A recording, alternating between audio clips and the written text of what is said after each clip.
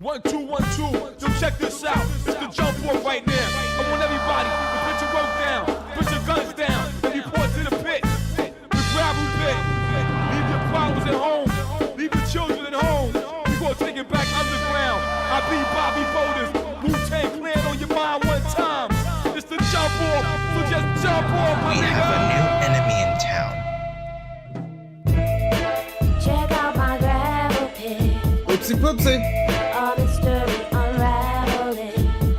Wu-Tang is a city that I travel with. Don't go against the grain if you can't. Happy birthday to Vicky Martini. Holocaust from the land of the lost. Behold the pale horse, off course. Follow me, Wu-Tang gotta be the best things in Starks and Clark Wallabies. African killer bees, Black Watch. On your radio, blowing out your watch. From Park Hill, the house on Haunted Hill. Every time you walk by, your back hit a chill. Let's build, want to talk about skill. I spit like a semi-automatic to the grill. Elbow grease and elbow boom. Baby play me, baby fall down, go boom. Party people gather round, count down to apocalypse. I'm the kid with the golden And arms. I'm the motherfucking hot nicks. Pass the blunt.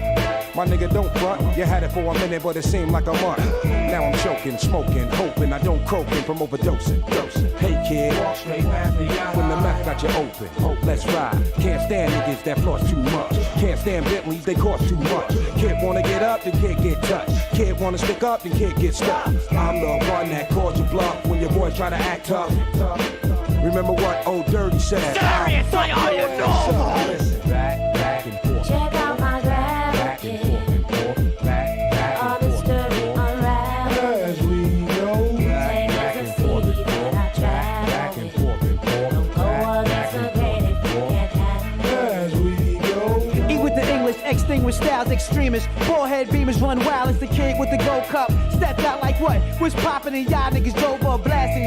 Shay, chocolate, saute. Rich Calamox rock those all day. 1960 shit, I'm Goldie. That's right, motherfucker, don't hold me. The world's greatest, Las Vegas paid as rock. Skin painted on my face, look ageless. Perfect combos, ghost bang out condos. Jet from Homo, X, we bong those. Bankrolls, stank hoes, and plain clothes. Change those bang those, same old, same old. Yeah, y'all, straight up, this the jump We're off going right to here. rent The gravel pit, on a user. word up, represent, It's rock an the boat. extreme, All my mega, rich gangsters killer down. rock. We have a Y'all new know what time enemy it in is. town. I'm Shorty, about do to your say, thing, get up on that right super now, harsh boy. thing. This That's what I'm user talking about. Step to my groove, move like this when we shoot the gift. Of course, it's ruthless. Grab the mic with no excuses in a sec. Grab the text, salute this. Executing, shaking no sets, and now I'm breaking no hex. I'm taking no bets. Move on bets. Who want the drum next? You won't stink. We got the bigger bank, bigger shank to fill your tank. Still the same kill for real. Volume crank, slide, do or die. Fry the bait, admire the grades. On fire with a heart of hate. Bitter shark, every part I take. Heavy darts to quake. It's on K, all fakes. Get caught by the drop kicks. You know the thrill, yes, it's Park Hill. Yo, we hit him with the hot grits. On the go, check the flow. Singing Woo don't rock shit. Stop quick, hold the gossip. Stop sweating my pockets. I hear the hot shit. Check out my gravel pit. A mystery unraveling. As we go, Wu-Tang is a city that I travel with. Don't go against the grain if you can't handle it. as we go, You don't have to move my mountain. Just give me the strength to climb. Lord, don't take over my stomach alive. Friend! Leave me alone.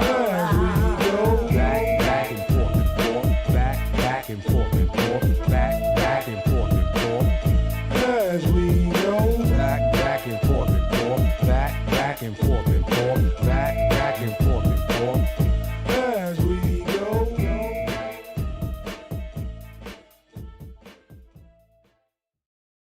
Yaku, maker and creator Oh, well, of now the this is devil. happening. Swine merchant. Swine merchant. Your time is near at hand. Yeah. With me and your time will be now. Yeah. Your presence here affects the mind of my people like a fever. Well, welcome to the stream, everyone. It's Sunday morn. I've got a hot button loud equals funny to record later in the day, so we're doing this now. Bane apparently likes the new Halo season, the season of the Halo show that came out. You know, with the guy who they cast as the Master Chief, but he's just the Aster Chief because he's always got his ass hanging out. Yeah, that guy. Yeah, I mean, apparently it's a little better, but Bane's really coming out all full. I mean, it's Bane, but, you know, he's coming out all full guns blazing, being like, fuck the haters! You know, I mean, I don't know, I'm gonna give him the attention he desires. This user is also the attention seeker. You know, I'm just saying, they don't even pay him to do it. It's crazy. He just does it for attention. It's wild. Is he here right now? Is he here while I'm bullying him? Hang on. No? Alright. Well, that's good. I'll save the comments for later then. Well, yeah, so that's gonna happen. So we're doing this now. It's the fuck games, everybody. It's the welcome back, everybody, to the fuck games. You know, and I really, I have to say, as a sex offender, I'm quite surprised by this. We do the fuck games again. I mean, I've been talking about doing other kinds of streams, but I just can't pull myself away from the users. There's an allure. There's an allure. You know, it's been a while since I've done like a DeviantArt stream.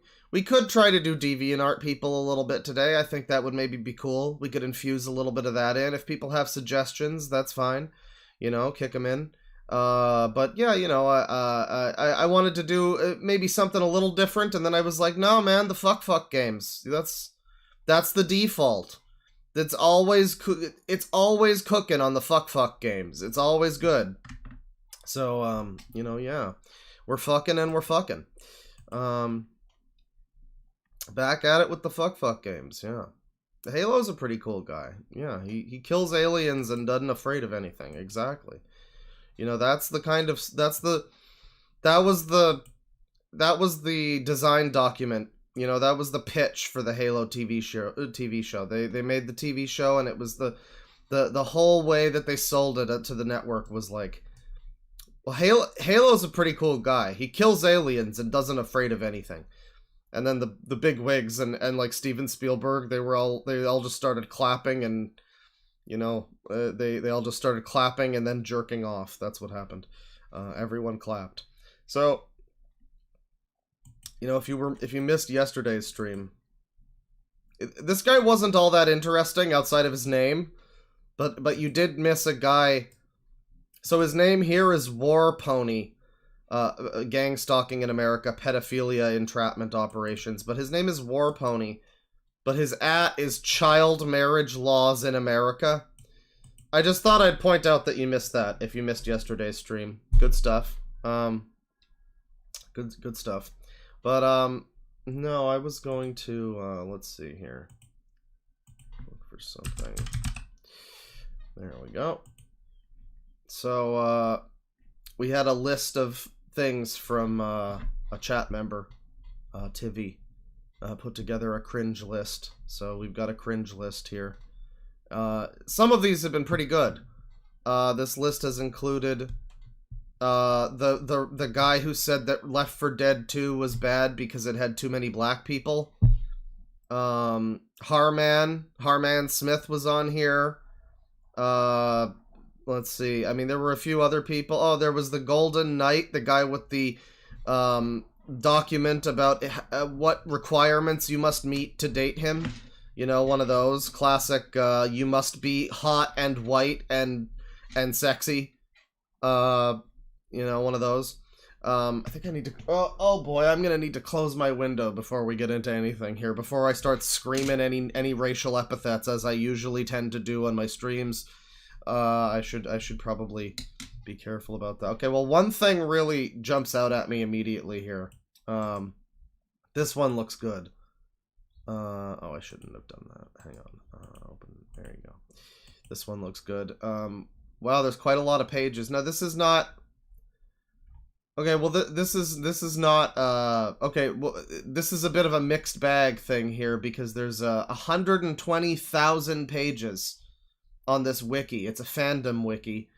And there's 120,000 pages, but it's not, they're not all dedicated to this subject. It's just, this is a generalized thing. This is the ideas wiki, and it's got 120,000 pages, but here we have the nostalgia critic category, which includes quite a lot of things. There's a lot of Nostalgia Critic movies. Astro Boys Critic. Astro Boys Critic? Wait, no, not that Astro. This has got to be a different Astro Boy, right? Oh no. Okay, it's from Astro Boy Showcase Theater on here. I don't know if this is like a real YouTube channel. Hang on. No, this is nothing. This is nothing. Alright. This is just nothing. Cool. I didn't even see the Astro Boy. Well, I guess it's not intended then, but Astro Boy is in the house. That's cool. Yeah, Astro Boy Showcase Theater is here. Astro Boy's Critic Show. This is the show. Well, this tells that this tells us everything we need to know, obviously. I looked up Astro Boy's Critic Show, and it doesn't have any... all the reviews can be found here. That's good. I love these fucking wikis. It's like fragmentary ideas of... It's like, here's an idea. You should have an idea about this later. Better write that down. That's what these wikis are. It's utterly ridiculous, the things that, like, it's gone beyond, like, let's put together, you know, fake episodes of a show I like, into, like, let's make entire original concepts that just aren't a thing, but I'm gonna put them on this fucking wiki. And I'm not even gonna develop them as a fake idea. They're not even an idea. They're not even a full idea that has a description. They're just a reminder to myself to have an idea at some point eventually. Good. Eventually get a clue. That's the idea.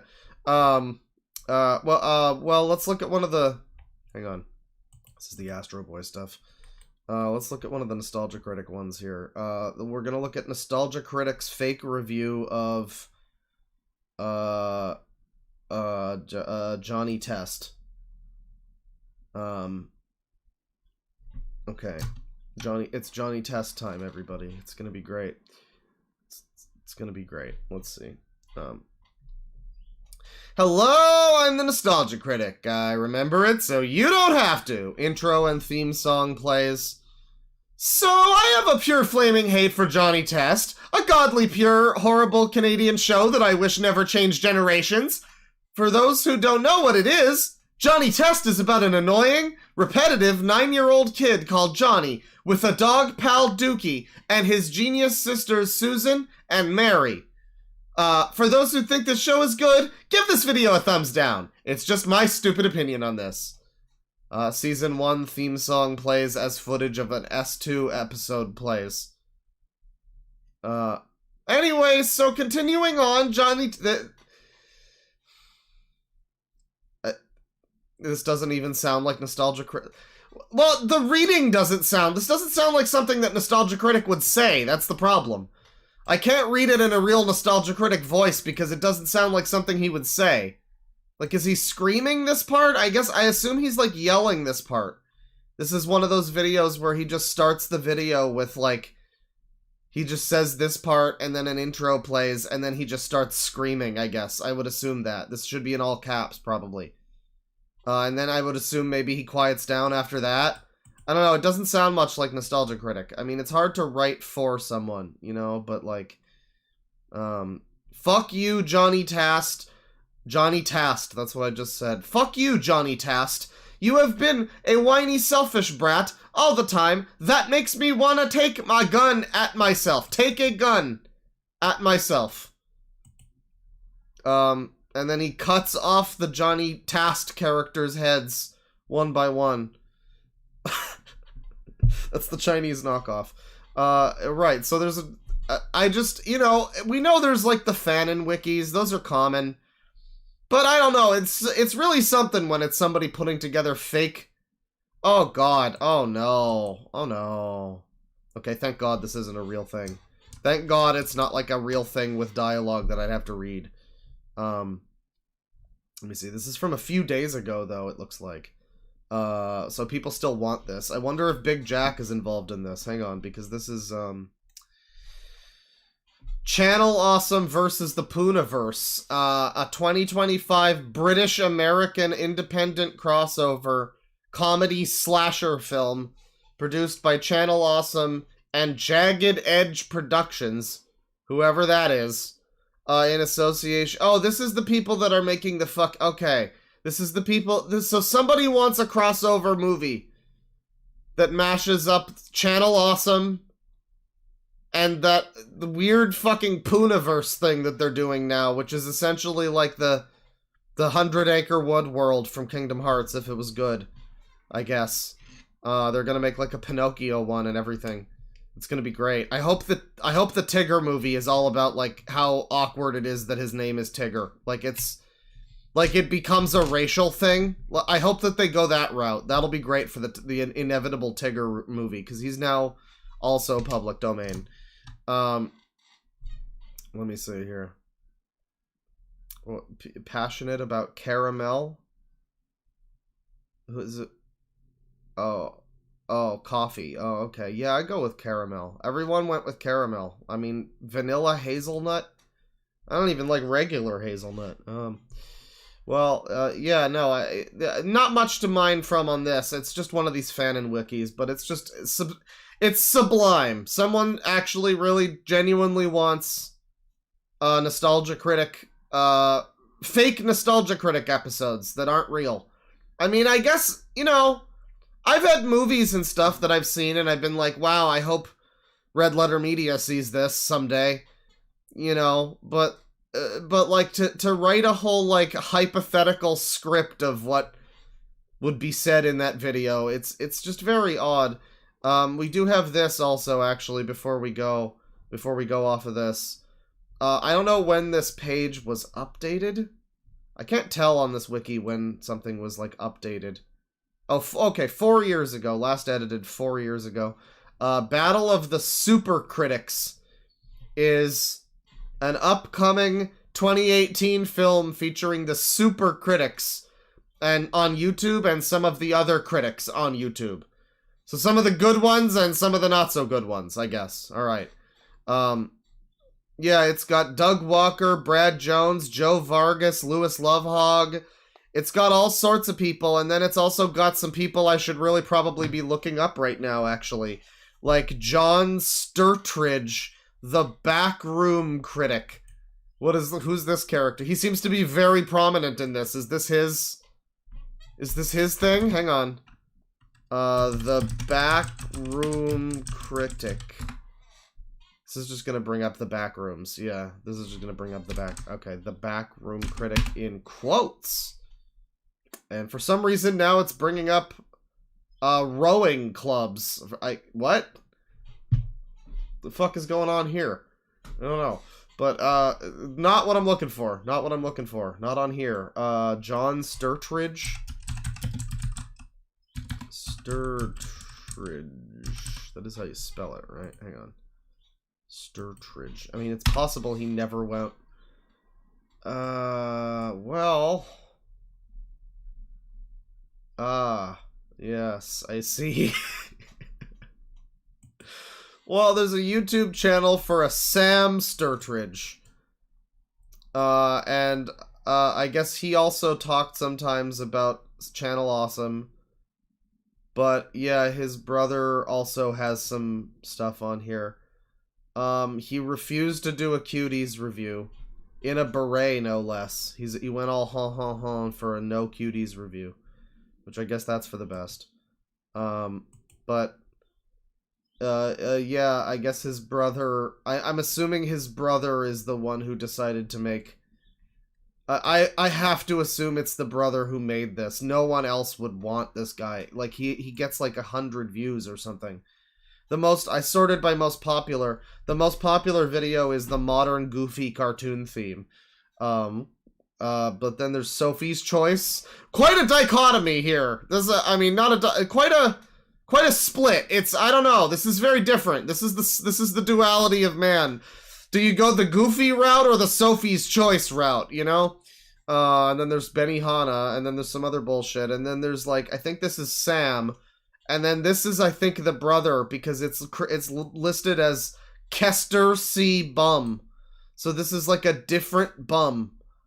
And he's reviewing things. That's so adorable. There's a Room short film. And, is Sam Sturtridge, did he not get invited to this event? Where's he? He's not here. So John, either someone really liked John and just wanted him and his very few, like, bum reviews and John's review of The Visit over here. Also Justice for George Floyd. But John's review of The Visit. They wanted him. Or it's just him who put himself in with all of the big boys. But didn't put his brother in. That's really funny. Brad Jones, Joe Vargas, Lewis. So these are all names. And then there's Necro Critic. Who the fuck is that? Who ein fuck is that? What is that? Necro Critic. Well, he has subs. He has 2,000 subs. So people have watched him. He kind of looks like Arian Lucasen. He had a video from 2 years ago called I'm Coming Back to YouTube, and then he made 5 more videos, and then he hasn't uploaded in 2 years, so, oh, he reviewed Boku no Pico 7 years ago, so I guess you know where to go for your Boku no Pico review. I think it's a lot shorter than his other videos, though, so some of these might be funny. I've never heard of Necro Critic, I've never heard of John Sturtridge. We got, let's see, Lindsay Ellis is here. I'm sure she, in 2018, when this is hypothetically supposed to have been made, would have been real happy to have been here. James Duncan Rolfe. AVGN. Luke Mockery is there, because for some reason he needs to be. Harry Partridge is there. For some reason he needs to be. Garrett Snook is another name that's being put in front of me here. Garrett Snook. Snook. Garrett Snook. Wait, hang on. Okay, there's a Gareth Snook who played Willy Wonka in Charlie and the Chocolate Factory. I guess a real Charlie in the Chocolate Factory, not one of the fake ones, not the recent fake one. But it's Garrett Snook. And I'm not finding anything. I'm not finding... Oh, is this it? God, we're really plumbing the fucking depths. Maybe it was like a couple of people who decided to put this together, or it's like a guy and his friends, maybe, because like the only people I can see is, no, it wouldn't be this. This is a welding podcast. That can't be it. Garrett Anderson Snook Fishing. It's not him. I don't even know who the fuck this is. I don't even know who this is, but it's Garrett Snook, and he will be playing Il Neige. He'll be playing Il Neige in the Battle of the Super Critics movie. You know, because it's going to have some super critics on YouTube and some of the other critics on YouTube. And he's one of them. And John Sturtridge gets second billing behind Doug Walker. And in front of Brad Jones and the rest. That's going to happen. Lindsay Moore, fan fiction critic. Okay, is this another fake human? Who are you? What if I... Okay, hang on. What if I look up El Neige? Okay, wait, I think this might be a real channel. This might be a real channel. I think this is like a... Yeah, this is a real channel. I guess this is a... Okay, we actually did... find Garrett Snook. It's Il Neige. And I guess he stopped making reviews. He does like parody songs. I wonder if Dogs Eating Dogs 6 loves him. That would be great. What we had to watch. Defending Dragon Ball Evolution. Oh no. Oh dear. I'm gonna have to bookmark several of these for later. This is great. But then there's fan fiction critic as well.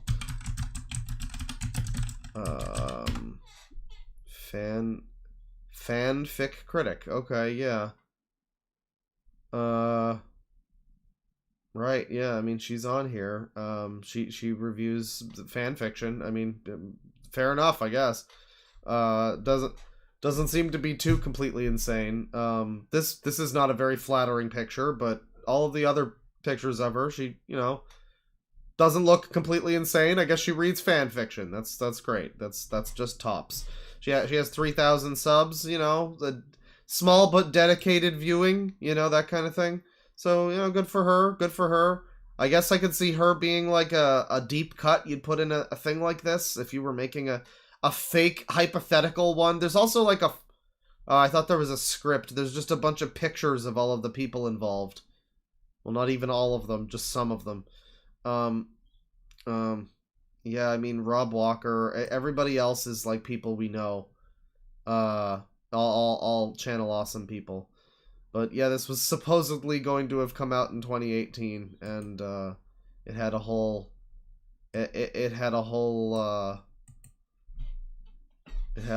logo, a whole banner here, a whole poster rather, where again Doug Walker and then this guy, who everyone has obviously heard of. You know, I would wager a bet that a lot of people know of all of the other people on here. Bold of whoever made this, presumably this guy, to assume that he would be also on here. That's good. I mean, it is just a fan fiction thing, so, you know, go fucking shoot for the stars, but man, you didn't shoot very high, did you? This is, you could have, like, think of the lack of ambition. They could have made anything. They could have, not, because they're not making anything, right? They're just like saying that they will make something. It's like a hypothetical idea. So they could have hypothetically had any idea in the fucking world. And the idea they decided to come up with was, I could be in a movie. I could be one of the esteemed people next to Doug Walker. No offense, Big Jack. Into Boldly Flee. Or something. I mean, in this case, I mean, Big Jack deserves credit because he's actually making the thing.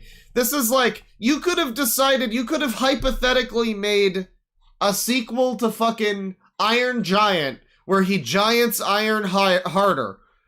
And you didn't. You just didn't. You made this instead. It's such a lack of ambition.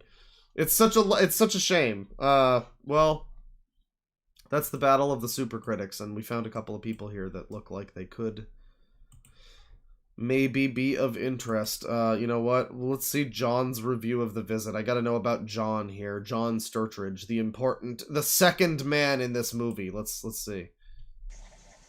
Hello everyone on YouTube, John Sturtridge here. Hi John, you're gonna go far. And as you probably guessed, God, this is like the first time in a while since I've actually done a review, so I wanted to get to it. Okay, so, I'm here to do a review as myself because, I really hadn't had time to do another Backroom Critic review. Oh. I changed my name from Nostalgia Critic Guru to Backroom Critic got like because a different I didn't want to character, spread right. a lot of controversy against the Nostalgia Critic and get accused of plagiarism because, besides, I'm a fan of him, though I don't agree with what he says, but I digress. You're not a... I can see. I know you're a fan. It's amazing. Like, what Nostalgia Critic did for people wanting to be film reviewers. It's so weird. You talk about, like, influencers. That's influence. You know, like, it's not substantially influential when I see some Instagram influencer being like, you know, buy my fucking miracle water or whatever. You know? It's not like, I don't think that that's all that interesting. That's like, you know, okay, somebody's gonna, whatever, it's just some fucking water. Nostalgia Critic and his whole group somehow influenced people to think film criticism was cool. Including me! I mean, like, I also think that criticizing things and being a cantankerous asshole is really cool and hip. So, I don't know, that's influence. That's great. I mean, like, fucking... Ebert and Roper didn't fucking have that. Siskel and Ebert didn't have that. Here are my opinions on M. Night Shyamalan's most recent film this year, The Visit. And some people actually say M. Night's made a comeback with this film. Some people say it just creased his downfall a bit further. I don't know. Maybe it's a mixed opinion kind of thing.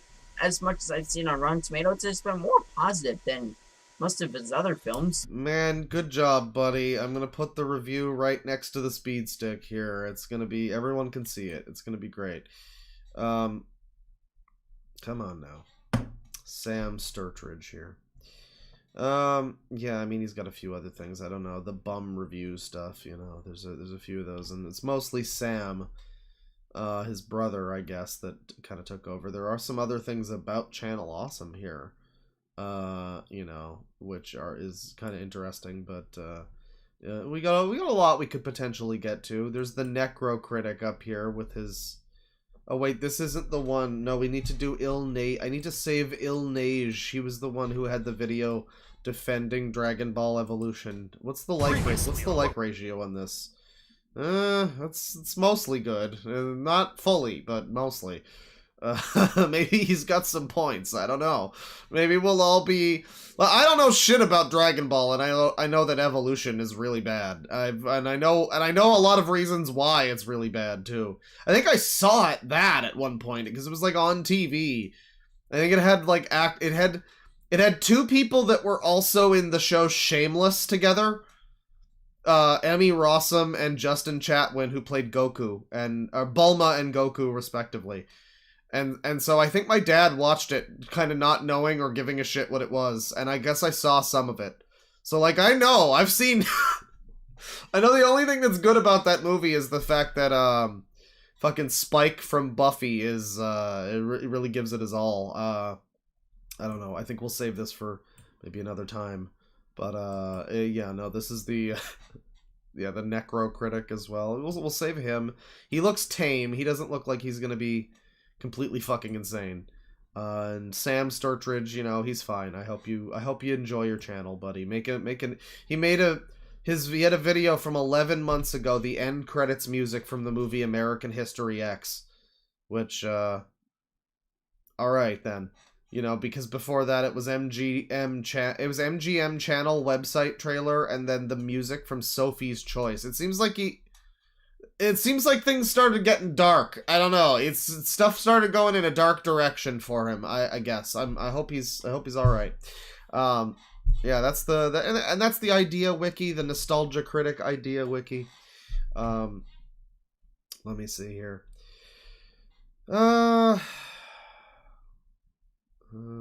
There's slurs in this one. SML timeline theory featuring unfitting music choices. Slur warning. Great. Sounds great. A while back, I made an SML theory called SML Theory: The Other Dimensions, and Jesus fucking Christ. It basically explained how the Perfect Plan video... I mean, like, it's not... I feel like it wouldn't even be, like, offensive. You would... I think to do like an imitation of this guy's voice... I think you would have to actually stuff up your nose. Like, you'd have to plug your nose with your fingers a little bit. I think it's not even being, like, uncharitable to him or in bad faith or anything. This is just the way he talks. I mean, this is just how he talks. It's not offensive if they actually talk like that. That's the quote. That's the official quote. Took place in an alternate reality. Now, yeah, I know you're gonna have to watch the video yourself to get a grip on what the theory meant, but there was one part that always stuck to me, and that part was a certain part where Mario had a discussion with Mom Luigi. Where could the slurs be? I like the ambiguity of slur. It could be any kind of slur. So it's like it's gonna be a slur. It's a jump slur, really, is gonna be what it is. Whenever, at any moment, you have to be aware that it could be in any context.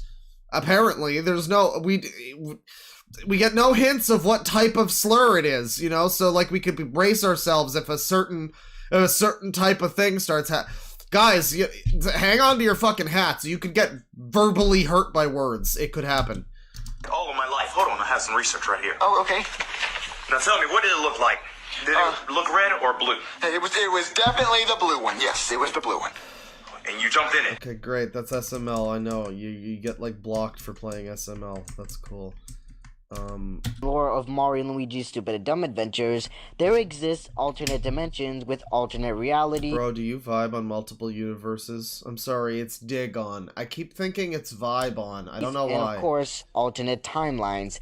Basically, a SML multiverse. Like, for example, there could be a dimension where Jeffy... Wow, fucking this is like the culminate. I know, you know, the word autism gets thrown around a lot, but it's like the kind of like hyper intellectual focus on, you know, over analytical focus on like very minor video game bullshit combined with Super Mario Logan. It's like a game theory mixed with a Mario Logan. It's like the two biggest corners of fucking of Tism on YouTube managed to collide into this video. He never existed, or a dimension where Jeffy did exist, but he never met Mario. Now, obviously, in the original SML theory, I explained how different videos take place in different timelines and or dimensions because most SML videos don't really share continuity with one another. Then I thought to myself, what if there is a dimension where there is an SML storyline that is being told by Logan, but it's secretly being kept secret? What if there's a dimension where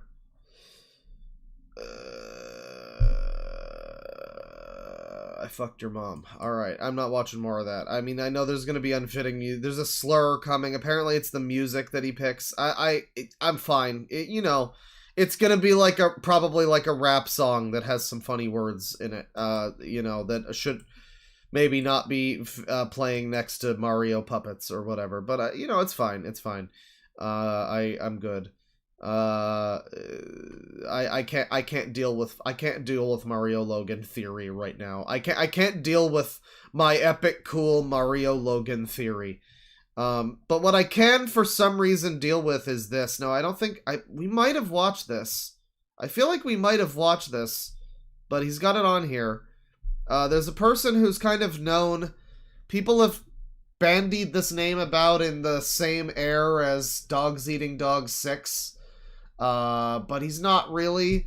He is a YouTuber who has a very, very long video about Toy Story 4, but it's not very interesting. He's angry about Toy Story 4, but that movie does kind of suck, though. That movie blows, so he's got some reasons to be angry, but he's also not as angry or as comedically angry as Dogs Eating Dogs 6. He's a more like... It's still a little much. He's unreasonably angry about something unimportant, but it's a lot less noticeable. But we did have some fun watching his, like, worst games ever list. I think he put, like, Mario 64 on there or something. Apparently his best game list is, somehow even more insane, I guess. That's interesting. I don't know how you do that. I mean, you'd think that would be a lot more agreeable for everyone. I mean, even if you don't like a game, it's like, okay, whatever, but apparently it's arguably more insane than his worst games list. So, it's 48 minutes. We might watch, you know, we'll Turns watch out, I can be a some of very it. critical person a lot of the time. 2 of my biggest series last year were dedicated entirely to tearing 2 horrible stories to shreds. And let me assure you, I still have plans for even more series of that type coming to a YouTube video near you later this year. But despite what you may think about me based on some of my most recent analysis videos, I do love a lot of games for a lot of reasons. But I don't often get the chance to talk about them because of the games I typically cover on the channel. But today, we're gonna carve out some time to focus on the positives for a change, and highlight the best of the best that video games have to offer. Okay, so I have to assume then that the games he picks as the best of the best are going to be... I mean, what? He's showing, like... Focus on the positives for a change. He's showing one of the new Halos. Is this, like, Infinite? I think this might be Halo Infinite. Is this one of the best of the best? Overwatch? And highlight the best of the best that video games have to offer. Last week, I went over... God fucking forbid that's like Halo 5, because I don't think it's Halo 4. So the only acceptable option would be Infinite, and that's still not acceptable. For the 20 worst games I ever played. And today, to act as a counterbalance to that video, I'll be counting off the 20 best games I ever played. Of course, if you know me, you already know a few. Yo, is this the 3D Dragon's Lair? Okay, if this one's on here, that's pretty based. This game's great. Okay, Dragon's Lair, the original, is just a fucking garbage game. It's not a video game. It's just a cool animated fucking film that you can watch from Don Bluth. It's got great animation, but it's not a video game. It sucks to fucking play. It's terrible. It's terrible as a video game. Just watch a compilation of the death scenes and watch the, like, actual game's, like, story. I mean, I guess if you were in the arcades in the fucking 80s or whatever, it was, like, super innovative. But it does not hold up in any capacity now. This one, though, is great! This one is just a really good 3D platformer for the GameCube and the Xbox and shit. This game's awesome. This game's really good. Games this is a good pick. If this is on his list, it's based. Are guaranteed to make an appearance here today. In fact, you may already know more than a few of them. But I still have some surprises to throw your way today. Games I've always secretly loved but never had a reason to bring up naturally in any of my videos or streams. Games I may have referenced once or twice but not often enough to stick in people's memories. Or possibly even games that I once confidently rejected from this list that have since snuck their way into a very special place in my heart. So be sure to stick around and see what I have to say. Yeah, he uses these random clips from cartoons. Again, it's like a much more subdued version of Someone Like a Dog's Eating Dog 6. It's not screaming in your face with loud music and weird memes you don't get and like fucking other people showing up and they've got like waifus with them. It's not insane. It's just, it's a little weird. It's a little like there's just a random clip from, like, I think that was Phineas and Ferb or something. It was one of those shows, like 2010s-ish. And you know, it probably made sense for him to include that, but it doesn't make sense to anybody else. It's not like a known meme outside of, I guess, maybe that community. I don't know. But it's just a bit of a, it's the subtleties of like the strange meme choices and stuff like that, that you can tell something's a little off. Just like with my top 20 worst video, I am restricting myself to only talking about one game per series, and I won't be using things like the Master Chief Collection or Phoenix Wright Ace Attorney Trilogy to circumvent that rule. I have to commit to- all of my modern videos still have Seinfeld GIFs. My streams would have Seinfeld GIFs if I could figure out a way to incorporate them, and they would be as low resolution and shit quality as possible. But people have seen Seinfeld, and Seinfeld GIFs that I use are usually related in some way. I don't know. I mean, usually they're visually related. It's clear, or they're just funny to look at in some fashion. Like it's Kramer doing a fucking weird thing. You know, so I don't know. Maybe I'm supposed to laugh when I see like this random clip of top 20 worst video. I am restricting myself to only talking about one game per series, and like, I won't be. Well, whatever. It was like a clip from Phineas and Ferb or something. It was just like a guy on stage. It wasn't like doing anything really funny or anything. You know, it would be one thing if he was using, like, clips that were particularly funny, but no, it just seemed like a very mundane, random shot from that show. That's the thing. Using things like the Master Chief Collection or Phoenix Wright. If I use, like, a gif of just, like, Jerry and George talking, and it had nothing but just, like, them speaking, and you couldn't hear it because it's a gif, like, that would be weird. That would be kind of like that. I don't know. Attorney Trilogy to circumvent that rule. I have to commit to one specific individual title. Though before I get to the main attraction, I first want to go over a few honorable mentions that I didn't have the heart to leave out of this video entirely. Alright. Okay, you know, people like Beat Saber. That's a cool game. Probably the simplest. Okay, he likes Beat Saber. That's fine. That's fine. I hear the music. That's custom great. songs. Awesome, dude. You know, that does sound great. I never got any good custom songs for Beat Saber when I tried it. It seemed like it was all just EDM stuff. I couldn't find Dragon Force. But, you know, he likes Beat Saber. That's great. He likes what is this? Look, it's not some groundbreaking racing game, but it's still pretty fun to play. It's kind of a middle ground between... Oh, it's the Cars game. Alright. Between a go-kart racer and a... I've heard that it's alright. More realistic one like Forza. It's got more grounded controls than Mario Kart, but without the hyper-realism and required braking precision of Forza. You can either follow the main story or just drive... The Cars Pixar video game is the middle ground between Mario Kart and Forza. around the That's overworld true. and explore Radiator Springs, Ornament The Valley, and Cars Tailfin video Pass to your game. heart's content. I spent so much time as a kid literally just driving around and enjoying The video just freezes awkwardly for like 4 seconds. I don't know the what's sights up during with the that. day, evening, and I nighttime. guess it's just cut. It's just on pictures now. It like went from video footage and then just stopped, and now it's like doing a slideshow. There's fun little mini games Oh, along now the it's way, back to video. small-scale road Okay. races, and grandiose piston cup races. Is it incredible? Pissing cup races? No, but there's a lot of fun to be had here, and I still revisit it from time to time. And apparently you guys really...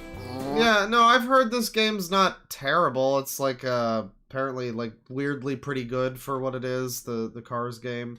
I think the sequel games are also all right.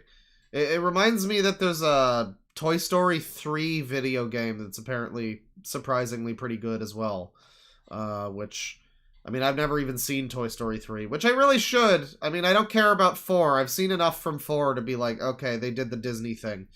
But 3, you know, that one, I know that one's pretty good, apparently. I watched, that was my movie that I watched like 700 times whenever I would rent it. You know, I think every kid had a movie like that when they were, if they're like my age anyway, they had that one that they rented that they would just like restart. They'd watch it on repeat basically and have the whole thing memorized. That was the first 2 Toy Stories for me. So I really should see the third one eventually, but I don't know, it's funny to just list Cars anything as a thing as your one of, even as your honorable mentions, really. I mean, really like this one. it's just how many games have you played? I mean, I'm sure, I don't want to take it away from you that you enjoyed it. I'm just, it's okay.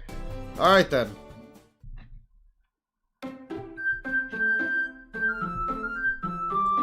I've seen the Kid Icarus Disney game videos.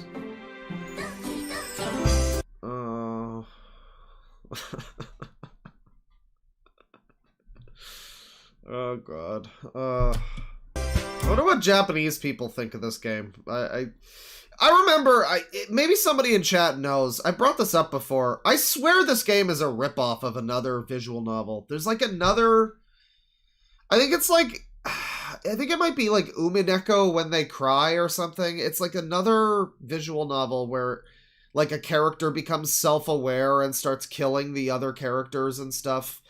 And I swear that this game is just a total ripoff of that, but I looked that up at one point, because I saw that in like a Watch Mojo video or something, before Doki Doki Literature Club came out.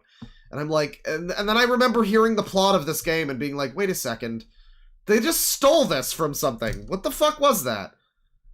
There's a lot of those VN. Oh, so this is just a common trope then. It's not Umineko, alright. Sayori Monica, yeah, that's the names of them. Danganronpa? No, it's not that one. It's a ripoff of Doki Doki Panic. Right, that's true. Yandere Simulate? No. I mean, maybe it's, I guess, yeah, I mean, I guess it's a popular trend, I guess. Alright, well, you know, I don't know, it makes me wonder why you can't just play those games. I think I would rather play those games. I would rather play whichever one was the one that, like, made, that popularized and into that trend, you know, the good one that first did that trend.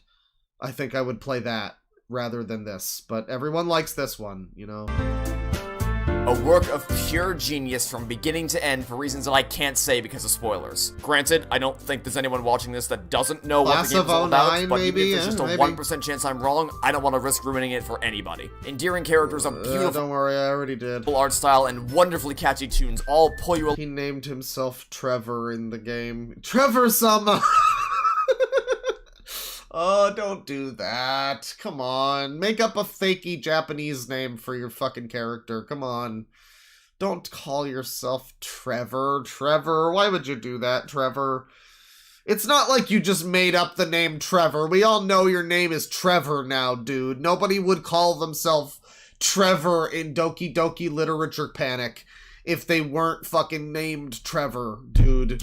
Long during the ride until things start going horribly awry. Take my word for it. You don't want to miss this one if you somehow have avoided it for almost 5 years. Just don't. Trevor-kun. play the Plus version. There's a lot of cool bonus stuff for fans of the game, like side stories, additional artwork, and a music player, along with brand new tracks, but the manner in which this version of the game presents itself can very easily ruin the experience if you get everybody knows what happens in the fucking game now. Just a little bit curious on the main menu. These fucking these pieces of media that are entirely based around their fucking twist. It's like, oh my god, guess what? If that's the only thing that makes The Sixth Sense worth watching is the fucking I see dead people twist, then that movie probably just sucks a lot of ass. But I've heard that it's good if you watch it and you know the twist and you see the way that they build up to that. If the fucking twist is the only thing that I'm supposed to buy into, I don't know. It might be a pile of shit. I don't know. I can't speak to this one. Of deductive reasoning. So take my word for it. Play the free version on Steam, and then if you like, how to spell Trevor in DLC or in DLC Japanese? That would be like, I mean, no, my katakana is pretty bad. I mean, it would be Toreboru. It would be because they don't have a V. I mean, you could do like a B sound, or you could do like a V kind of thing with a U and an I. You could kind of do that. So it would be like Toreboru. It would be great. It would fit in really well, you know. Buy the Plus version afterwards to experience the bonus. Yeah, someone's got it there. Someone's got it.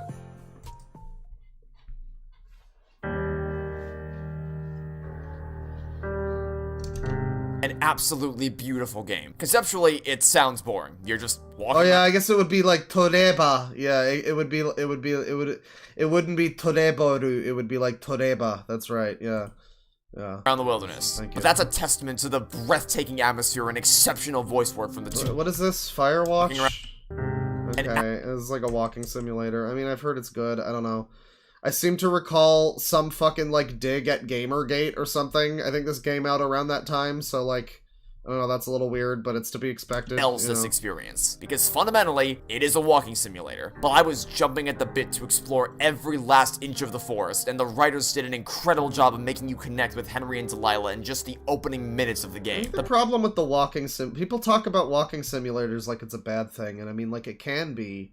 I don't know, it's like, because if you look at a game like Myst or something, a lot of adventure games can broadly be described as just walking simulators.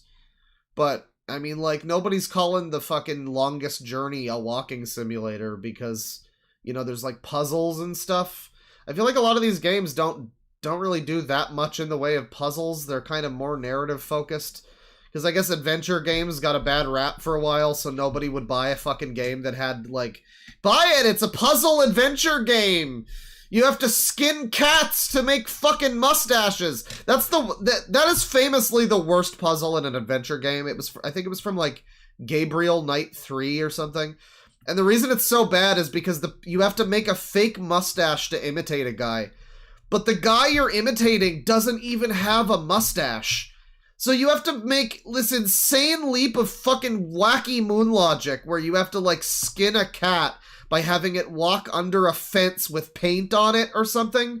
And, like, you attach adhesive to it or something so that you can use cat hair as a mustache to fucking imitate a person who doesn't have a mustache. No one would literally ever think to do that. And so it's maybe understandable that some of these fucking games, they kind of started to, like, yeah, it's about the story. Just play it for the story. It's not about stupid puzzles. Don't play it for... Don't worry. It's not going to be cat hair mustache. It's not. We promise. We promise. So, I mean, like, I guess I get it. I guess I get why Gone Home had to be that way, but I think I'd prefer something like a Death Stranding, where it's like, it makes the walking a mechanic. It's just a shame about Death Stranding's story ruining everything else in the game. So what a shame.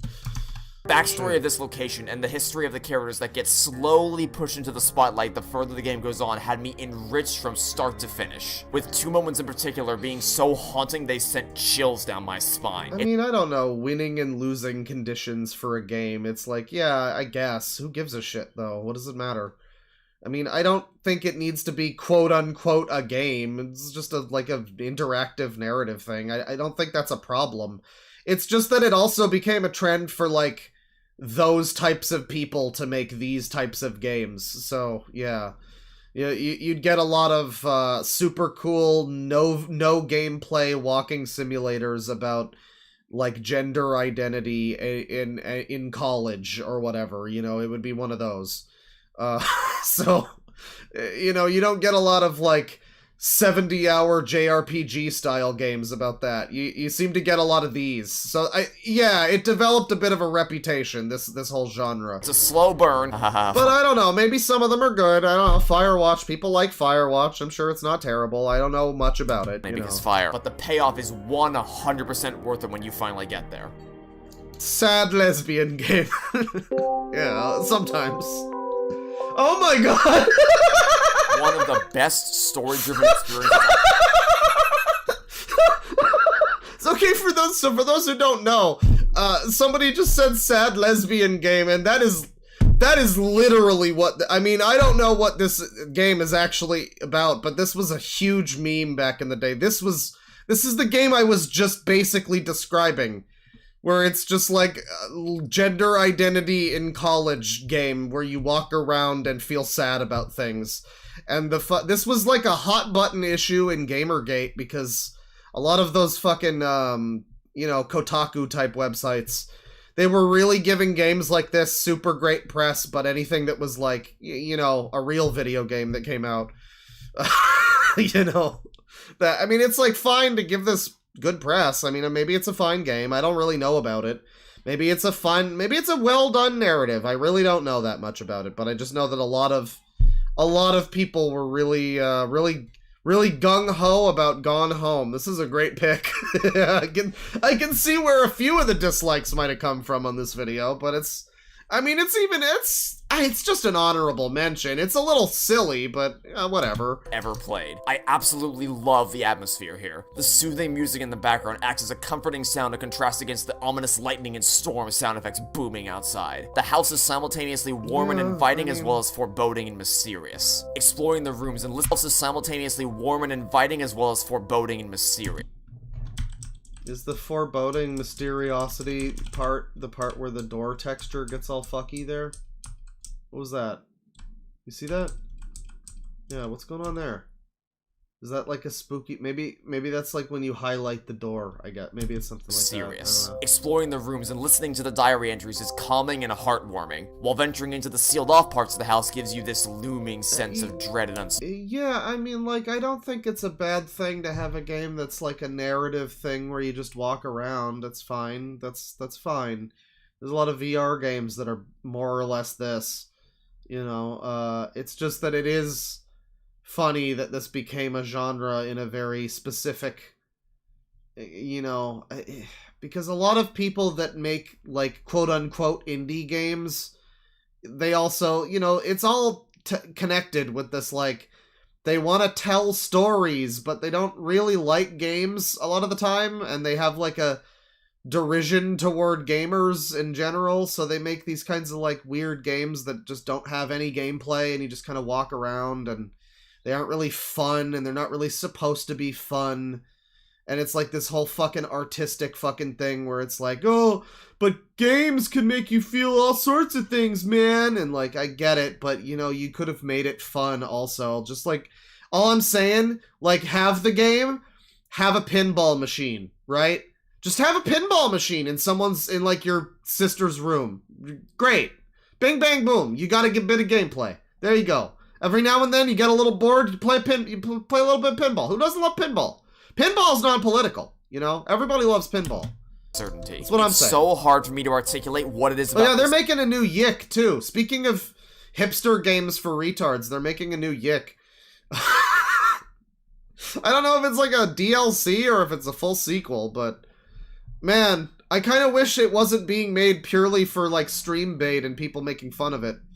You know, because everybody hated the first Yick, but I kind of want to be part of that zeitgeist. I'm not even gonna lie. I mean, I think I'm willing to give him the attention and play Yick too. Yick next. Setting that works so well, but it's magnificent. And the game gives you the freedom to yicking out. I'm yicking out. We're yicking out. Yicking out. Yicking out. Yicking out. We're yicking out. It's great. Everybody's yicking out. It's gonna be awesome. It's gonna or be at your own awesome. pace. There's no linear list of rooms you need to explore in a certain order, no directional arrows or objective markers or anything like that. Just you and an empty house after your sister and parents I mean, if they're gonna, I mean, Jesus Christ, if Yick winds up being on this list, that'll be incredible. We can see that he likes these sort of indie narrative games, you know, hipster indie games. So, I mean, like, Yick is an interesting case of, like, what happens when this type of game gets made by someone who tries to put gameplay in it and seems to fail really hard, because I've heard very bad things about the gameplay of Yick. It's that it's mostly pointless, that the combat sucks, that it's like very easily broken and, you know, easy to just cheese every single fight, and that a lot of the like dungeon stuff is shitty too. Yeah, I mean, I don't know why it's so hard. Like, Undertale's a great example of a game, you know? You got your whole narrative, it only works as a video game, you're checking off all the boxes, but it's also a video game. You can fucking play it. You have, like, combat.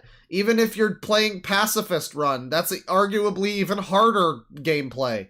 It's a video game, right? I don't know why that part seems to be hard for a lot of people. I mean, you can make these where you don't have gameplay, but, like, I don't know. I guess I don't get the fucking point, yeah. Vanished. I mean, like, there's a game that I've been playing on Steam I've mentioned. It's Shashingo, and it helps with the Japanese learning. You just walk around a tiny little neighborhood and look at things, and it like helps you, you know, remember words and stuff.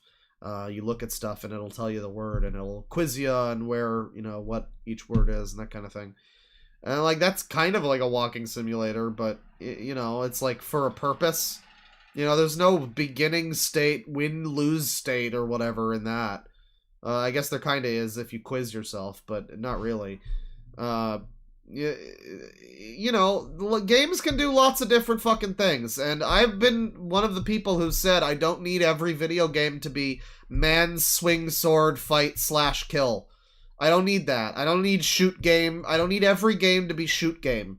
But you know what? There's a big difference between Gone Home and Katamari, you know? And, like, make your story be like Katamari.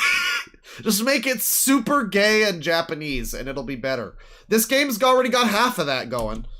While you were overseas, and now it's up to you to find the clues and solve the mystery. You should quiz yourself now! I absolutely adore it. Investigating every room at my own pace in the order I chose, and putting together the pieces to uncover the truth behind why everyone left was more satisfying than I could have ever expected. I was fully immersed in this world from the moment I stepped through the doors to the moment I read the final diary entry, and I had the biggest smile on my face when the credits rolled. If you're not a fan of slow-paced, story-driven games, then this definitely won't be for you. But if you like to slow down and immerse I don't know, I've never played it. Maybe there are win-lose states. Maybe there's, like, puzzles. Maybe there's I mean, maybe you have to fucking complete a jigsaw puzzle to open a door or something. It's like Resident Evil.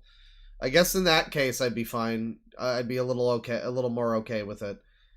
You know, like, I guess I'm open to it, but I'm also like, why, though? I don't know. There's a lot of fucking kinds of stuff you can make, and you chose to make something where you just, I guess, don't do anything. You just kind of walk around. I mean, yeah, it's an interactive narrative. I guess you can do that. It's just, I mean, you get stuff like Yume Nikki and fucking LSD the Dream Emulator, and that's a walking simulator. Those are both walking simulators. A lot of the shit that Vinny plays that are just like weirdo games where you walk around and look at things, that's walking simulators, but it's like, you know, this is just a house. I don't know. I guess I don't see why anybody would want to walk around this. I guess this is like the beginning of that sort of 90s boom.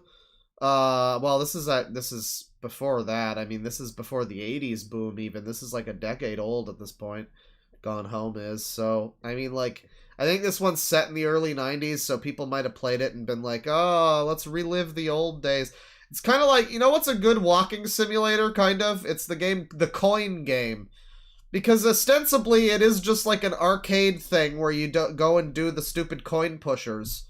But then you realize that the real game is like going out of the arcade and taking your little go-kart and exploring the whole entire town and finding the other arcades and fucking other buildings and stuff that are out there. And there's not really any point to any of it, you know? but you just do it. That's a great walking simulator. And that's one, too, that's, like, weird and spooky throughout for some reason. And they need to make it, like, a real narrative. You know? They need to make it, like, a real thing where it's secretly, it's, like, a whole... There's, like, a cult. It's evil. I don't know. I don't know what's going on in this game. I just know that it's gay.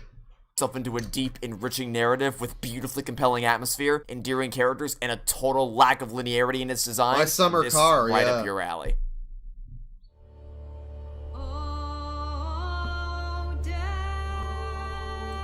Really? What are you doing? What are you doing, buddy? What's going on in this list? Alright, look, I know... I guess he just really likes games where you're like... I don't know much about Until Dawn. Again, none of these are my thing. None of they all look kind of bad. Like all of the Firewatch, I mean, I'm sure it's fine, but like to me it's like this looks fucking boring. I mean, I love a game that tells me a good story, but I usually like to play them. You know, like a Persona or something, or even just a Red Dead 2. You know, so it's what are you doing, buddy? I think Until Dawn is like more of a game. It's like a horror game, kind of. Oh, you probably just rolled your eyes at this one, so let's get the obvious stuff out of the way first. Does Until Dawn have its campy moments? Yes. Is it some horrifying masterpiece? No. But I did find myself tensing up and holding my breath for plenty of moments. It's nice that choices actually have significance in terms of which characters survive. The atmosphere is simultaneously beautiful and intriguing as well as... I mean, every game that's ever claimed that, I've heard so many people be like, not really. Like, every game that's ever attempted... I don't know, we've come so far with graphics that, like, graphics can't look better, basically, than they do now.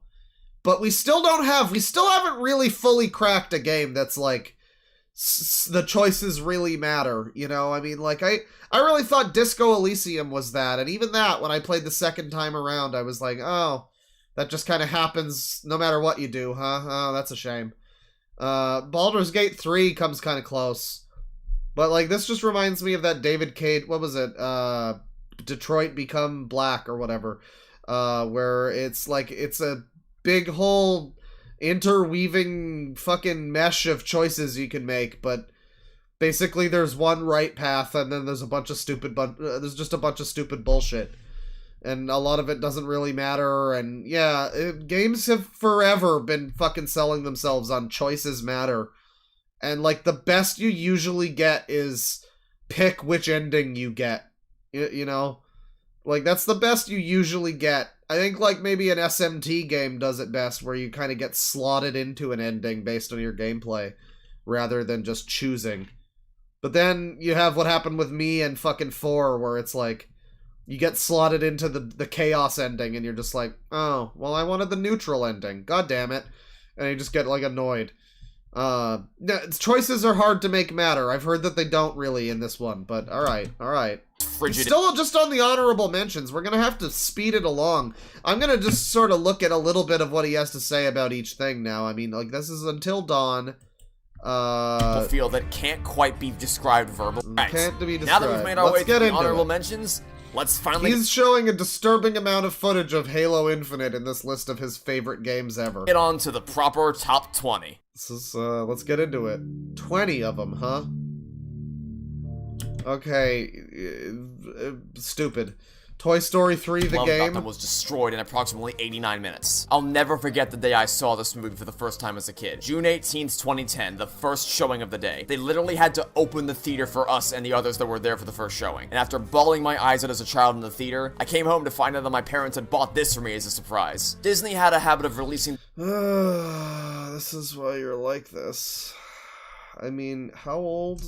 Literally had to open the theater for us and the others that were there for the first showing. And after bawling my eyes out as a child in the theater, I came home to find out that my parents had bought this for me as a surprise. I mean, I don't know how old he was. You know, I loved Toy Story as a child too, but eventually I got to a point where I stopped... I don't know, I stopped caring that much about it, you know? I don't know. I mean, Toy Story 4 murdered his childhood, as he was describing there. So maybe that's what reignited the flame? I don't know.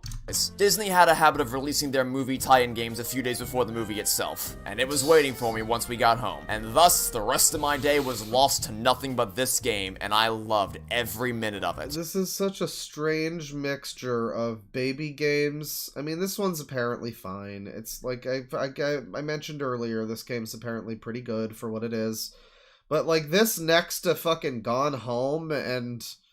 like Firewatch, it's very strange. It's a very strange mix of things. I don't know. Being able to explore this world from the films, or even just make my own world with characters I love, never ceases to be a fun time. There's like a whole little side thing. You put together your own little world. Obviously, there's a bit of a personal reason why I love this game so much, but even putting that aside, it's still a genuinely great game. Movie tie-ins don't often have a great reputation because... Alright, yeah, so Toy Story game, right. Well, number 18 here. Number 18. We're getting close to the funny number, don't worry. Come on, play the video. What are you doing? It is the absolute dream game to play.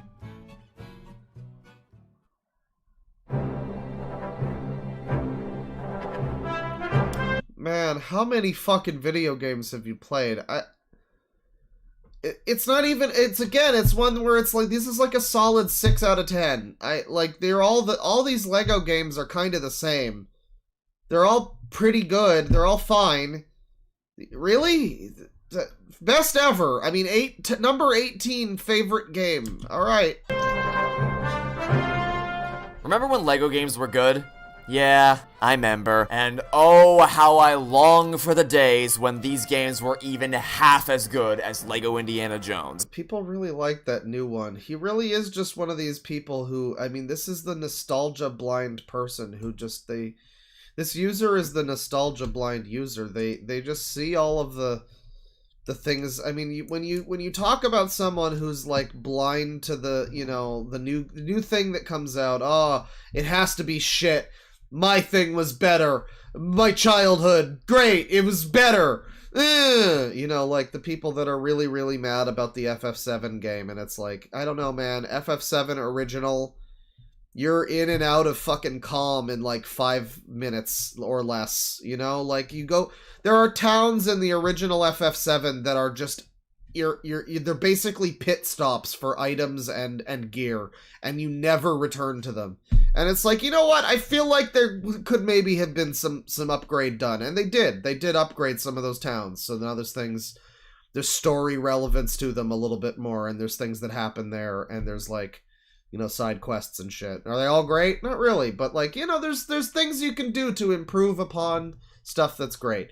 And you know, so there's a lot of people you see that are, you know, blinded to nostalgia, and this seems to be that type of person to an extent. I mean, like, I don't know. You know, I don't know much about the Lego Star Wars fucking Skywalker game. That was the last one. That's the one he says is terrible. He's complaining about here. A lot of people liked it. Apparently, it's not as complicated as the Lego Baby game from 2003 or whatever. But I mean, I guess that's a problem. That does sound like a problem if it's easier than the baby game, than the original baby game. I guess that is a problem. But I don't know. I don't know, man. I mean, it's a Lego game. There's a lot of other video games. Why don't you play one of those? I guess. But Lego Indiana Jones, this is the big one. A game that serves as an eternal reminder of a simpler time. A time when there wasn't an overemphasis on making things intensely cinematic to railroad you down a linear path. A time when they weren't trying to cram every type of gameplay under the sun they possibly could into a single game. A time when the scope wasn't blown way out of proportion under the false pretense that bigger means better, and this is the problems with the new one, I guess. Alright, well, I mean, bro, all of these games are the same. Like, I'm gonna be real, I've tried to play all of these Lego games that are relevant to me, and even the ones that aren't really, like, I've tried to play all of the Star Wars ones, they're all, you know, fine. I've tried to play the Indiana Jones one, it's fine. Basically all of the Lego, like, superhero ones, they're all the same. They're all the same. I think my favorite one was the Harry Potter game, and that one's got the lowest reviews. No one liked that one. I don't know what it was. I think I liked that one a little bit more for some reason. It had the goblin fellows, which everyone finds problematic now. Toward the beginning, I remember that. But yeah. I mean, they're all the same. So it's like him complaining. Oh, they finally fucking made this series not just be like 400 of the same game with different characters in it. You know, slightly different skins of the same characters. I can't find it in me to care that much. I don't know. You have fucking 100 of these. Just play those. It's fine. Time when they had significantly more faith in your intelligence. There's no condescending dialogue explaining to you how to solve puzzles, no deliberate camera angles showing you where to go unless a boss spawns in, no artificial restrictions on where you can go, nothing. Just a casual, fun game where you can run around iconic Indiana Jones environments, bashing everything in sight, solving engaging puzzles to get through the main game, and find all- Engaging puzzles, dude. Dude, it is a Lego game. I don't know if those puzzles are going to be super engaging for everyone, man. All the hidden artifact pieces and puzzles, and watch out. I hate these Lego games too, because I'm like fucking, I don't know, I have like ADD or something, and it's the same thing with Ratchet and Clank.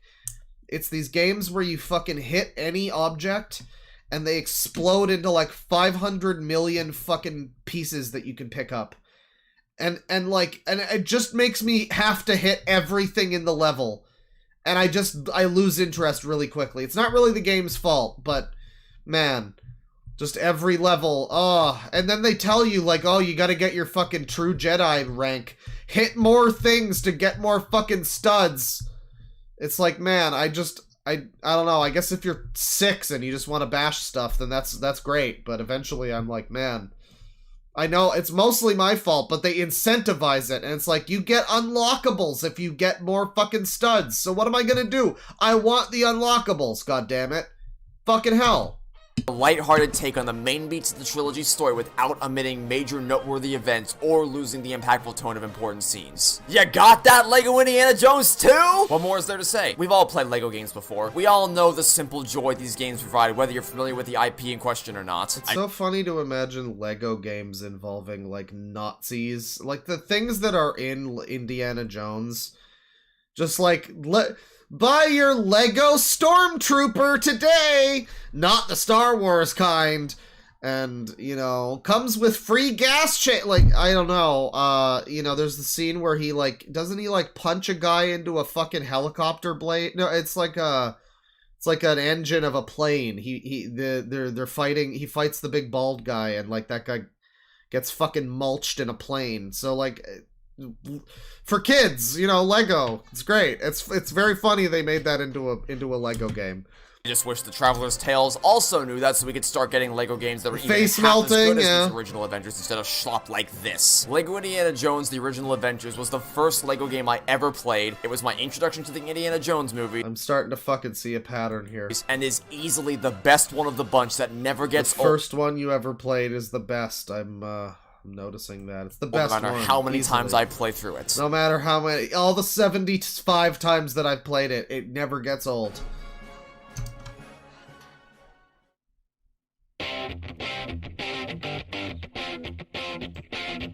Okay, you're fucking with me.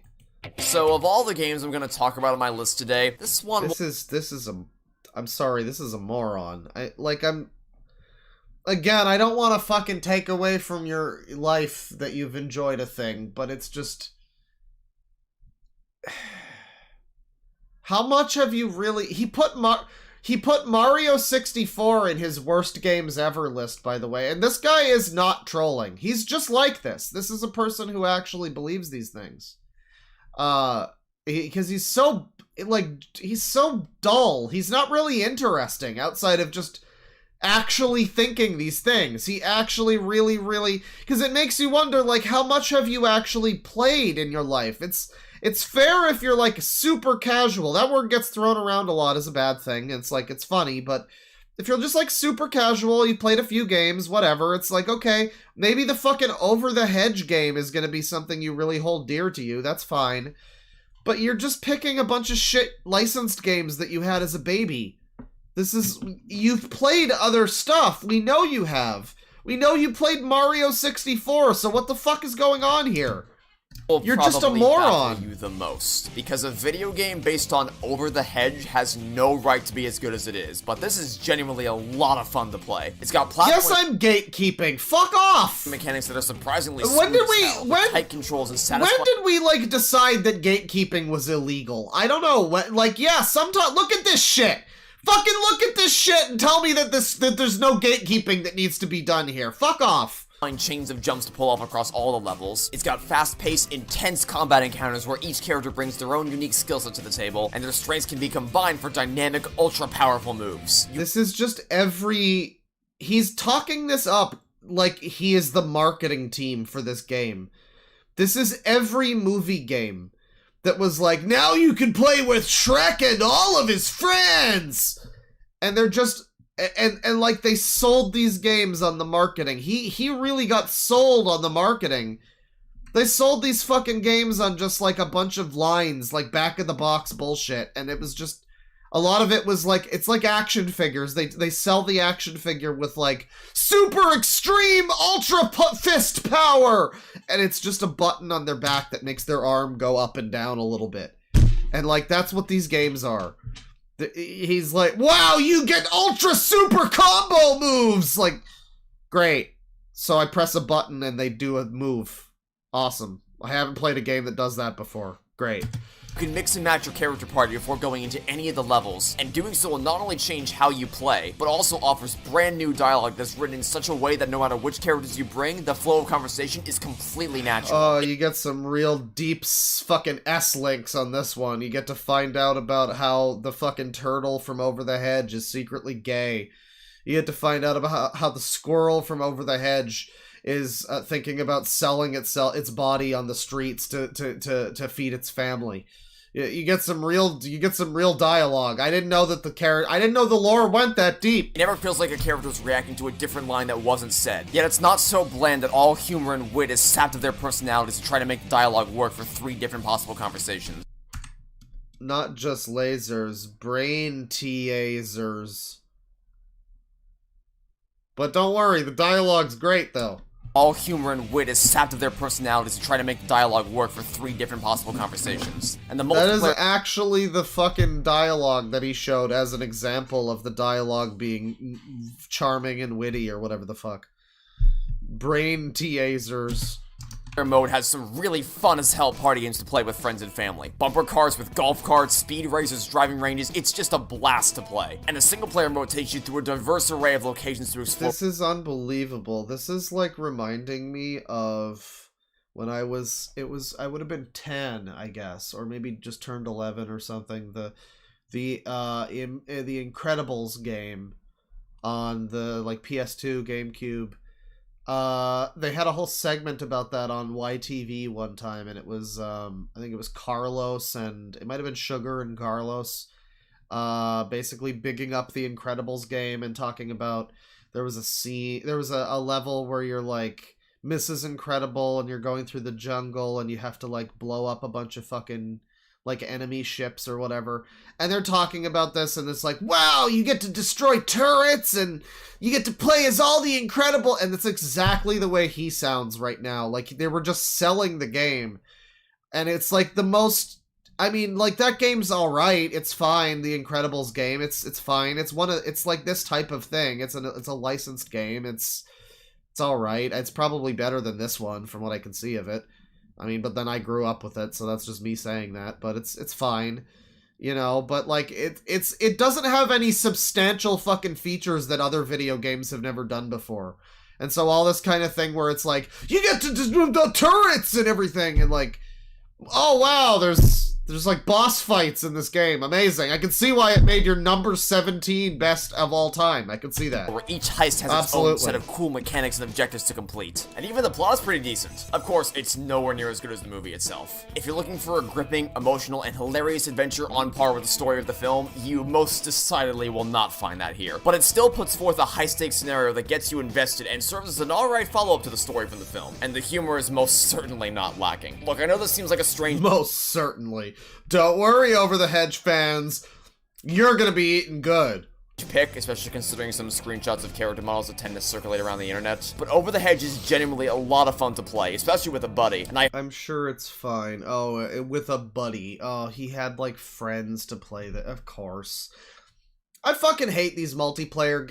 the entire Borderlands series literally only exists because people have fucking conned themselves into thinking that hanging out with their friends equals a fucking good video game. We've got like 3 of these and spin-offs and a whole shit-ass movie that's coming out. Because every person who's ever liked Borderlands just goes, oh, it's really fun with friends. Yeah, so's fucking getting tortured. It's a lot better to be tortured with friends than alone. Yeah, it's real fun with fucking a buddy. I'm sure it is. Because you're having a fucking good time with your friend. It's called being social. I highly recommend it, even if you've never seen the movie. So, I'm gonna be blunt with this one by saying that you are not going to believe me when I tell you what game has earned... Fucker, let me explain something to you. You say that Mario 64 is one of the worst things ever, and you have put the Over the Hedge game at number 17. No, I do believe anything you tell me. Go for it. Is it gonna be a porn game? Is it gonna be adventure for the Atari? Is it gonna be fucking tennis for 2? Is it gonna be Lara Croft anal gape adventures? What are we talking about here? Spot number 16. You're going to think I'm trying. My possibilities there range from porn game to adventure game to porn adventure game. You. Or you might think I've suffered from an unfortunate cranial accident recently. But I promise you, I am not trying to pull one over on you when I say... Persona 5? What I don't understand. I guess I am. I actually am. I am surprised, actually, come to think of it. Because... You never see it coming. I would have never seen a good game coming on this list. This is, in fact, the first one. Because what has it been? It's been like a bunch of hate... Well, okay, Beat Saber. Beat Saber's also on here. So it's this and Beat Saber. And then it's been a bunch of, like, licensed games that maybe are okay, and Doki Doki Literature Club that's, you know, maybe fine, I guess. And a bunch of, like, walking sims and some fucking other trash, and now he's got, like, a real video game. I don't understand! You're right, I don't believe you. No, actually, he's genuinely right. I thought it would be impossible to surprise me. But now, because I'm thinking, like, yeah, I used the example of, like, Persona when I was talking about, like, hey, I get wanting a cool story in your game. I'm not gonna play a fucking walking simulator where, you know, you just walk around and do nothing and and experience the story. I would rather play through... like a 100-hour JRPG that has a good story or something. And here we are, I guess. Alright. That Persona 5 Royal is now one of my favorite games of all time. Maybe he put it on his worst list or something? Maybe he came around to it. Alright, here's some more unneeded Phineas and Ferb. Hey, didn't you say that? Look, it's not one of my favorite games of all time. It's definitely not cracking my top 10. Probably even my top 20 games of all time. Yeah, I know what I said. You want to know what else I said? As of the time I'm recording this, I went to the theater to go see Toy Story 4 3 days ago. The movie itself is not that bad, right? It's, as a movie, like, plot-wise... Great, It's fairly airtight. Yeah, the terrible opinions, right. Well, glad that you've been able to redeem yourself with this one. The first declarative statement of quality a person says about a piece... Suits? He's got random fucking... Okay, cartoons. This is, you know, if you're playing user bingo, out of place adult interest. This is like a boring fucking show about, like, legal people or something, but everybody likes it because it's got that royal cunt in it. And I guess it's got some, like, sexy men or whatever, so it's, you know, the women like it. This show sucks. And why is this here? I get Phineas and Ferb, because you're like a weirdo, but you're gonna hit me with the fucking Ramsey Bolton next, aren't you? What's the next game on the list? It's gonna be like Splatterhouse. It's gonna be like a violent murder game. I guess we already had Until Dawn, so I mean, I guess that's possible. piece of media is not the only thing they are ever allowed to say about it. The more time you have to think about any given movie, game, etc., the greater the potential for more issues or points of praise to come to fruition. For instance, Toy Story 4 is a movie that gets worse and worse every time you think about it. On the other end, he thinks about it a whole lot. Of the spectrum, I have noticed even more details about Halo Infinite that made me realize it's even more brilliantly written than I thought. How are you... This is a fascinating video, because I mean, ostensibly all he's doing right now, if you really broad strokes it, he's listing that his 16th favorite game of all time is Persona 5 Royal. That's fine. It's a good game. People like it. It's a very popular game. That seems like a game that would make a lot of people's lists. It's probably going to make mine, you know, if I ever made a list like that. But then you really get into what's happening, and you see that he's, for some reason, he's couching this, like, love of Persona 5 in how great Halo Infinite is, writing-wise. You know, the one where you drive around from checkpoint to checkpoint and, like, NPCs tell you the story or whatever. I don't know, I didn't play much of it, to be fair. I got really bored of the campaign really early on. It was like, oh, these new enemies are terrible, and nothing is interesting, and I'm good, thank you. No thank you. You know, you freed up 100 gigabytes of space real quick. You know, but he really likes it. The story, specifically, the writing. And so in this entry about Persona 5 Royal, he's been talking about Toy Story 4 and Halo fucking 6 or whatever. We're completely and entirely off the subject, and he's somehow managing to be really wrong and stupid in a video that should, it's like this part of the video should be a slam dunk. This whole video should be a slam dunk. All you have to do is just say what your favorite games are. They don't have to be, how hard is that? How hard is that? There's a lot of good ones. You don't have to pick a bunch of wacky, insane shit to the point where you pick one that's normal, and I fucking think you're trolling. The first time around, as is the case with Persona 5 Royal. Not because I've suddenly tricked myself into thinking the game was any fun to play post Futaba's Palace. Okumura is nothing but pain and suffering. Well, you know, I'm all agreed on that one. His casino is tedious, Shido's boat even more so. Those are fine. You're also highly spoiling the end of Persona 5 here, but alright. Mendo's is a slog, although fighting Josh Cooley is admittedly pretty Imagine literally being a fucking baby who played Persona 5 only and thinks Mementos is a slog. Boy, you don't have any fucking idea how good you goddamn have it. The whole game could have been Mementos. Fuck off. Mementos is like, to an Atlas game, what Halo 2 is to fucking, I don't know, video game, whatever.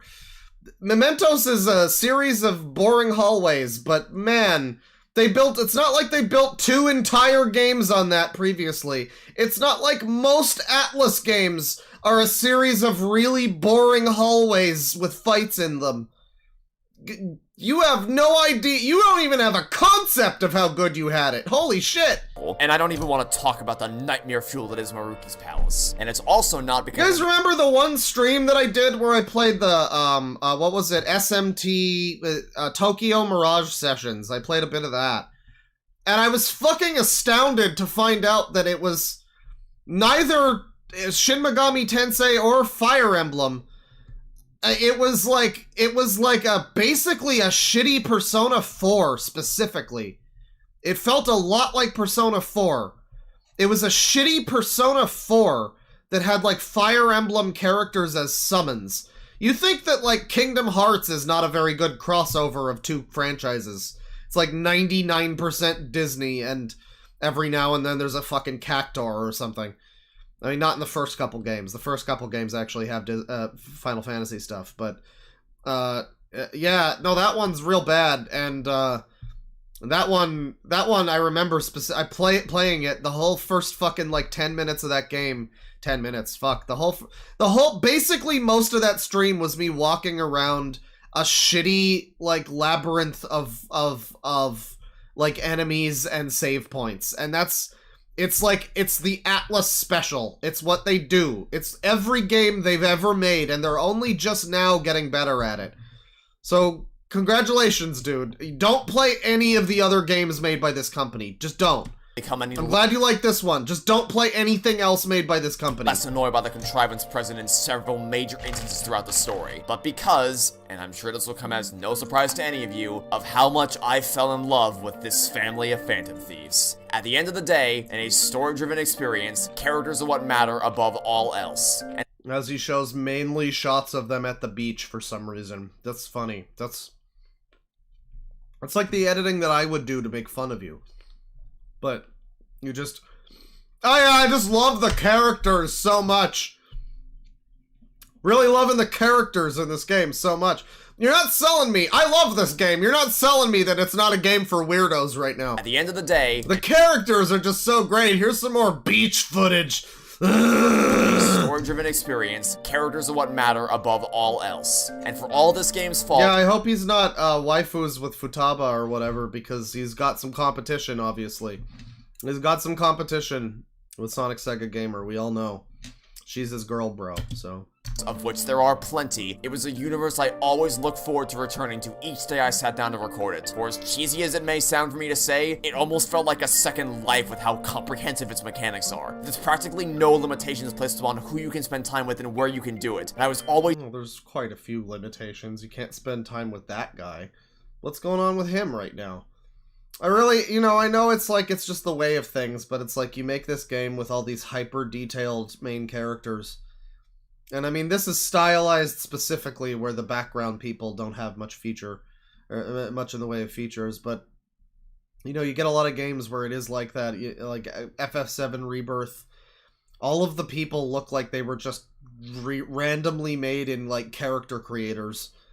You know, not randomly maybe, they look too normal for that, but just, you know, default character creator OCs. And then you've got Cloud Strife and the gang walking around, and it's like... I don't know, I guess I'd like to see a story where either everybody looks like an insane fucking main character, or it follows someone who doesn't, who, you know... there's, like, people in the world who are like that. All the background characters are overly designed, but the main character is like this guy. That's a cool story. Actively invested in getting to know every one of them on a more intimate level, even if I had no idea how literal that mission would become. And for as much as the palace design starts to tank as soon as you get to Okumura, for the first half, the pacing of alternating between fast-paced JRPG battles and slower-paced, story-heavy sequences with character bonding and, for lack of a better term, life simulation worked wonders at— the problem with this entire fucking series is that, like, I'm looking at this now and the way he talks about the mix of the two things or whatever, I'm like... man, this is just reminding me of the way every single, like, 3, 4, and 5, I'm not so sure about the first two. I think they're a little different in terms of this, but you basically, the ideal thing that you do is go into the dungeon on one calendar day, finish it entirely in one calendar day, or as much as you can, and then do a full month, basically, of just, like, fucking life sim shit. That's like the optimal way to play, but it's also, it winds up making everything kind of boring. You just wind up with like a 6-hour slog through a dungeon, and you get bored of that, and then you get like 6 hours of fucking cutscenes for the rest of the month, and then that gets boring. Play Persona today, it's a great series, I really like it. Keep me hooked throughout the entire 130-hour adventure. And that's the core of this game. The story of this group of misfits banding together to change Okay, so he loves Persona, cool. Mario Kart Wii.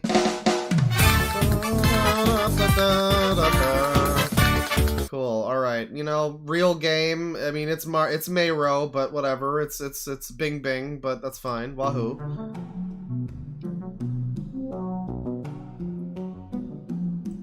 We got like a random VR game. I mean, I've heard the name. Maybe it's good. It's just such a strange... it's like he didn't think about this list very much. It's supposed to be his all-time best list. And, I mean, like, really? It might be something he was playing at the time that he really liked, but all-time favorite ever, number 14. Above the Mario game. I don't know. I don't know what this game is, but... Not typically a fan of stealth games. The closest I ever got was playing the Truth and Reconciliation in Halo Combat Evolved. More often than not, I find stealth games to be way too slow-paced and laborious for my liking. But there's something special about the budget cuts duology that effortlessly managed to pull me in, and that's probably due to the medium of being a virtual reality game. You feel a lot sneakier and more immersed when you can physically duck below windows to avoid detection. And I mean, it looks like a cool game. I'm sure it's good. It's just, it doesn't seem like it would be a top 20 of all time type of thing. I mean, it's your list, man, but there's a lot of fucking video games. Vacation Simulator now? What's happening? We got another VR game? You just said you don't like VR games usually. You put 2 back to back. Perfect game to play to relax after a long, stressful day. And that's the best way to describe this game. Relaxing. There is a storyline to follow and progression to make. Cool. Top 20 of all time, by the way. I like to kick back and relax in this game, I guess. Alright, cool. Top 20 of all time. I'm sure it's fine. I've played a little of it. It's a little bit non-one-handed friendly, though. Oh, for God's sakes, is this another hipster game? What the fuck? One of the most powerful video game experiences of all time. Pick normal shit! It is so hard for me to figure out how to recommend this game because there's almost no way to give it the praise it deserves without diving into heavy spoilers. Conceptually, here's what the game's all about. A narrator named David Reedon, writer of the Stanley Parable, is going to take you on a journey through a series of video games developed by his friend called... I remember Vinny played some of this, and it was extraordinarily pretentious, and he stopped playing it pretty quick. And there were some people in chat who were, like, kind of annoyed that he stopped, but it was like, you could kind of tell, it was like, oh god, it's this kind of fucking game. I don't know. I mean, maybe it's fine. It kind of seems like getting over it if it was like, I don't know, just a walking simulator, basically. I mean, I don't think there's much to this one. I mean, like, Gone Home, I think, has, like, puzzles and stuff, at least. This one really is just walk through, like, a digital museum of stuff, I think, and a guy narrates it for you, which is, like, I guess it's cool. Is it a top 20 thing? It's number 12. It's above Persona 5 and Mario Kart. Really? Called Coda, and while you adventure through every game that he made, you attempt to figure out what kind of person Coda is and why, one day, he mysteriously stops developing games. And that's it. That's all I can tell you without ruining this masterpiece for you, because to reveal anything else about the narrative or its characters would be to give too much away and rob you of its emotional weight. I was honestly hesitant to tell you as much as I did. The narration is grounded to perfectly pull you into the world within the opening prologue. Each new game you explore... I mean, you know, I'll say it's cool. It seems like something that you can only do with your video games. You can't make a movie like this, right? You know, your interactive thing. I'm not, like, shitting on this product, this piece of art or whatever too much. The beginner's guide. You know, I'm sure it's fine. But it's just, man, it's a little bit, it's just your top 20 games of all time, huh? Really? I'm sure it's fine. But there's a lot of fucking games out there. And it seems like you've played no shortage of them, you know? Offers new insight to the deeper story at play, and it has you wrapped right around its finger for Lego Indiana Jones was more exciting than this, yes. All the emotional beats, only to rip you right out of it at the most optimal time for your heart to shatter. Something that the music, atmosphere, and general sound design all work together to masterfully accomplish. Yeah, I mean, I look at games like this and I can't help but just be like, I get that you made this and it's a narrative thing and that's all fine, and I'm not saying you need to have combat or whatever. I mean, I remember there was such a pushback, I remember, when I complained back in the day on V about, which there's your first problem, but back in the day, I remember I was like, I don't really like Shadow of the Colossus, because it's kind of fucking boring. You just, like, fight a boss, and then you just walk for a while to go fight another boss, and it's like, couldn't you have, like, a level in between the fucking bosses? I get the whole fucking thing you're doing here, but can't there also be gameplay? And I had people being like, why don't you stuff your face with a fucking burger, you fat American piece of shit? Because I wanted to, like, do things in my video game. and you know, apparently I'm just supposed to fucking take in the fucking art and the narrative, and it's like, I guess that's fine, but you can do that and also have game. It's like the yellow paint thing. Like, yeah, you can do it. It just feels like an admission that you couldn't make a game that has gameplay also, and also gives me these feelings that I'm supposed to have, and gives me a narrative, and like, because it's like, it's not like the best games that do that are like super inaccessible to people, right? The best games that do that are balanced in such a way that anybody can fucking play them and get into them ultimately. You know, I mean, unless it's maybe like a Dark Souls or something, but that's kind of a special niche kind of deal. We're talking like on Metal Gear Solid 2 or something. It's not like it's so prohibitively fucking hard that it can't tell a story and also be a video game. I mean, say what you will about Kojima or whatever, but, you know, MGS4, you got 5-hour cutscenes, you know. But it's like, yeah, I don't know, it's just like an admission that you just couldn't, I guess, you're not as good as Hideo Kojima or whoever, you know, made those classic games that had a story and also had gameplay, so you just make this kind of, this half measure that's like, no, it's supposed to be this way! I guess. It just feels like you could do more, and I'm not saying it needs to be combat. I'm not saying you need to fight 100 fucking hordes of the damned. You just maybe have a little puzzle now and then. I don't know. I don't know. Is that so much to ask? Have some dialogue with people, you know, maybe some structure, some fucking something. I don't know. I wish I could say more. I wish I could sit here for 2 hours and break down every last second of this game's script and why it all works so well on multiple levels and how it appeals to so many different topics with the respect and appropriate time dedicated to them. But that is as spoiler-free as I can. It seems like it has dialogue and stuff. It's got a lot of, like, environments. Again, I'm sure it's fine. I'm sure it's a cool experience, but, like, I don't know, do you just walk around? Is that it? I mean, forget about it. So please, play this game. Every single person can play the beginner's guide and take away something profoundly. Yeah, there's 0 entry to fucking play it. Yeah, there's 0. There's none. So, yeah, everyone can play it. It's like, it's weird that we've needed to make games this, like, back in the day there was this whole, nobody cared much about if you could fucking play a video game or not. They just sold them. And if you fucking couldn't, then you just didn't play them. But nowadays, it's like everybody needs to be able to play every game. And I get it. I mean, I'm disabled. I get it. But it's also, it's just funny because, like, we also have YouTube now. I mean, if you can't play a game that has gameplay, you can just watch someone do it.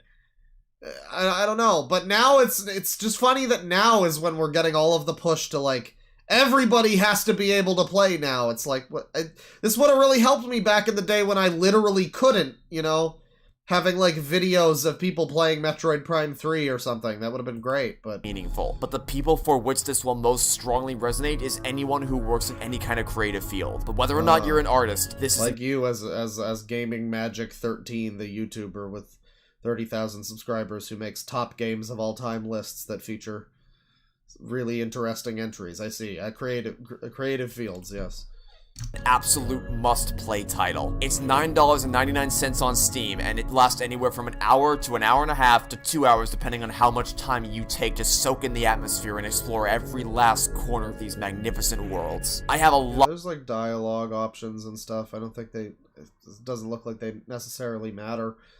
But, it does seem visually cool. I'm not deriding the game. I'm just, you know, that much. I'm just like, I don't know. I guess it's not my thing. I don't see why you couldn't make a game like this and have more than just visuals. Again, the best games that should be on a list like this are the ones that manage to do that and also have, like, things to play in them, you know? And again, it doesn't need to be, like, punishing Elden Ring combat. It can literally just be like life sim elements or something. You know, give me like a fucking farm that I tend to, whatever. I don't know, but like Just the walking, huh? It just kind of feels like it's unfinished. I don't know. Lot of great memories number 12 game ever associated with the games on this list, and they all mean a lot to me. But it's like no 2 game hours? I've ever played has ever had such a profound and emotionally powerful impact on me that left me utterly speechless by the ending, and that I still take away new meaning from upon every subsequent replay. This is so... I mean, I'm sorry. It looks like a cool thing, but I can't help but feel like this is just... someone who's real, not the reviewer here, but the person, whoever made this feels like someone who's really insecure about gaming as a thing they care about. Like, oh my god, it's like the classic trope of like the Kotaku reviewer who's like ashamed that they're 30 years old and still play video games because they still feel like, they feel internally like video games are for children. So they have to make it into this whole fucking social justice thing about like, fucking breaking the narratives of gaming and blah blah blah, and it's like, just, you can just admit to yourself that you like video games. It's fine. You don't need to make... Games are already art. You know, Pac-Man is art. Metal Gear Solid 3 is art. Fucking Kingdom Hearts 27 is art, even if it's bad. You don't need to do this, like, super pretentious shit. I don't know. It seems really pretentious. This is really pretentious. I don't even think games need to be fun, necessarily. There's a lot of games that aren't fun, that are good, that are like horror games that aren't really fun, but they make you fucking scared and tense and feel like shit. You know, like, that's fine, but it's just, I don't know, it's the intentions of this where I'm like, it really feels pretentious. I don't know. Maybe we'll get more cool walking sims. We already had Gone Home and Firewatch. I don't know what other walking... I mean, maybe Death Stranding will be on the list. I swear to God, if Yick shows up on the fucking list, I'm gonna yick out so hard. Oh my god. Okay, well, it's a video game. I've heard it's good. It's just... such a bizarre list of choices. This is so weird. It's so weird. It's so strange which games he's decided to pick as his top 20 of all time. I've heard it's fine. I've heard this is good. It's just... also, it's funny to me that this is from the company that will not stop fucking making games about brothers and two people together. Every game, they haven't gotten over this as a concept. Every game they make is the same concept. Sometimes it's brothers, sometimes it's like a divorce or whatever the fuck's going on in this game, but it's like, every time it's the same concept. Sometimes it's different genres. They won't stop making the same concept. I can't wait for their next game. We know exactly what it's gonna be. It might be a different genre, and it might be like Sisters this time, but it's gonna be exactly the same. I can't wait. Fuck the Oscars! The rightful winner of 2021's Game of the Year award. The way I always describe this game to people is to say that it's just a massive burst of creativity. There's a seemingly never-ending stream of things to do, both throughout the main story, as well as off the golden path that are just there to mess around with and reward exploration. Yes, I mean, this seems like a real video game. I haven't seen much from it. I'm not really shitting on this one. More than it's funny than that the company exclusively makes games about brothers and any other group of two people that they can put together as, like, what was the one that they're like there's the one called Brothers. There's the one that's like two brothers in jail together that have to break out called A Way Out, I think. And then there's this one. I think there might even be another one in there that's the same concept of just two people co-op game. I guess that's what the studio's all about. But this one seems like it's got gameplay, it's got mini games, it's got other stuff going on. Something as simple as a rhythm game. It's just a very strange thing, again, to have on a list like this. I don't know. This is the perfect type of hidden objective to find in a co-op driven experience. Competitive mini games to battle against your friend and that serve as a great pace breaker from the larger scale of the main adventure. The most impressive thing about It Takes Two is the sheer variety of not only environments, but gameplay types. While the seamlessly satisfying movements remain unchanged throughout the game, it's not I would never play another game from this company, but this does look like something that I would play, sure. And to just throw one gameplay mechanic your way. Each new chapter gives you and your partner a brand new toy to play with and forces you both to use each other's strengths and weaknesses to work together as a team to solve the puzzle. Sure, alright, it seems like a cool game. Gotcha. Number 10. Let's get on with this. Let's get this on with.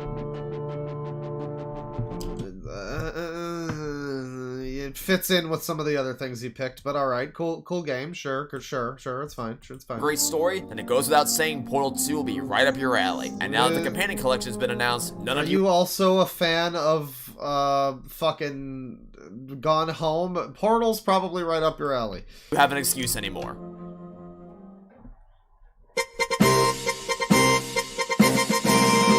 Possibly the placement that will confuse you the most. No, the whole list is very confusing, sir. Number 9, though. This is the number 9 best game he's ever played. I guess. I mean, it's something for everyone. This game's fine. It's good. I guess. I like...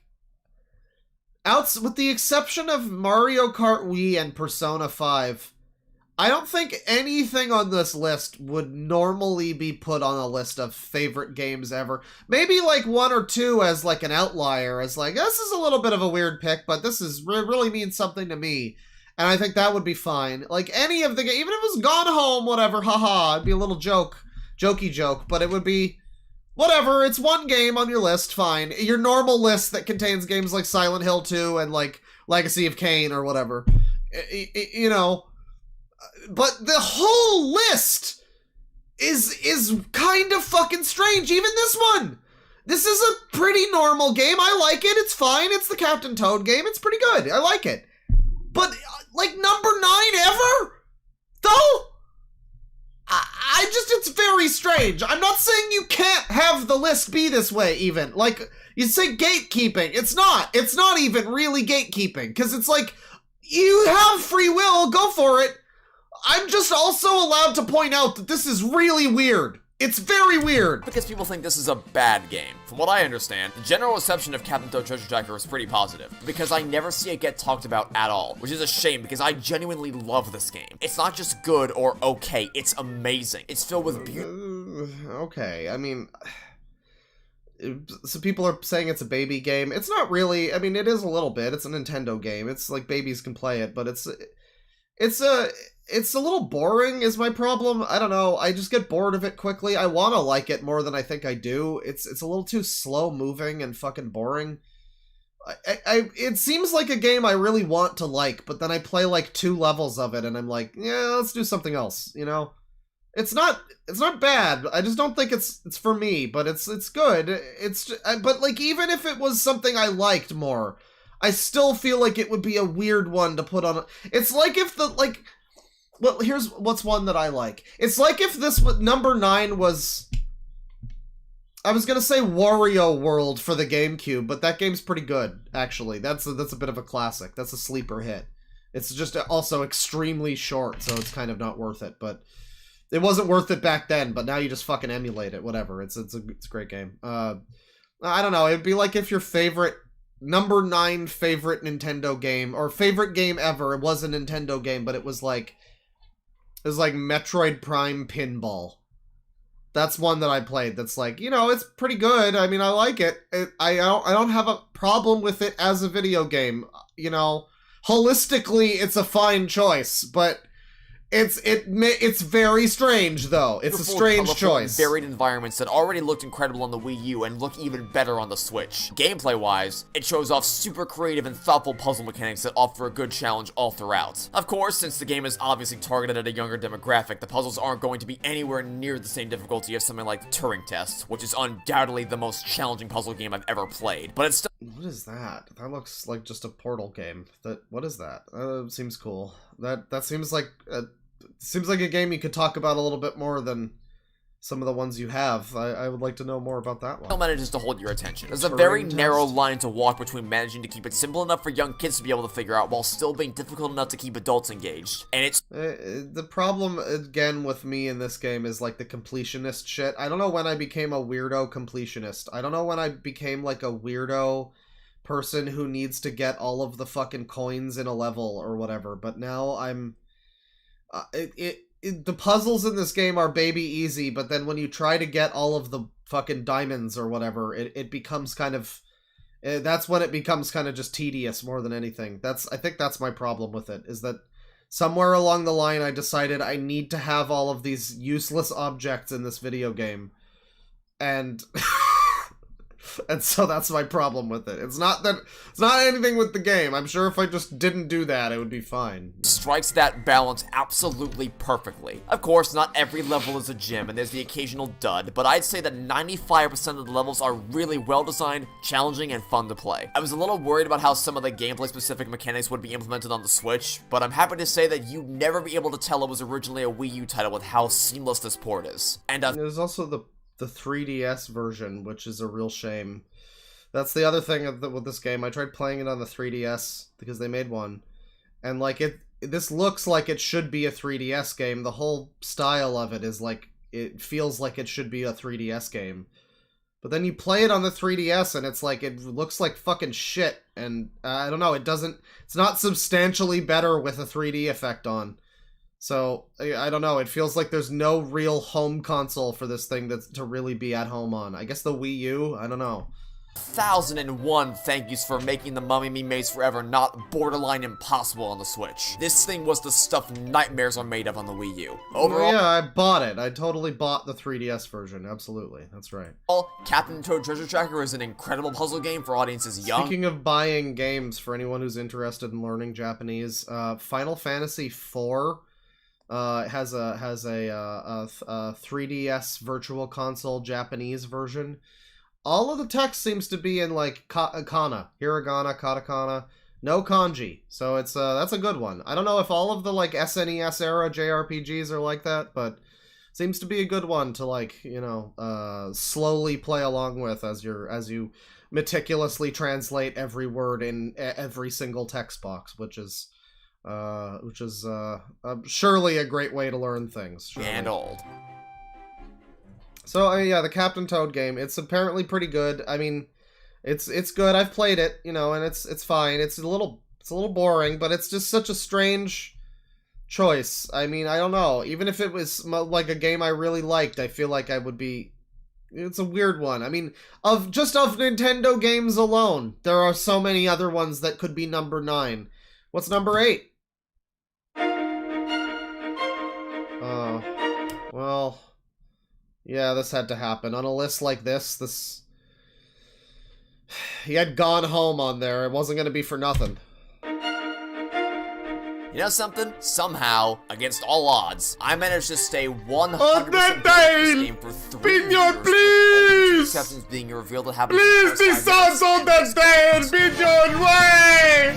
Why do you not play the Undertale? Piñon, please! Dominated the internet in 2015. I was completely the characters and gameplay, and I am so happy. We are so close to Yick number 1, people. Yick number 1, it's gonna happen. I managed to stay. It's gonna happen until the day I finally sat down to see what all the hype was about, because I was absolutely floored by Undertale. Usually, yeah, Undertale's cool. It's a great game. Why are you showing strikers? With story-driven games, there's at least one character. Very strange random shot of Persona 5 Strikers, not original Persona 5, but the sequel, like Musou game.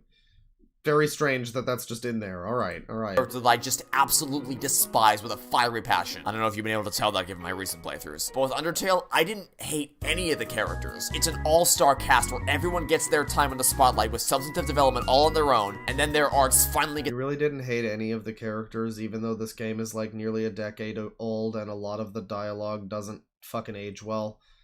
There are entire characters in this game who are just awful memes from a decade ago. I mean, I stand up for Undertale in a way that's kind of weird for me to do so, considering what a cantankerous fucking, like, you know, I'm usually very cynical and I'm not into things like this, but Undertale's legit. It's a good game. It's a very good game. It has a great soundtrack.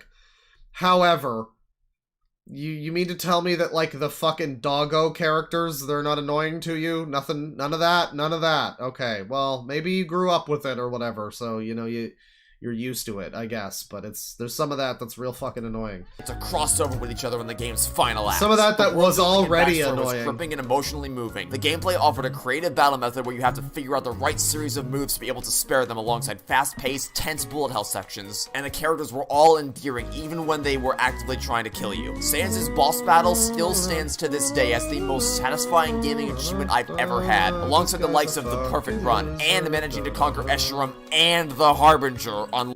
nobody cares about your terrible Halo game, dude. Play one of the... It's just so odd because it's like you could be... I can already guess. I assume Halo Infinite is going to be on this fucking list. Right? Like, we have to assume he's going to put the shitty new Halo that no one cares about on the list. He's basically like Bane. It's a new thing with Halo in it, so I have to like it. I'm mandatorily obligated to like it, I guess.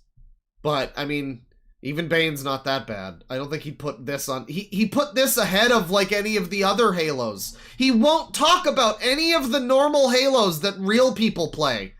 Any of the fucking Bungie ones that were actually good. He exclusively keeps bringing up the shitty new one.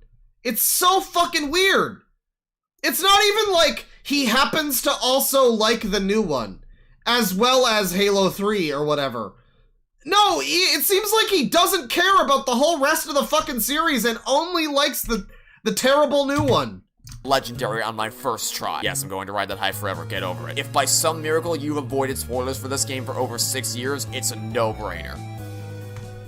Okay, Undertale, it's a fine pick. You're at number 8. You're at number 8. That's, okay, great. Yick sweep, people. Yick sweep. Yick sweep. Yick sweep. Yick sweep! God damn it. It's just another fucking story jabroni game. The story and the characters are so deep and great! See, this is where my only one game per series thing is really biting me in the ass, because I so desperately just want to put the entire Walking Dead Telltale series in this slot to encapsulate Clementine's entire journey from start to finish. But I'm sticking to my guns, and after a significant amount of... A lot of people like these games. I'm sure they're fine. Time spent contemplating this point. It's the worst thing I can say about something that I see on one of these lists is a lot of people like it. I'm sure it's fine. That's basically me saying this looks like a pile of shit and I've never ever been interested and I would literally never ever ever play it. But for fucking some reason people won't shut the fuck up about this stupid fucking series. The fucking comics don't look interesting. The show looks like shit. The game looks fucking stupid. I don't give a shit. I just will never give a shit. That's what I mean when I say it looks fine. I'm sure people like it. That's what I mean. I've decided to nominate the final season because it was the final step of Clementine's almost decade-long journey over the course of these games, where her story had come full circle and she was all grown up, having come so far. I'm sure the story and the characters are super great. Awesome. Cool. Awesome. That's great. That's so cool. Come on now.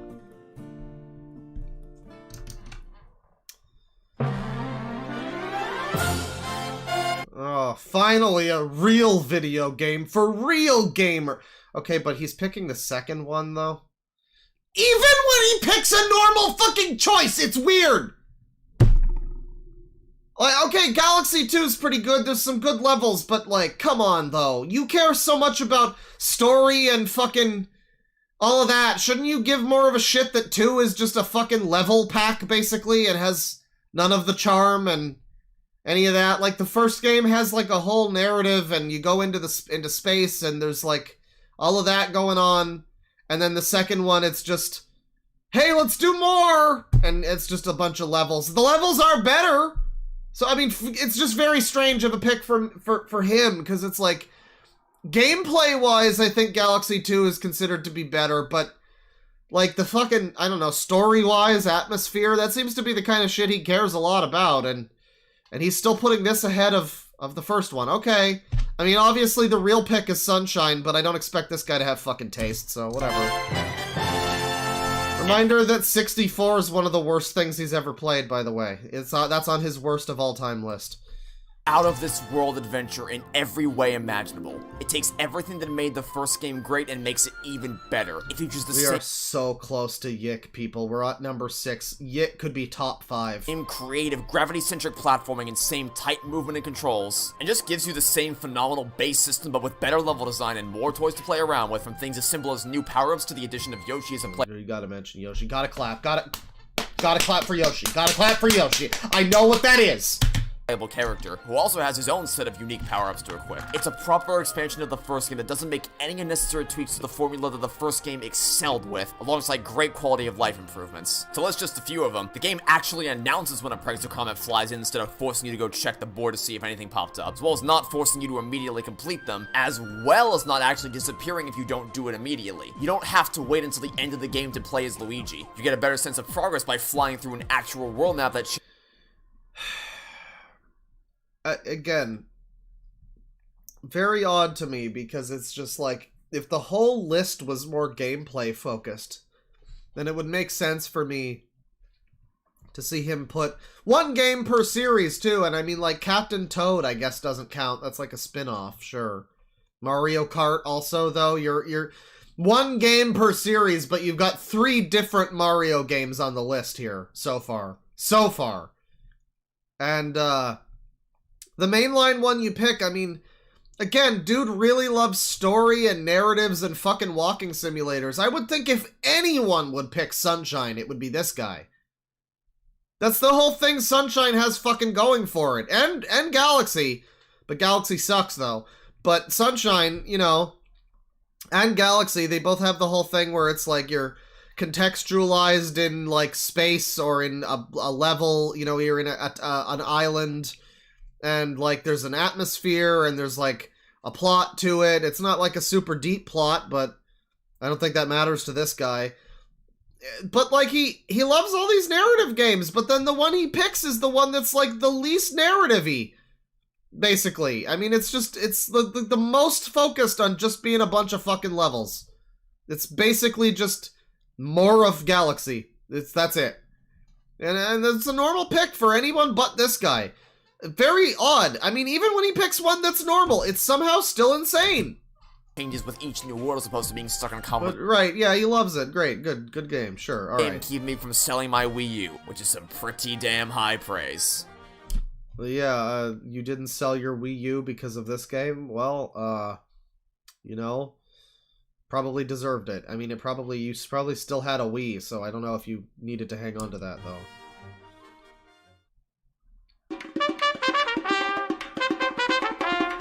Alright, I admit it. I only bought this game initially because of the art style. I knew...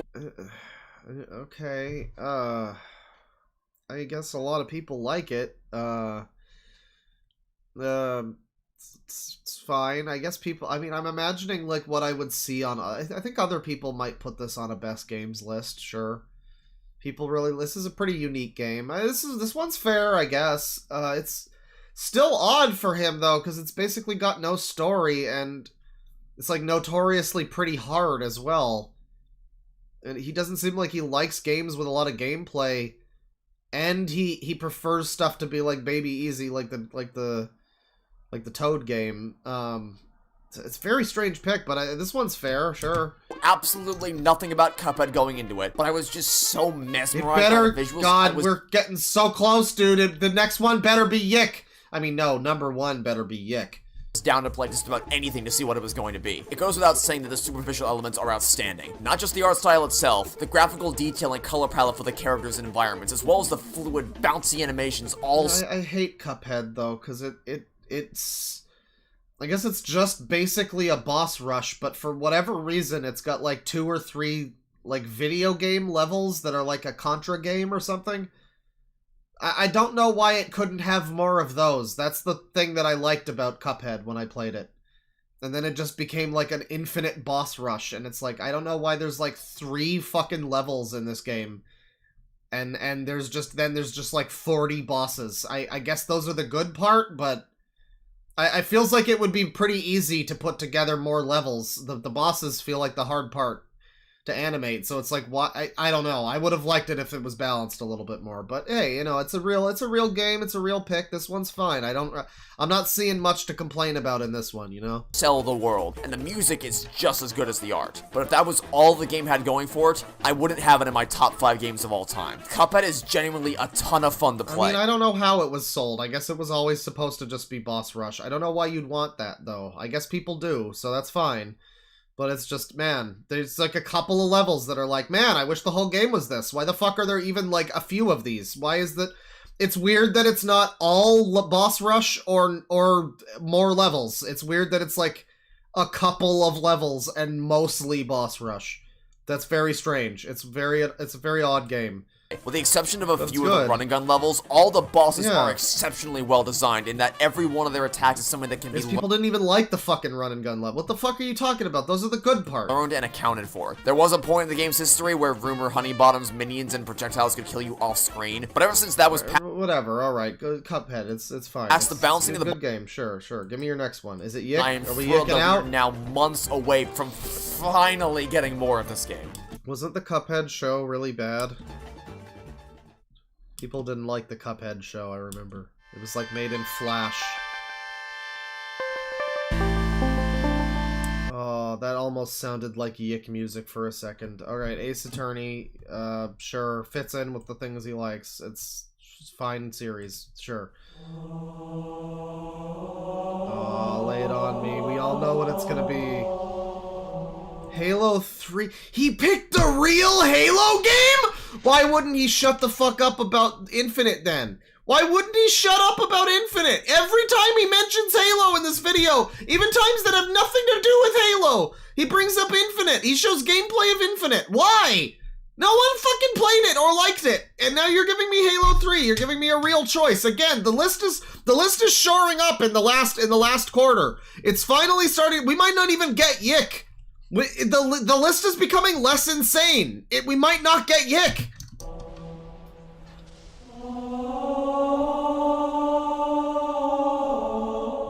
I came very, very close to placing Infinite in this. Yeah, I know you did, you fucking retard. Anyways. The fact that it was even in contention at all is commendable.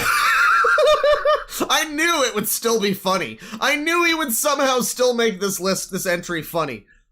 Well, even though it was Halo 3, even though it's like, yeah, it's a good game, everyone likes Halo 3, it's a lot of people's favorite game ever.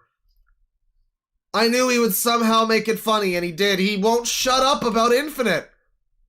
He won't fucking shut up about Infinite. I don't get it. Maybe there's more to the story that I missed, but is it not just another 343 game where they set up another new fucking precursor villain or some shit? Some new villain that is new villains that's gonna be super angry in the next one. I don't know. I think that's what I heard the story was. But, I mean, story-wise, I don't know. I just know that I eventually got really bored really quickly when, like, the first couple missions were like, hey, go fucking drive to this place and, like, hit all of the buttons. Okay, now go drive to another place and hit all of the buttons. And it was like, wow, remember when we had levels? Remember when we had set pieces and real games? Remember when we had real Halo games and it wasn't just go drive to this place and do some shit and then maybe you'll get a cutscene if we fucking feel like it? That was what Infinite was. So I don't know, maybe there's like a story buried in that terrible game somewhere, but he really loves it. He really loves it, such that he won't shut up about it even when he's talking about 3. Especially given the efforts it takes to fix the Yick mistakes of sweep! the past, both in Yick terms sweep! of story and gameplay, which may or may not be a video in and of itself currently in production, and the fact that Infinite's cutscenes are among the best and most emotionally powerful of the entire series, but at the end of the day, I don't think anything is ever truly going to be able to dethrone Halo 3. I might be a stupid, insane fucking psychopath, but you know, at least I have some fucking sense once in a while. Level design is completely I mean, you would have gone with 2 if you had sense, but people have problems with 2. and with endless ways to approach every encounter. Each one stands out with unique gameplay opportunities and visual theming. The weapon sandbox is pure perfection, where every weapon has its Halo uses. 3 is such a perfect, like, third game in a series, though. Because, like, or third anything in a series, because it's not perfect. It's like any trilogy that ends with a third one that's just kinda alright. Halo 3 is really good in gameplay-wise, but, like, I remember the story. You know, it mostly concludes. There's a few things that are like, oh, that's what they do with her? Oh, okay. I guess this just happens? Alright, wow, they wrapped that up really quick. Alright. It's like an Empire, it's like a Return of the Jedi or something. It's just kind of like a, oh yeah, I guess that's the ending. Okay. Alright. I mean, again, gameplay-wise, it's good, but just the You know, it's so much better than what we get now, where they can't even get a fucking single new Halo game to happen. But, like, back then, it's like, it's the classic third entry in a thing, where the first one was amazing, the second one was in a lot of ways even better, but also kind of fucking bursting at the seams with its own promise, and then the third one is just kind of a little bit of a letdown sometimes, but mostly pretty good. I mean, it's I don't know, for what you want in a Halo game, for the most part, they got it. You know, multiplayer and everything, but I just remember the story is like, oh, we're just done. Oh, okay, it's over. All right then. Okay then. And can be used effectively for certain situations. And equipment is the best fourth pillar to the golden triangle that's ever been added, where every single piece has their strengths and weaknesses and can be used in an infinite number of ways. They aren't so ultra specific in the— What's the bad take? The story just kind of wraps up. I mean, I like the stuff with the chief at the end, but like, what's her name? The human lady? Shit just kind of happens with her. They just kind of wrap up the shit with the villains. I don't know. People just die for kind of no reason. It's kind of a bunch of shit. The ending of Halo 3 is just kind of like a bunch of shit happens, and some of it's pretty good. I don't know. I prefer Halo 2 that just ends and it's not even fucking finished. You know, because then you have like some question about where it's to go. In Halo 3, it's like, oh, well, now I know it's just leading into fucking Halo 4, sadly. They didn't write it that way, but, you know, it just kind of ruins things a little bit when you know, oh, this is all in service of Halo 4. That's great. Their functionality that So there's cool. only ever one way to use them. And I still think of new ways to make these things work every time I play through it. They're extremely Okay, versatile. Halo 3 is a good game. Thank you for putting something normal and not insane on your list. I mean, it would have been way funnier if you had put... He won't shut up about Infinite. We're back to talking about Infinite at the end here. Once again with Infinite. But nothing will ever take away from how beautiful a conclusion this was for those first 3 games, and how emotionally satisfying it was to finish this. I mean, like, it's so weird, too, because there's no consistency here. Because, like I was saying before, this guy seems like the type of person who's very, like, I played this 20 years ago, so it's my favorite. You know, this is the best because I grew up with it, that kind of thing. But, I mean... Why do you like the shitty new Halo so much, then? You shouldn't feel that way, right? No, he's all over the place. There's some new things that he has no right to like, but does. And then there's older things that are like, come on, man. Come on, man. You know, I don't know. He complains about Mario 64. I can't get over that. All of the entries on this list that are the best games ever. Mario 64, one of the worst. Right. Halo Infinite, almost one of the best games ever. Mario 64, worst. Now, are we gonna yick? Are we yicking? There's no way it's gonna be number 1. Okay, this is a very strange pick for number 2. Again, another odd pick. It's a good game. For those that don't know, this is a very famous licensed game. This stands heads and fucking tails above, like, the Over the Hedge game, or Shrek 2, or whatever. This is, like, one of the holy grail licensed games. That's, like, the Spider-Man 2 licensed game, or something. So this is it's a very good game for what it is. A lot of people have kind of soured on it and been like, well, it's not as good as Mario! It's like, well, it's a SpongeBob game. So yeah, it's like a 7 out of 10 maybe. It's not like a 10. It felt like it back in the day, I mean, compared to other games like this. But a number 2 spot is fucking weird for this. I mean, I was thinking before, like, what's a game that I would agree with as, like, really liking it, but it shouldn't be on a list like this. It's this. I mean, maybe like number 20. Number 2 though? For this, I love this game. This is a fantastic game. It's great. It's a wonderful game. Very underrated, even though a lot of people won't shut up about it somehow. Somehow it's still underrated. And they made a remake even. They never make remakes of licensed games. They made a remake of this one. And a sequel to the remake. Like a spiritual sequel that never was, even though there kind of were sequels. But they were all bad. But like number 2 though. Really? The best. Better than platformer I've Persona ever 5! seen, which might sound like a hard statement to take seriously. Better than Mario 64 by a damn sight, because that was on his worst games list. You know, a SpongeBob. Better game, than Galaxy 2 even. That doesn't prevent it from having the tightest controls and best level design across the entire genre. It's got The entire genre. He's got a Mario game on this list. massive open world environments that are a blast to explore and reward exploration with many spatulas off the beaten path for you to find. It's got music that perfectly encapsulates the atmosphere of the area you're exploring. And It's a very good game. Why is it number 2 though?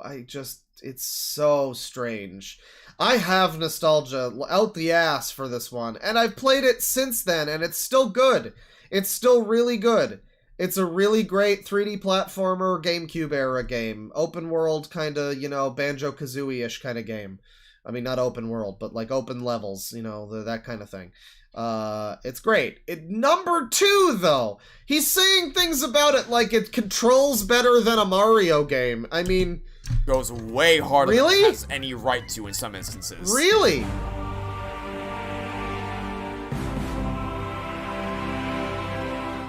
The game does have a good soundtrack, but your example of good soundtrack is very boring. What are you doing?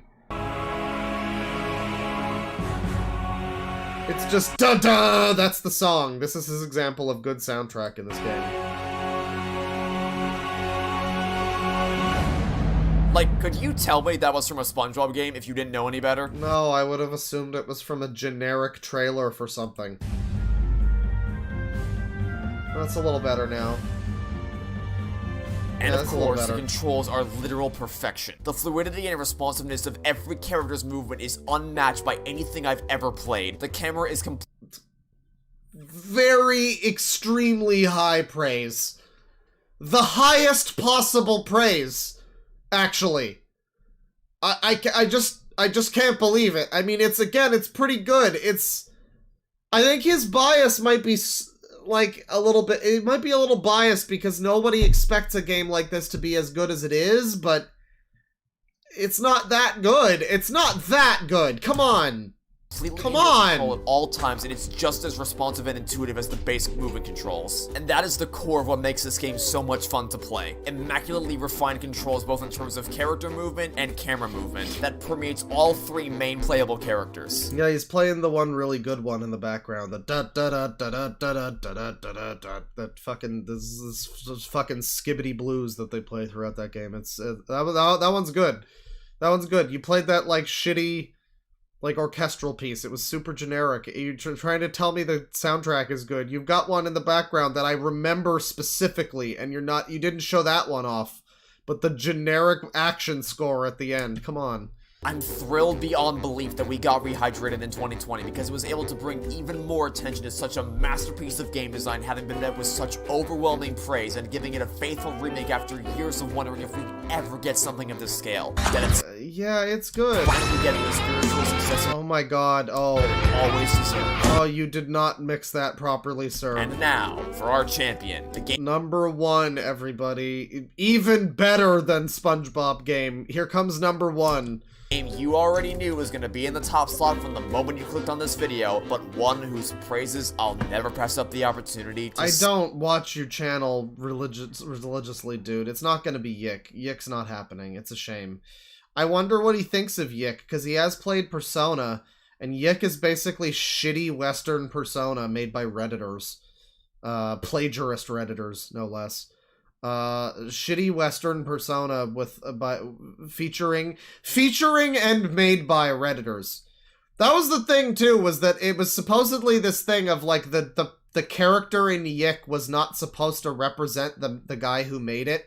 Everybody assumes that it did though, and then the way he reacted to the criticism kind of just made people further assume that they were right and that he was actually meant to be representing the main character was supposed to. I think they were going for a thing where the main character is an unlikable guy in Yik, but it was just such a shit show. The reaction to that, and yeah, they're making a sequel. I don't think Yik's gonna be on here, but I would love to know what he thinks about Yik. He might like it. He might like it. Sing. No way it's Yik. No, I it's Dragon's Lair 3D. Yeah, I mean, I'm very shocked. This is, again, just such an odd list. Just such an incredibly odd list. There's no rhyme or reason. There's some games, like this one is a pretty good game. This is his #1 favorite game ever. I was shocked when I played this and I realized that it was pretty good. It is. From November of 2020. It's that a real video is my proudest creation. And it's a good platformer. It's got some action. It's not just a shitty QTE.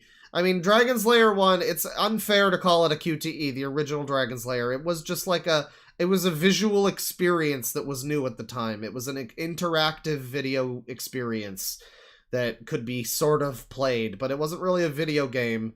This is a cool game. This is an actual video game that's good, and I've played a bit of it. I think it was like last year.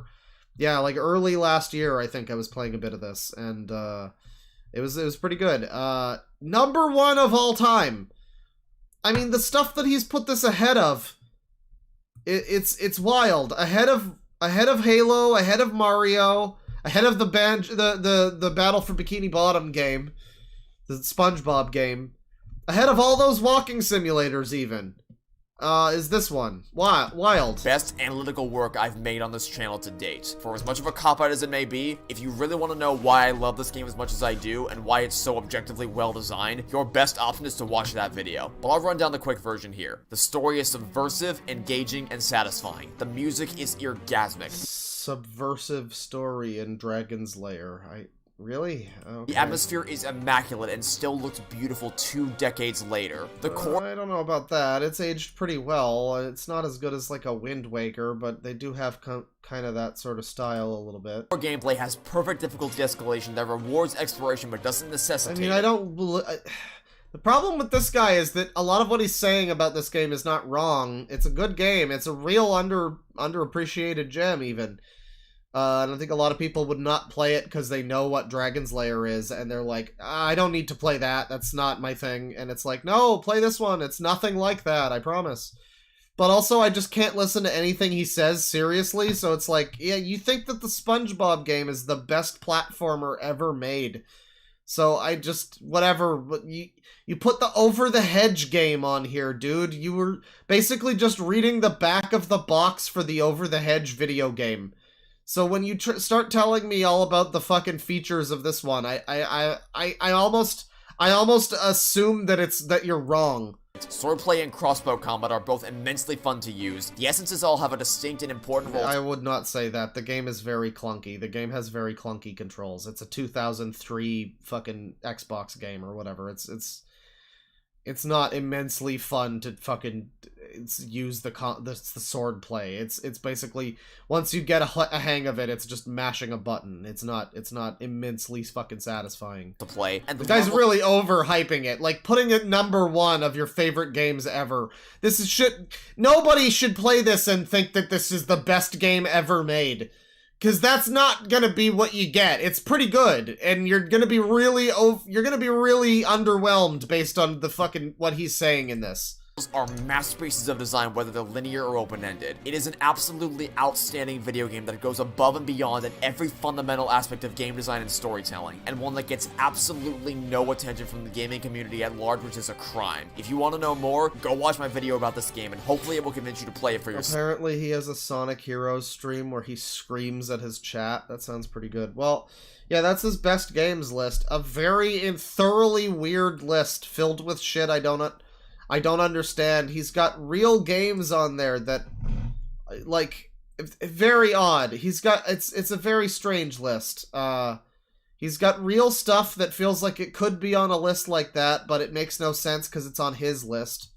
He's got insane choices that feel like they shouldn't be on a list like that. And, yeah, I just don't know what to say. So he's got commentaries for all the Home Alone movies, especially the really cool good ones that came out after Macaulay Culkin. I always liked Home Alone 3. Everybody hates that one, though, and all of the other ones. There's like, what is there? There's, oh god, 3, 4, 5, and 6. There's 6 of them now? Jesus Christ. I mean, I knew there was a new one. I thought that was 5. There's 6 of them. Fuck.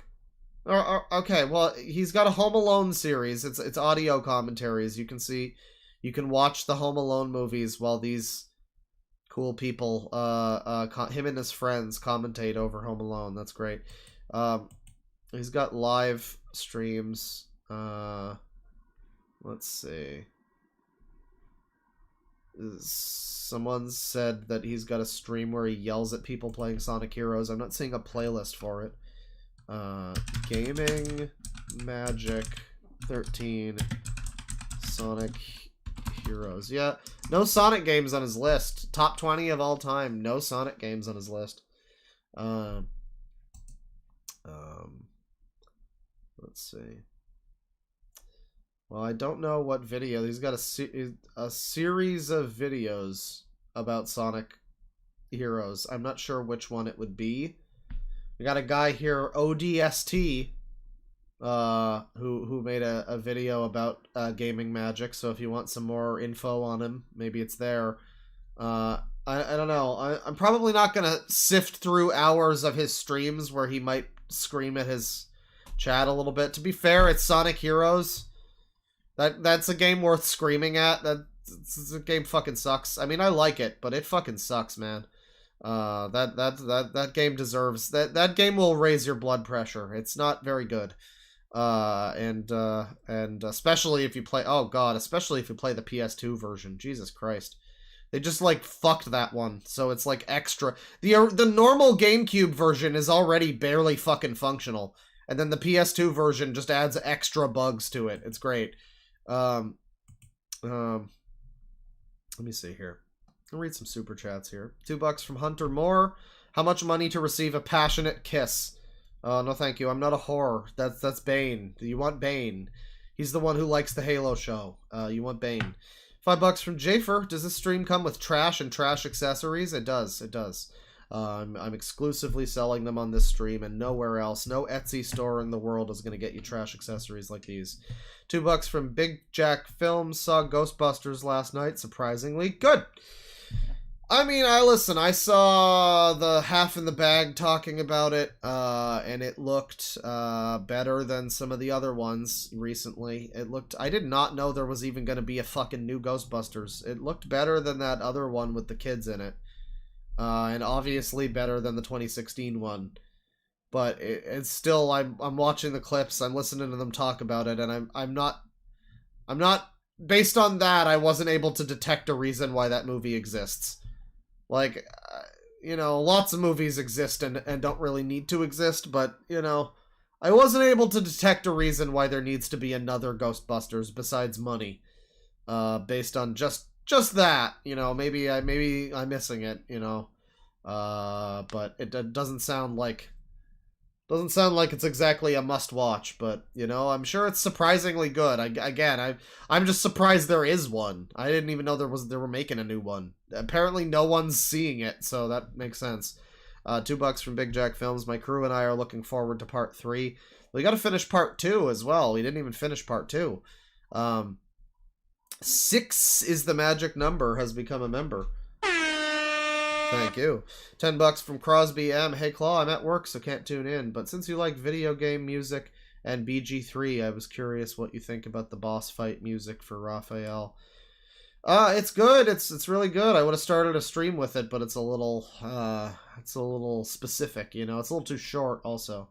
I haven't gotten to Raphael yet. The problem is I reached the level cap and then it kind of, I guess I'm kind of waiting and seeing if they add, like, extra level stuff at some point, because they keep updating it. And so it's like, man, I kind of, if I don't have the dopamine of getting new moves and stuff in the future, it's like, eh.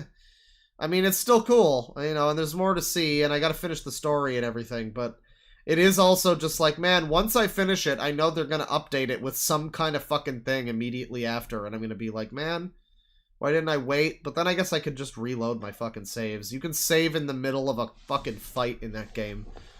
Baldur's Gate 3 is great for getting me... It was great for getting me into CRPGs and getting me better at turn-based combat in general. Because it is just...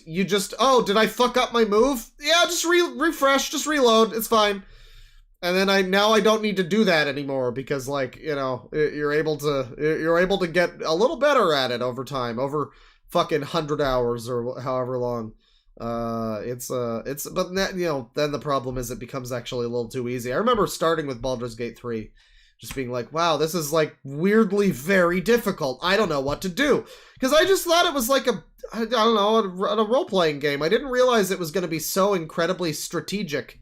And you had to like position yourself in all sorts of fucking locations, and all of that was going to be important. But it sure is. And, I wasn't prepared for that, but I got through it, and I'm happy that I did. No, I didn't get to that fight yet, but I have heard the song, and I mean that's also just the song that's like the vocal theme version of the song that just kind of plays for him. I think because that's the song that plays throughout the game. It's like is it like the Hell theme or something? I'm not sure, but it plays for a substantial period. And you get like a cool, exciting boss fight version toward the end, and I do have to get to that at some point. It's a pretty good one. Last year had like I remember being kind of disappointed actually. The Game Awards, they had that performance from the Alan Wake 2 game, which it was like the Lords of Asgard or something, Old Gods of Asgard, I think it's called, which was pretty cool. It made me want to play the game. It was like a fucking Queen song. It was very over the top and theatrical. It looked like something out of an Ayreon album. It was like, wow, I didn't realize, I thought this was just a horror game, but it's all fucking wacky and insane. And I know, haha, sweet baby. But, but I was a little disappointed that they didn't do that song or like a BG3 medley. They did do a little bit of BG3 music in the, they always do that medley of game music stuff at the awards. They did a little, but it was like the most generic shit from the game. I don't know what the fuck they were doing. They had some songs in there, and it was all just shit like, it was all just like the most generic shit. It was nothing I recognized. It was like, wow, where is that one fucking battle theme that goes really hard? That wasn't there. They didn't have that one there. They didn't have the Last Light In theme. They didn't have anything. They had just like the shittiest songs from that game for some reason at the medley. It was unfortunate. So we're gonna move along. Read some more super chats in a bit. Thank you, everybody. Be sure to pop in a super chat with a suggestion if you got anything. It's probably the best way of getting me. The poor guy yesterday who was like, how do I suggest something? And someone was like, maybe you should super chat. And then he did, and the super chat was, hey, am I able to suggest something? It's like, bro, man, you can still, but you did kind of miss your opportunity right there. That's a shame. That's just unfortunate. It's a little bit funny, but it's unfortunate. It's unfortunate. Let's see. Weird Fireman Sam fan movie. Review of Cars by a Train Boy. Go Animate reaction. This dude just plays card and board video games, but keeps doing it. Charming. Okay, Brit rants on the Tetris kid, defends the stupid newswoman. That's a little dated at this point. I didn't even see that coverage when it happened. I heard about it, but this one is just called Funny First Frame on the list. Let's see. Let's see what the funny. What is it? What is this one? This one's called Trick or Treat Studios 2024 Catalog Review, and then in brackets my thoughts. And the first frame. Yeah, the first frame is this. I like the spooky masks behind him. And then, yeah, the first frame. Playback has begun. This is exactly what I wanted. Hello, everybody. Hi, Welcome back to the Tin Man's Corner channel. I'm your host, Jeffrey Tin Man Taylor. And today, I thought my voice was starting to get stronger again after my little cold I had. But I wanted to film a video for you guys. Just me talking about Trick or Treat Studios' new catalog for 2024. And Trick or Treat Studios. Alright. What are we looking at here? Is this going to be baby bullshit? I think it's going to be baby bullshit. Trick or Treat Studios. No, it's movie prop stuff, I guess. Yeah, this is this sort of thing. It's like masks and stuff like that. Okay, it's not baby bullshit. It's not Train Boy stuff, so that's good. What they have to offer for this year, and I'm going to give you my thoughts I on wonder it. if this guy's a juggalo. And plus, I was getting kind of bored not filming nothing, so I said I'm going to film this video, and I'll start filming some more later. All right. Film at your own pace, guy. Just get to it. It's fine. When you go to Trigger Tree Studios website, you click on the catalog, and this page pops up. So let's go. I don't know. I think it's fine. This guy's just reviewing a thing. I guess it's like some horror movie bullshit kind of deal. There's Ghostbusters merch. There's like masks of Slimer or whatever. That's neat.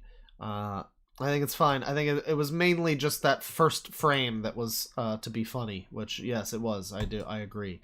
It was a smear frame of sadness. Metalhead hates SpongeBob. Fighting game community drama. PlayStation Classic rant. We've done some gaming already. Let's see. From Star Wars game woke to this guy talking about his weird novel. Okay, there's something going on in this one. All right. This is is this Harman? Oh, it's not Harman. Okay, it's this. It's one of these channels, I guess. Star Wars Outlaws failed female characters in games. It's 59 minutes long. And I was instructed to specifically go to a time code, actually. I didn't realize it was going to be that fucking long. So I assume that at some point in the video something funny happens. Oh, okay. Well, he brings up Final Fantasy VII Remake or Rebirth for some reason. Why is this happening? Yeah, so the live stream channel, that's going to be a VTube channel. What? Without a doubt. Without a doubt.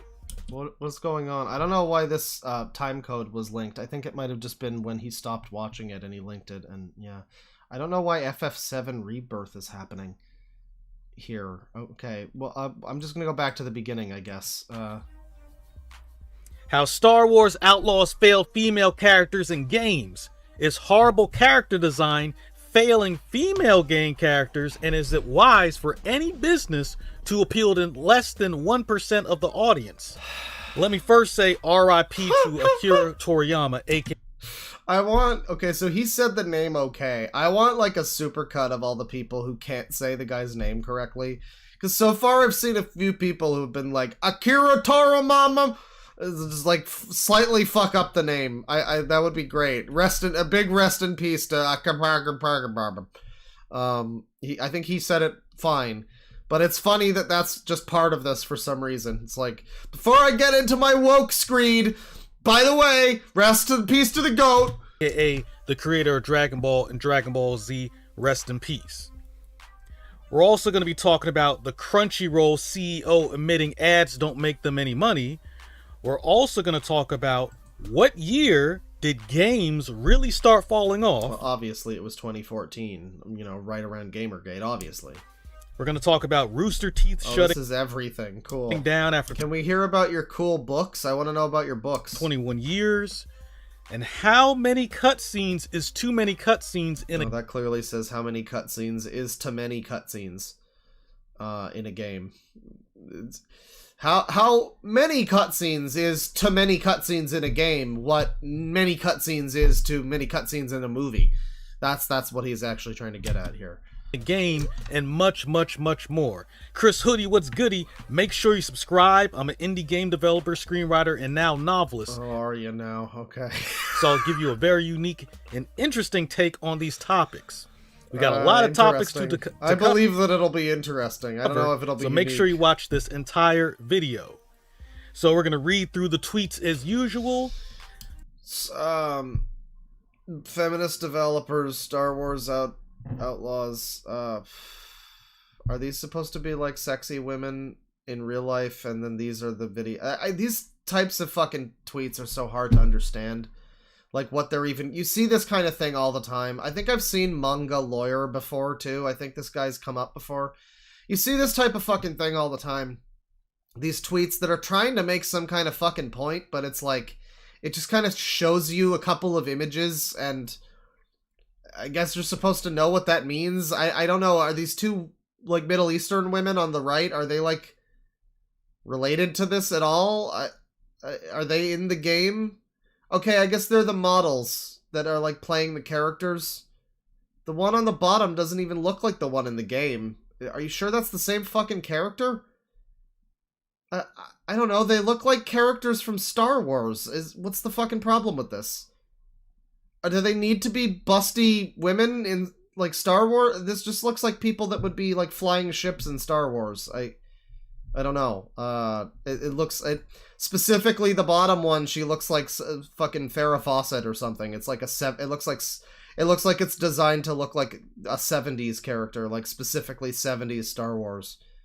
The top one looks a little different, but I don't know. I guess the actual women are more attractive. Guess what? Real women are prettier than video game characters. That's the amazing tweet that this just made, which is, you'd think that they would usually be on the other side of that argument, but... Total video game character blank by feminist developers. Star Wars Outlaws 2024. They are taking all the beautiful models and turning them into chestless Karens. Okay, so... Why are they Karens? What makes them Karens? What makes them Karens? Like, just because it's a woman? I don't understand. So the model on the right... This is when these fucking buzzwords just, like, they get too insane. You just get to this shit, and it's like it reaches a... It's just like... I mean, they'll never admit it, they'll never recognize it, but it's exactly the fucking same shit when you get some retard spewing about how, they made her too white! They whitewashed her! Blah, blah, blah! You know, just some fucking idiot who has too much time on their hands being a moron on Twitter. It's the same fucking thing. But they just use they just use all the buzzwords. We need a version of In Bloom by Nirvana. But it's like, instead of like, he knows all the words to the song, it's like, is the one who likes all the political slogans and knows all the buzzwords, like Karen and soy, but he don't know what it means. He don't know what it means. He don't know what it means. I believe is the body model in Boomer. Star Wars Outlaws. Same with the model at the bottom here. These are all the same characters. So this is supposed to... Okay, well, that I don't understand, because, yeah, this is clearly, like, a blonde lady. This one has, like, dark hair. I would have assumed these are different characters, but they are dressed the same, so I kind of figured they are supposed to be the same. Maybe it's just the lighting makes her look more blonde here. Actually, I say something about whitewashing, but to be honest, this woman looks like she's, like, I don't know, Middle Eastern or Mexican, maybe, or something. You know, she's brown. And if she's playing this character and it's supposed to look like her, it does look fucking nothing like her. This just looks like a white lady. I don't know if that was supposed to look like the actress. I mean, someone in chat made the joke about, like, why doesn't Fry look like Billy West? I mean, I guess it's because this is supposed to look like the actress. It really doesn't. I don't know what is going on there. My take is this.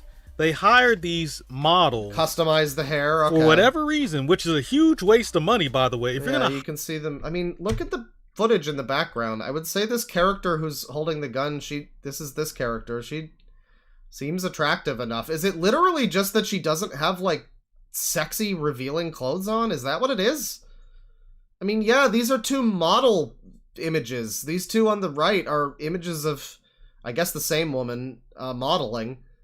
So, yeah, she's looking a little more sexy than this, like, Republic fucking fighter or whoever this is. Yeah. The woman, it's not like when Western, because Western game studios do sometimes do the thing where they'll make a female character and she'll look like Wonder Woman from fucking Injustice. And she's just got, like, the most mannish, like, fucking square-jawed, like, and that's where that meme kind of comes from. But I'm looking at this This woman looks like very feminine. She's just got like normal clothes on. She's got casual clothes on. Are we just upset that she doesn't have like big honkers showing? I mean, you know, I agree, but I don't know, by it's the way, minor. if you're gonna hire the models and then make them look completely different, this is a huge waste of money. I don't know why they do this.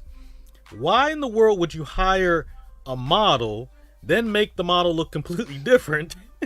Well, I don't know either. They do that a lot, but they didn't make her look, I mean, they didn't make her look more woke or something. They just made her look, they gave her clothes.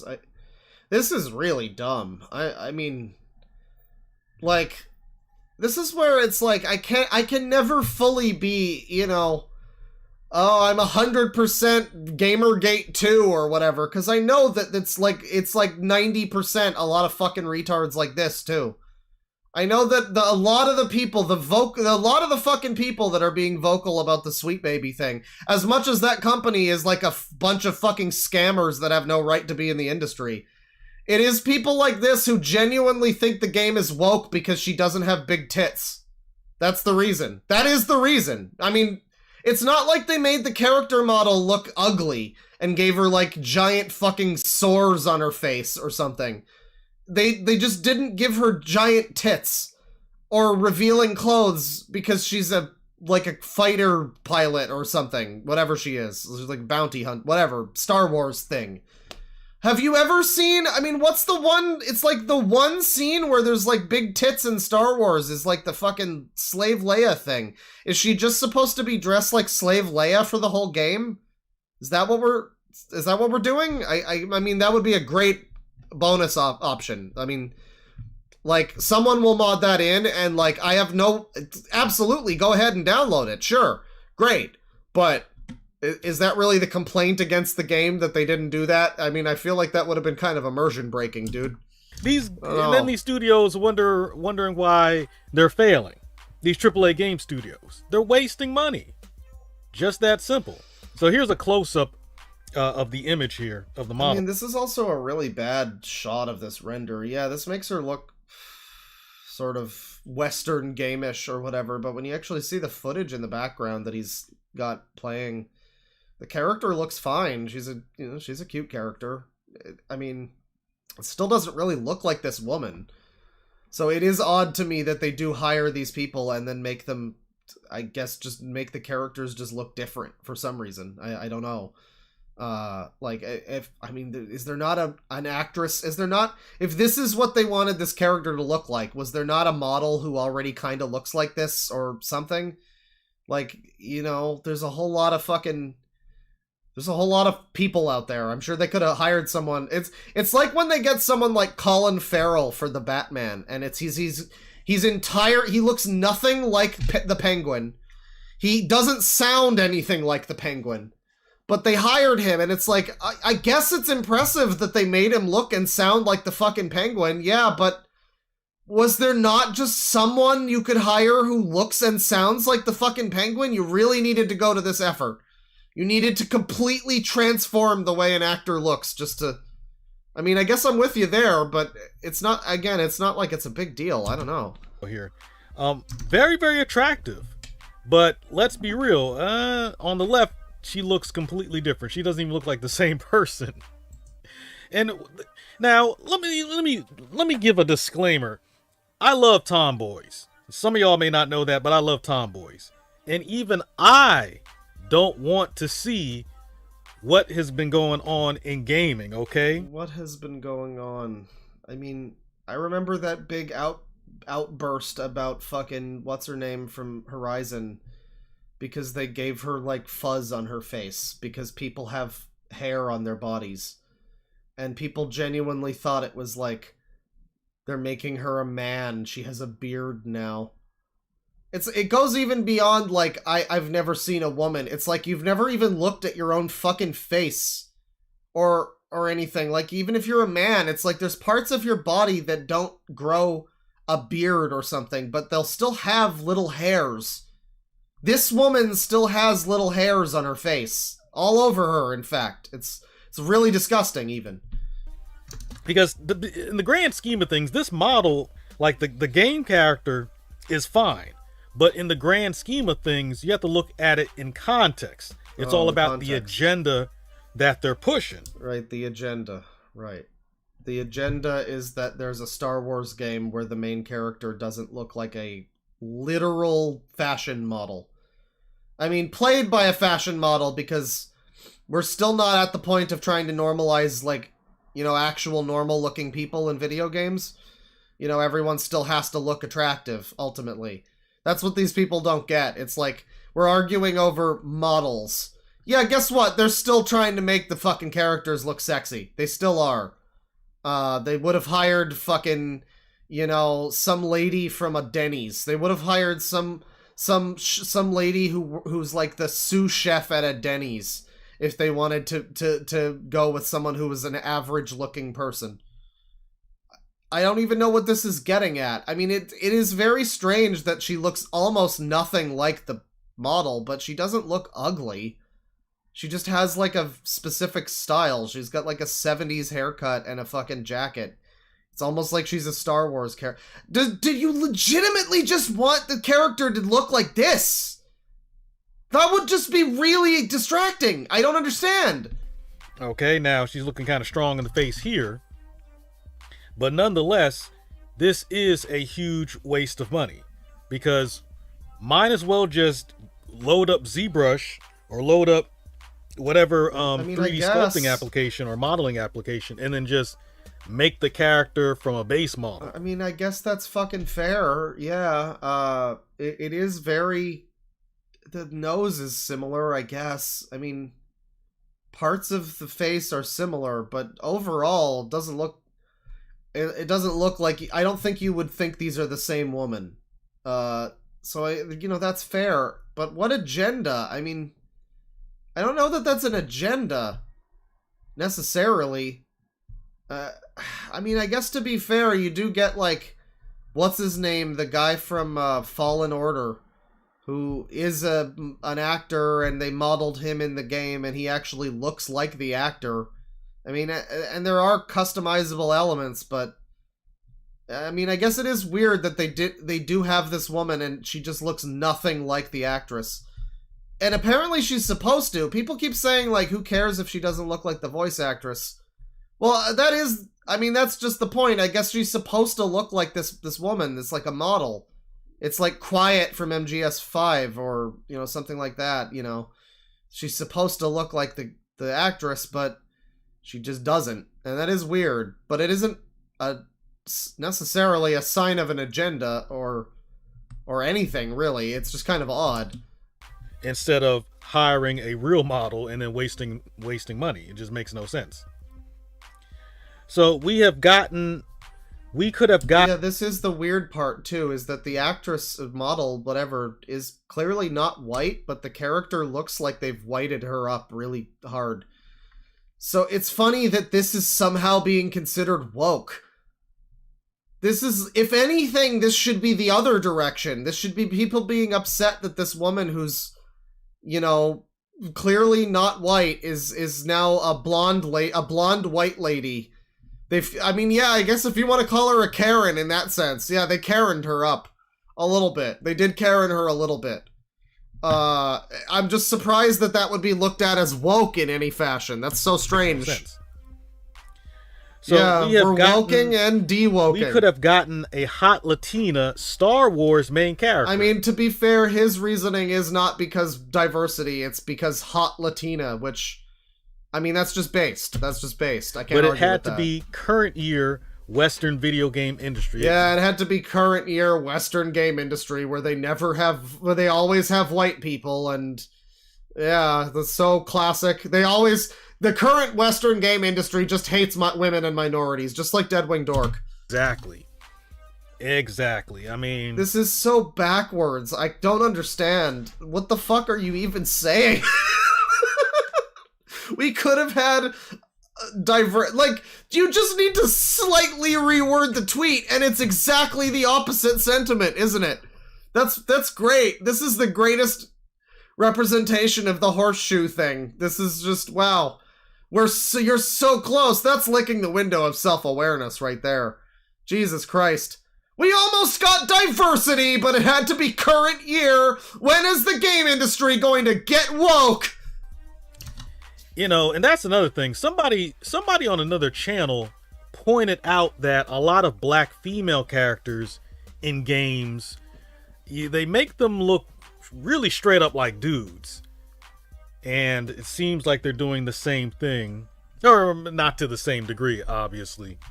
But well, no, every black character, every black woman in gaming now is that same woman with the like weird eyes who plays Amanda Waller, and she played she's also in that Jedi Star Wars game. She's in like a bunch of games now. Apparently that's every black woman in every game. That's her.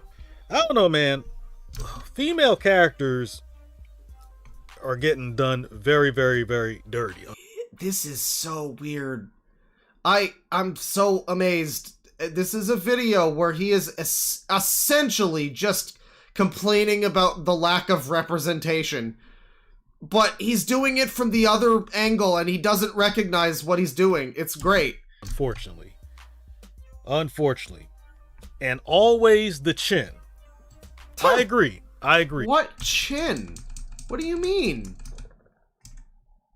I mean, I guess there's a chin. This is one shot. He keeps showing footage in the background. You can see footage of this woman, this character model in motion, like speaking. And she looks like similar to... The first thing that came to my mind was Léa Seydoux in Death Stranding. Famous, ugly, hideous, woke trash Léa Seydoux. Hideous, ugly woman Léa Seydoux. That's what came to my mind. Not so much in this shot, a little bit, but when she talks, which is very weird again because the actress looks fucking nothing like that. But I don't know. I guess it's the chin. I don't know. I don't see much of a chin. Some people have a chin. I mean, this is really it's the you know, I definitely have seen this guy before too. I remember I forget which FF this is. It's like FF2 or something. One of the early ones. One of the super cool ones that like only epic gamers played. Yeah, I mean, I guess this is legitimately one of those people who like all of their experience with, I mean, not even just women, but I guess just people in some ways in general.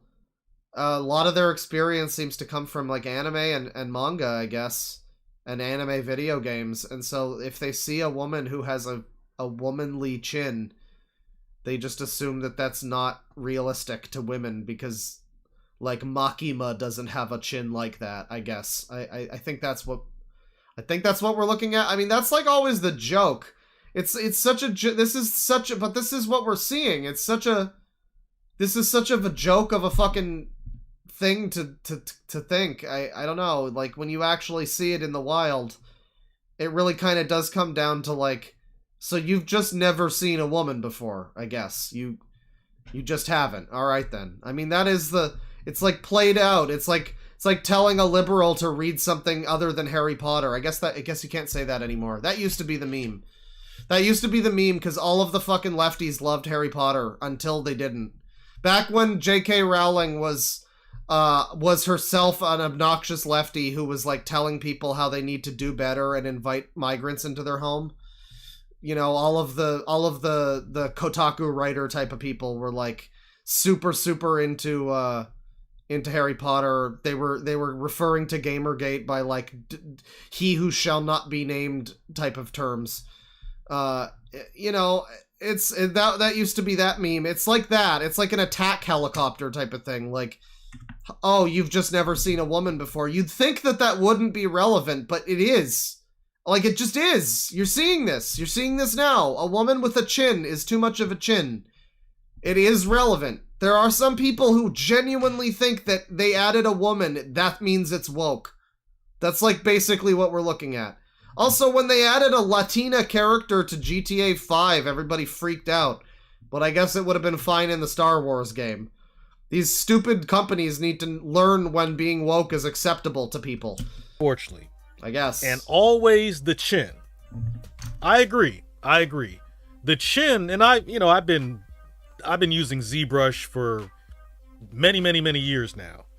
And I can tell you, I can promise you that they're deliberately going out of their way to make these, you know, these female characters look like dudes.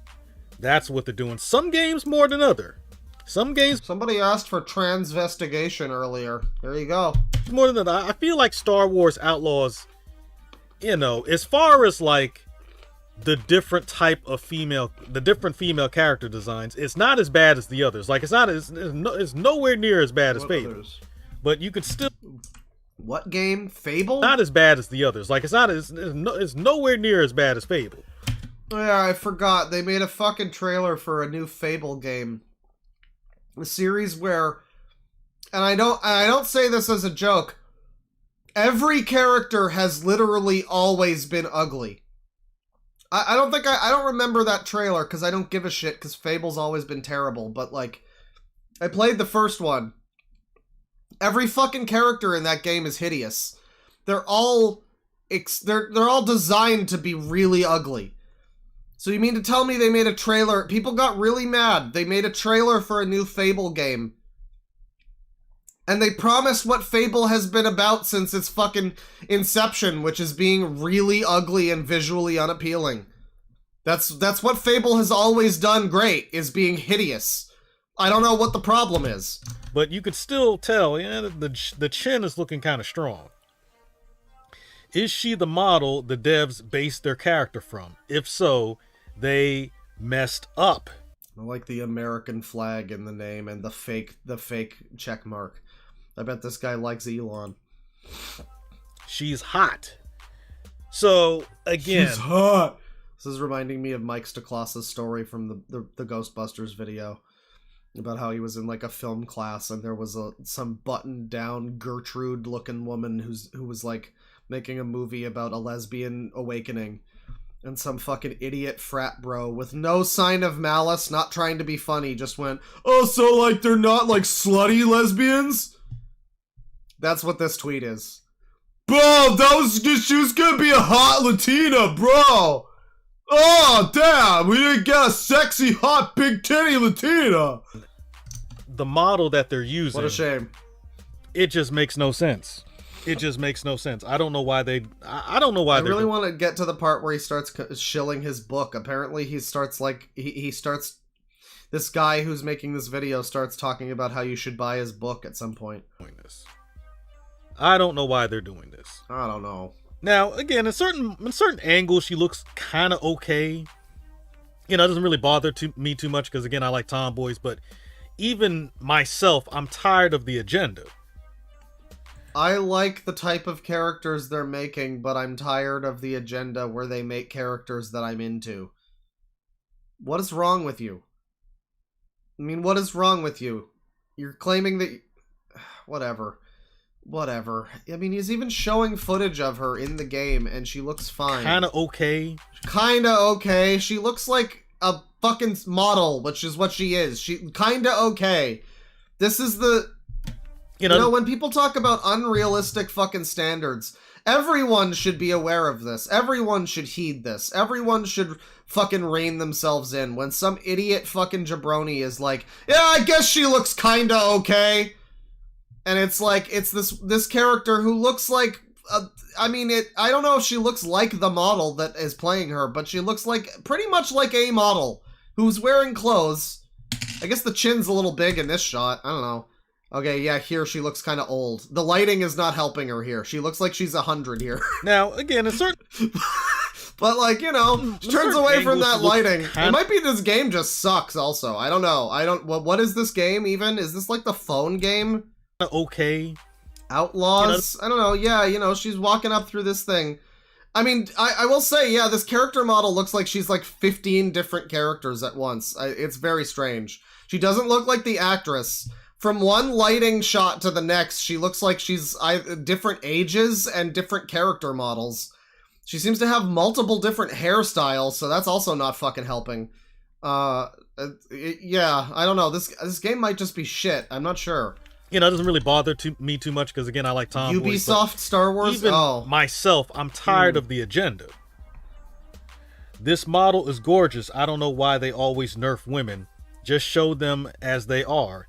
then make it fit the world. You don't have to make them ugly to fit world or whatever. Well, I mean, part of it is the lighting, where it's like, yeah, you're gonna get lighting, you're gonna get that Seinfeld Two-Face effect, where you get some lighting that just makes certain people... You've seen FF7 Rebirth.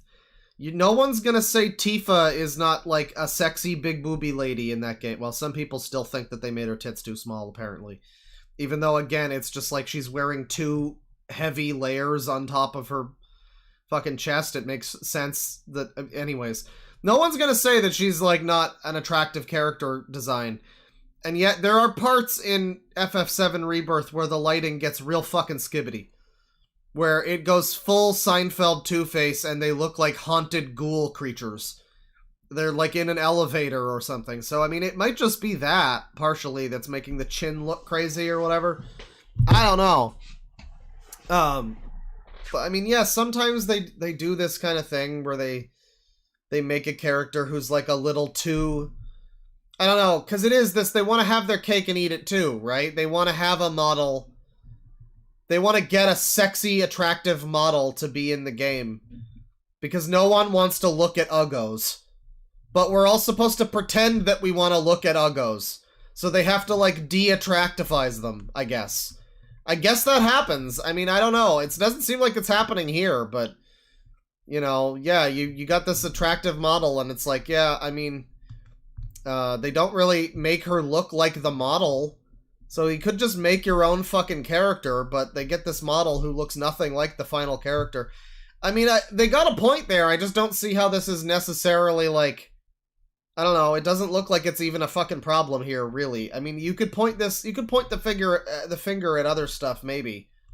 Again, I mentioned, like, in those Injustice games, those are the classic, where they just made Wonder Woman look like a man. They just gave her a man body. It's weird.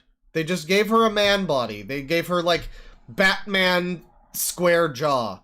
That's kind of what they're getting at with something like this, but it's just not applicable to this fucking game. Everything we're seeing, the character just looks fine.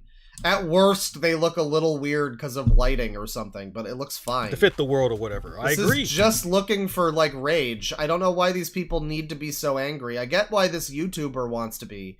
For, like, clicks, and I'm giving it to them, but why all these tweets? Why are these people being conditioned to be upset about basically nothing? I agree. It's very, very... We live in a very, very strange times where you have... We live in a very strange time where it's like an attractive woman is okay in certain context, but is horrible in a fictional context. It's real weird. This character in this game is attractive. They're going to make porn of this character, and it's going to be probably pretty good porn. This character seems to be... You can see her in the background. She looks like a perfectly fine fucking video game woman character. It's gonna be so insane to me. If I didn't know about this and I played this game... I mean, I don't think I will, because it seems like it's probably, I don't know, takes a lot for me to want to play a Star Wars game at this point. There's some really good ones, but, like, there's enough really good ones that I'm like, you know, I still need to finish KOTOR and its sequel. I don't think I need to play Outlaws, probably. I think it's like a phone game. I don't know. But, you know, like, it's a lot of fucking... If I played it, I would never have guessed. I would probably literally never guess that the character design made people angry that she was too ugly. Based on what I'm seeing of the fucking trailers, she just looks like a perfectly normal female game character.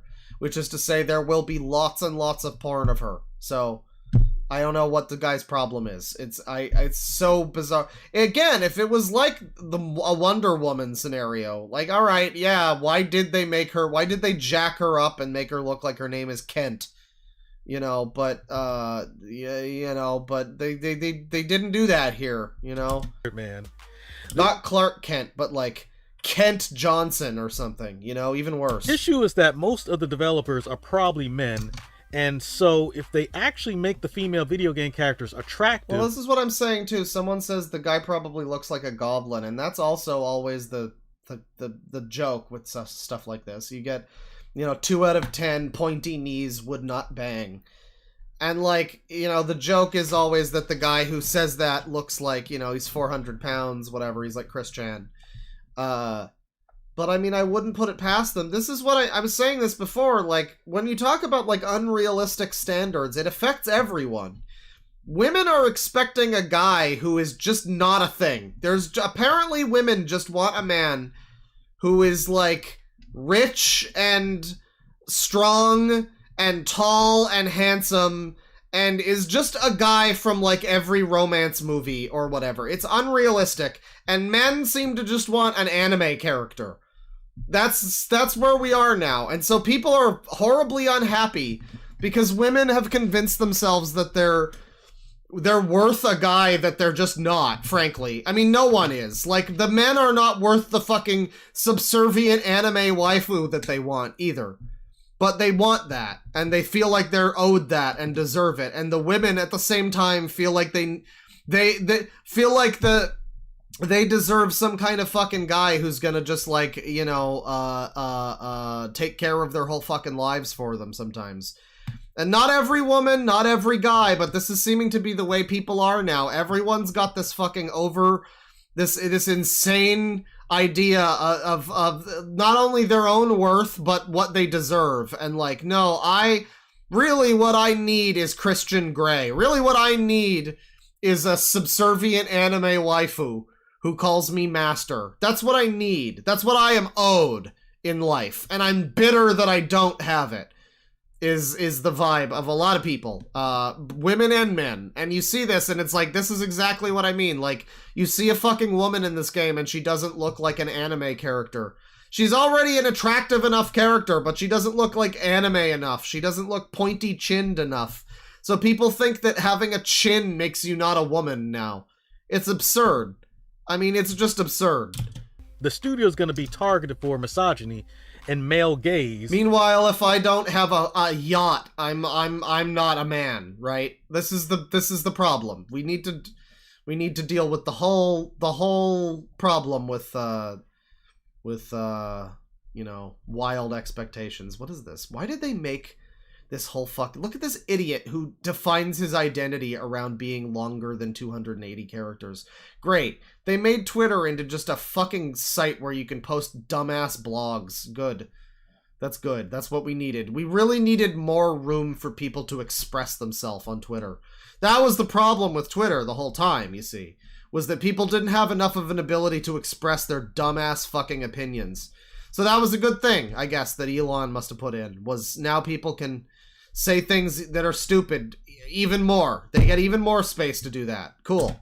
And objectifying women, etc. And when you diversify the workplace, you are also working alongside women who you have to be aware of, some of which are probably also your boss. I think that developers have had their creativity neutered in appeasing the... It's amazing that the guy is reading this as if it's his own words, but he's clearly reading a tweet. It's like he's thinking of the words as they're coming to him, but he's reading them. Attractive anti-male feminists who have convinced the industry that portraying women as beautiful is actually This feels like it's so far behind on the times too. I mean, I don't know. I guess you still have some fucking fatties out there who are still whining about representation of ugly people or whatever, but it's like, that was like a thing in like 2015. You know, you got this whole like, oh, everybody, we need to have Raven from Teen Titans be like 600 pounds. Everybody is represented, and we don't really do that anymore. It feels like the people that are only people that are still talking about that kind of shit are people like this. How many fucking people are still all that concerned about, like, I mean, I don't know. I mean, I guess there's still feminists that want to, you know, make realistic looking women, because apparently people just have this unrealistic fucking idea that every video game character is going to look like Tifa Lockhart, which it's great that some do. It's super cool, and I'm all down for it that some do. But it's also understandable that not every game is doing that, especially not the Star Wars game where she's going to be dressed like a Star Wars character. It seems to be the face that he has the problem with here. This whole fervor is over her face, though. And again, the face of the character in this game seems to be fine. Harmful to women. And with that being Star Wars, Disney has tried to pander to woke groups.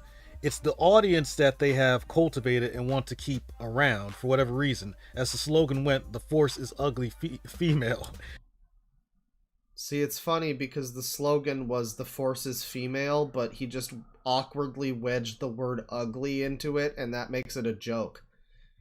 It's funny because there's the word ugly in there. That makes that a joke. It's great that we gave this person more characters to express himself. That's awesome.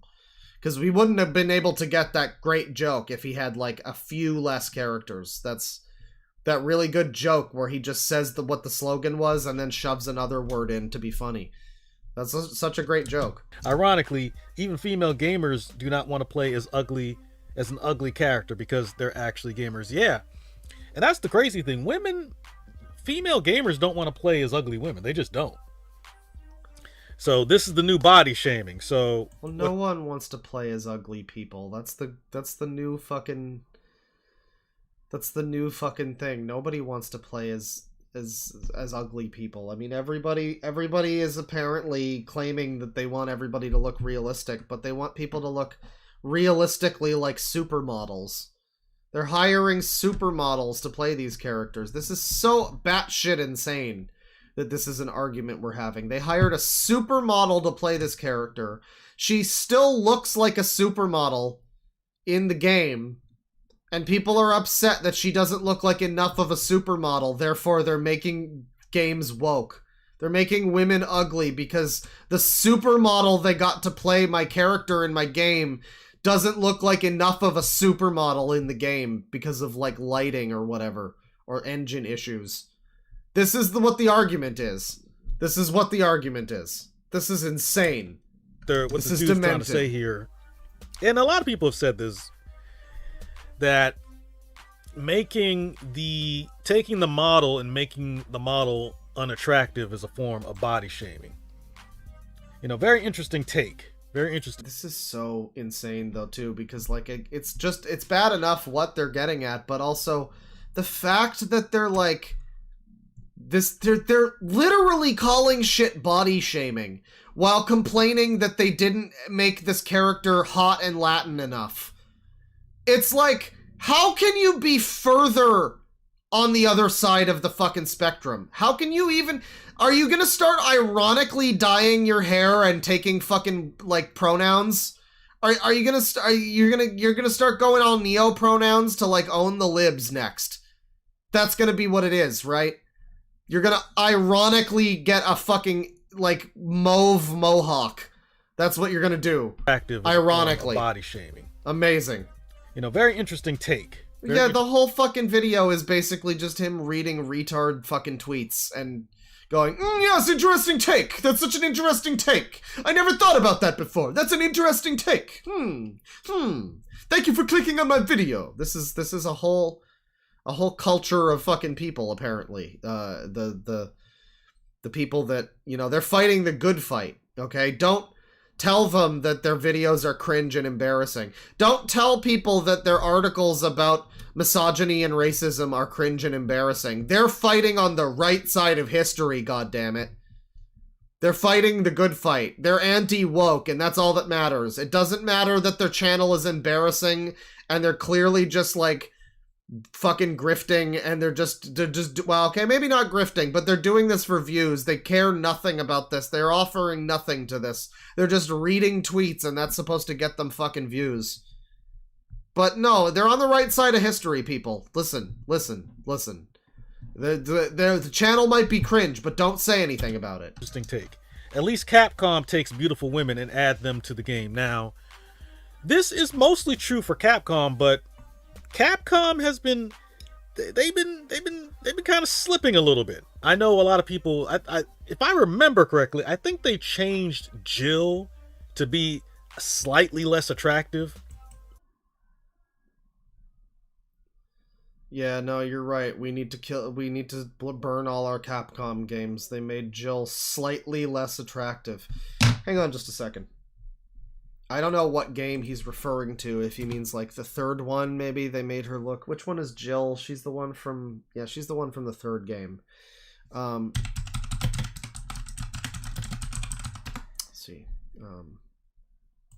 Right, it's this lady.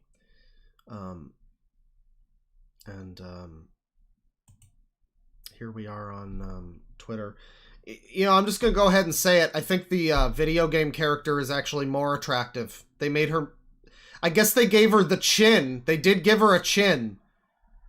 But they also... I don't know. I think they made the character actually look better. So, what the fuck are you even talking about? At the very least, you're not gonna say they made her look worse. She does have a bit of a 5 head, I guess. Still, you're not gonna say they made her look worse. Come on now. Come on now. From what I understand, so... Yeah, they gave her a chin. It's unforgivable, though. That is the problem. They did give her a chin. You know, Capcom... And I've seen a few things Capcom has been doing that is a little suspect. Now, they're not... Capcom's not overdoing it, but, you know, they're dipping their toes into the foolishness, unfortunately. I think this was the best time for video games in the Star Wars franchise. Since Disney has control over the franchise, everything is bad. What a brave, stunning take. Everything Disney is bad! I'm sure all of it is. Literally all of it is. Every single thing ever associated with Disney Star Wars. All of it. Every single thing. All pieces of media since Disney got Star, all of them have been bad and worthless. Right. Okay. I'm with you that most of them probably are, but just this... Everything is bad! Room temperature IQ. Yep. And we're going to talk about the best year, or should I say... Something Rugrats music, exactly. What year... What year... Go back to the best year in video game. I don't know. I guess people are into the... we are talking about Star Wars games, so I mean, pound for pound, Star Wars Knights of the Old Republic does also have a notable female character in it. It's got a couple. I mean, it's got Mission Val, who's like a 15-year-old, I think. She's like one of those Twi'leks. She's got a Wookiee friend. You know, she's obviously not really sexualized or anything. You do have Bastila, though, who's also with you, who is just, like, for the most part, just wearing, like, simple Star Wars outfit. I mean, look at this. I guess she's got, like, a chest, but, like, fucking probably so does the... I mean, the model didn't look like she had much of, you know, much tits. You know, like, they didn't jack up her bust to an insane degree. They probably just stuck with what the actual model had. And this, of course, is a character they just designed for the game. So sure, they gave her like, you know, they gave her a chest maybe. But she's still wearing like Jedi robes the whole game. She's not exactly dressed provocatively. I mean, outside of the fact that this is a game from 2002 or whatever, and it has extremely dated visuals. I mean, even for the time, it didn't look that good. For the time, even, it was not really up to par with, you know, some of the hits of the PS2 generation. Like, you know, Metal Gear Solid 2 or something was a game that had, like, some pretty good character models for the time. You know, Bastila, not so much. But, you know, this is the best era of Star Wars gaming, and maybe just gaming as a whole, I guess. Back when they still had a woman who was more or less dressed like a Star Wars character and not explicitly sexualized. And right. Thank you for your point. Thank you. You know, just as long as we're comparing female characters in particular, that one stands out as like, she was also not like wearing a fucking... I think they might have put her in some kind of bikini thing as like a throwback to the fucking Slave Leia, but I don't think it was particularly long thing that happened. I think it might have happened briefly. I'm not sure. Gaming start getting really bad. We're going to talk about that a little bit later on, too. Make sure you keep watching. No one hates women more than femcells and male feminists in the Western games industry who do crap like this. Yeah, you know, it really, really is bizarre. Where do we get to the part where he shills his novel? Always at a loss for words for a lot of this stuff. I don't want to see you reading fucking tweets, dipshit. He starts talking about Crunchyroll, what year games fell off. The whole video's just got the Star Wars footage in the background. This hideous, ugly woman, by the way. People ruining games today. It's two people. This is the character he's talking about, by the way. I don't know. I think she's perfectly attractive. Come on, there's two people. This whole video, it's got this footage playing to like show you that this woman is just fucking fine looking. But we had this whole entire like 20-minute segment about how they're woking the games. Which they are, but this is just not it, though. I mean, two people ruining games. That's the worst part. It's not as if there aren't companies like Sweet Baby that are doing really awkward, weird, nefarious shit that seems to be like, you know, potentially forcing companies to go down certain routes. But this is not that, and this is just you babbling about retarded shit. This is not making it easier to take it seriously when people say that there's an effort within Western gaming to make certain things more woke. Which perhaps there is, but this is certainly not going to fucking convince anyone, is it? Today. It's two people. It's not one, it's two people. It's the suit-wearing executives, and it's these blue-haired weirdos. Blue-haired Okay? weirdos. It's these I don't get... I guess it is just like people don't want to engage with anyone they disagree with. So like, there was like some kind of a thing 10 years ago. It was Gamergate. It was all of that. It was fucking don't clap, use jazz hands. It was all of that insane shit that the left did to itself. But I guess, you know, it made this blue-haired pronouns havers kind of like the thing to point out.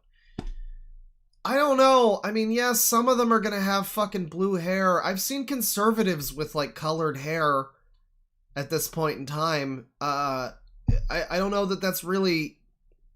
It's like using a picture of Big Red in this day and age. It's just so outdated. It's so out of date. It really is. It's the same feeling that I get when somebody is writing one of these articles about how all gamers are misogynists and blah, blah, blah. It's like, really? We're still doing this. This is... I mean, nothing changed. None of you people, we have the access to the internet. You could just talk to the people that you disagree with and realize that there's at least new things you can make fun of them for that aren't purple hair and pronouns and like attack helicopter or whatever. There's new things that you can make fun of people for. But you're just stuck on the fucking purple hair, the blue hair. That really became a sticking point for people. I guess it was a very clear visual sign that some people had certain, you know, wacky beliefs, but like, man, that it hits me the same as that kind of like, wow, these incredible buzzwords that are by and large not really even true or accurate, but we've just kind of I guess it doesn't matter. We all know what he means, right? It's like when I complain about people that get semantic about the CalArts thing. You know, we all know what it means when he says purple hair, blue hair, whatever. I guess we know what it means. It's just, it's very outdated. It seems like you haven't updated your repertoire of things to make fun of even. Which is funny, because there's a lot of things about the left you can make fun of still. There's plenty. Suit-wearing executives, and it's these blue-haired weirdos, if you catch my drift. These are the two individuals messing up... If you catch my drift. I don't know. It's pretty fucking... It's not clear what you mean by that. Play games. It's not clear. Because a lot of the decisions in these games don't even make any sense. They really, really don't. So I want to talk about Rooster Teeth shutting down after 21 years. Anyways, now we're talking about something else completely, I guess, and we're still using the Star Wars footage. Rooster Teeth is now happening. How many cutscenes is too many cutscenes? You know. This is just all over this is such a terrible fucking video. I guess we're not gonna see him shill his thing, his book. He apparently has books. Here's some cool AI art for the image. But, yeah, I mean, Stellar Blade has thick women. There's no other video game that has thick women, so thank God Stellar Blade invented thick women. Just look at this. She's so thick. She looks like she weighs less than me. I guess that would make sense. I do weigh a lot, but I don't know. Thick? I mean, what? This is the thing, right? You look at this character. This is thick. This just looks like a woman who's, like, thin. She looks like... This is not what I would call thick, but what I would call thick would be referred to as probably fat. Disgusting, hideous, uggo fat by a lot of people. This is thick. She's not literally anorexic, so she's thick. This character here. Cool. Great. Sweet Baby Inc. detected is genius and is... Yeah, this is the problem. Thank you for being a fucking dumbass. Thank you for being a fucking retard. Because I also hate Sweet Baby Inc. I also think that they're a bunch of scammers and that they're a fucking pile of shit. I am on your side, but you are a moron. This whole channel is fucking retarded. Look at this shit. Final Fantasy VII got censored by Sweet Baby! It's the whole channel. Oh, and there's a Pal World video, which is also a, you know, hot button thing that he's gonna get attention from. Yeah. I was writing an ensemble story, but... it wasn't really working out. Should you Maybe this video was done by AI. This sounds like an AI. I mean, that's always the thing people point to now, but this sounds like a decently advanced AI that's sort of modeled to sound like a human guy reading, like, you know, like a podcast. Because he delivers everything with, like, the same fucking tone. Was writing an ensemble story, but... I was writing an ensemble story! It just sounds like... It doesn't sound like a person. Wasn't really working out. Should you write a story for marketing's sake, or should you write a story for yourself? That is what we're going to discuss. Make sure you like, subscribe, share. We're also going to be talking about how... Absolutely like and subscribe and share. I want to know more about his stories. He's a writer. He's like a story writer, fucking... He's like a screenwriter and a novelist, I think he said. And also like at least one other thing, which I was just like, okay, guy, I'd love to see it. They might start charging the AAA games... He's an artist, the same way Shadiversity is an artist. ...industry. Might start charging $100 for games. We're going to talk about that too a little bit later on, but... I guess we're just watching footage of Arcane. Your background footage in this video is just going to be Arcane, huh? Alright. We're going to talk about... Is this at all related? I have to assume it's at least tangentially related to, like, one of the things he's talking about here. Novel I've been working on. And more importantly, should you focus on marketing for marketing's sake, or should you write a story for yourself? As y'all know, I've been working on this novel. Oh, tell me more about your novel. Do you work on it in Starbucks? Do you take out your MacBook and write the novel in Starbucks? I hope so. Like crazy. I have been grinding. Yep. Not just me working on a novel over here. Don't mind me. I'm just working on my novel. I'm just, really, you know, I'm almost up to chapter 1 of my novel here. Almost done with the prologue. That's right. That's right. You know, I'm a bit a bit of a creative genius over here working on my novel. Y'all have no idea how much I've been grinding, man. He's been grinding. And, you know, my brother sent me something very interesting. You know, he sent me something very, very interesting. He sent me a clip from music producer Rick Rubin. What? Rick Rubin said something. He said the audience comes last, which I disagree with. I completely disagree with this, by the way. And I was actually very, very angry that my brother sent me this clip. Huh. I thought my brother got woke. I didn't have any... I got angry and I didn't realize that didn't mean something was woke. So for a moment I thought my brother was woke, and then I just realized that I was just angry. And, you know, Rick Rubin was basically saying that you need to make stuff for yourself, which I also disagree with. Now, Quentin Tarantino said the same thing, that you want to kind of make stuff for yourself. Which this is just gonna be like him jerking off. I don't know. He wants to be a creative type, but he's also one of these. I mean, that's great. You know, there's so many channels that are essentially just this. More or less just this. And because of Sweet Baby, he's getting some views. There's some attention coming to this channel. He's getting what he wants, and it's such a sadness. Because when you do look at Sweet Baby, you recognize that there are many, many reasons to criticize them. But then you, again, like the majority of people that are actually making noise about it are like this guy. And it's like, I'm sorry if the fucking Kotaku article comes out and talks about idiot misogynist gamers who just want women to look like anime characters and not look like people. Then, yeah, I mean, I'm with them there. I guess I'll have to be with them there. They really put a Sweet Baby logo over Tifa here in this video. This is a 21,000 view video, too. How FF7 Rebirth is censored and a bait and switch. This guy, again, just got the memo that this is a sequel. Amazing that these people still don't know that this is a sequel. Amazing. They're literally just mad there's sequels to things. Amazing. I mean, yeah, it calls itself a fucking remake because it technically also is. They say remake and rebirth several times throughout the course of Rebirth.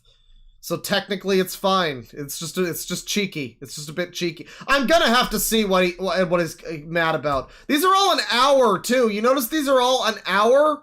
59 minutes, all of them, except down here they get a little shorter. He's got a couple that are just over ad length. Just barely over ad length. That's curious. But FF7 censor. Sure, tell me all about it. How Final Fantasy VII Rebirth is censored. I hope you played it first. And a bait. How it's a censored game while I show you Tifa in a bikini with her giant tits flopping around. In Switch. Censored. Did Final Fantasy VII Rebirth pull a bait and switch? And did Tifa Lockhart's cowgirl outfit in Final Fantasy VII Remake in her cowgirl outfit? What? Grade get censored? Wait, you mean the fucking cowgirl outfit that she wears when she's like a teenager in Nibelheim? That's the complaint. That's the complaint?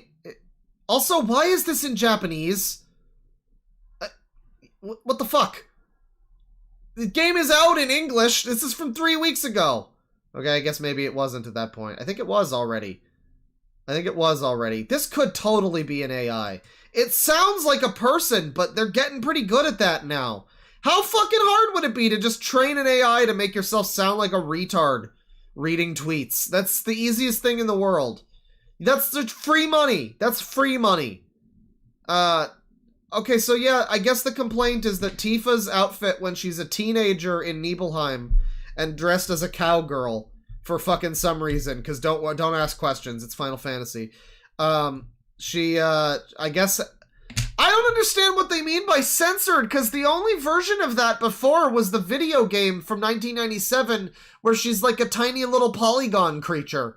Did she have giant tits as the fucking cowgirl version of herself? I don't remember. I don't think I give a shit if she did. I don't know. What the fuck is wrong with you people? We're also gonna... I don't even think there was like official art renders of Tifa in the cowgirl outfit. There is nothing for them to have reduced. It's not like they could have made her tits smaller or something. I don't think there was ever a version of her before this game where she was in the fucking cowgirl outfit and she would have had substantially bigger fucking knockers. Especially considering she was like, I don't know, like 16 or something at the time. Talk about Stellar Blade. We're going to talk about Dead or Alive 7. We're also going to talk about Crisis Core. Oh, well, if Crisis Core did it, okay. Yeah, if Crisis Core did it, that's fair then. Sure. About Bayonetta 4 and much, much more.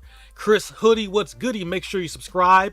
I'm an indie game developer, screenwriter, and now novelist. So I'll give you... Maybe all of those things are being made possible with AI. He's an indie game developer. Why would somebody like this want to be an indie game developer? Don't you fucking hate the whole society of indie game developers and all of that? Why would you want to be one? I don't understand. Why would you... There's so much vitriol spewed towards Sweet Baby and all of the, like, hipster indie games they work on, and yet a lot of people like this still really also want to be developers. They want to be indie developers. It's weird. They seem to want to... They want to be respected among the thing as having, like, games, but they know they won't because they're anti-woke and they hate Kotaku. They're never going to get the press... but like they want to be calling themselves indie game developers? Really? You want to lump yourself in with Zoe Quinn like that? I don't know. Interesting and unique perspective on these topics. We go into a lot of topics in this video, so make sure you watch There's the so many entire topics. Video. Now let's get to Make sure you watch the entire hour-long video. Watch all of it. Slides. I'm going to read a bunch of tweets. Okay, well that is funny. Yeah, they gave her a they gave her a titty mask. Wait, what do you mean? Like wait, they have a new, what do you mean, patch? I mean, is that the way it is in Japan? This is this fucking retard again. It's this manga lawyer guy. Manga, whatever. It's fucking arigato, fuck yourself. Manga lawyer over here. Again, I remember looking at him. We talked about him on the fucking podcast at one point. I forget what it was. It was some other stupid, ridiculous thing like this. Where it was this guy complaining that they made the game woke. I don't know what happened here, though. I'm not sure what happened. Is this like a new trailer that came up? Maybe chat knows. A fake Photoshop goof? I mean, I played the game and she's just got the huge tits. So, maybe this is just a joke? Yeah, I mean, it's possible they made like a trailer for it that like toned down on the nudity, but then why would you even include this scene? That is weird if they did that. I mean, I don't know, marketing does wacky shit all the time, but you're talking about like the Japanese trailer? So it's Japan that's to blame? It's not even the evil Western wokes, it's Japan. Because they're the ones that made this fucking game. Okay, I'm going to read a bunch of tweets on the screen. So, oh yeah, Mary Jane face model or something. Again, Mary Jane looked fine in Spider-Man 2. Everybody is so mad about Mary Jane and I will say, I liked her more in the first game. I mean, I don't know why they changed both Mary Jane and Peter in those fucking games. And I can't deal with Insomniac now. Now that I know, I mean, like, the Sweet Baby thing is one thing, but the horrible, like, corporate diversity fucking pandering thing that got passed around, where they're basically educating everyone how to be more woke. And then you play the games and it's like, why did they replace Peter Parker's face with like a younger, more Tom Holland looking Peter Parker? I don't know, but it was probably for some weirdo fucking marketing reason. It was probably for some weirdo.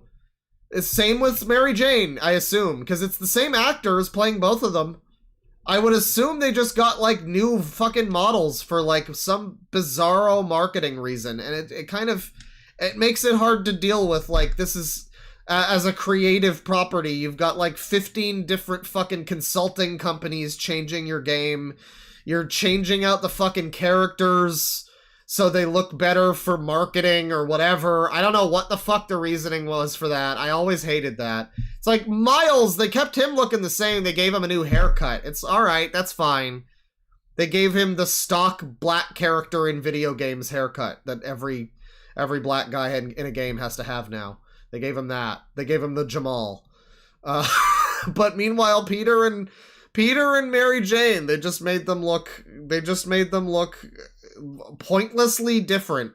Still character models you would look at and you would be like, yeah, that's probably Peter Parker and Mary Jane Watson. Yeah, I believe that, but they're just like weirdly completely different at the same time. And it's like, why? I don't know why you'd do that. This is a weird marketing decision that you made to like sell more fucking copies, I guess. I don't know. It puts me on edge. I don't like it.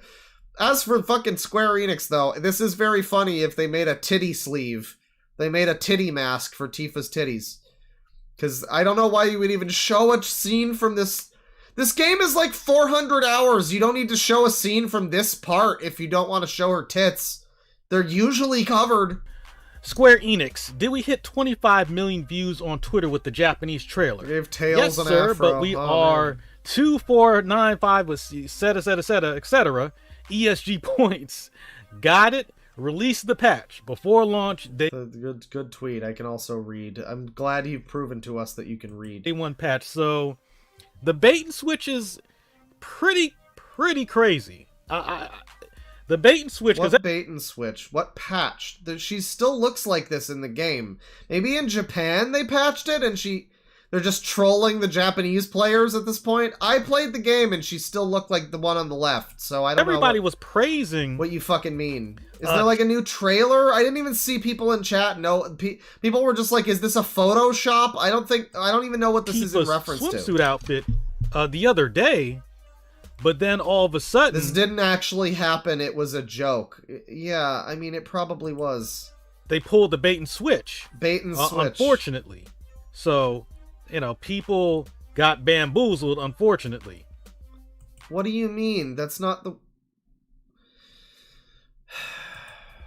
For anyone thinking Square Enix has changed due to Tifa and Aerith swimsuits, a new update to remake censored Tifa's cowgirl outfit to match it in Rebirth. If they could do... Okay, so I guess in remake she had like no shirt on under the cowgirl top, I guess. And now they gave her like another thing on. Censored. It's censored. Leave aside the fact that she is supposed to be a teenager here. She doesn't even have the big fucking tits that people love for Tifa. She is like 16. I don't know how old she is actually. I know Cloud at this point, I think they say he's like 16. Well, no, wait, because I don't remember the fucking timeline, because I think this might be after he left. He was like 16 when he left, so I think she's still like in her teen years though, so I don't know. It's a bit strange. A bit strange to complain. I guess it's weird that they'd add in extra clothing, sure, but they probably were just like, maybe we should have this underage version of this character have more fucking clothing on, I don't know. This years later, Rebirth is not safe from similar 15 or 16, exactly. Right, okay. Exactly. Now, let me put some more Final Fantasy VII. This is also the scene where she's, like, crying over her dad being dead. I just want to give some context here. This is a scene where Tifa is wearing this Okay, not fully. At the beginning, Tifa wears this cowgirl outfit for fucking no real reason. This is before she gets her, like, normal outfit that she's wearing for most of the game, that's like present day.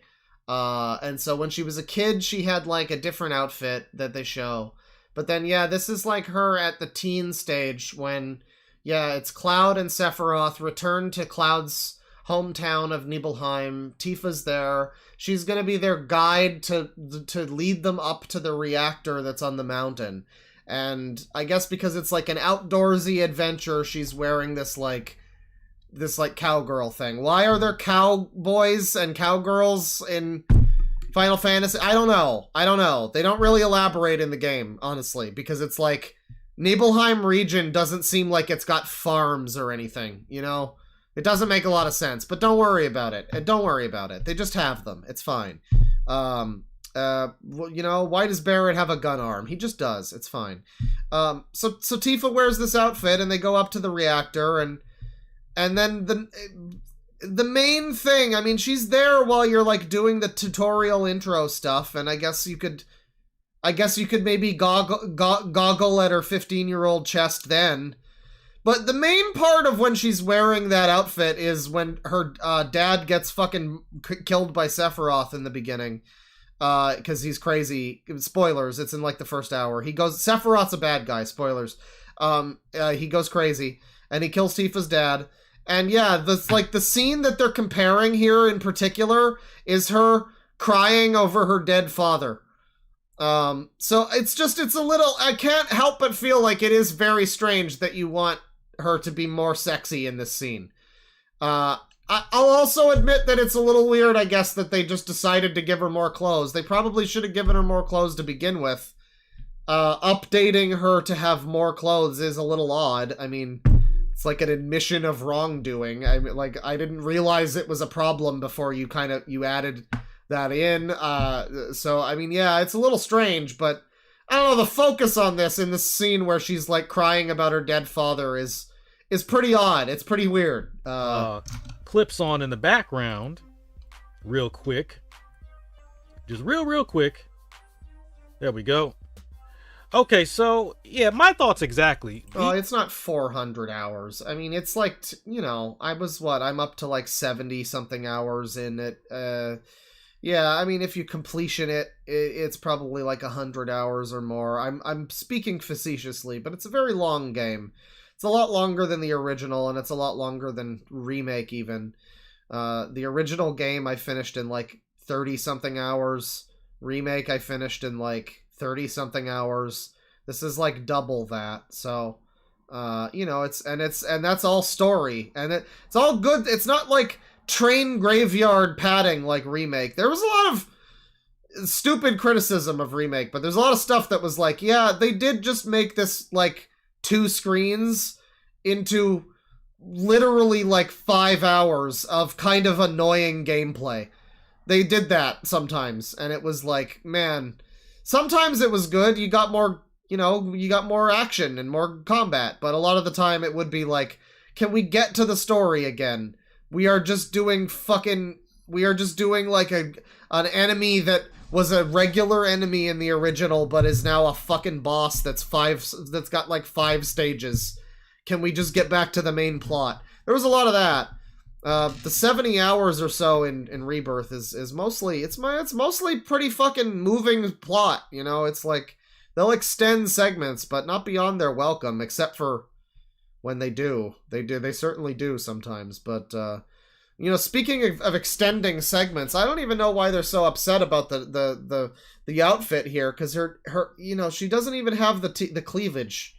They're talking about cleavage. It's like, Tifa's known for having big tits. This is her as a teenager. I can't get over this. These games are making our teenagers less sexy. Because games are digital now, it's very easy for these companies to just straight up and censor them, unfortunately. Yeah, and that's a little weird, and I don't care for that. Unfortunately, they could just straight up censor them, and that'll be all she wrote, unfortunately. Now let me...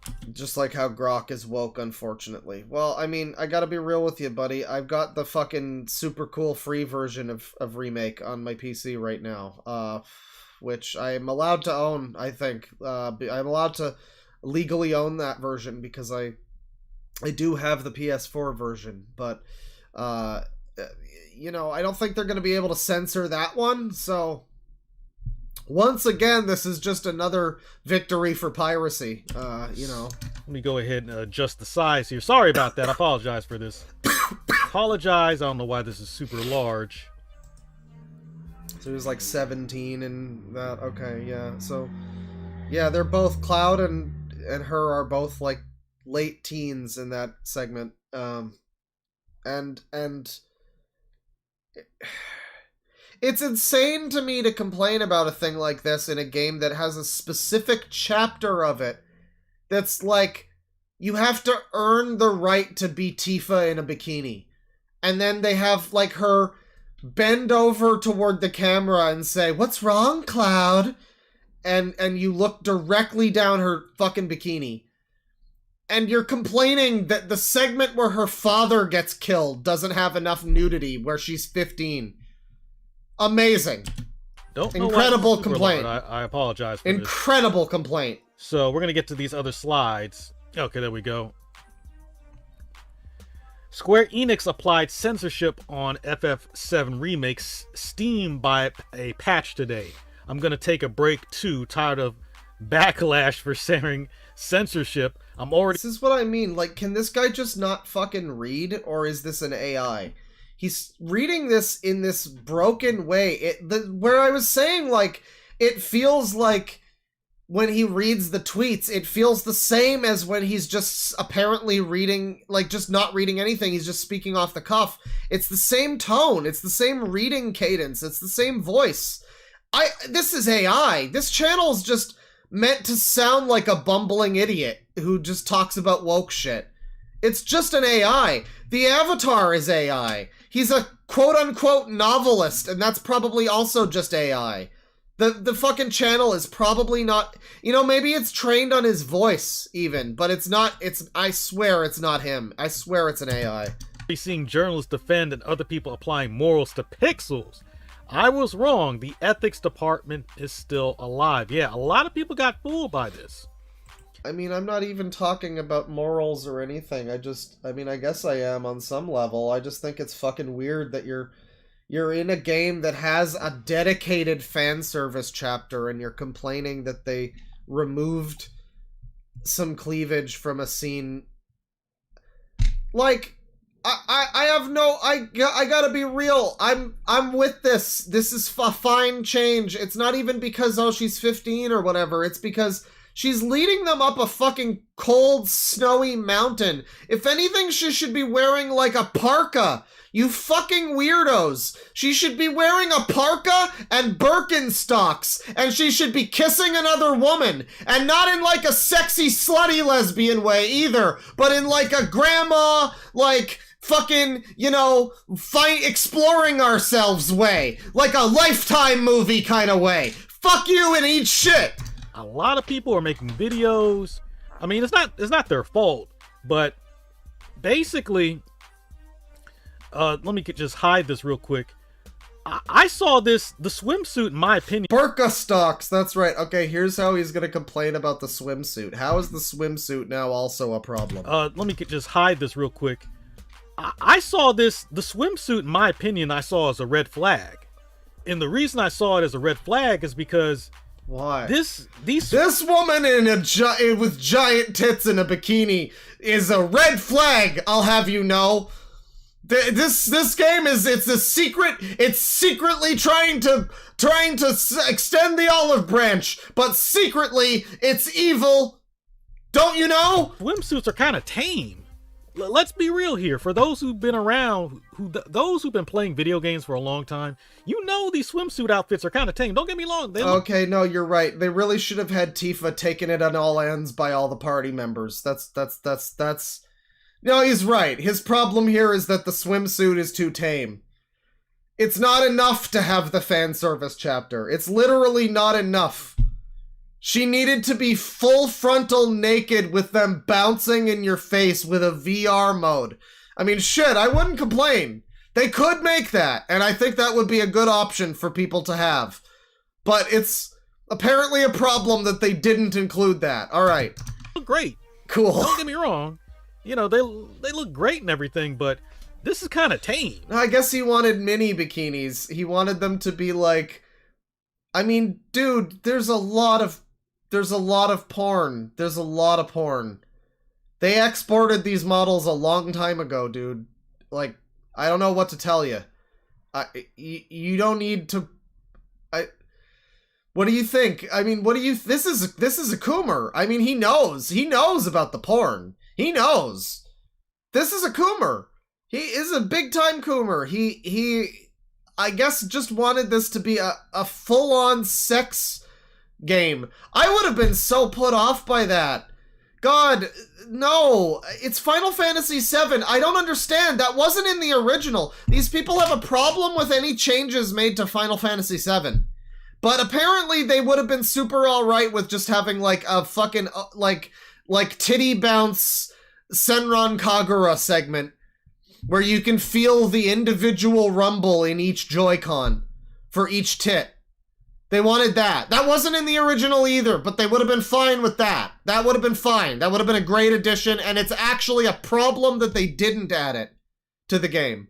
But all of the other additions that they made that are actually crucial to the story and the world and stuff and expand on things that were already in the original, those are bad. Those are all fan fiction. Okay. This is nothing to get excited over. Mental. You feel what I'm saying? So that had a lot of people fooled right there. Yeah, this guy would have been, what does Bane say? This dude would find the cuck chair at Johnny's Inn and watch Red 13 fist Barrett and Cloud at the same time. I was thinking of different thing. I was playing the original FF7 recently, and you go through the Midgar segment, you get to the Honeybee Inn. I mean, they did tone it down for sure. I mean, that was a thing you could complain about a little, even, where it's like the original, it's explicitly just a brothel. The remake, they make it like, but I mean, the remake, they have a whole fucking dance sequence, so I really can't complain. They make it a whole thing. They kind of make it fabulous and amazing. So, like, it's not worse, it's just different. But in the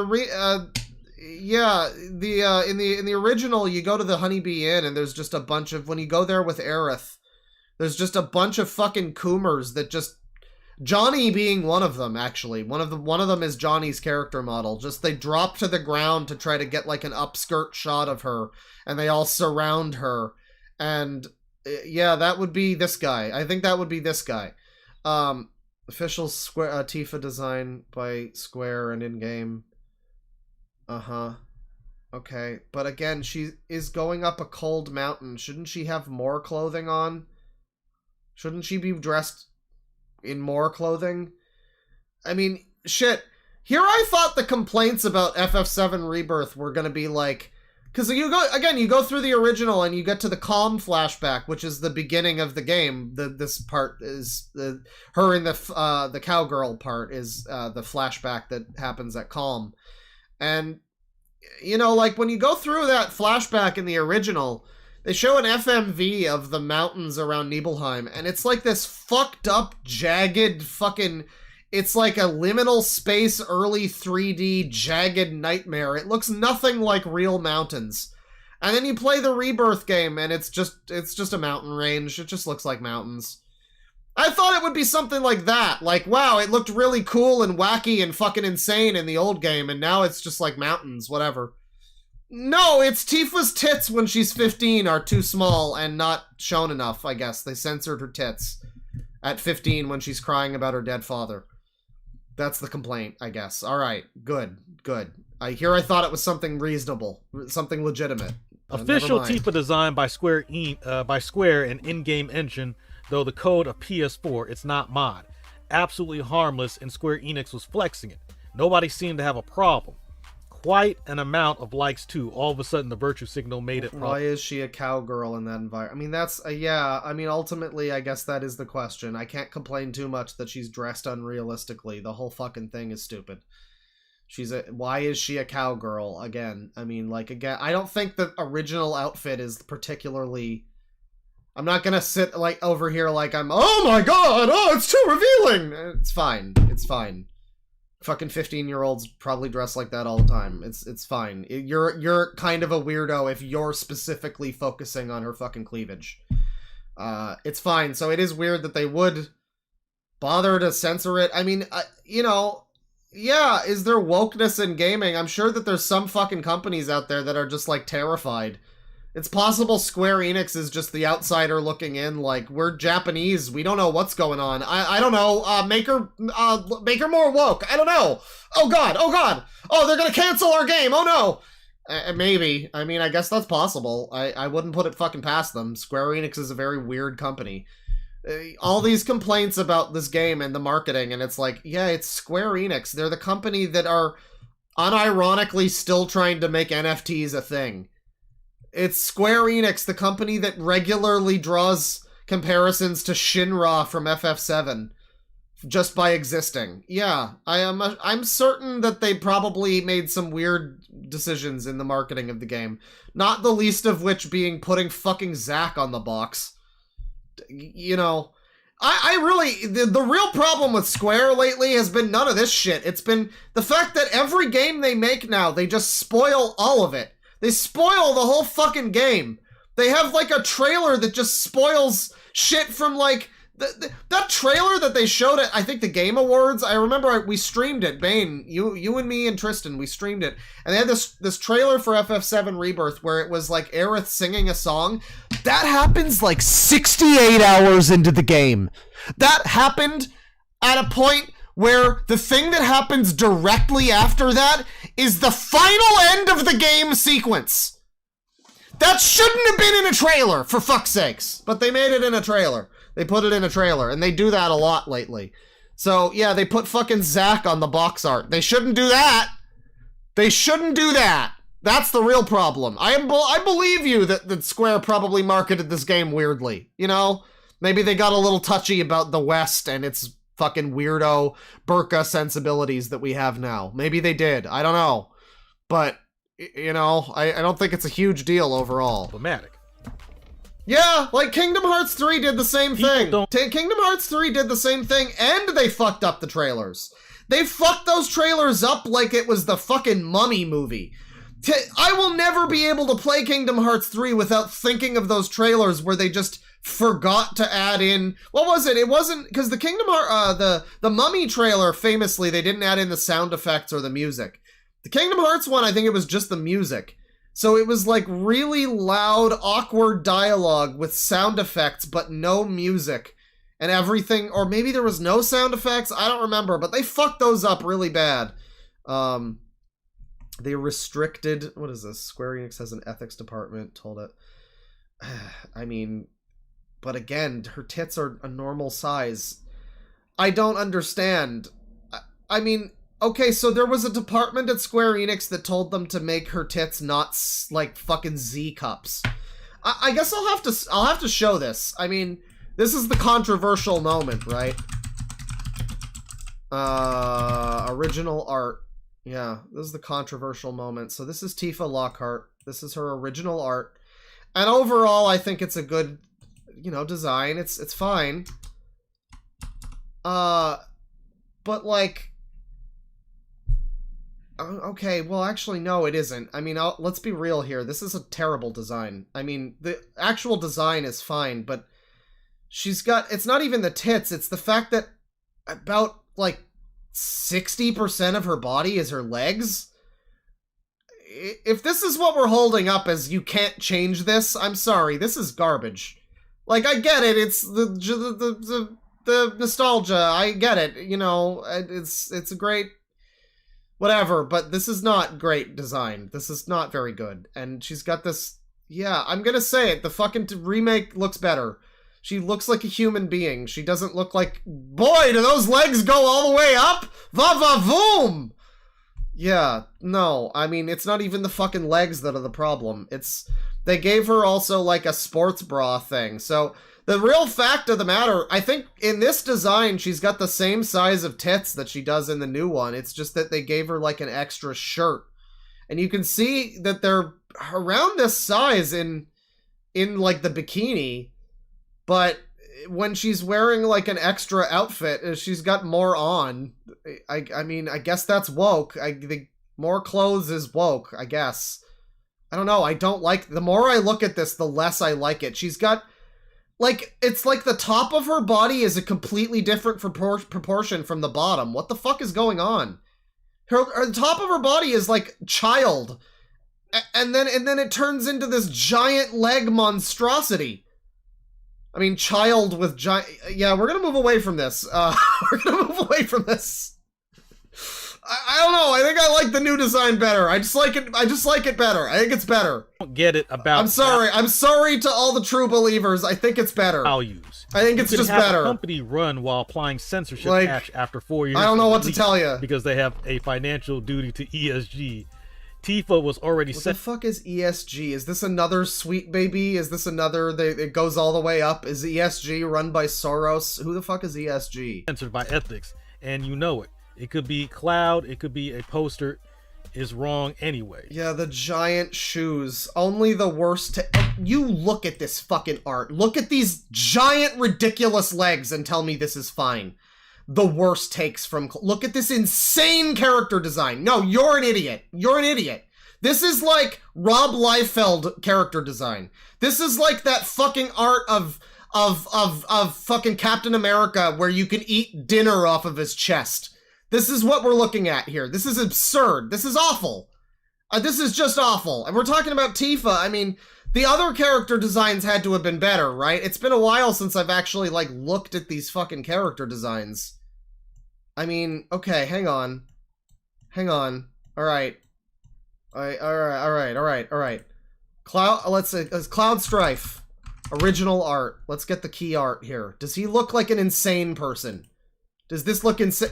I mean, kinda. Oh, okay, well. Kinda a little bit. Kinda a little bit. I mean, it's very... I don't know. I mean, now we're just getting into shitting on Nomura's art, but it's like, it's very... Look at his face. It's so skibbity. His face looks so fucking derpy. I don't know, man.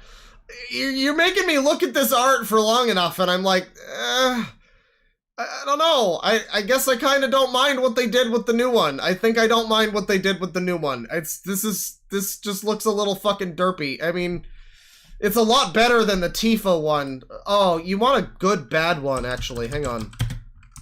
Yeah, let's see. Oh, give me the art. What the fuck? Yeah, this one was never good. I actually noticed... So this is Yuffie's character portrait for FF7 original. I actually noticed how, like, ugly this is. I don't know. When I was playing it, I noticed this is not great. This is a stupid fucking smile. I don't know. I guess it's fine. But it's also like that fucking 5-head thing of how big is her head? She's got this, like, this like, fucking headband on. This Naruto bandana. And then, how much of the rest of this is, like, 5-head? I don't know. I guess it's not as bad as I thought it was. And I'm looking at it, it's like, it's a little annoying. The smile is pissing me off, but that's just Yuffie. I don't know. It's not bad. It's not terrible. I think the Tifa one is not great, though. I'm not gonna stand by the Tifa one. That's not good. Her legs are fucking 60% of her body. It's stupid. It's just stupid. The rest of them, maybe they're fine. Maybe they're fine. I think Cloud's face looks a little stupid, but I don't know. I never liked Nomura's fucking art anyway. That was at its best. That was Nomura, but, well, no. I guess Kingdom Hearts 2 era was, like, at its best, but that's when he started adding fucking belts to everybody, so it's debatable. It's really debatable. No, I mean, I like the fucking new design better. I don't know. If it doesn't match with what Crisis Core had for Tifa, then... You know, fucking C'est La Vie. The game with Gact is just a little better than this one, I guess. I don't know. So they're putting this old article. I believe this is an old article. Square Enix is an ethics department, and it's even like yeah, they did restrict it. That is the way to put it. It's like, it's not even that she's just got smaller tits. It's that it's clearly she's not been, like, reduced. It's just they've got her wearing, you know, another shirt. They've just got her wearing more. Which, at that point, it does invite the question of why doesn't she just wear, like, a suit of armor at that point, right? Why is Cloud fighting with a fucking sword? It really starts to break the whole fucking thing when you do analyze it a little too closely. I think I'm good on this video. You know, every game is woke, women are woke, and in a lot of cases that's true, but, you know, you're never going to believe it when it's somebody like this telling you that, when it's someone insane like this. And so, some of the points that he raises, it's like, oh yeah, I guess they did tell them to restrict the fucking chest. I mean, maybe that's weird. I guess it's weird, but I don't know. They also made a design that's just better. You know, I mean, it leaves more to the imagination too. I mean, I don't know. It's just better, and there's no shortage of fucking porn of it. So I don't know how the guy's complaining. Just ask the Italians. They know all about it. But also the channel seems to have just been made with, like, AI, I guess. The channel's called Chris Hoodie Clips, but I don't know if he's even got, like, a live channel. I don't know. Yeah, look at this. This is so... I mean, obviously this is AI. Was going to adapt the game into a novel, but changed my mind, cause I just came up with a genius idea for a high-concept premise. This new premise I will use for a novel. I'll keep y'all posted. The high concept premise. It's going to be sexy women, and he's just going to type that into ChatGPT, and that's going to make him a novel. It's going to be great. It's going to be great. So that's that guy.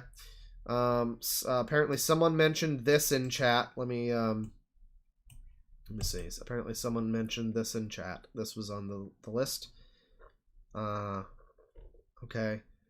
Well, this is going to be another controversial opinion basher list, I guess. This is, top 6 most overrated movies. This is from 11 months ago. For some reason, we've got Google Drive photo link going on there. I'm not sure. Warning. Because of copyright, I can't show actual footage of these movies or play all the songs I want to. Well, this is a good voice. We're off to a good start. Want a version of this with actual movie footage? Please click the link in the description box down below.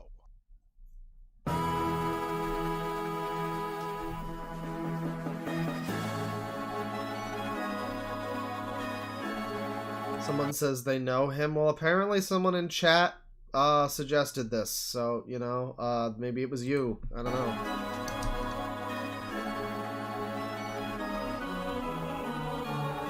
User dialect.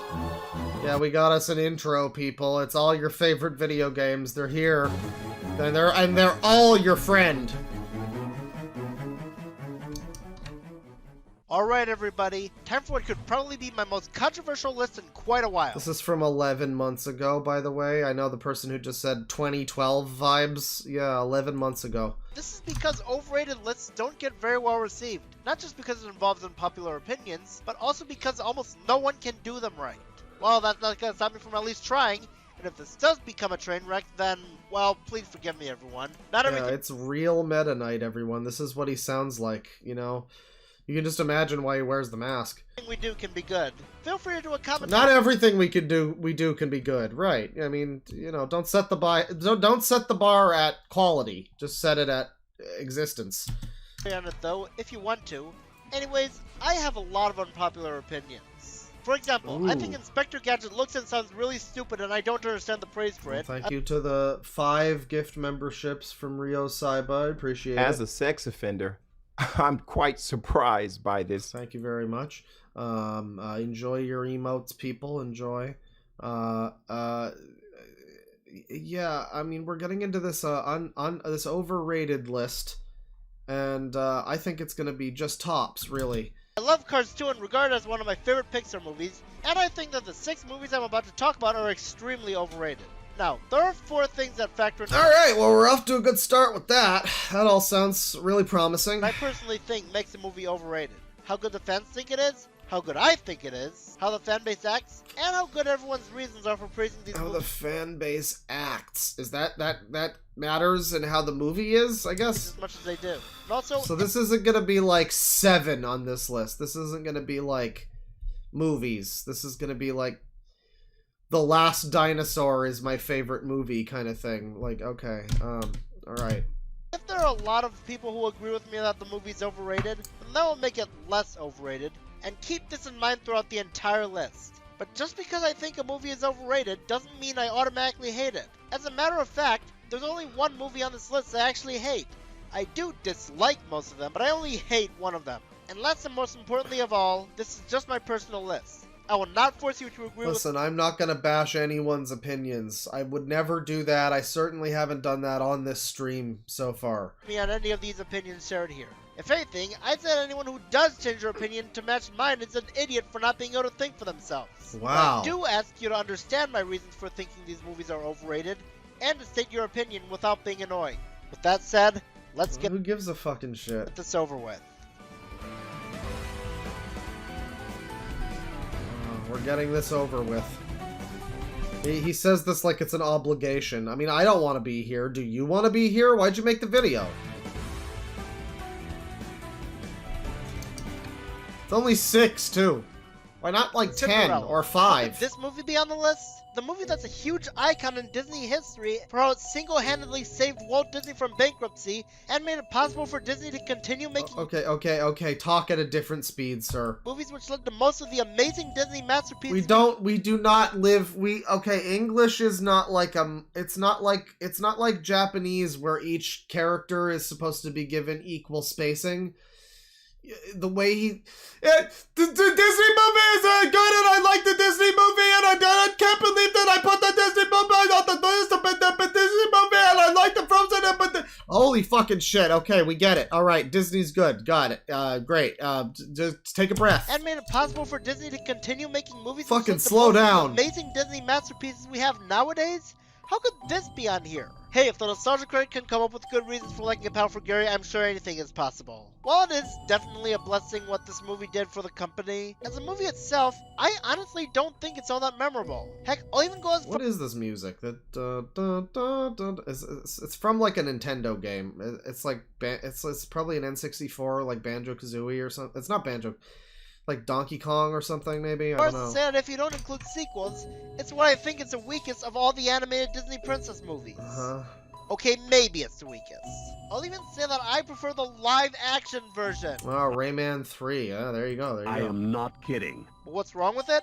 Well, for one thing, even though it's advertised as not just a Disney Princess movie, but also the Disney Princess movie, it spends about 40% of its runtime desperately trying to be a Tom and Jerry cartoon. Not that this is always bad, but if I want... Okay, sounds like a real complaint. I mean, Shrek is on here. Really? The first Shrek, huh? Okay. Christmas Story. Alright. Shape of Water. And Deadpool. I guess we are actually gonna get some, like, real movies on here. And also he talks about the Lego movie while he discusses Shape of Water. I mean, not to say animated movies aren't real movies. That's wrong. But real movies in the sense of fucking non-user media. Stuff you wouldn't expect the breakout of the user coil of Shrek and I mean, Cinderella's already a bit of a weird one, but Shrek, you know, I mean, Christmas Story, I guess that's a normal movie, you know.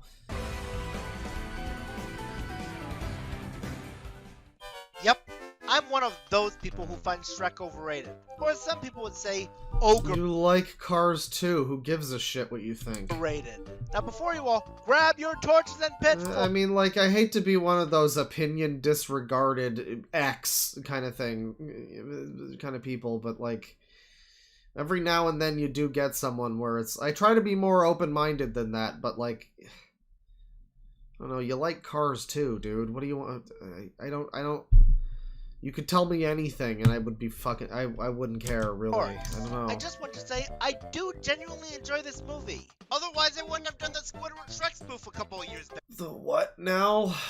This movie, of course he's a Kingdom Hearts fan. It's funny, subversive, and still understands that you need to be serious every once in a while. I'll even say it's the only one of the 6 entries that I like. The problem, however, is how everyone treats it. This movie was pretty much everywhere when it came out, and since then, it's become what many people believe is one of the greatest animated movies of all time, and also inspired a lot of other animated movies to cash in on this movie's success, with some admittedly really good ones such as Hoodwinked. But why is it getting...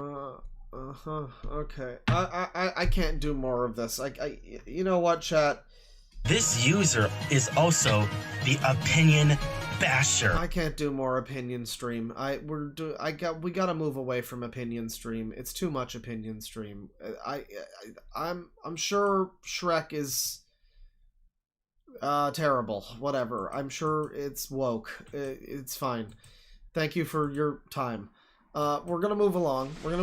I can't do more opinions. I'm so done with opinions. I don't care about your fucking opinions. I just can't. I'm not all usered out. I'm all opinioned out. And you know, somebody once told me, I saw an opportunity for that. Yeah. Let me see here. So I have somebody I've been wanting to look at for a little bit. I've been meaning to do so. Keep forgetting to. I have to be careful about showing this. Oh god. I looked this up and the third thing that shows... The first thing is the website. It says, "Hello Girls." The third thing is the website, his website also, but it's the description on Google is "the bullying." That's the link you click on, like the blue part. That's, I guess, the subheader of that page on the website. This is someone I meant to look at it for a bit. He's got some stuff I can't show on here. Stuff I got to be careful about. I think this first page is fine. So that's fine. This is a very interesting person. I'm happy to bring this to you. This is MrForeignLove.ca. He's from Toronto, everybody. Tongue, pussy, ass, toes. MrForeignLove.ca. Rip mom, miss and love you. I've never done drugs. I've never done pharmaceuticals. I got no family, no friends. I've always loved foreign girls, foreign cultures, foreign religions, foreign countries. I still have my window open, by the way. That's unfortunate. Dislike white people, and I'm homophobic. Love and respect Africa, Middle East, Asia. Leave Canada one day. Girls, check out my BWC video. Also, I need a girlfriend. Learn more. So for obvious reasons, I have to be careful about showing this, but I do like that he is white. He has a BWC, which it means big white cock. But he hates white people. And he types like he's not a native Canadian, honestly. Also, so yeah, learn more. Well, there's more on the page here. There's a whole page going on here, and let me see. You know, there's dicks on the site. He has his dick somewhere on the site. I think, in fact, if I click this, oh yeah, that brings me to another thing. All right. So this is the main page. This is what you come to on the main site. Victim of bullying, so forced to advertise. Nobody knows anything about me. Bullies took advantage of that, but girls used to love me, respect me, treat me good. Girls wanted me. It's always been a dream of mine since a teenager to travel to a foreign country, meet a foreign girl, impregnate her. I just need 3 people, 2 references, 1 guaranteer for my passport application. Africa, Middle East, Asia. Oh boy, live natural, marijuana, and vitamins. Throughout my life, girls have always treated me good, shown me love, felt good, and I've always treated the girls good, but whites being jealous of me kind of destroyed my life since being in Toronto. It's been like a domino effect of mean and stupid strangers bullying me. I came from Kingston to Toronto, had my own apartment, but I don't regret leaving because all I did in that apartment was play video games, smoke marijuana, and make solo porn! I haven't socialized with people much since high school. I am a loner, so my life has always been online, but I could use a girlfriend! Never had one. I've always loved Africa and Asia. I could use two lots, have girls on Facebook who live in Africa and Asia that I used to talk to. Dark girls, dark women, dark ladies. So beautiful. It would be nice if a woman rent me a room. I'd probably go back to playing video games, also work out, get back into shape. I used to love the gym back in the day, went every morning, every night, for many years, got big, but around 25 years old, stopped going, regret it, lots of muscles, but I'm gonna get back into the gym in the spring/summer, maybe while it's winter. Also, I'm still supplementing and taking vitamins. And then he links to my BWC and Naughty Thoughts 18 plus need a girlfriend, which is his dick. You can see his dick. I've been a victim of bullying since 2021. Stranger dangers, staging photos with whites, staging screenshots online, also the medical legal system, forging documents, all for some bullying website called Big Matt Lies, which makes stranger dangers look very mean and stupid. Stop bullying. You could click on stop bullying there. What does this lead to? What does this lead to? This is just the same page again. All right. Who is Big Matt Lies? That's not bringing up anything other than this page. All right, cool. Maybe he's changed the name of it. And then we get this picture here, which, you know, take supplements, smoke green, and you're gonna get a BWC to fuck foreign girls with, I guess. Right. So if you go back to Google and you look up the bullying here, you look up Mr. Foreign Love, and you go to mrforeignlove.ca, the bullying.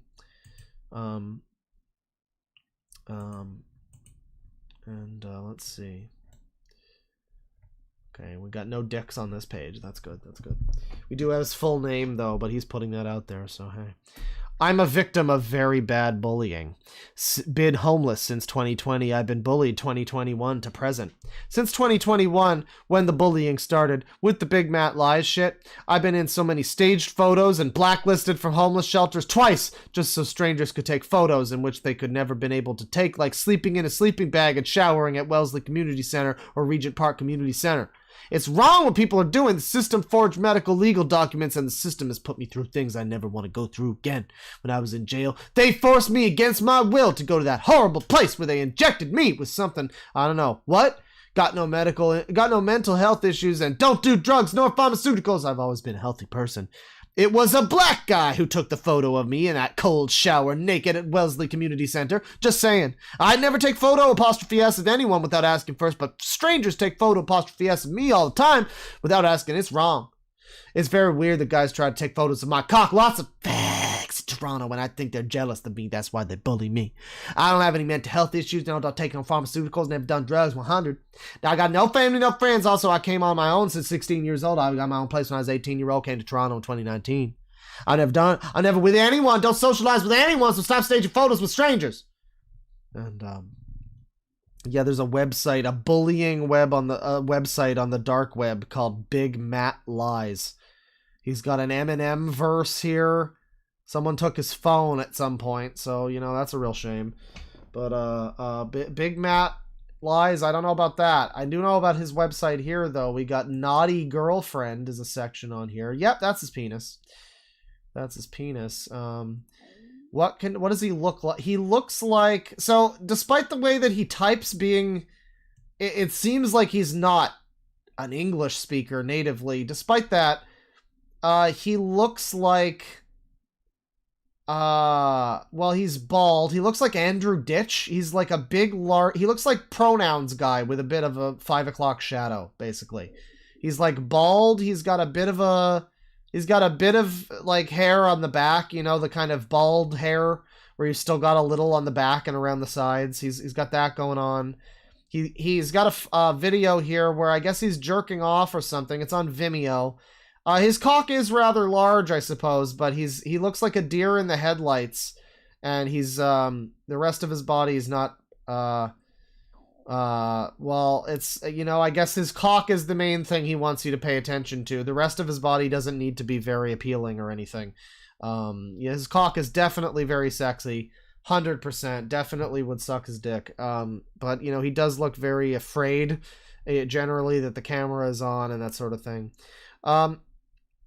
We can't, as I scroll down on this page, that's a video. I'm not going to watch the, well, you know, all right, here's the audio of the video.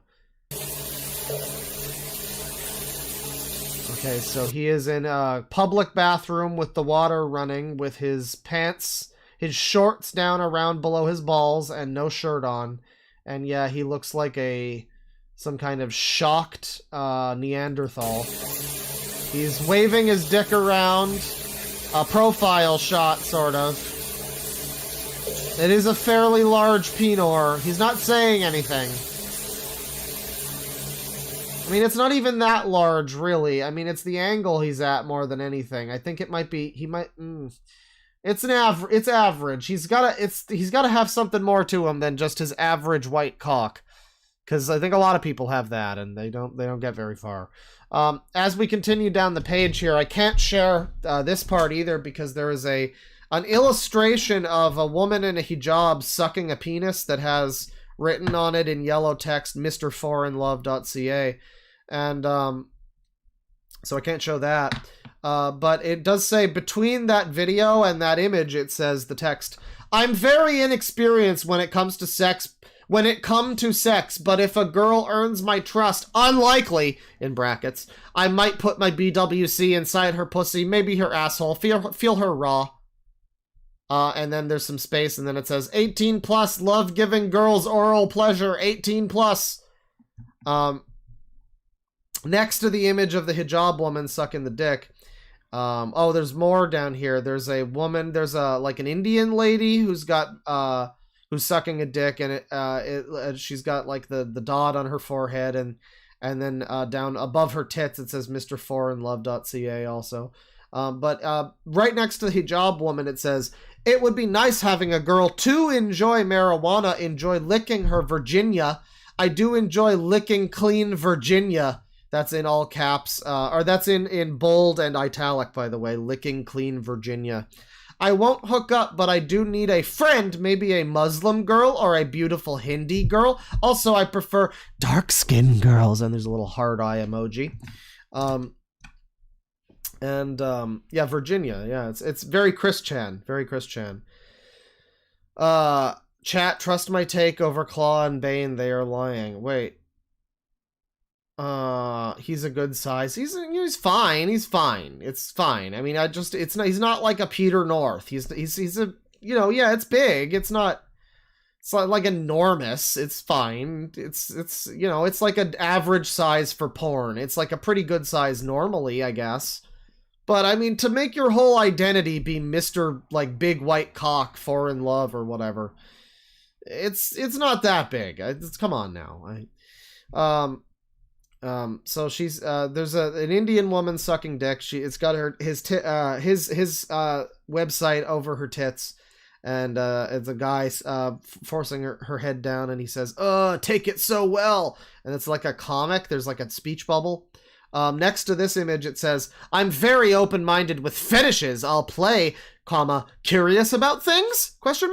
Toes, asshole, that's in bold and italic. Role-playing, dom and sub-play, water sports, bold and italic.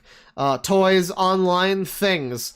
Girls' natural fluids are yummy, bold and italic. I'll enjoy using my tongue, bold italic, to pleasure you.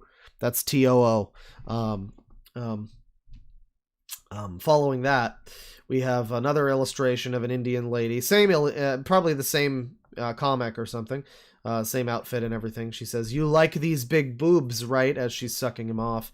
And next to that, it says, I'll be looking at girls' assholes on Google, getting turn on sometimes, wondering about that hole. So maybe lick both holes? Girls who loves my cock? ? Gotta find me one girls who will allow me to lick her, my cock in capital S side her.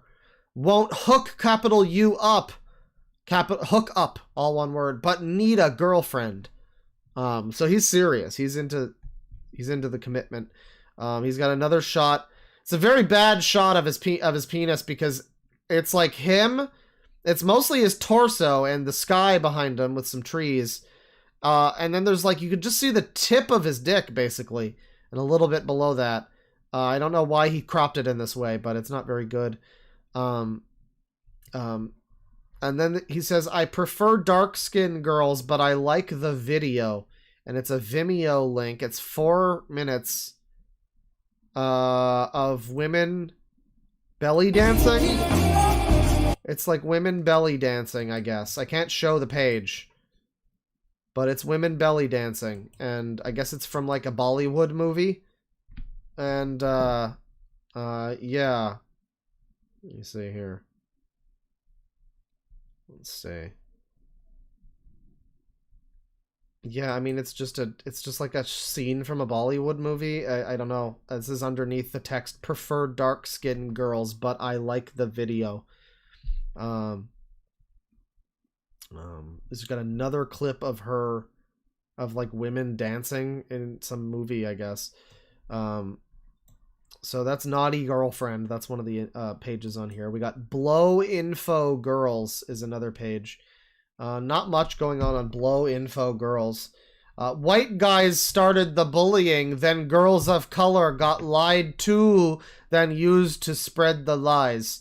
Naughty girls went to my hometown, suck on some cocks of guys who said they knew Big Matt, which is the name of my cock.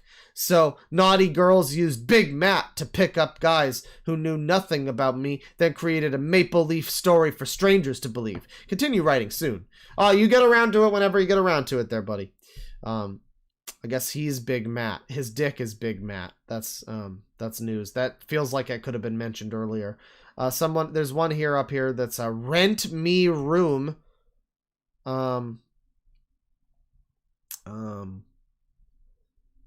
Right. So this is, oh my god. You know, when I was looking for an apartment in Toronto, I really should have tried doing this too. Rent me room, girl. I've been smoking marijuana since I was 13 years old. Also tried shrooms back in the day, back in the group home, foster home days. I grew up eating natural, fresh, prepared meals. My mom cooked from scratch, and so I did mostly when I had my apartment. Always ate my veggies and fruit as a kid. Never been into junk food much, but I do like oatmeal, cookies, and pie. I'd rather eat fresh fruit or nuts as my go-to snack. He'll work out. He enjoys video games. He's never been to a bar and club. Yeah, more images of him. Thankfully, you can see him in these. This is him. And, yeah, he kind of looks like the villain from Command and Conquer in this one. Very shiny head. Shine the dome and make it shine, shine on everyone. A big white cock. It might have been referring to his head. That's possible. Wish I still had that scarf. I bet no one can guess which country flag is that scarf. Is that just like your... That's Ireland, right? I mean, it might be a different one. I don't know. There's a lot of flags that are basically the same flag. Hint, across the Pacific. Oh, okay, never mind. Yeah, it would probably be one of his, you know, countries that he likes. I'm assuming Irish women aren't his forte. So he wants a room with Wi-Fi and marijuana for $500. All right, well, best of luck on that. And then the final page on here is a dedication to his mom. Rip, Mom, miss and love you.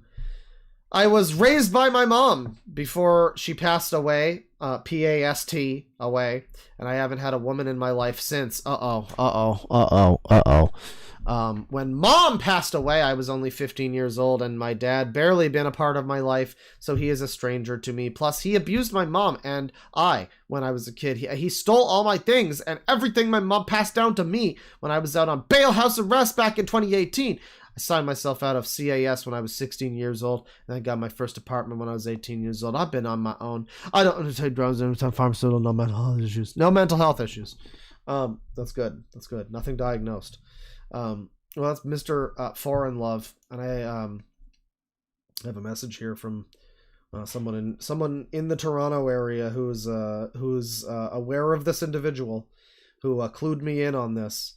I apparently spray painted the website link all over downtown Toronto and wears shirts with it on around, and there's attraction signs involved. So that's interesting. This is what I wish I would have seen this at some point. I wish I would have seen this. I'm being informed of this as we speak, that there are attraction signs in my area. It's not enough that we have Big Jack, but yeah, thank you. Thank you to my, thank you to my friend who pointed that out to me. We got Mr. Foreign Love. Again, it's not that his cock is not big. It's just that it's for somebody whose entire personality is big cock, and my big white cock. I don't know. I don't get it. I don't get it. It's a reasonably sized cock, I guess. I mean, you know, it's fine. Mr. Foreign Love, yeah, there's attraction signs happening right in my neck of the woods. It's so exciting. You know, again, first Big Jack and now this. So thanks for informing me of that. I'm happy to share that with people.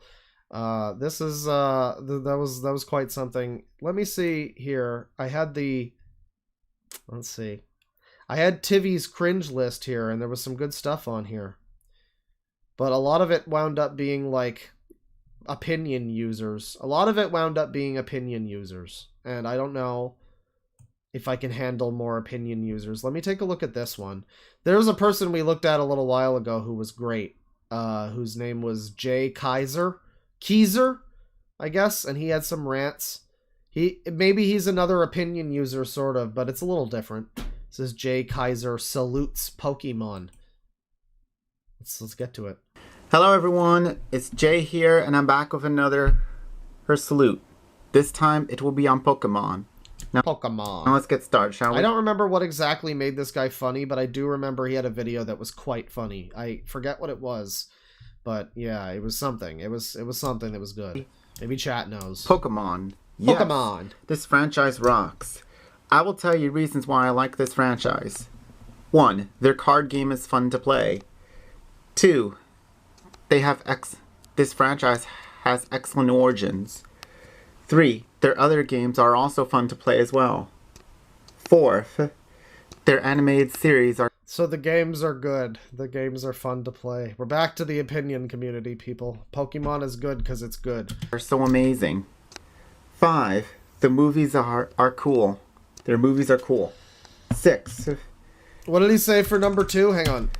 3. 1. Their card game is fun to play. Okay, card game was fun. That was number 1. 2. This franchise has excellent origins. All right, whatever that means. Whatever that means. Sure, 3. sure. Their other games are also fun to play. Multiple games are fun, taking up spaces on the slot on the board. All right. As well. All right. 4. Their animated series are so amazing. 5. The movies are cool. Their movies are cool. 6. It centers around humans coexisting with creatures known as Pokemons. 7. It's called Pokemon. 8. There are characters in it called Pokemon. 9. There are also other characters. 10. There's so many reasons I like the series. 10. It has words that people say sometimes. 7th. Their app called Pokemon Go is amazing. 8th. Their animation is great. 9th. 9th. I like Pokemon. Whenever a Pokemon wins a battle, they gain experience as well as strength. 8th. And 10th. Oh, this is a great video. Yeah, I like this guy. This is a good channel. This is a really good channel. So he has one of the things I like about this guy. It's something you don't get in all the users, but I always like it when you do. Is when you get the little. It's like talking reverb or something where they'll be talking and then they'll just stop talking. And then just make some like weird noises after they finish saying something. You get that sometimes, and I don't know where that comes from. I don't know where that comes from. So that's always a good one. The reasoning for his list is great. We're getting some really good. I mean, you know, the general thought I think that a lot of people have is that it's a lot harder to make content about something that's positive, be entertaining, than it is to be negative about stuff and be entertaining. Like it's easier to make funny jokes about something that's bad and be negative about it than it is to be entertaining and be positive about something. But we've been watching 2 lists today. This and the fucking game list that Gaming Magic guy had, where it's like ostensibly it's just reasons why I like something, and this should be a completely simple, undifficult thing to communicate to people, and yet it somehow becomes very funny. Through the lens of autism, it becomes very funny. Their Game Boys look excellent. I hope this franchise keeps running. Do you know who likes this franchise? Cup Luke the Random Guy. Yeah, he does this where it's like, do you know who also hates this thing? These people. Landon the Knowledge Kids Fan 2K9. Random people you've never heard of. Reptile Guy 20. Luke the Random Guy. Luke the Random Guy. He's got 54 videos. Probably nothing Random too much. Guy. Landon the Knowledge. 704 videos from Landon over here. Hang on. Your local Landon. Let me see. Your local Landon. No, elusive user, doesn't have an account anymore. It's all people calling him a loser. It's all people adding him and saying he's stupid and he's gay. I'm not finding his actual channel, unfortunately. Maybe he deleted his channel. Maybe he got mass reported by users. Doodle Bob Sand has some choice words for him, though. Don't watch it. Just don't watch it. And it has this scary Walt Disney Home Entertainment 2007 logo in the beginning. If it's scared, trust me. Trust him. I would listen to him. He knows about fear. He's the first name I think of in fear. You can't find local Landon there, but Kids Fan 2K9. Reptile Guy 2011. MPIT. 1.7k videos on that one. Hang on. MPITYT. The Young Turks. Oh god. Here I was, I wanted to get out of the fucking opinion community. I wanted to get out of the opinion community. Great, good for me. Good for me. Pity YouTube is the channel. They do 5-second videos that are a list of a bunch of fucking cartoons or other things, channels, TV channels, and you're supposed to argue in the comments about which one you like more than the others. That's what this channel does with 1,700 videos. I mean, among other things, you've got a Women's Day message, random little memes about my reaction to whatever. I beat up fuck my haters too. Good. It's good. Someone put him in his place. And then, yeah, it's mostly just this bullshit. It's this shit that shouldn't be a YouTube video, but they make it as a YouTube video, and you're supposed to click on this, and then you look at the one that you know, and you go, oh, I know Family Channel. They had stuff on it that I liked. That's the good one. And then you comment. Hypothetically, you would comment. That's not happening, though. A message to everyone. Happy Mario Day. A message to women. Well, a message to everyone. Happy Women's Day. What's your opinion on this game? What's your opinion on this movie? So is this like engagement farming? Do you really care? I don't understand why you would give a shit. But these people really do. They really do care. I mean, look at this banner. I doubt that someone just made that. You know, it's so easy for me to believe that that other guy was just an AI trained to be like a woke scold channel. You know, scolding things for being woke, that is. That's what I mean by woke scold. But yet it's hard for me to believe that the AI people have... Because there's not really any... There can't really be much money in, like, what's your opinion on WickDonald's? There can't be much money in that, right? So this is just a person who makes these for some reason. I don't know why these are YouTube videos. It's not a YouTube video. It's just a fucking... It's just it's just like a tweet you could make. You could just make it a tweet. I don't understand why they like edit it into a video and render it. And I mean, maybe it's a very short process, but what the hell? What made them think that was the thing to do? There's so many channels like that. YT. Objects 21. Jason's Video Game Chamber. These are all the people that like Pokemon, by the way. This is going to be a very long list. Brandon Alba. Milky Sprite. Ellis's Rapper Offline Videos channel. Jake's Foley. Flamer Gamer Master. It's a whole lot. I guess there's a lot of people that like Pokemon, yeah. Emily the Hirogaru Skyper Cure Fan 2008. And Sebastian Brens. They told me to put them in the spot. Do you know who loves this franchise? Took in time. He told me to put him in the spot. Do you know who... Well, he's the extra special person who really extra loves Pokemon. I guess. He told him to put him in that spot. I guess. This is how they're structured.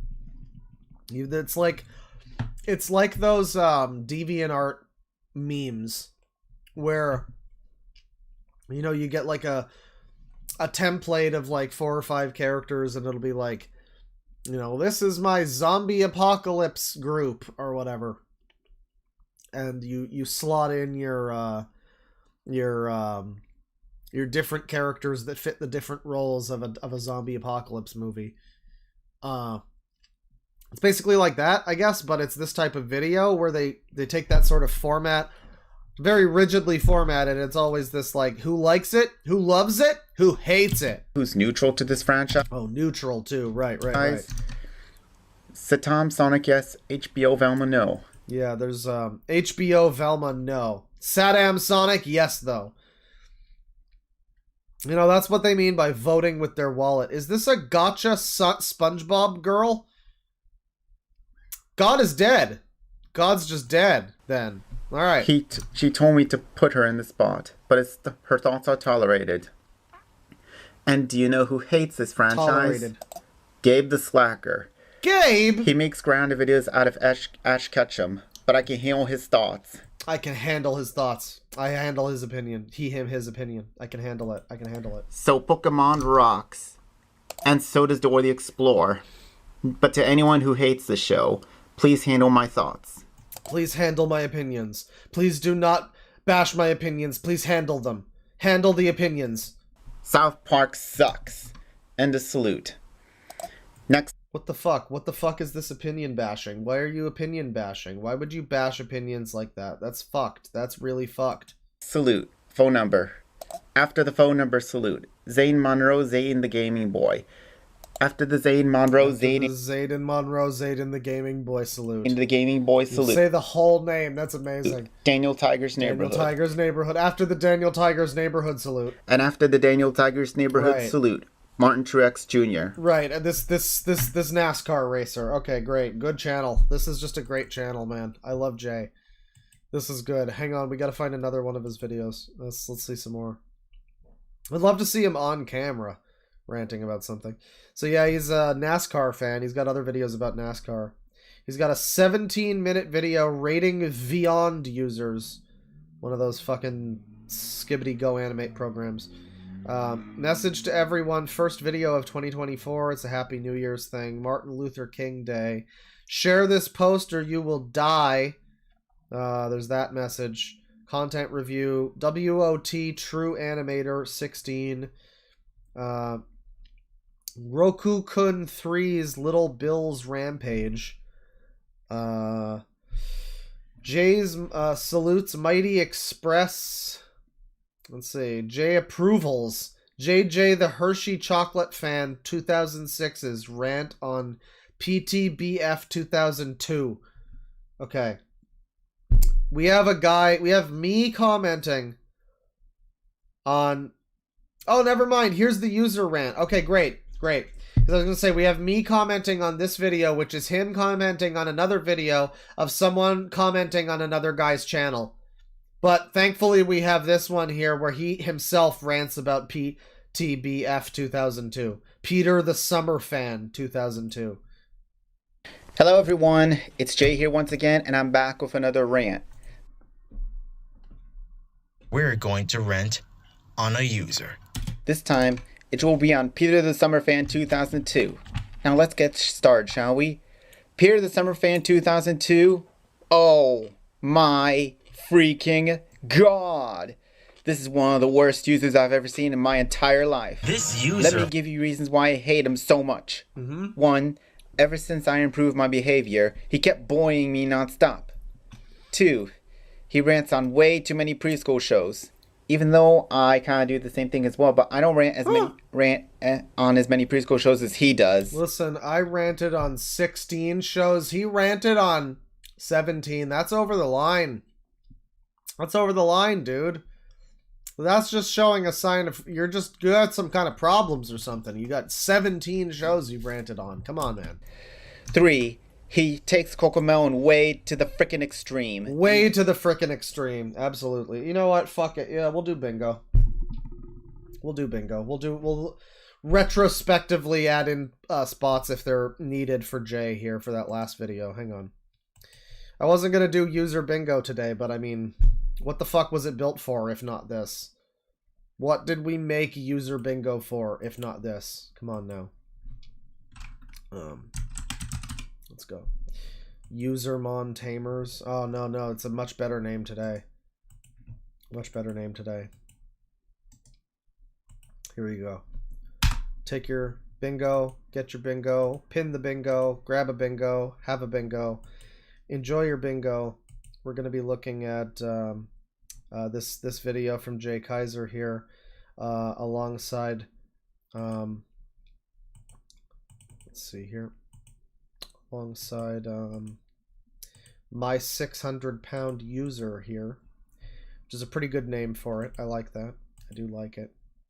This might be very true for this person. So retroactively, please put in any spots that are needed. Didn't ask. Media franchise brand fan. Elusive user showed up. Probably some adult child friendships, but we're not certain of that. Today Junior. What was it to Today Junior? I don't think there was a Today Junior. Bad Mike, though. He might be Canadian. He sounds Canadian. Beefing with child. Most likely, but we'll wait for confirmation. This user only cares about social issue, blah, blah, blah. Racist. These two next to each other are going to be hard. Well, no, not. Surprisingly not, actually. These two next to each other might be real easy to get, actually. Opinion basher. For sure. This user, he said it. He did say it. Mentions evidence, never shows it. Lazy, traced OC. I think his OC is like, it's like a Powerpuff Girl or something, right? Lazy OC. 10-plus-year-old media. Not in this video. Alright, we won't click that one yet. No mom yet. Whiny voice for sure. I think he's a brony. I'll click off if I'm wrong. Can anybody confirm he's a brony? And then I'm not clicking either of these ones. Neither of those are relevant. Ominous past. I'm going to say ominous past because he did mention how he improved his behavior, which implies that at some point the behavior was real bad. So, all right, we're good. We're good. We're good on the bingo. Let me set up the page properly here. There we go. Treats it like it's worse than COVID-19. 4. He claimed that Ryan Moyes the Princess Eva and told Drama Fan bashed his opinion on Kokomon when he's actually giving out criticism. 5. What? His commentaries are awful. My commentaries are way better than his. 6. He makes too many false ripoff claims. For example, he claims that Cartoonito is a ripoff of Cartoon Network. Like, dude, just because both shows both have cartoon in it doesn't make it a ripoff. Besides, Cartoonito is just a Careful with that one. He almost said something else. That would be a great name for like Toonrific Tariq's side channel, you know, but Cartoonito is the name of it, Grand right? block of Cartoon Network. Okay. 7th, in his Christmas Yes Sunday No rant, he says he's not going to make any more false ripoff claims yet. In his Too Loud rant, he said that Too Loud was a ripoff to The Loud House, which proves that he is a massive hypocrite. Is that related to Too Mad at all? And also, just because both shows have the word loud in the title, doesn't make it a ripoff. 8. He threatens to feed dogs chocolate. Like, for example... It's such a random thing to throw in here. Number 8. He's gonna bother Wario. In his Blue's Clues rant, he threatened to feed Blue chocolate, making him a Christmas Yes Sunday No wannabe. 9. He uses the smoke pot, eat poop for dinner. I'm giving him a today, Junior. Get fucking on with it. Come on now. Drink pee when you're thirsty. Go to school, go naked when it's time for school. Fucking what? Uses the smoke pot, eat poop for dinner. Drink pee when you're thirsty. Go to school, go naked when it's time for school. Wear diapers in the and jack off when they're bored. Term. One more time. He uses the smoke pot, eat poop for dinner, drink pee when they're thirsty, go to school, go naked when it's time for school, wear diapers in the and jack off when they're bored. Term. I hear the last couple words for sure. I don't know, man. I don't know what you're saying. I don't know. Eat poop for dinner. Right, he uses that term in his rants. That well-known term. Right. That term. It's a term of endearment, really. 10th. He did. Hang on. Yeah, no, you're right. When they're bored, dinner, drink. He uses the smoke pot, eat poop for dinner, drink. Smoke pot, eat poop for dinner. Drink pee when you're thirsty. Drink pee when you're thirsty. Go to soon, go naked. Go to soon, go naked. When it's time for school. When it's time for school. Wear diapers. And jack off when they're bored. Do diapers jack off when they're bored. There's some words that are hard to interpret there, but bored term. I mostly got it. In his rant, which that term is very, very disgusting. 10th. He did. He claims that I bash opinions, yet he bashes opinions himself, which proves that he's a hypocrite. This user is also the opinion basher. 11th. He featured Lincoln Loud in his Too Loud rant, and he featured Stan Marsh in his I can't pronounce that show's name rant. Like, dude, you cannot feature fictional characters in your videos because they're not real. Even just like what Sunday Yes Game of Thrones No does. Even though I still like Sunday Yes Game of Thrones No. 12. His summer school. Who are these fucking users? This is gonna have to be a new space on the bingo, clearly. we're seeing a pattern. Just been like 3 of them so far. Something X. Like X, yes, Y, no. That's like the new username thing, I guess. I mean, I say new, this is from 9 months ago. That's just something new that I'm noticing here. Is that type of username. There's a few of those here. And one of them, I mean, it's unintelligible what he's fucking saying. Or is that just unintelligent? It's unknown what he's fucking saying, but I can definitely hear something yes, Game of Thrones no. Yeah, Ramsey Bolton is back. It's back. It's never over. It's never over. Never be game over. The whole series is not that great. 13. He made a commentary out of my commentary on his rant on Peppa Pig, proving that he can't take criticism. 14th. He can't handle opinions! Even blocks people who give him criticism, which proves that he can't take criticism whatsoever. He cannot handle opinions! 15th. He used to put fictional characters in a like and hate spot in his rants and salutes, but thank oh my god, he was bothering Wario. God he stopped doing that. He was probably annoying Waluigi. 16th. He treats The Loud House like it's a gift from God. And also, he claims that Pucka is his favorite show when it should be The Loud House. 17th. In his commentary on my Dragon Tales salute, he called me a retard, which... Oh, man, jeez. Yeah. He might be right. I don't know. Which is offensive towards people with disabilities, like autism and ADHD. And 18th. His content is awful altogether. Number 18, his content is just all bad. Okay, this is a really good user rant. His first 2 channels got turned. So that's all the reasons why I don't trust that user. That user, right. Because his channels got... those reasons. That's the reasons, right. Do you know who likes this user? Landon, the W Knowledge Kids. Landon, no! Landon's got a clown emoji. Landon's living in clown world right now. What the hell is this? This is a different Landon account. This is also someone from 2K9, so it's a fucking child. So and 2K9, child adult friendship. HDC, and Brandon Alba. They told me to put them in the spot, but I can handle their thoughts. I can handle their thoughts. Do you know who hates this show? Cup Luke the Rand show. You forgot for a moment that the person you're talking to is a human and not a television show with words. A television show who talks to you, I guess. Alright. This user, Cup Luke the... This user... And do you know who hates this show? Because he said show by mistake, he had to correct himself. Cup Luke the This user, Luke the random guy, Object 21, Walter Tamayo, JJ the Hershey Chocolate Fan 2006. That was a good new this user. That was a very angry this user. It's the show. Cup Luke the This user. This user! That's a good one. Cup Luke the Random Guy, Objects 21, Walter Tamayo, JJ the Hershey Chocolate Fan 2006, MPITYT, Chips, Bus 293 Fan. Oh no, when you got Bus on your against you, what are you gonna do?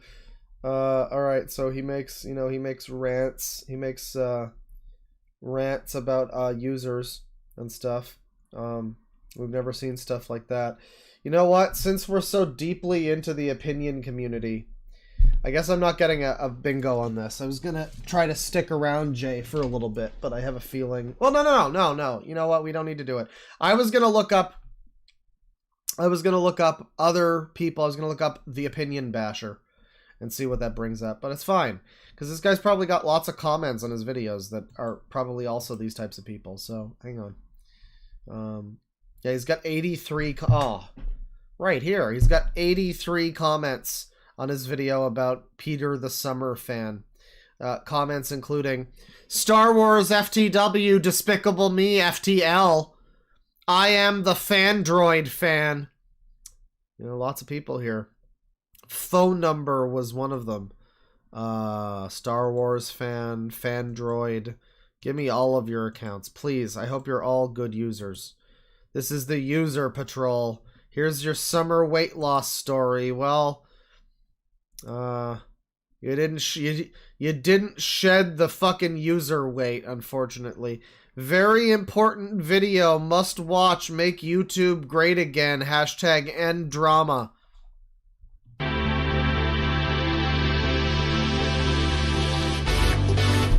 He told me I must watch it, so I guess. Don't reset your bingos, we're still on the bingos. This is all part of the same rabbit hole. What's up, my contacts? Yo boy phone number. Oh, mother of God, why are you using a fucking text-to-speech? Is here. Why do they do this? A whole generation of people. They already have, like, autism, a lot of them. They don't know how to fucking talk the way that normal neurotypicals know how to fucking talk. They need help. They don't need to be raised around robot voices and think that this is fine. How are you all doing today? And I just want to let you all know that I'm officially back from my hiatus. This is my new look for 2024. What do you guys think of it? Looks great. Please let me know in the comments section below. Anyways, back on December 16th, 2023, Also, I got a mild hate. Shit, I guess that counts as knocking something over. But shit, there's a video here from a channel I've never heard of about Courtney Love, and is that not what I fucking think it is, people? You fucking see that? You fucking see that that font? You fucking see that? I think that might be the font. I think it's there. That's it. It's the font. I mean, I don't know if that counts. I don't think that counts. I don't know if you should mark that as your as the font. But I think that's the lobster font. It is. It's a bingo font. I don't know if that counts as... I don't know. It's because it's not in the video, but it is sure right there on the page, isn't it? Huh. Base and called out for something that I did on DeviantArt around September to late November 2023. So, yes guys. I seriously regretted making Jessica Rabbit pics out of young characters because some users... Alright, shit, I don't have the font on mine, so I don't give a shit. You wanna fucking count it, people? Go for it, go for it. You got your font. I don't win either way, so, you know. Claim that it's pedophilia. Wait, hang on, what's going on? Hate base and called out for something that I did on DeviantArt around... Uh-oh. You never see it Uh-oh. On September to late November 2023. So, yes guys. I seriously regretted making Jessica Rabbit pics out of young characters because some users... Jessica Rabbit pics. What does that mean? Out of young characters? Jessica Rabbit pics? Okay, alright. Do they link their DeviantArt? They don't. They have like every... Oh my god, guess who's in the... Guess who is in the fucking list of people here that's listed for some reason? We've got a who's who. We've got Jonathan's Media Shack, Jay Kaiser, obviously. Trolls Band Together Fan 350. Is that or is that not the man himself? It is. It's him. It's him. And then you got Do Not. We just looked at Do Not last night. Look, it's Do Not 1999. It's Do Not. He was the one who was deeply and sexually in love with the voice actress for Francine from fucking American Dad. Why they're all linked here? These are some known users. Connections to known users, people. Connections to known users. Claim that it's pedophilia. Listen, just because I made those pics out of those... What's wild? Just because I made sexual art with children. Listen, hang on. Comma. Soste. I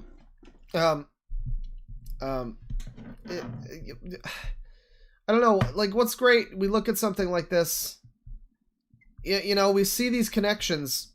We see, like, a guy we just looked at last night. We see the well-known guy who everyone hates who makes movie reviews. You know, all that. But you almost never see Origami Kingdom. Where's Origami Kingdom? Where the fuck are they? Right? It's like Astro Boy crossed over with that one guy who was like screaming in Japanese and his mom told him to shut up. That guy. Astro Boy did a little thing with him.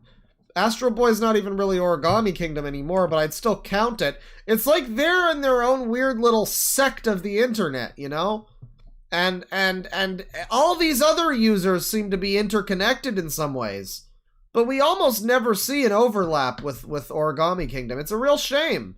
If you saw this and you looked down and there was just like Jason fucking Gomez in the links down here, MJ Proven Innocent. What are you? What's your channel like? The MJ Innocent Podcast. And it's a plushy Michael Jackson lover. Very interesting. Well, okay, all right. So this person made art featuring children that was pretty sus, and that's what's going on. I seriously regretted making Jessica Rabbit pics out of young characters because some users claimed that it's pedophilia. Listen, just because I made those pics out of those characters doesn't make me a pedophile. I never was, and I never will be. I hate pedophilia. And I hate pedophiles with a burning passion, because it's not who I am, it's not in my heart, and it's not my interest. God knows me. I've said before, whenever you get to a point in your life where you have to start, making this video, something happened, right? Not a lot. That tells a story. Like that didn't just come out of nowhere, right? Whether it's fake accusations, they're not real, whatever it is, when you have to come out here and be like, listen, regarding the art that I made, vis-a-vis pedophilia, I just want to say, I'm not down with that. I ain't down with it. Like, man, something really went off. Something didn't work out so well along the line. And people on the internet don't even know me because they're ignorant. Plus, I got that idea. What did he fucking say? I hate pedophilia. And I hate pedophiles with a burning passion, because it's not who I am, it's not in my heart, and it's not my interest. God knows me. God knows me. Yeah, we're buddies. Well, there's a lot of pedophiles who, were pretty religious too, so I don't know if that's a great argument. I don't know what you're saying. I think he's saying God knows the truth, which is like, well, it's all fucking well and good for him, I guess. And people on the internet don't even know me because they're ignorant. Plus, I got that idea from DeviantArt user Homer Simpson 1983, where he makes Jessica Rabbit pics out of female characters on his profile. So yeah, that's where I got the idea. Say that name again? I got that idea from DeviantArt user Homer Simpson 1983, or... Right, that was the user. Homer Simpson 1983, hang on. We're gonna offload the blame real quick here. DeviantArt, Homer Simpson 93, professional, artist. Very good. Redirects to Mr. Toon Lover 83. Brandon Michael Broderick. That's says that right up front there. Yeah, he's been a deviant for 14 years. Again, born in 1983, I guess. And he's got his whole user opinion profile here. All his favorite movies and games and stuff. Great. He dislikes Codename Kids Next Door, except he likes it except for the child abuse. I guess. Okay. Sure. Rules, be nice to me. And then there's like suggestions of, oh dear God, this is cringe. There's like suggestions of what I will say in response to these rules. There's also a bending over, at deviantart.com/Alice's Cutest Bloomers. This is a section here that has porn of, very tasteful, nice porn of Alice from Alice in Wonderland. We also have Alice X Shanti X Melody. There we have Jimmy X Twilight in this one. You see this one here. That's good. Requests are for everyone. Coolio, I'm not the person for this kind of stuff, but whatever works, I guess. Don't make any rude or hate comments. Well, I guess I won't. Do keep in mind, though, DA, as well as the internet itself is a hostile world. There's a chance people may still want to break these rules and harass, spam, and troll you. Keep a good lookout, my friend. So these are his rules. And then this is, I don't know if this is like a headmate. I don't understand what this is supposed to be. I don't know what this is supposed to indicate. Is this him? Is this just a comment from him? Do no call me idiotic names, and cyberbullying will not be allowed on my page. We don't have a quote from that. Respect my opinions. Well, that should usually be a given. For instance, you and Mike Eddie Admirer 89 both really like early 2000s to modern kid shows. That may not be what I enjoy anymore, but I respect your opinion. If you break any of those rules, you will be blocked. Ugh, you're one of those kinds of users, aren't you? This user. The kind of user that blocks any negative comment. This user. Besides, you do know that they could just get another account, right? Why are you poking holes in your own shit-ass rules? Why are you doing this? Do not make rude videos about me that you dislike. Well, I like the videos, probably, that I make about you. If I made one, I would probably like it, so that wouldn't count for me. You see, there's when the tricky part comes in. There most likely will be YouTube ranters that will probably roast you to no end. I'd recommend just ignoring them. Yeah, just ignore them. Don't listen to anything they have to say. Just write some nice comments. That's a rule. That's a rule. Is this a nice comment? If not, then must be a bit of a rebel, eh? No sending me a link to an art hate video on YouTube about me. So you don't want to be notified when a mob of trolls come to spam you? Have fun exploring my account with good comments, not malicious ones. Don't call them stolen artwork. Don't call them art fetish. Don't call me a pedophile either, because it's rude. I might be a pedophile, but at least I'm not rude. Number 14, no trolling videos from YouTube. And number 15, no teenage and adult girls asking young girls something weird because it's called pedophilia. What? What? Okay. Right. Right, absolutely. What did you do to the rude reader, Homer Simpson, 1983? Yeah, the rude reader just stopped responding. The rude reader has been murdered. The rebel has been murdered. He's been put into the basement. But at least the guy likes Pokemon. Well, let me take a look at his gallery here. Mr. Toon Lover 83. Oh, yeah. Oh, yeah. Yeah, I can see why he needs to have a disclaimer about pedophilia. Because he has a specific interest here in... This is just one of his galleries that he has. There's 20 images in it. This is a specific interest in... I guess some cartoon with girls from the 70s. Little kids, little girl kids. They're clearly... There's Quistis from FF8 here. But I guess these are the Brady Bunch kids or something. That's and there's no reason, obviously. There's not any sexual reason or anything why he would have characters like that on his page. He's got 1980s cartoon girls here. Oh, there's fucking hundreds. There's sub-galleries. Look at this shit. Look at this shit. We got Penny Gadget, Megan Williams, Megan and something, Masters of the Universe, all sorts of things that are all seemingly the same image of Alice in Wonderland, but recolored to be different characters. And then you've got, well, some of these aren't even boys.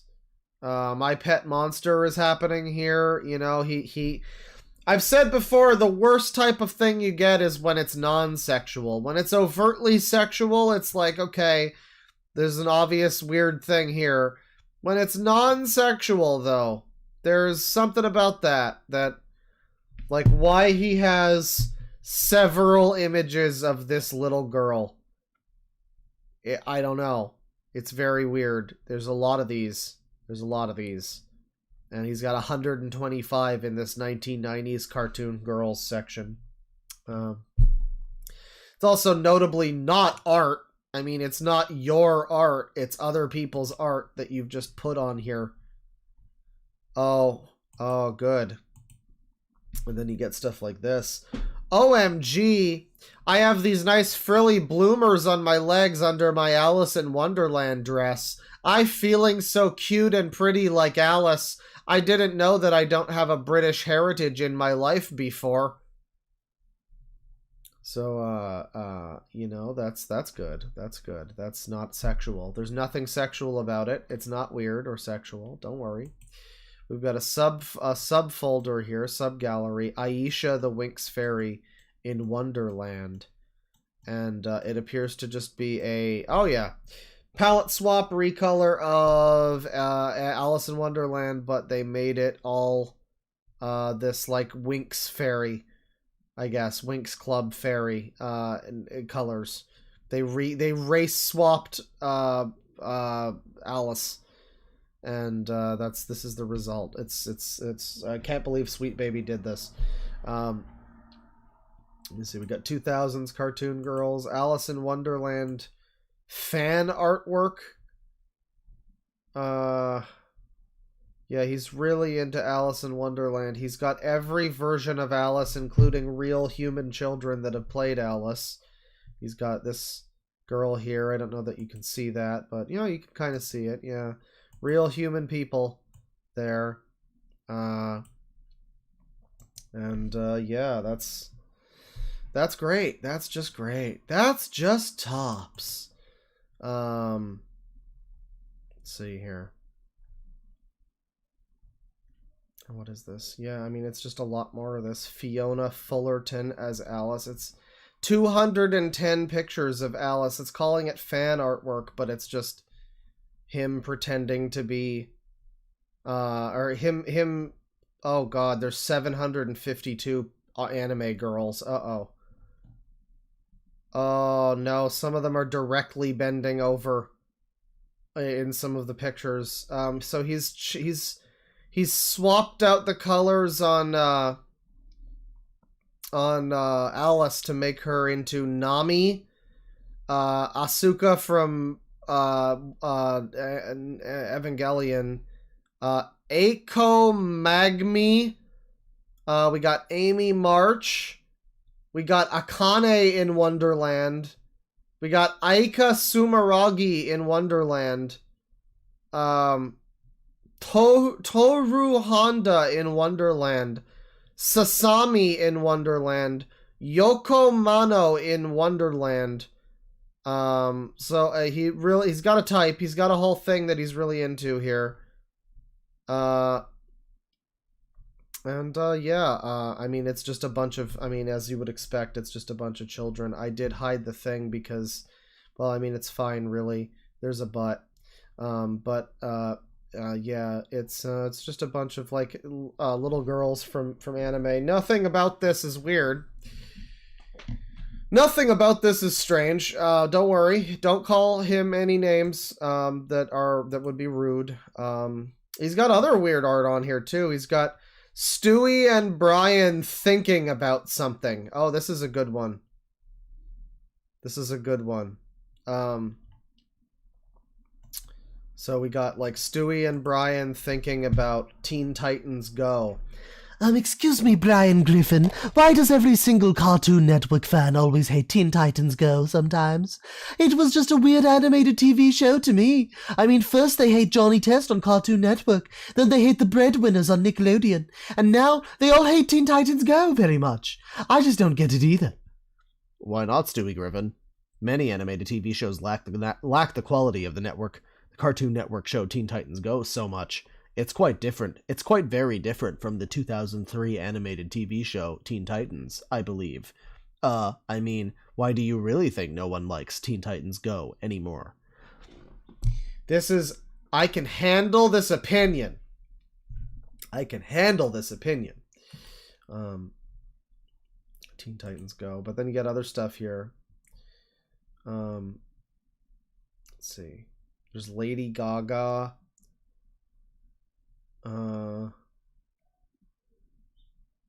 There's like a weird Simpsons theory on here. There's a one about World War Z and The Walking Dead. I mean, I could just show this to you. It's fine. Yeah, we got Teen Titans Go. There's one with an elephant. There's like Madonna and this is very random. We got Madonna and Lady Gaga as the new queen of pop. We got Dennis the Menace, Troublemaker, Bart Simpson, another Simpsons thing. There's World War Z. There's stuff with a little girl and Alice, of course.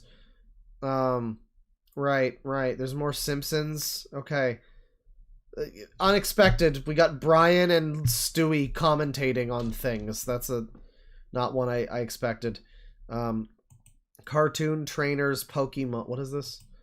Cartoon Trainers Pokemon Team. And it's Family Guy characters with the Pokemon team. Or American Dad or other. We've got Jenny Foxworth's Pokemon team, except is this Jenny Foxworth? Is that a character in something? This just looks like a Care Bears child or something, like from the 80s. But it's mostly Family Guy characters and American Dad. I'm Trisha Takanawa, and I'm a reporter for Quahog 5 News.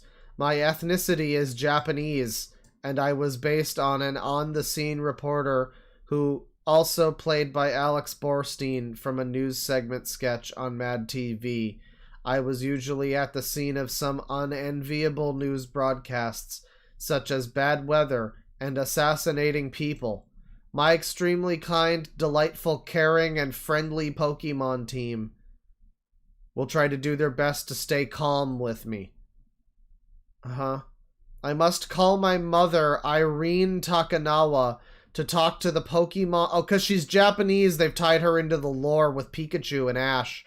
Talk to the Pokemon villain organizations and tell them to stop getting very close to Ash Ketchum and Pikachu if they don't get kidnapped or captured by these bad guys ever again. So that's what Trisha Takanawa is bringing to the team in the new Pokemon. So that's great. That's great. That's great. Let's see here. Character recast meme. Oh god, yeah. So there's just so much of this. There's so much. There's comic book guys' thoughts. There's 600 Christmas fan artworks. Over 600. He's got like just a bunch of fucking shit, you know? I mean, it's just a bunch of fucking shit. This is what happens when we do DeviantArt. We just get into the weeds of like, yeah, it's just a bunch of fucking shit. I don't even know where to stop. There's so much of this. Comic book guys' thoughts. There's a category for crossovers that has 1,785 deviations in it. And it features such bangers as Ash's mom next to Belle. Because I guess they look similar, so they're next to each other here. Hello, Ariel, says Peach. Could I touch and rub your chest up and down to see how soft and squishy it is? Why, yes, of course, Peach, your highness. Hello there, Princess Peach, your highness. Is your chest feels soft and squishy to you? Yes, they are, Princess Ariel, your highness, darling. Hello there, Ariel, darling. Is your chest feels soft and squishy to you? Yes, it is, Princess Peach of your highness of the Mushroom Kingdom of... Nothing sexual about it. There's nothing about this that's sexual. We got more about Rapunzel and Peach now. Peach, can I touch and rub your chest, please? Sure thing, Princess Rapunzel, darling. And there's a second one that's the same thing, but in reverse. Right. This guy was born in 1983, by the way. Just putting that out there. So I don't even remember how we got onto this. Mr. Toon Lover 83. Oh, right. It's because this fellow who was a fan of Jay Kaiser apparently got the Jessica Rabbit idea. I guess that's like a trend on fucking DeviantArt. You just like slap a character's head onto Jessica Rabbit's body or something, and bing bang boom, you got a character. And he got this idea from Homer Simpson 83. So that's where we came from. This guy is also definitely not a pedophile just because he made art that was, I guess, inspired by that guy's. He makes Jessica Rabbit pics out of female characters on his profile.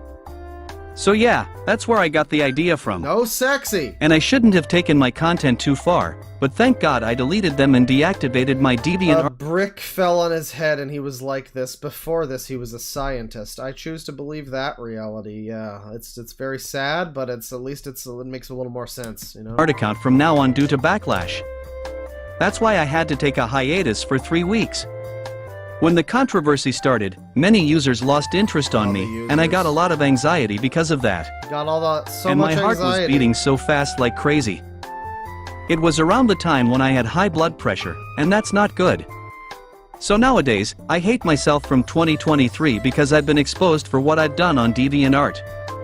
And just because you guys don't been exposed, he got exposed for his DeviantArt shenanigans. It's a sadness. Like me, doesn't mean that you have to take me way too seriously. You could have at least fucks never end, no. Ignore me instead.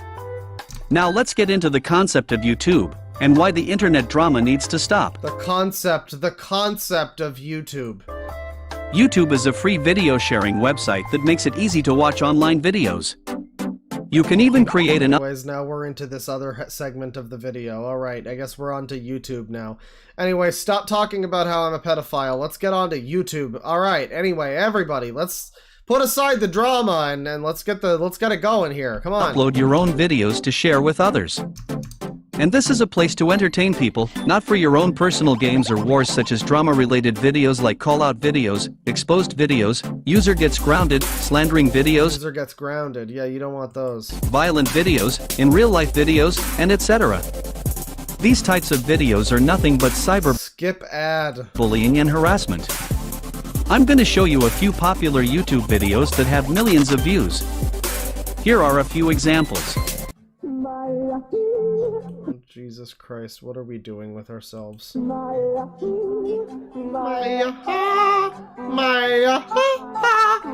Great, that's a good video. Yeah, I agree. Why is that happening? E-Bombs World? He's showing me videos from literally 15 years ago or more. Chocolate Rain? Are you kidding me?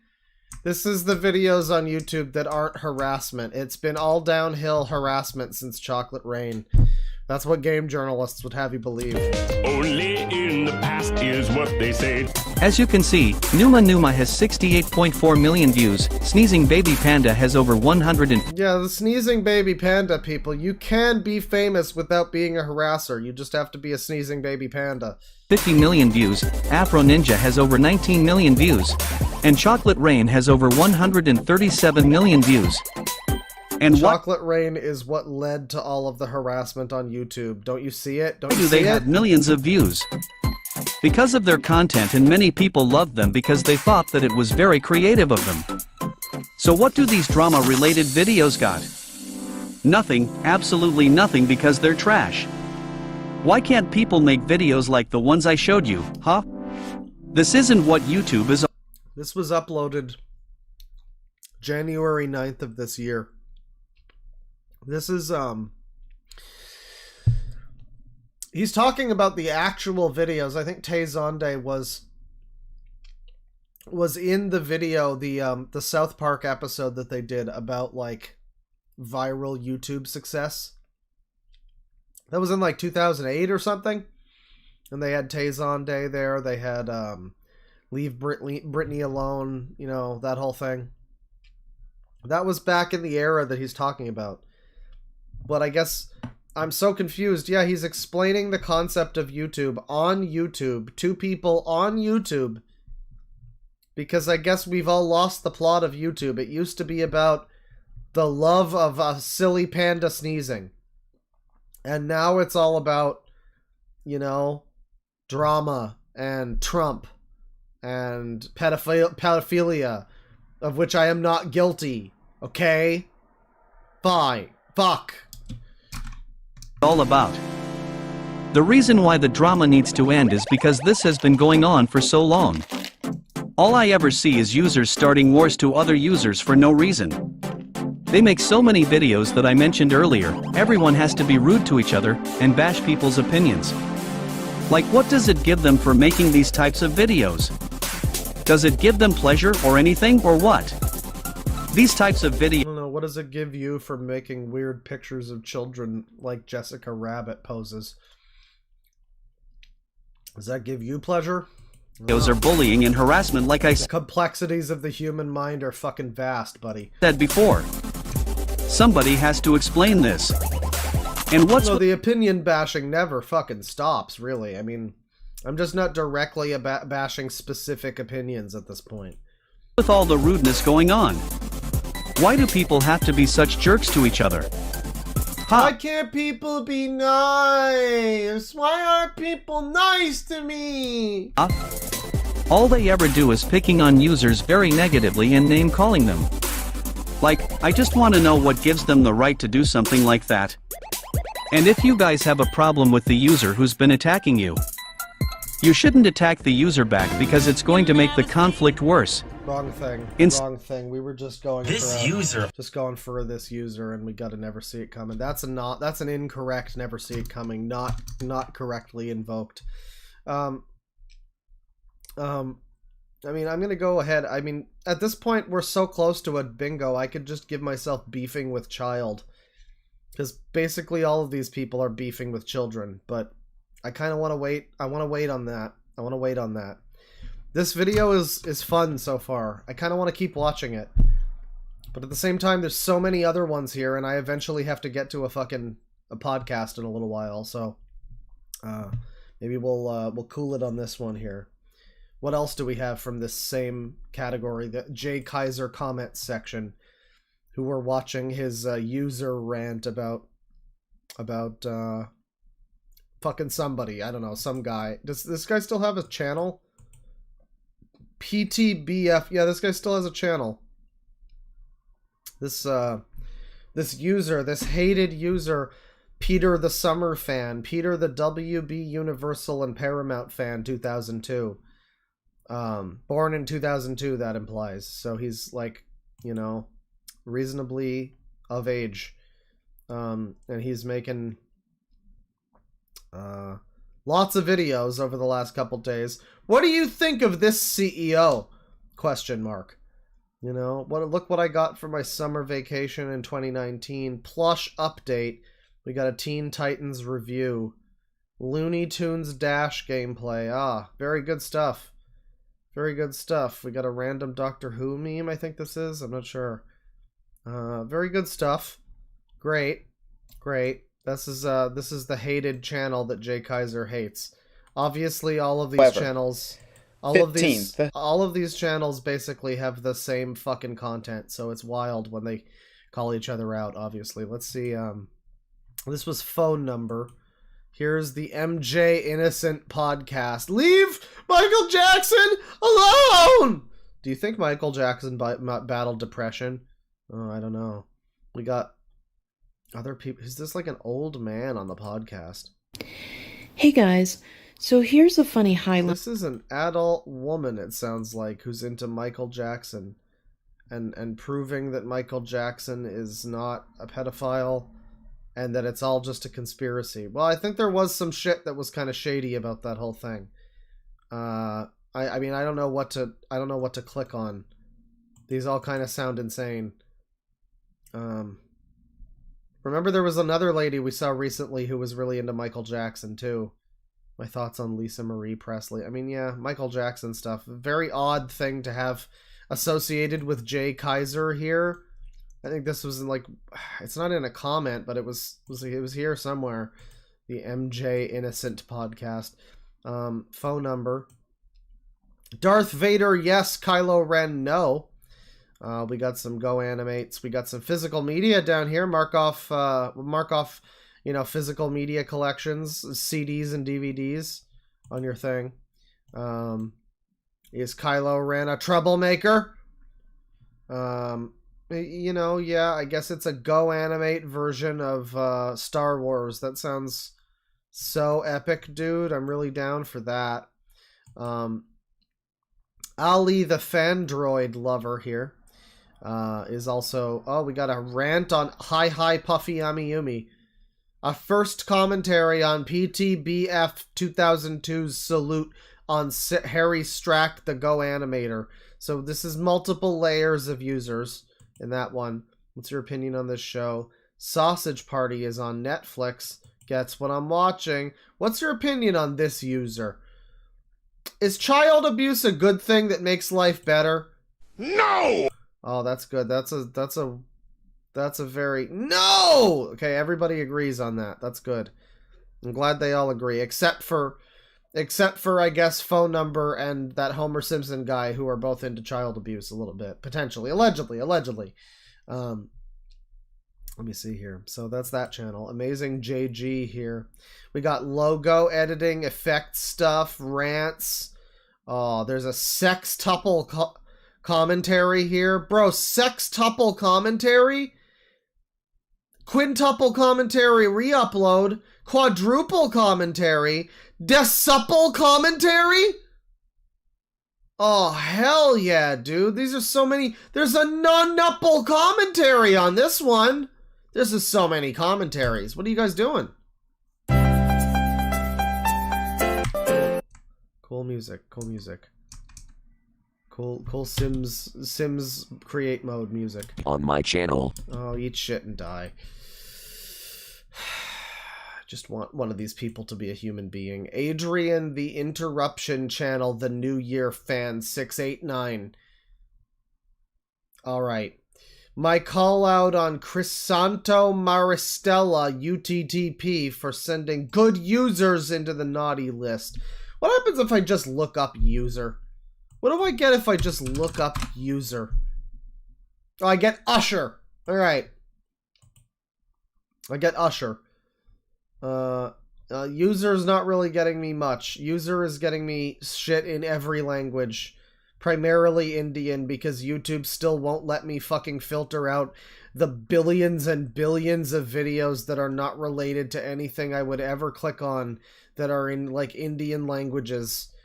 They still won't. It's been a problem for fucking years. They just won't. They refuse. We have to be fucking... everything we look up has to have hundreds of fucking videos that look like this. This is exactly what I was looking for. I looked up user... and I got this fucking creature. Great. That's perfect. Perfect. Alright, well. Jay Kaiser rants. And then we have Ferris here. We got some stream yards from Ferris. Hey Ferris, are you an adult?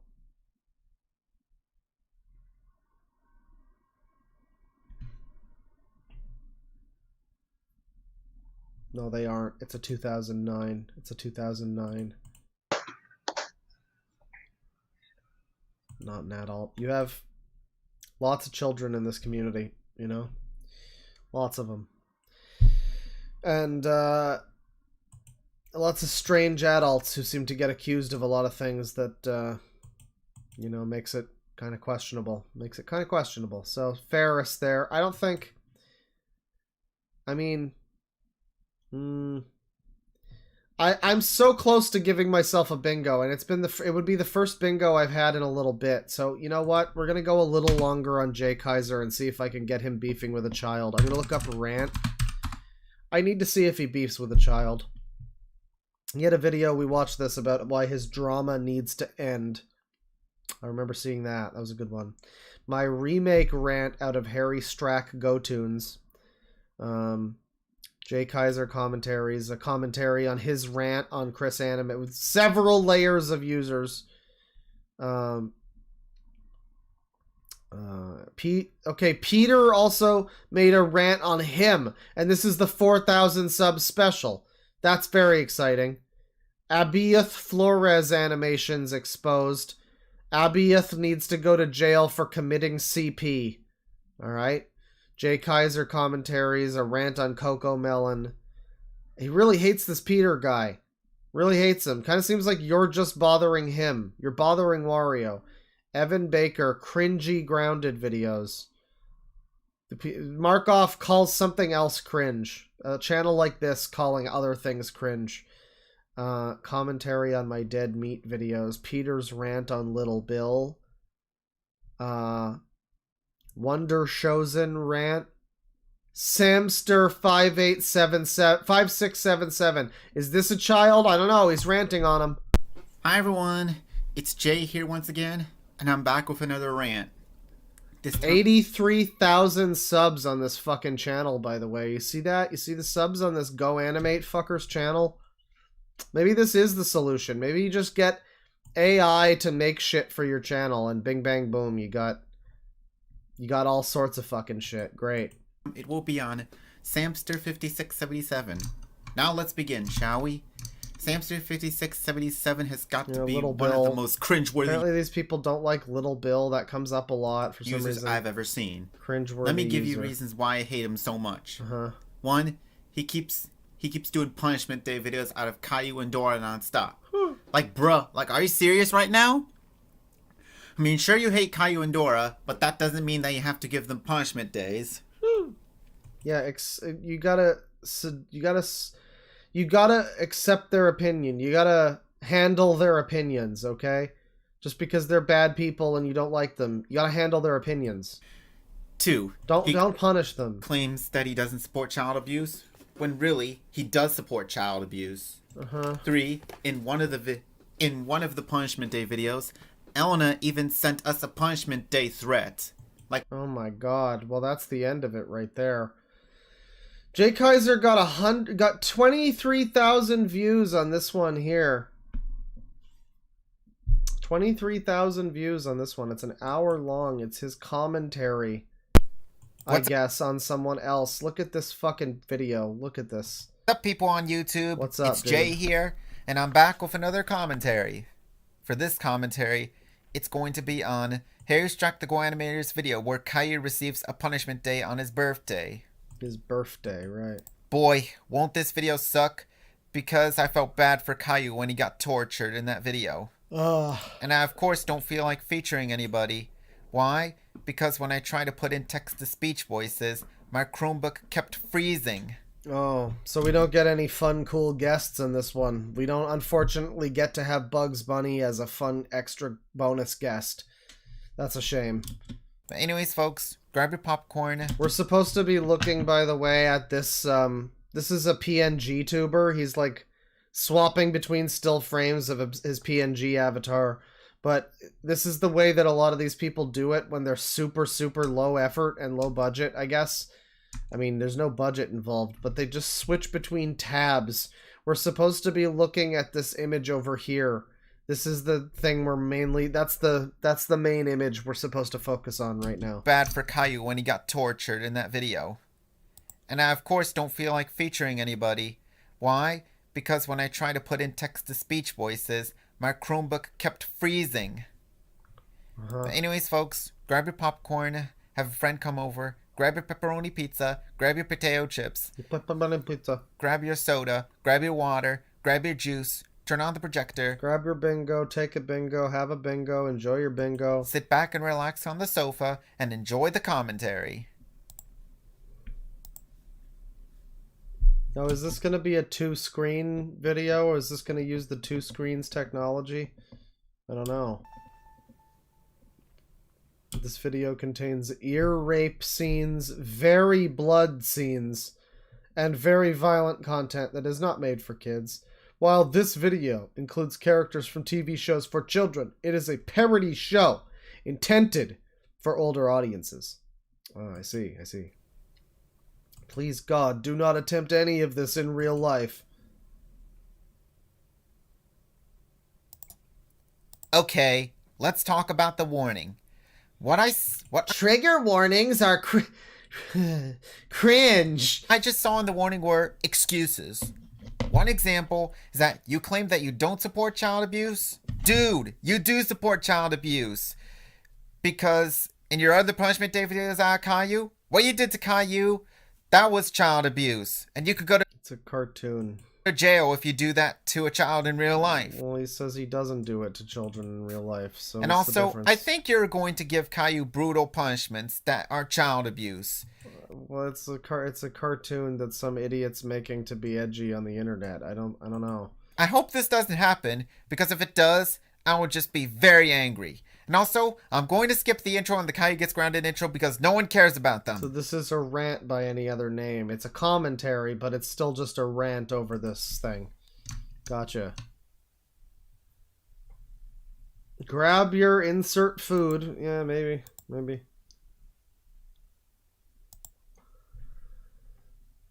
Please play the video.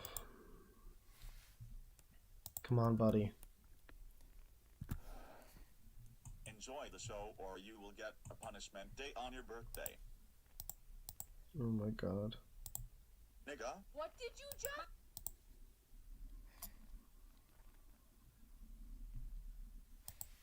What the fuck are we watching, chat? What is happening? We just got a text-to-speech N-word.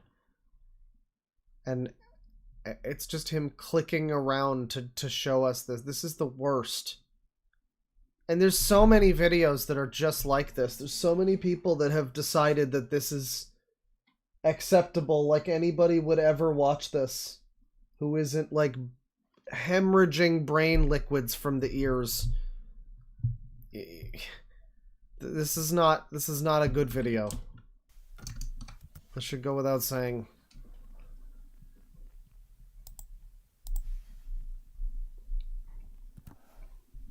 Enjoy the show or you will get a punishment day on your birthday.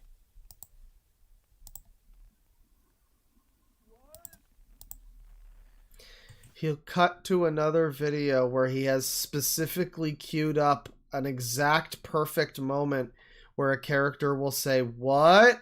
and then he'll cut away from that video to a different video. It's like, you could just edit the video. I don't know that it would be that much harder to just edit that in. You have the video, you have it exactly where you want it. It feels like this would be harder to do. He's not saying anything. He's not even saying anything. Not even saying words. Because he doesn't have the rant Sona up yet, so he's not allowed to say anything.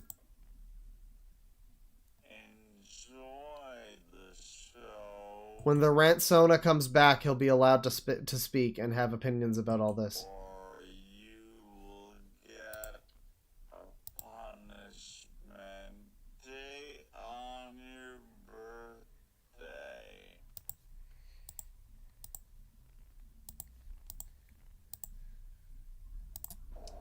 Got another cool reaction image here. He knew exactly which ones to open, too, at any given time. Not Evanescence Imaginary, which he's listened to all of. But he knew exactly which one to open, which was this specific tab, which was going to have this Friday Night Funkin' meme, so that he could play it at this exact moment in time.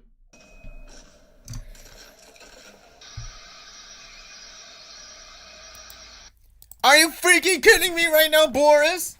Whoa, Why did you send us a punishment day threat? All because we don't enjoy your video.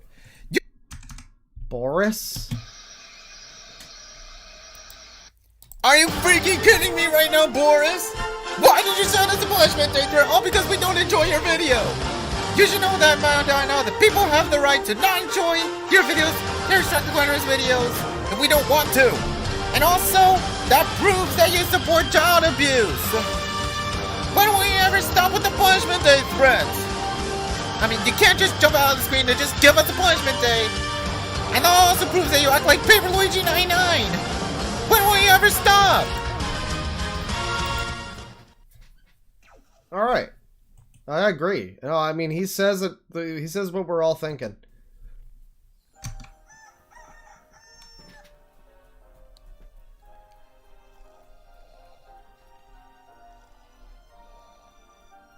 Boris is the new enemy in town. Yeah. I don't know who Boris is. I guess he's maybe the character in the video, because the uploader is Harry Strack. So who the fuck's Boris?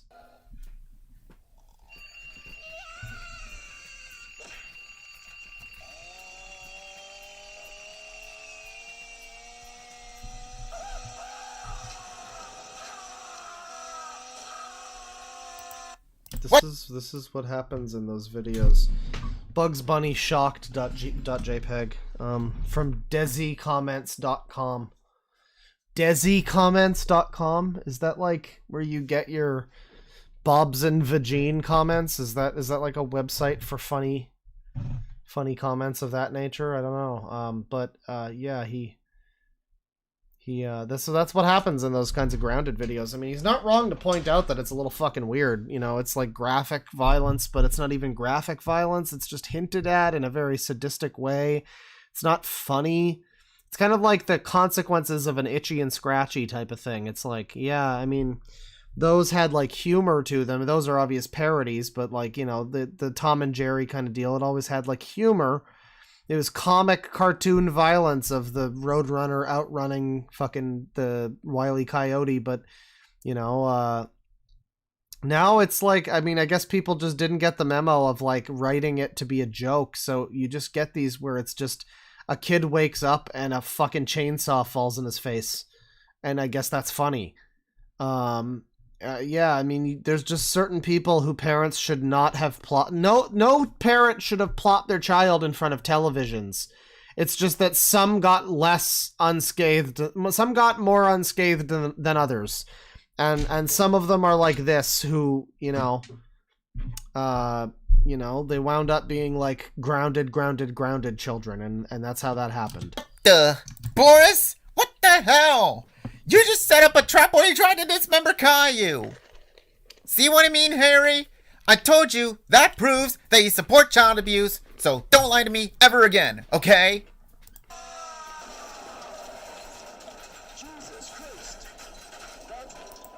God, I hate it when Harry Strack the Go Animator adds bleep censors in his videos. It's so irritating. Yeah, it's really fucking gay. It also proves that he acts like Chris Animate. No, not Chris Animate.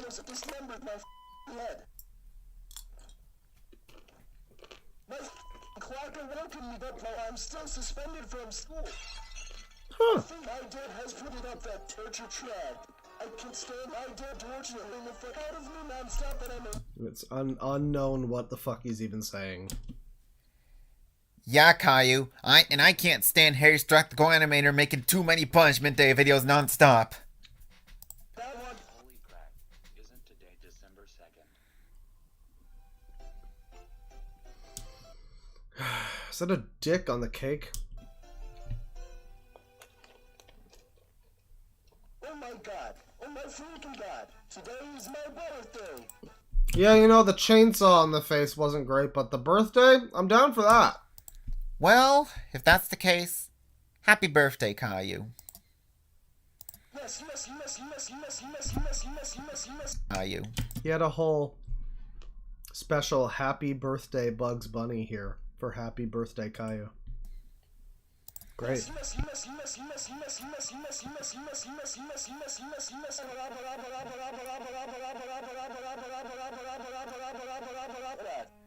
I can't wait to see what birthday presents that I've gotten for my birthday this year. Let's call Pet. My family has made me special breakfast, special cards, birthday cake, and etc. So the person who made this beautiful art, you know, maybe there's some criticisms that could be levied toward this, right? You know, the guy's commentating on it and he's like, this isn't a very good video, and I agree. I agree this video is not really very good. Generally. You know, neither is the one commentating on it here, but really neither is mine either, so it's really just never-ending cycle of problems. Yeah, it's not a good video, but it's like they're all like this. I don't know how you did... I don't know, who gives a shit? There's one of these that's like a little worse than some of them. They're all bad. They're all bad. I don't know. I find it hard to care, particularly. Although it is entertaining. Sadly, I don't think that's him beefing with a child. Hi, everyone. I don't think that's him beefing with a child. I still don't think he's beefing with a child. I mean, there's probably been some child beef happening. I mean, it's probably been happening somewhere. But all the people he's mainly making commentaries on are adults. You know, as far as I can tell. He's got other Go Animate people. He's got a Donkey Hody. He's got a rant about the Loud House. He's handling his hate for Sean the Gotcha Viander's rant on him. That was 2 years ago. So that's cool. Yeah, I mean, sad. Well. No, this isn't beefing though. That's not beefing. There's one here that's Ryan the Animator 2007's rant on Dinosaur Train, but he's just commentating on it. I don't know that he's really gonna be beefing at him. This is from a few years ago. Hey guys, Jay Kaiser here once again, and welcome to another commentary video. Welcome. But this time, it's going to be on Ryan Animator's rant on Dinosaur Train. And just to let you know that I'm using Homer Simpson for the next 3 commentaries that I'm going to do. Why are you doing that? This rant is going to suck because it has a bunch of invalid reasons to hate Dinosaur Train. Okay, no, this is beefing with a child. Ladies and gentlemen, we got a bingo. He's beefing with a 2007. He's beefing with a 2007 over their hatred of Dinosaur Train. We did it. And I mean, like, you know, you could maybe also throw on, he's potentially also Canadian. One of these people a lot of them have sounded like they could either be huge dork Americans or just Canadians. And I'm not sure. No evidence so far. 10 plus year old media, maybe a little bit of that, you know, not too many of these, but yeah, beefing with child, Bad Mike, media franchise brand fan, lazy traced or recolored OC. His OC is just a Powerpuff Girls character, and I'm gonna say Brony. I'm not seeing anything to dispute Brony. That Brony is a little tenuous. But, like, there's definitely at least one of these people so far that's been a brony. I would say if this guy isn't, if Jay isn't, then one of the people we've looked at is probably a brony. And I don't even think this guy isn't. I think he might be. I'm just not sure. Great. We got it. Even though I do like Dinosaur Train nowadays because I love dinosaurs. Anyways, let's begin the commentary, shall we, folks? Dinosaur Train. More like faggot hell. Was that the best insult you got there? And also, for you... What was the insult? Dinosaur Train. More like faggot hell. Oh. It's a pretty good insult. Yeah, I like it. I think it's good. Because, like, you know, what would you... Oh, Dinosaur Train, more like AIDS... gay or something. Like, I don't know. That's a good one. You don't see that one. No one would have expected that one. Was that the best insult you got there? And also, for using that homophobic slur, you're offending gay people. He even said that he even said the word that's mean to gays. Stop using that word. Stop using that word. Oh my god. This show sucks. How does it suck? Can you explain why? This show is about the dinosaur and the train, and they like to go on failure adventures. Bruh. The failure adventures term is getting old. The term. The characters are niggers. Oh, no, you just can't. Now this is going far too far in a few places. Why would you even make a commentary on this, fellow? The failure adventures term is getting old. You know, I don't understand. The characters are niggers. No, I didn't. I paused it, but it didn't pause in time. I clicked it, and then there was a delay.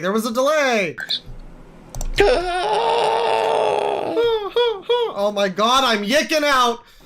What you just said is extremely racist. Marge, you just said the N-word. Oh my god, homie! He's not even black! Stop. Whoa, man, you can't say that word! I'm gonna start saying it now, too! No, Bart, don't do it! Stop using the N-word, you racist idiot! Boy, stop being racist! They are annoying. How are they annoying? Can you explain, please? Anyway, the animation is fuck. How's the animation? And also, be careful on what you say. There could be kids watching this video, you know. Oh my god, be careful about what you say. This is like what people... Oh god. The users are our dark future. This is the thing. You look at this and this is like what... I know it's conspiratorial, but this is what, like, the types of people want. This is what certain types of people want the internet to be like. It's like, whoa, watch what you say! There might be kids watching somewhere! Oh my god! Just like this like sanitized, this super sanitized, everyone handling opinions baby show bullshit. That's the way it's supposed to be now. We need to all, it's, you know, if you're mean to someone, that's harassment. So, you know, you gotta be nice about each other's opinions. You gotta handle each other's opinions, because it's the internet. You don't want to hurt people. It's the internet. Come on. This is so funny watching this, like, oh, be careful what you say, there might be children. Yeah, there might be. Better be careful you don't say any horrible slurs around the children. That would just be terrible. I would not condone that. The stories are lame. How are the stories lame? Oh, the stories are lame. You can't say that. That's just going too far. That's a bashing opinions. Don't do that. Can you explain why? Isn't Dinosaur Train for 5-year-olds? Well, yeah, probably. I've never fucking heard of this. It's Jim Henson. I assume it's like, you know, a Muppet thing or something. It's probably like Sesame Street adjacent. I mean, not necessarily, but it most likely is. I don't know what it is. This isn't informing me in any way that it is good. It's just like this guy learned about like debate on Reddit or something, and so he just, it's like he knows that he can't allow someone to have the wrong opinion on the internet, which is based. I agree. But he also doesn't like really have any reason to be arguing, so it's just this stupid idiot's like troll video. It's not real. It's just a bunch of like, the characters are N-words and just stupid shit. And then this guy's acting like it's a big serious deal, and he's like, do you have a fact to back that up? Not an argument, not an argument. You know, all this kind of fucking Stephen Molyneux shit, and you know, it's embarrassing. It's just embarrassing. The theme song is damn trash. It's like Coco Melon And shit. how's the theme song trash exactly? Thank God this show got cancelled in 2020. It's not canceled yet, Ryan the Animator. So... This is official beef with children again, by the way, because this guy... I don't know how old Jay Kaiser was at the time, but this was 3 years ago, ranting about 2007 Guy's Rant. I mean, that's like, what? That's like, you know, 15 or something, maybe? I guess, so... Beefing with a child, beefing with a teenager, arguing with kids about Mario or whatever on the internet, about Dinosaur Train, whatever. Are you that stupid, Ryan the Animator? It's not canceled, idiot. Idiot! Do you know who likes this show? Just imagine, like, you really think you've laid the smackdown on someone. You've made your video where you call them an idiot and you point your camera at your Homer Simpson gifs, and that's gonna fucking tell them. They're gonna know. They're gonna feel the anger you're trying to communicate through that image, through that Homer Simpson arms full. Everybody's gangster till Homer Simpson fucking folds his arms, you know? Do you know who? Idiot. Everyone's gangster till Homer calls you an idiot. Do you know who likes this show? Sid the Science Kid.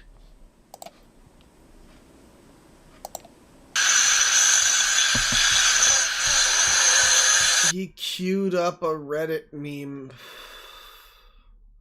He queued up a Reddit meme from like fucking 12, 15 years ago. Okay, this was 3 years ago at the time, so I mean, it's like, you know, 10, 11, 12 years ago, whatever. A while back, Reddit meme. Really valid Reddit meme. How many times do I have to tell you? Fictional characters don't have opinions! Yeah, you can't bash the fictional... What? When was that even a thing? What are you talking about?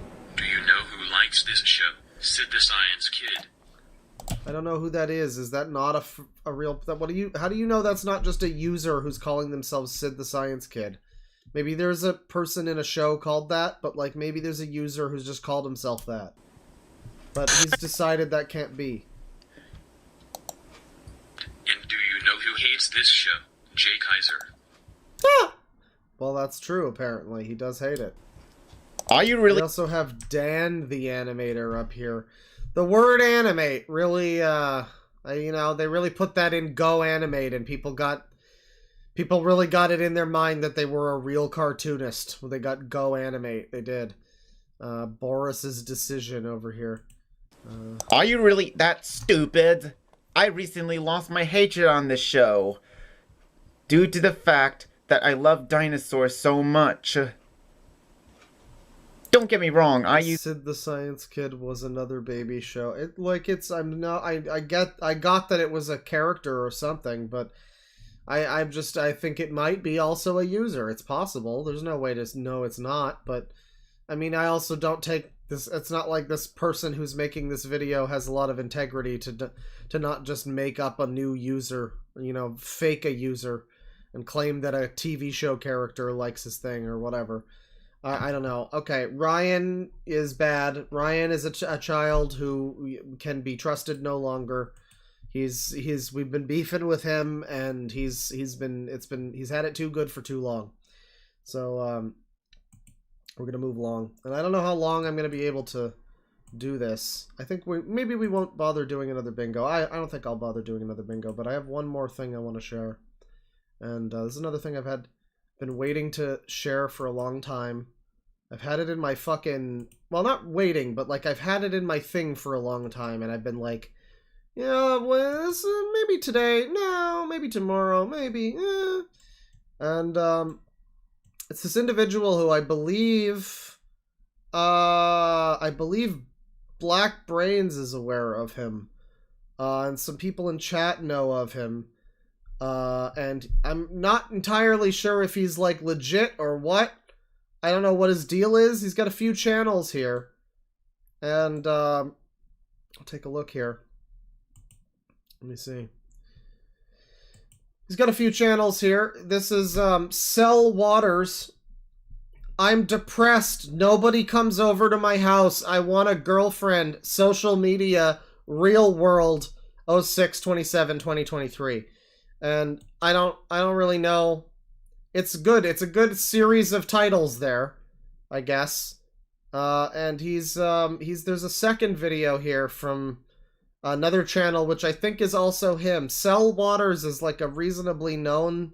He's a minor lolcow, I think. People are starting to know of him. And, I don't know. He from what I remember of seeing of this fellow, and what I was sent of this guy, he seemed a little bit like he might be just japing, but it's one of those where it's like, if it is like a bit of a funny character he's playing, then the joke is that he's a pathetic loser, and I don't know if... Well, I just don't know if it's funny to anyone. I just don't know if it's supposed to be funny. I don't know if we're laughing with him, necessarily, but let's watch.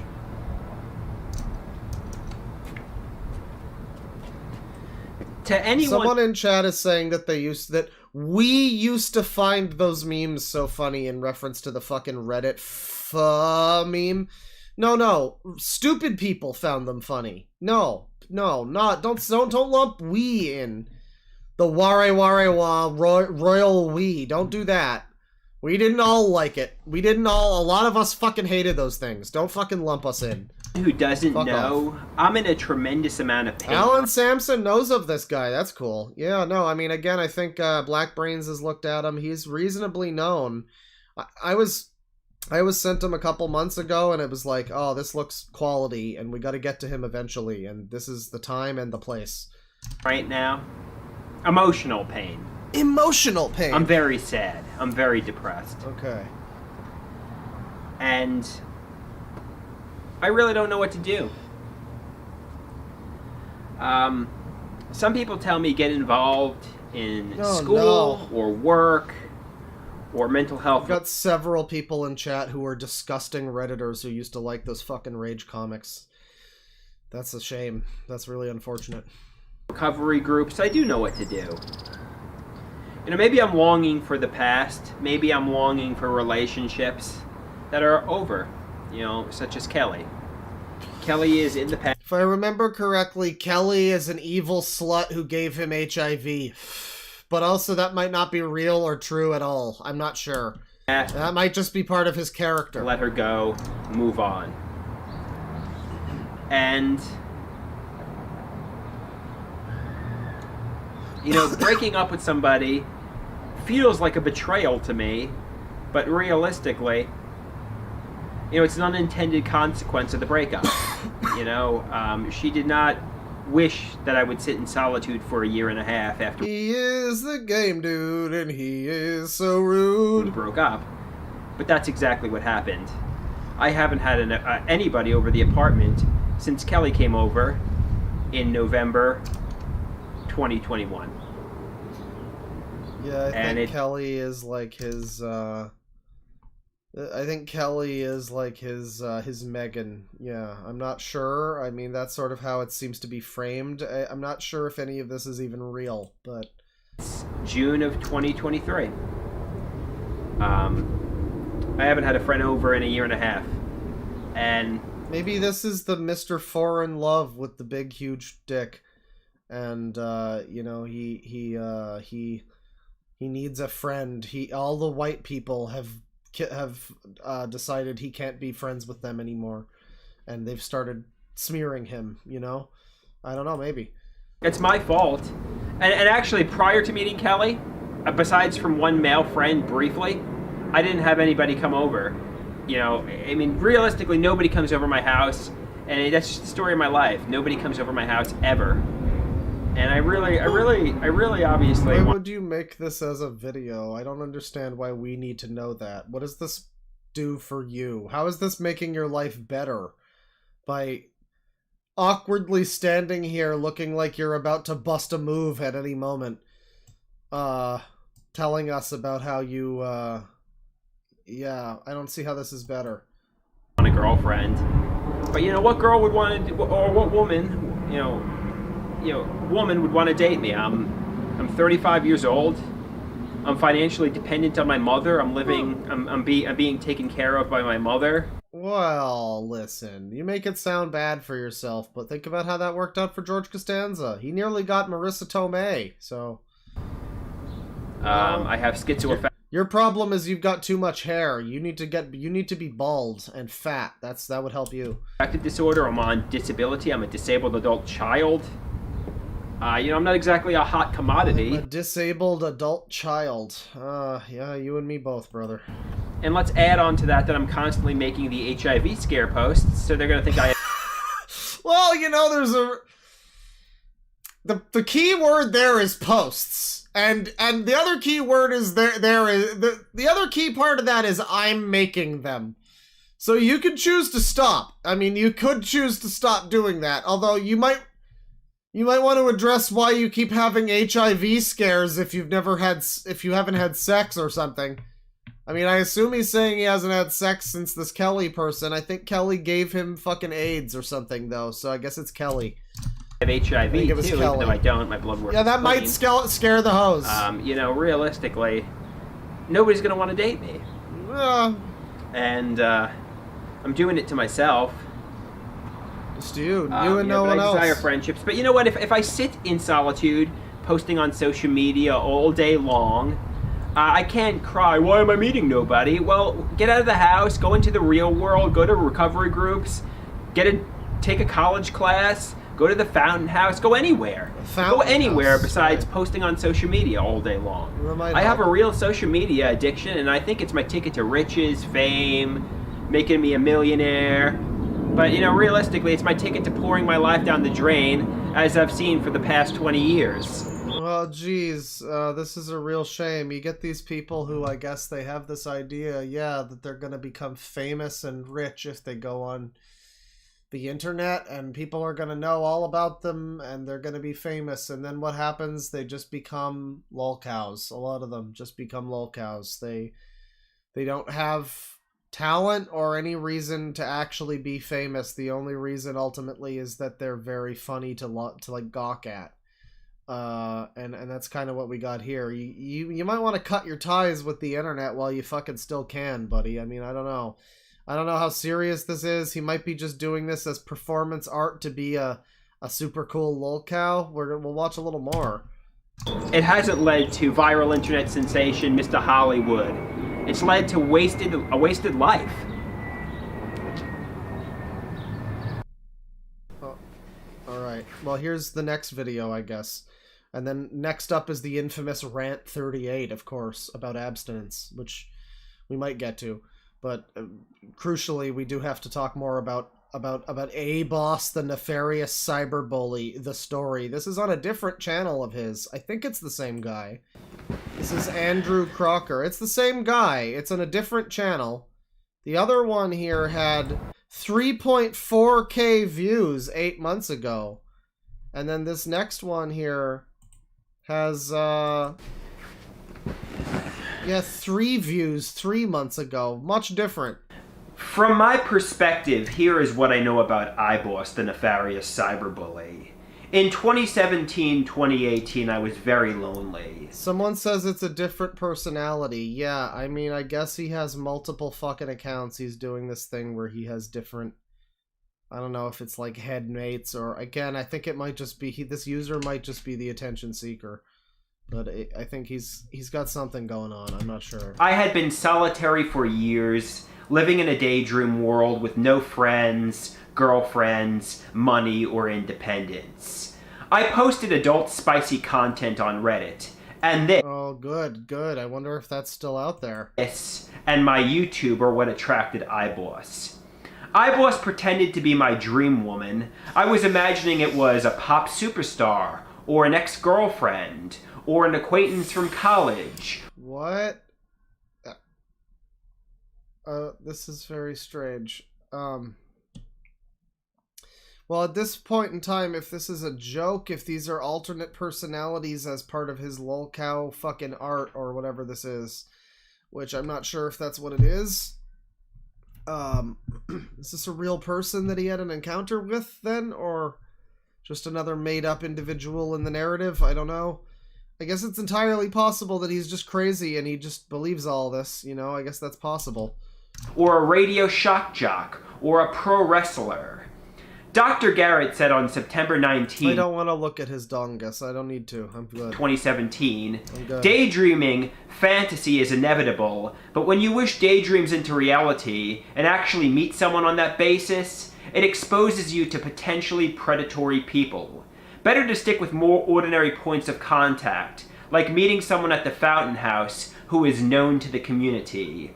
People on the internet can lead stealth lives. I like the rocking back and forth. That's always a good trait. They need not expose themselves to a real community, and therefore are never vetted by a community.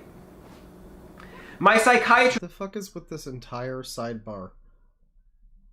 I'm being recommended like 2 videos I might maybe watch. I got Asmongold. I got some fucking Disney shit. Apple shit? Someone's trying to cancel Dr. Seuss. Someone's trying to cancel Apu. Great. What a good series of videos on the sidebar. They really know what I'm looking for. Just claimed he was probably some homosexual who was attracted Community! to me. Then he got angry he was attracted to me. He liked me, but also blamed his homosexuality on me. Right. He didn't want to be gay. It was a love-hate relationship. Oh, I see. I've dealt with that before myself. Yes, I understand. It's fair. I was silly with iBoss. We shared many laughs. We were very silly goobers together. We did silly things. The whole thing was ridiculous, like a shock jock prank. I was viewing it as a sensationalistic, absurd comedy. Thought he was an undercover boss and I'd be rich and famous. But apparently it wasn't. Apparently this guy came up with a bunch of fucking insane ideas of who this rando on the internet was, I guess. And that's apparently their fault.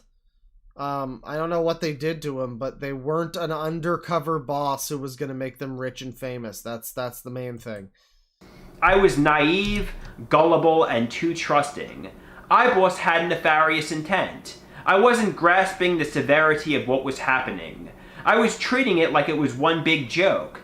But iBoss was a sexual predator and a self-proclaimed psychopath. Although I didn't do anything wrong, he made the Secret Service come to my house in October 2017. He saw someone vulnerable, was two-faced. He didn't want to make me a movie star, he wanted to hurt me. Yeah, you know, the two genders. Then after the Secret Service came, I considered stopping creating social media content for good, but after a week or so I resumed. A few months later, in late 2017, iBoss returned under a new name, the Spicy Boy Buddy Meme. Spicy Boy Buddy Meme. You know, I mean, yeah, you wind up getting super trolled by somebody whose name is like Goku Farts 69, and it's very unfortunate when you're crying in a fucking ball in the fetal position, and you're screaming, "Curse you, Goku Farts 69!" And, you know, it's just a very silly scenario once that happens to you, you know? He was iBoss, but I was willfully blind because down deep I knew it was the same person. For some reason I felt like I could trust iBoss, though he hurt me once before. Dr. Garrett said about Buddy Meme, aka... It was Buddy Meme, as in epic. Not mean as in bully, but meme as in epic. iBoss on February 15, 2018. You are on the right path. This person is a naive cheerleader with expletives. Expletives? Except for trashing the Fountain House, and this writer failing to understand the most basic things about you as a person, when you tone down the grandstanding hyperbole, this note is telling you something you already know. That you must build towards independence now. Nothing new here. Stay the course. Soon Fountain House... I have no idea what's going on. So this is Andrew Crocker / Cell Waters. He's got multiple personalities, I guess. And, I mean, his most recent video, I guess he really wants a certain type of attention because he got himself a green screen. And, he took off his shirt. Nobody loved me. Nobody cared about me. They were all dehumanizing There is a bulge there, that's happening. me. They were all laughing at me. They were all getting pleasure from my suffering. Nobody cared about Andrew. I mean, you know, it's fake, but then again, you reach that paradox where it's not like... There's a certain type of fake where it takes effort and it's like, wow, congratulations. I just don't think... People often use the like, oh, but what about fucking Kaufman? And I'm like, okay, that was a different era. The Poe's Law was not even a concept at that point in time, let alone dead. That was a different era. People didn't do that kind of shit. So now, if the whole thing is, haha, I'm being a fucking loser on the internet as a joke, XD, then I'm sorry, it's not funny for the reasons you think it's funny. It's not. You're just a pathetic loser, and this is pathetic. It's not funny because you're making yourself pathetic. That might have been funny in the fucking 1970s or some shit, but it's not funny anymore. That might have been avant-garde and different back then. Nowadays, you've seen enough of that. You would need to be doing something different. This would need to involve some kind of talent in some way, where I'd be like, you know what? Funny guy. He's really trying something here. He's really trying something. But no, we just have him fucking being a weirdo in his underwear. Visible head in the underwear. They left me solitary to develop a life-threatening terminal illness. Nobody cared if I died. Nobody cared about me at all. No one cared who I was before I put on the Hanes boxer briefs. They were all having the times of their lives with money interacting with the opposite gender, having fun. Me, I was solitary, pouring my life down the drain, anxious, Yeah, with the social media, you already used that metaphor. agoraphobic. I wasted my best years, my Buddy, who hasn't? 20s, the beginning of my 30s, in a solitary fantasy land. I wouldn't say the snake is solid, but it's visible. You know, the camo index is not high at the moment. He is trying to do an epic voice. If that is a solid snake voice, maybe it sounds like a trailer voice. This summer, it's one of those. Nobody cared. Nobody cared at all. Nobody cared if I died. Nobody cared about Andrew. And nobody asks, how is Andrew? Everybody asks, please put on your clothes, Andrew. I had no friends. I had hardly any girlfriends, and everybody was bullying me. Everybody was dehumanizing me.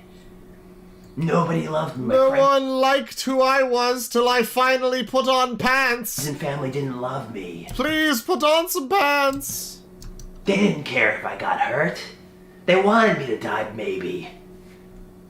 Nobody cared. Nobody loved me. I was just a piece of meat. I was a piece of trash. I was a piece of garbage to everyone. I was... Well, you know, this is his most recent video. He uploaded it today. He's got 972 videos. He's got 8 subscribers. Look at that. That's great. Yeah, he's got HIV scare. He's got HIV scare. Various videos about his fucking doctors. The dog sin changed my relationship with the golden retriever. That's not a good title. I have a feeling that that's not what it sounds like it means, but it's probably not that. So I'm gonna tell you how the dog sin changed my relationship with the back and forth and forth and back and forth and forth and back and obviously, forth and forth. Oh, after committing Tismo. the dog sin, I felt guilty and... What's that? After committing the dog sin, I felt guilty. Okay, see, so for a second there, I thought that it was gonna be, like a, oh, there's music playing now. How did that happen? For a second there, I really thought that it was going to be like, he watched a documentary and it was called The Dog Sin or something. I really thought it was just going to be something like that, but, you know, then, oh, look, Sangi's here now. I don't know how that happened. So I didn't think that it was actually going to be that, but, you know, it is, and I just don't know how to deal with that, so...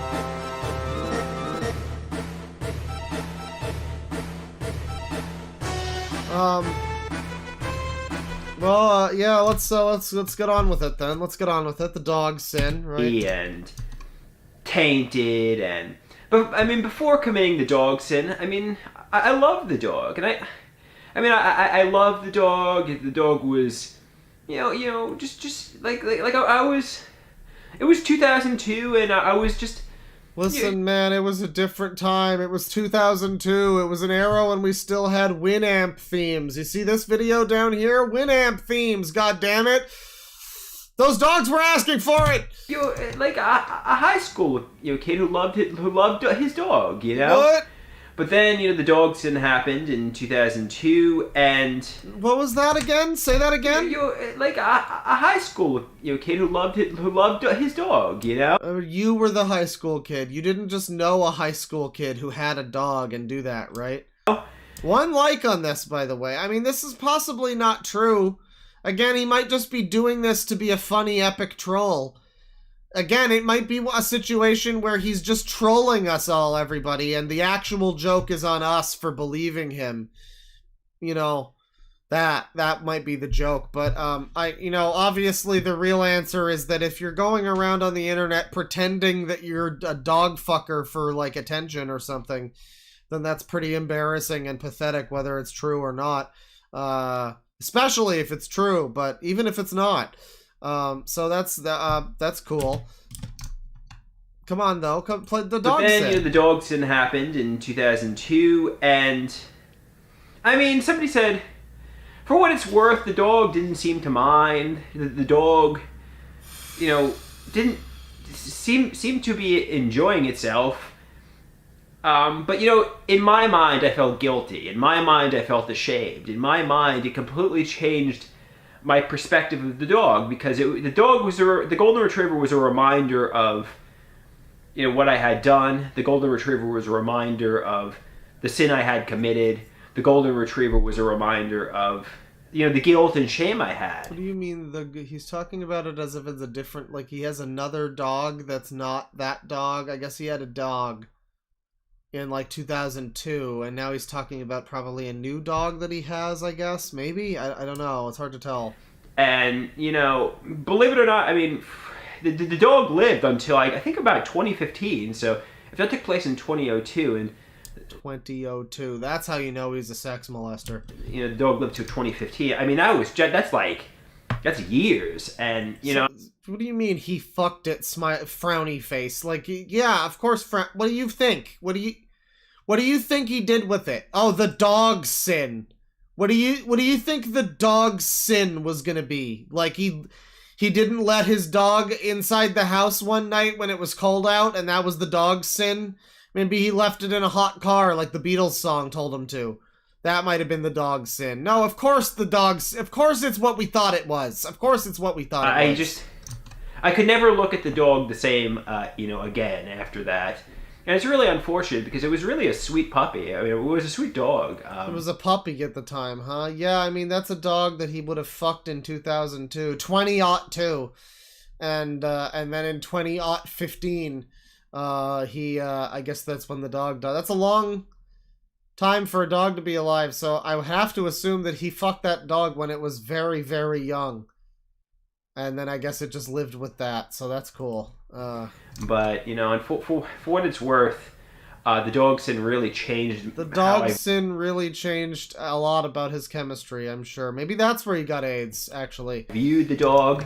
The dog sin really changed everything. The dog sin changed everything, and it really ruined. I mean, I feel badly because, you know, I just really couldn't look at the dog the same afterwards, you know, and it's just too bad. It's just too bad. It's just such a shame that I have a conscience or something. You know, I kept looking at the dog, and instead of wanting to fuck it more, I kept feeling bad about it. It was weird. I don't know. I guess I just wasn't into it. I'm sorry, guys. I'm sorry to let you down. Sorry to the one upvote on this video from 5 days ago. 2 views. One of them is an upvote. It's probably just him. Honestly, we do that. Oh, that's the video. Okay. The dog sin, everybody. Yeah, I mean, he's got his own fucking, like, therapist listed here. I don't know what he's hoping to get with that. Describing artwork. He's got another video about the dog sin here. Right next to that one. Same outfit. The dog sin. So one of the most... Yeah, 1 view, 1 upvote. I think that's my view. So he upvoted it. I think he upvotes all his videos. That must be it. Most traumatic experiences of my life was the dog sin. When I was in high school around 2002, you know, something happened between me and the golden retriever that made me feel dirty, defective, damaged, impure, corrupted. What'd you do, buddy? And something that I regretted doing, something I felt tremendously guilty about. To the people that try to say, oh, Andrew has no empathy, you know, my psychiatrist said, well, in your own weird way, you're expressing empathy and guilt and, you know, feelings of shame over the dog sin. So, you know, that is... Sorry, was the video frozen? I was discording. Collaborating vis-a-vis podcast-related things. I mean, he's just sitting on the couch talking. I guess the dog sin was his... yeah, it was him fucking a dog. But, I mean, yeah, the way he refers to it as a sin is kind of weirdly... I mean, he doesn't seem to be that religious, necessarily, but he's calling it a sin. He does look like like one of the... He does look like the guy who left Spock's beard to become like a born-again fucking preacher or some shit. Yeah, I guess it's looking like, I guess... This MF streaming on podcast. I was gonna stop! Alright, well, I guess we're good. Alright, well, I guess we're good for tomorrow. We're doing the stream tomorrow.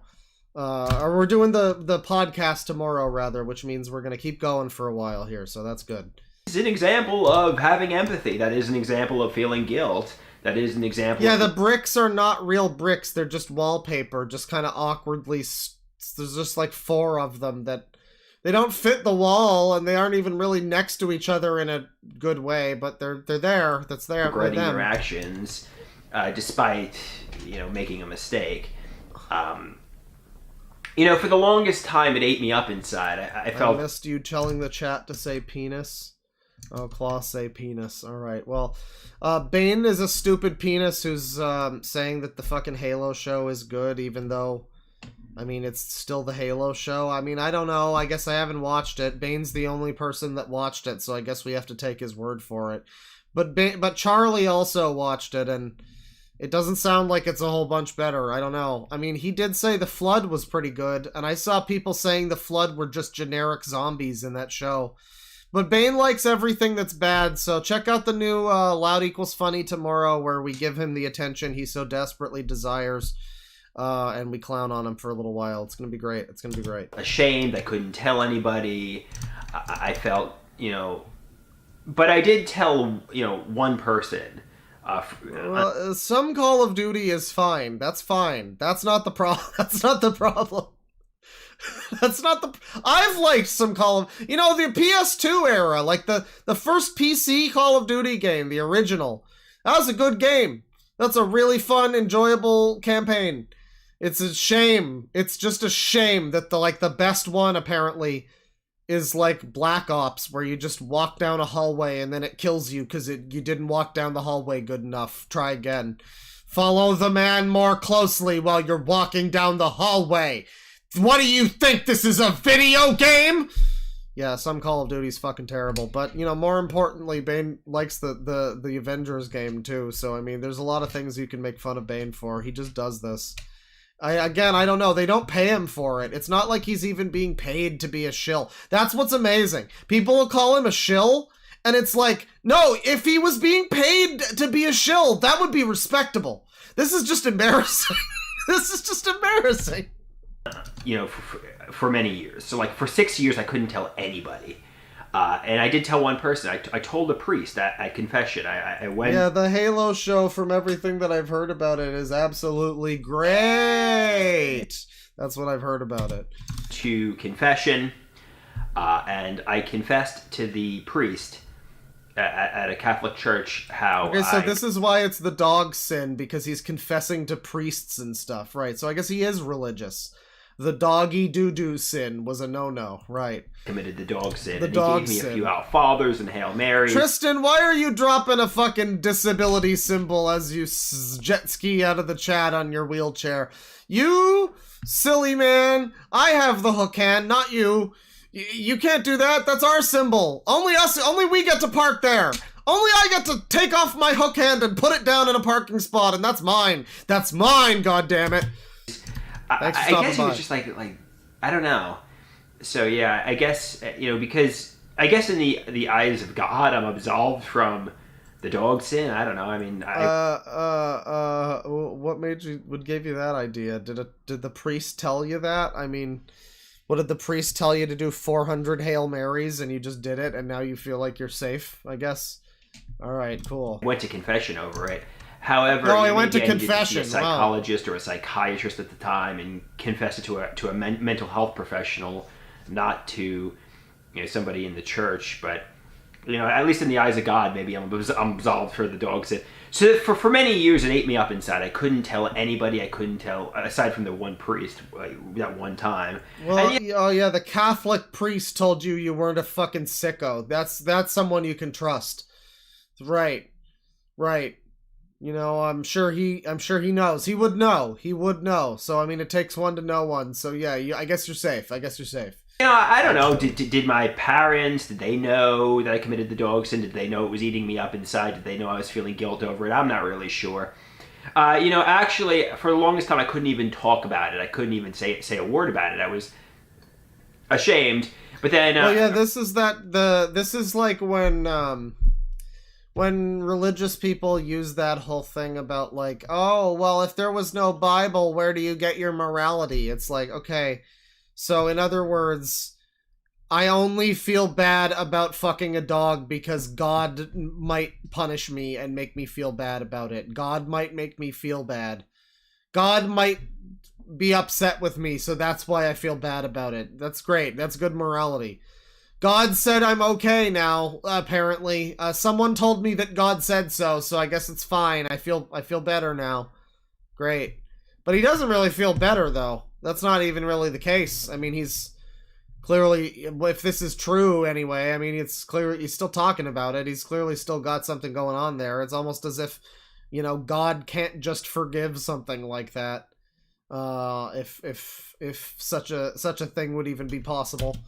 Around 2008, 2009, maybe 2010, I finally was able to tell this guy through a text. Man, there's a lot of people here who are not cynical enough, who come in and they have some hope that the dog sin. What did you think it, what did you think it was? Like, I genuinely, because I hear that and I know immediately, my only thought was maybe it's like the name of a documentary. Like, he watched a documentary called The Dog Sin and it made him think something about dogs. But no, other than that, I knew exactly what this was. And I don't know what else it could have been. Message how that happened, and at least I got it. Like he was trying to say doxing. I guess. I mean, I guess I could see that. That's like a way of getting around saying, "I got dogsed." You know, I guess you could do that. Yeah.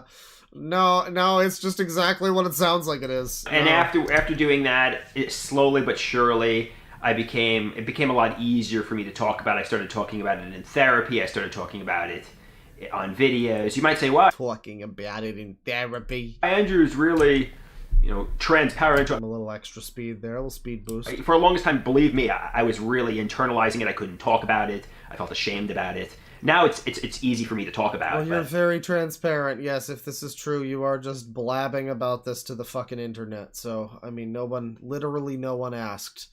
You know, so that's good. For the longest time, I couldn't talk about it. That's how ashamed it made me. That's how embarrassed I was. So, yeah. So if you know, notice there's a video over here about the fire alarm community. I haven't looked too much into it, but people have recommended me the fire alarm community. There's this, I think I looked at him. There's one guy I looked at he's really into fire alarms, as well as, like, I think it was like elevators or something. Yeah, I don't know. The super extreme hyperfixations on fire alarms. That's really something. I guess check out this video. I don't know if it's any good, but, you know, I'll put it in my watch later. You know, if something like that happens to you, you're not alone. You know, it's yeah. If you commit the dog sin, don't worry. There's lots of there's whole websites for people like that. Well, that's the Andrew Crocker channel, and I mean, again, he has fucking just under 1,000 videos, and there's a lot of them. They all have, you know, there's a number of interesting names. He has a thing for Margot Robbie, which is the least of his fucking problems, really. That's normal. A victim of a pedophile ring, virgin sacrifice, the Incredible Hulk, stardom, torture, neurological damage. He has a video called "Woman Come Over to My House." Woman Come Over My House. Sorry. So it's like a plane flew over his house with a woman on it. We got another video called HIV Scare. Kelly was a monster behind a mask. So there's a lot of videos. These are all just in the last couple of weeks. There's a video called Hidden Realities. He's talking about Lady Gaga. Yeah, more HIV scare. There's one here. This is the trifecta you really want. It's The Sopranos, HIV scare, and my mother. You know, that's don't ask how that combo came to be. Don't ask. That's a cursed mix. But yeah, no, that he has another channel here. That one has 9 subscribers. Here's his main channel, I presume. Maybe there's more. I don't know. He has 10,000 videos. And yeah, he also talks about the dog sin on this channel, I guess. It looks like. These might even be just the same videos. I think these might be just... Yeah, these are just the same videos, I think. But he just puts them on another channel. I think there's maybe a couple of other ones here. But it's literally just the dog sin, the dog sin. It's the same 2 videos we just watched about the dog sin. It's the same channel, actually. I thought it would be different stuff, but it's not. The Pink Floyd, The Trial. Is he singing? Is he singing? Please sing. Please. Come on, bro. Toys in the attic. Great. Excellent. Exactly what I wanted. Net neutrality. Tattletale. More Pink Floyd. He likes his Pink Floyd. He might have gone the way of Sid Barrett a little bit. Bursts my bubble. Neurological damage. Pearl Jam. Elderly woman behind the counter. So we got like song parodies and stuff. All right. I guess this is different. I mean, there's more songs and stuff on here. But then he'll still talk about intergender wrestling, which he had the same video on his other channel. I guess it's just the other channel doesn't have songs. He doesn't interweave his songs, his covers of R.E.M. Man on the Moon with cancer, dying. You know, which is a shame. Those two would go really well together. Intergender wrestling. See me get hurt. And yeah, victim of a pedophile ring. Well, what's this one? Bold of him to go on a green background. And once again, I mean, it's a great choice. So basically... Did I miss the communist death camp? I'll take a look. Ironically, I really was getting sexually abused. I really was the victim of a pedophile ring. And I really was being sadistically tortured. All the doctors knew, but they were negligent. What are you, like a fucking test subject? Are you the last of the Cetra? What are you? Everybody knew. Everybody knew I was a human sacrifice, and nobody just wanted to admit it. Nobody wanted to admit it, and I was pouring my life down the drain in a death camp, basically. And you know... I think he has a script written somewhere off camera, or someone's... over there, maybe. I mean, he might have someone holding up fucking cue cards for him. Like it's a live talk show or something. It's a very awkward video. They're accusing the victim of getting delusions. They're gaslighting the victim. They're gaslighting the victim of a death camp. It's basically like saying to Anne Frank, the victim you're the delusional one. You are not in... He's just like Anne Frank, everybody. He looks a lot like her. So, communist death camps? I must have missed that one. Let me take a look here. Let me see here. Communist death camp. Oh, yeah. Okay. Sick. Same shirt. I asked somebody, do you think I'll get cancer soon, or do you think I'll be okay? I like how many people are leaving while we're watching this guy. That's great. Keep him coming. I don't know, maybe say a prayer to Elon Musk and the Illuminati, because I'm entertaining. So this is like I guess this is just an attempt for... Bane, what do you think? You think this guy's just looking for attention? Tell us all what you think, Avengers fan. I'm so sorry. It's so mean. It's so mean. I know you don't take it personal, but no, it's fine. You like what you like. It's funny. But no, I do. I think he's like I think he's trying for attention a little bit. I think he's trying for attention a little bit. I don't know. This user, you know, I got a feeling that this user is also the attention seeker. 60% truth, the rest might be trolling. I mean, he's trying to get that Chris Chan. Yeah, I mean, yeah, it's not hard for people to see Chris. Oh, look at this. 30 minutes of terrible, cringy stand-up. Oh, that looks good. This one's on Live Leak. Did she bomb that badly? Oh, no. Oh, that looks good. I might need to fucking watch that next. I don't know. I think there's a definite fakery to this. I got my 3DS stylus here. I'm fidgeting with it. I think there's a definite fakery, but it really doesn't make it better. People want to think that makes it better, but it doesn't. It's like you're still going out there and telling people that you're a dog fucker and all this stuff, and you've chosen to do that. And I mean, if you're just doing it to get Chris Chan money and Chris Chan notoriety, I mean, like, that doesn't work for everyone, dude. That doesn't work for most people. That works for Chris Chan and like a few other people. There's a whole fucking wide blue ocean of lol cows who are never gonna get the recognition they dearly deserve. You know, and especially when you're forcing it a little bit, when it seems like you're pushing it and you want to be a lol cow a little bit. I don't know. That they'll cure me of cancer if I, God forbid, get a terminal cancer diagnosis. So I think, you know, for the past 25 years, maybe, yeah, about 25 years, the reason they had me in like this communist death camp was because... You mean America? Of something that happened. And I think, you know, obviously, it might be... Something that happened. You know, maybe AI is a good thing. If we got people talking like this, maybe the AI can teach people how to fucking write again. I mean, it won't. They'll just use the AI and never learn now. But, like, you see... Something happened. The end. It's just like Ready Player 2 and the fucking Prince fight. Great story. Good story. Related to professional wrestling. It might be related to, you know, the Hart family. And do not mention fucking Hearts, dude. I just finished Hollow Bastion the second time. Come on, don't mention Hearts. You know, I might have known a member of the Hart family and didn't even realize it, and they just basically were getting revenge on me.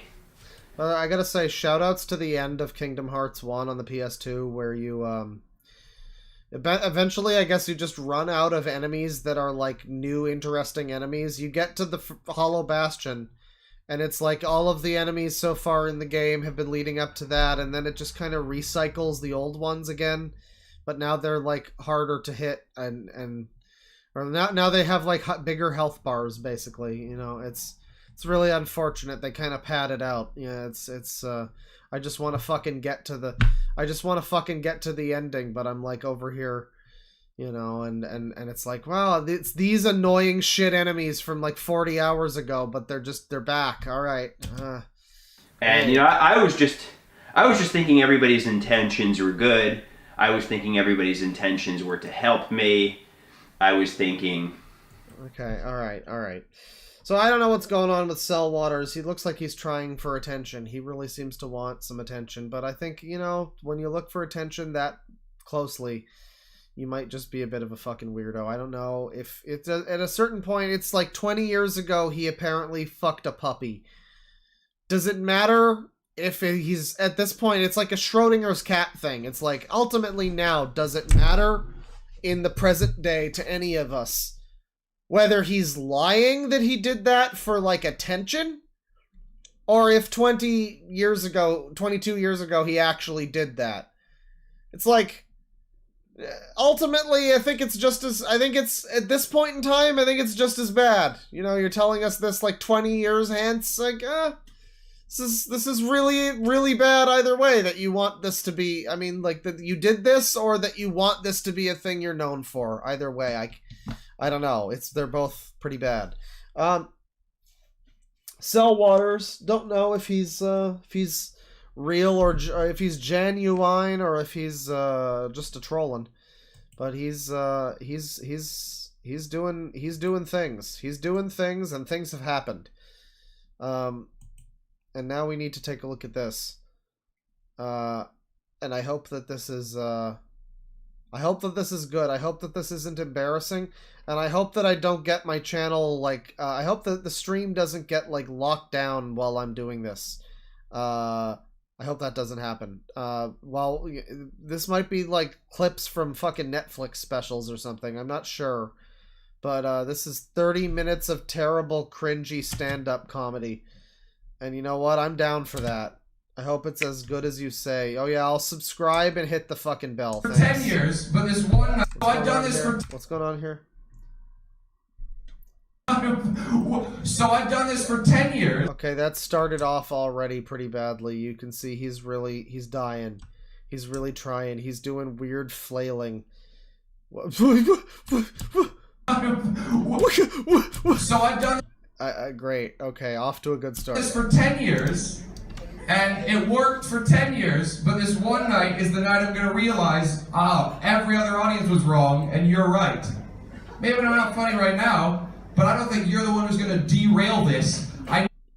Oh, dear. I moved fucking 3,000 miles, gave up my life, toured the fucking Europe for 4 years, and for some reason right now, you think you're not funny, fuck off. Well, oh dear. Maybe you should accept this isn't the easiest. Oh, that's why we started this out with him being all. Okay, I see. Fucking gig in the world. I'm in a fucking corridor. Thank you guys in the back. I'm in a fucking corridor. The lights are on. Everyone's here in work parties.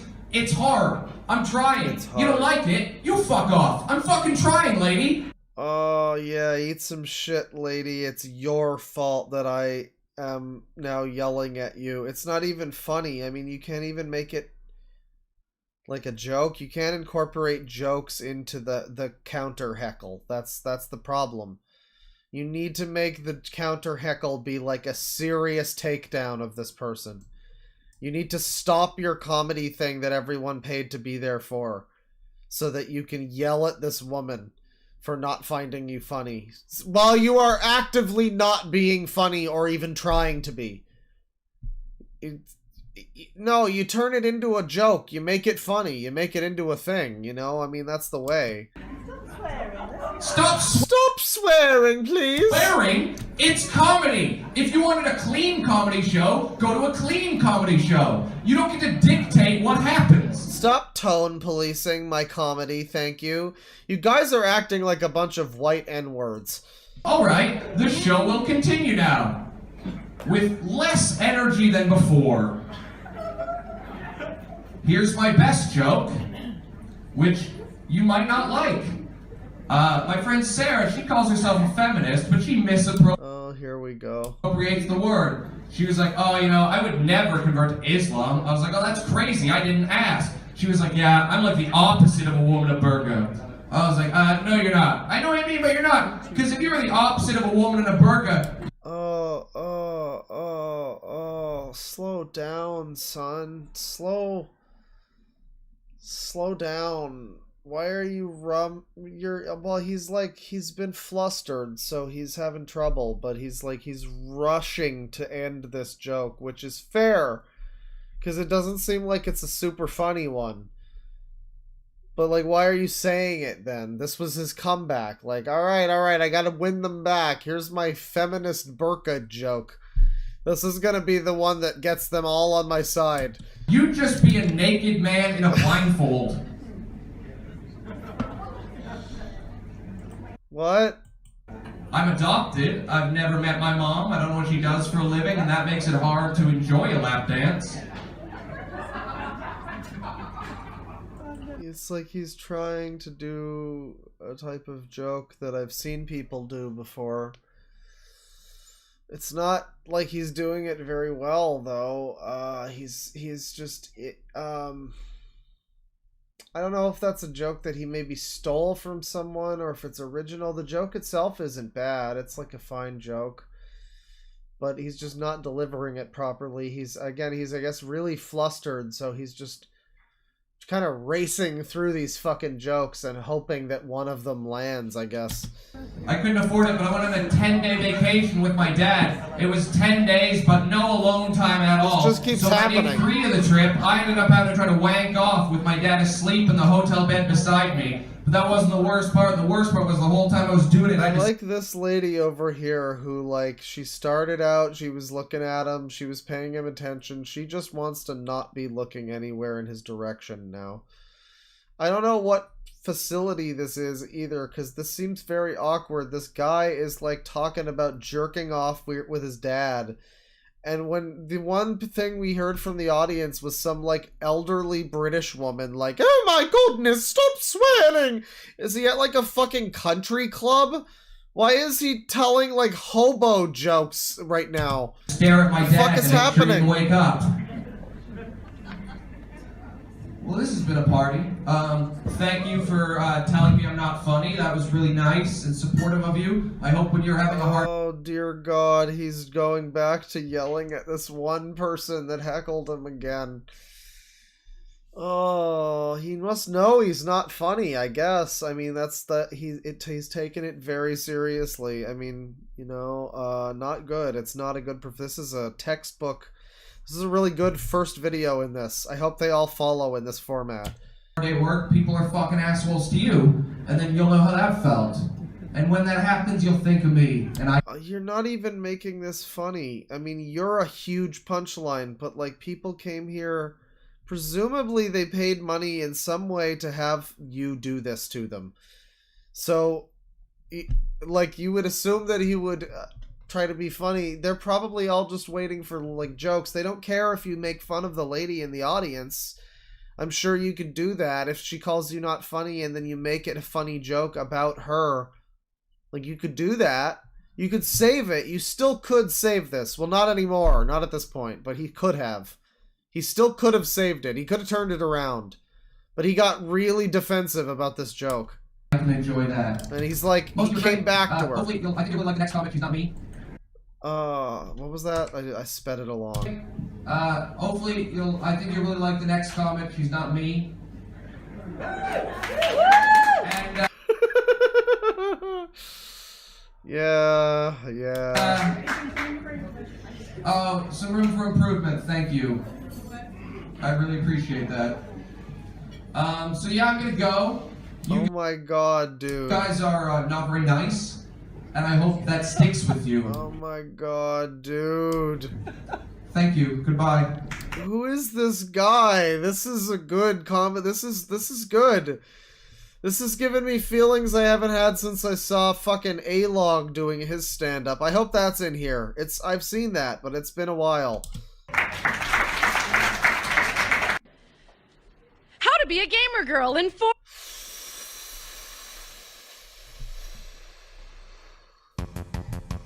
Live leak special, everyone. As someone said earlier in chat, this is how to bomb on stage. Alright. 4 easy steps. How to be a 1. gamer girl. Choose a gender-neutral or masculine username for your online identity. The hordes of cisgender, heterosexual, and mostly white men you'll be gaming with are incredibly sensitive to the possibility of a female within their midst, and are Well, don't worry. I guess they'll still be waiting for one. more likely to consider you part of the scenery than a peer on the battlefield. Stephen Hem Planet. Yeah, the shirt is, I mean, the haircut, you know. She looks like she's got some strong opinions about Gamergate, too. Have you started gaming when you were young, naive, and starry-eyed, and have the misfortune of an unchangeable feminine username like Jigglypuff Sparkle Fairy? Prepare your defenses ahead of time. So, you know, the thing is, any comedy that's very political is and overtly pandering to one group is going to be pretty bad. I mean, if you've seen the right-wing comedy that's like all, now they're gonna cancel me for this one. I mean, it's kind of like that last guy with the burqa comedy, the burqa feminist thing. So it's not like someone's like the left can't meme. I mean, this person can't for sure. And I'm sure there's people that would find this funny that are also morons. But, yeah, whoever finds this funny is a real sad person. It's a real reject. At the first question of your gender, tell them you are a lesbian, because in gamer jargon, lesbian is synonymous with man, and there's no room to be feminine here. I guarantee you there won't be any concern if you just be yourself. I guarantee you. 2.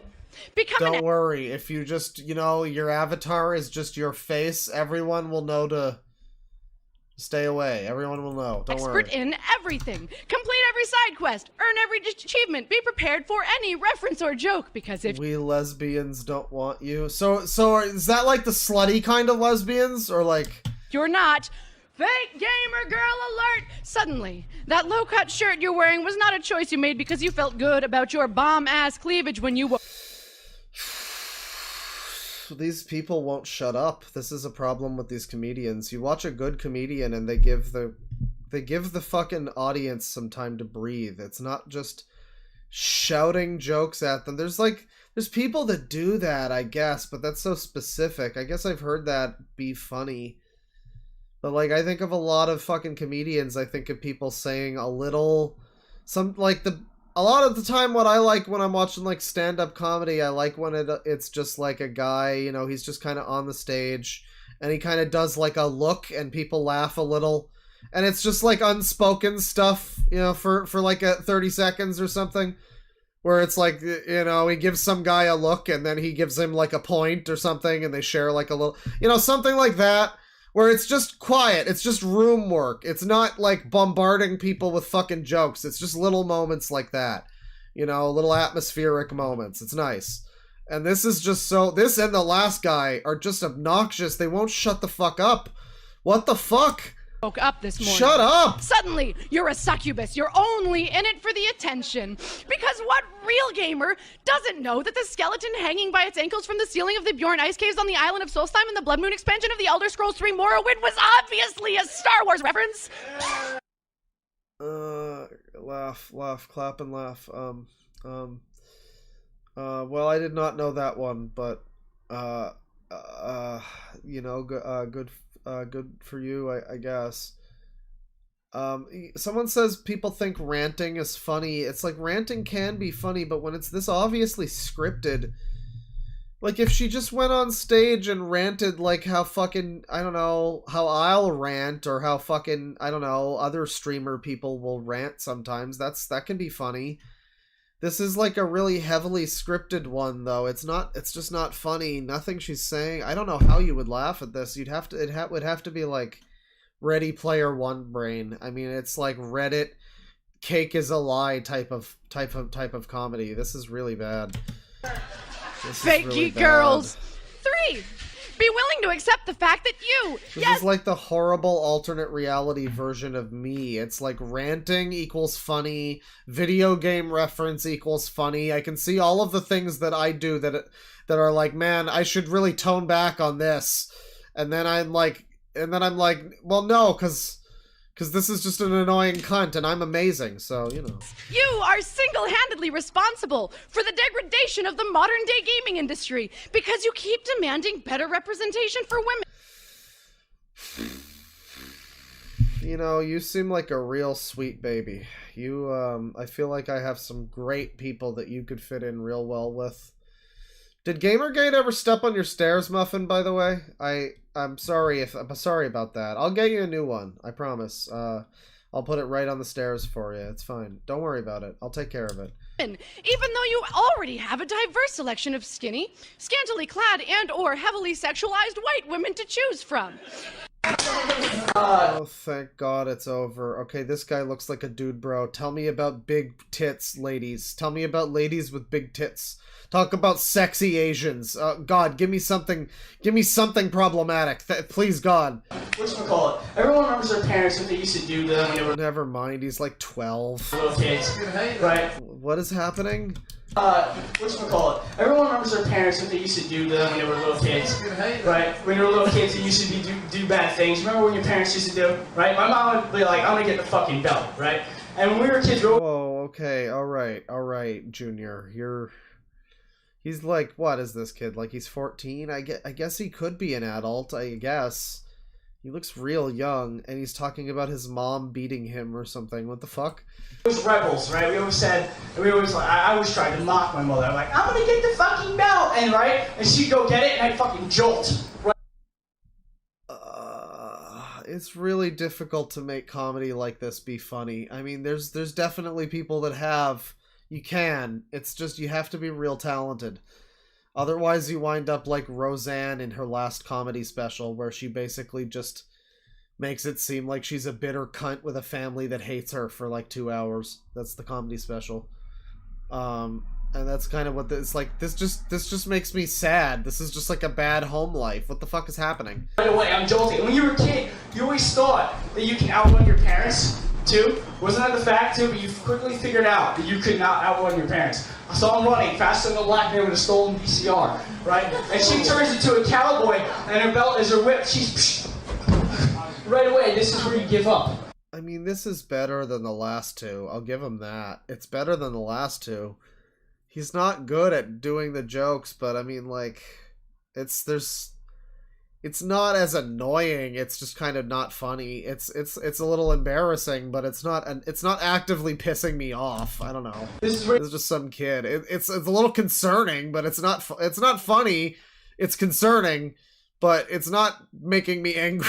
I don't want to throw tomatoes at him. You give up. So you start saying, I'm not gonna put the dog in the dryer again, I promise. She's dragging me off like chainsaw with my legs in the back. Oh man, everyone knows what the parents do. Come on, Dave. I know you're trying to zoom in on the lady's face there. I'm sure someone had a really funny face, but it's not happening. Yes. I hope this guy's not an adult. I mean, I guess I do, because he's talking about some fucked up stuff. I mean, I don't know, but it's just he looks like he looks like he's 14 or 15 or something. So if this is just like a teenager's first attempt at comedy, it's not that bad.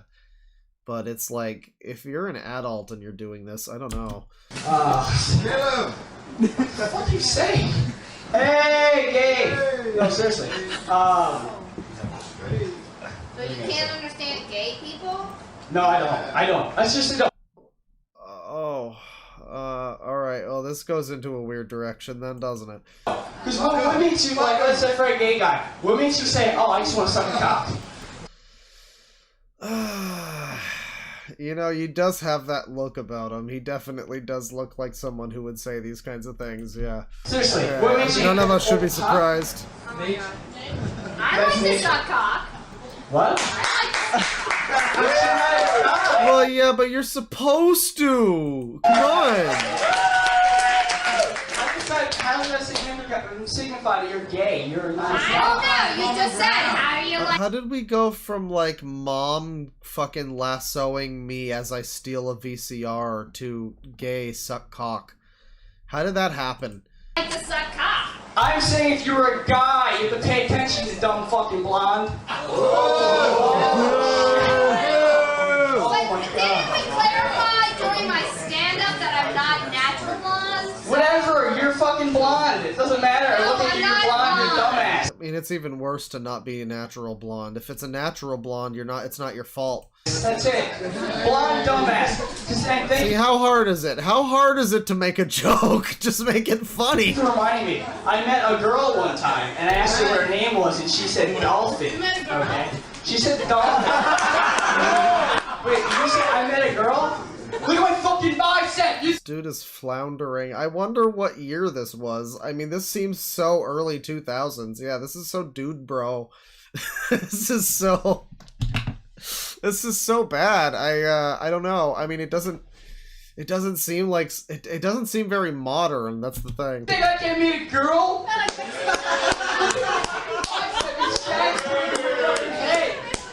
Oh my god. Anyway, before I snap and start throwing stools all over the place, I'm gonna leave. Thanks, guys. Is that it? That was him ending his thing. You know, he did okay. I mean, he floundered pretty hard, but he was able to at least recover with a little more dignity than that guy who just wouldn't stop, like, insulting the heckler and just wouldn't leave the fucking microphone. We didn't even see... I wish we got more of that fucking social justice lady. Or, you know, insert gender here. I wish we got more of social justice unit. Because that just was like, it just ended mid-joke. We didn't even get to see the way it ended. And it seemed like people in the audience were enjoying that one, too. That was the crazy one. All these other ones have been, like, really cringe, but that one, like, everybody's been, like, you know, visibly, there's been hecklers and stuff. That one, though, people were, like, laughing along with that. That's what's terrifying. But is this a new one here? think so. Alright. Oh my god, that's dangerous. Uh-oh, we've got a woman.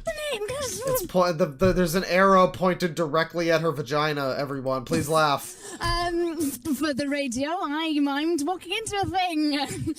Hello. When I chose my topic, I was under extreme stress. So I am here to talk about why shoes are overrated. Yes, an essential thing that we all need. Great. What do you mean you chose your topic? This is bizarre. What do you mean? You didn't have a set like ready? Do you know how this works? I mean, I don't even know how this works, but I know how this works. What do you mean?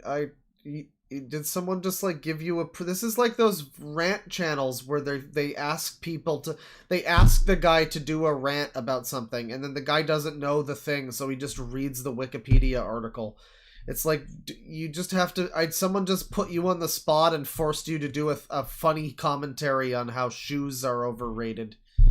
Oh boy. Here we go.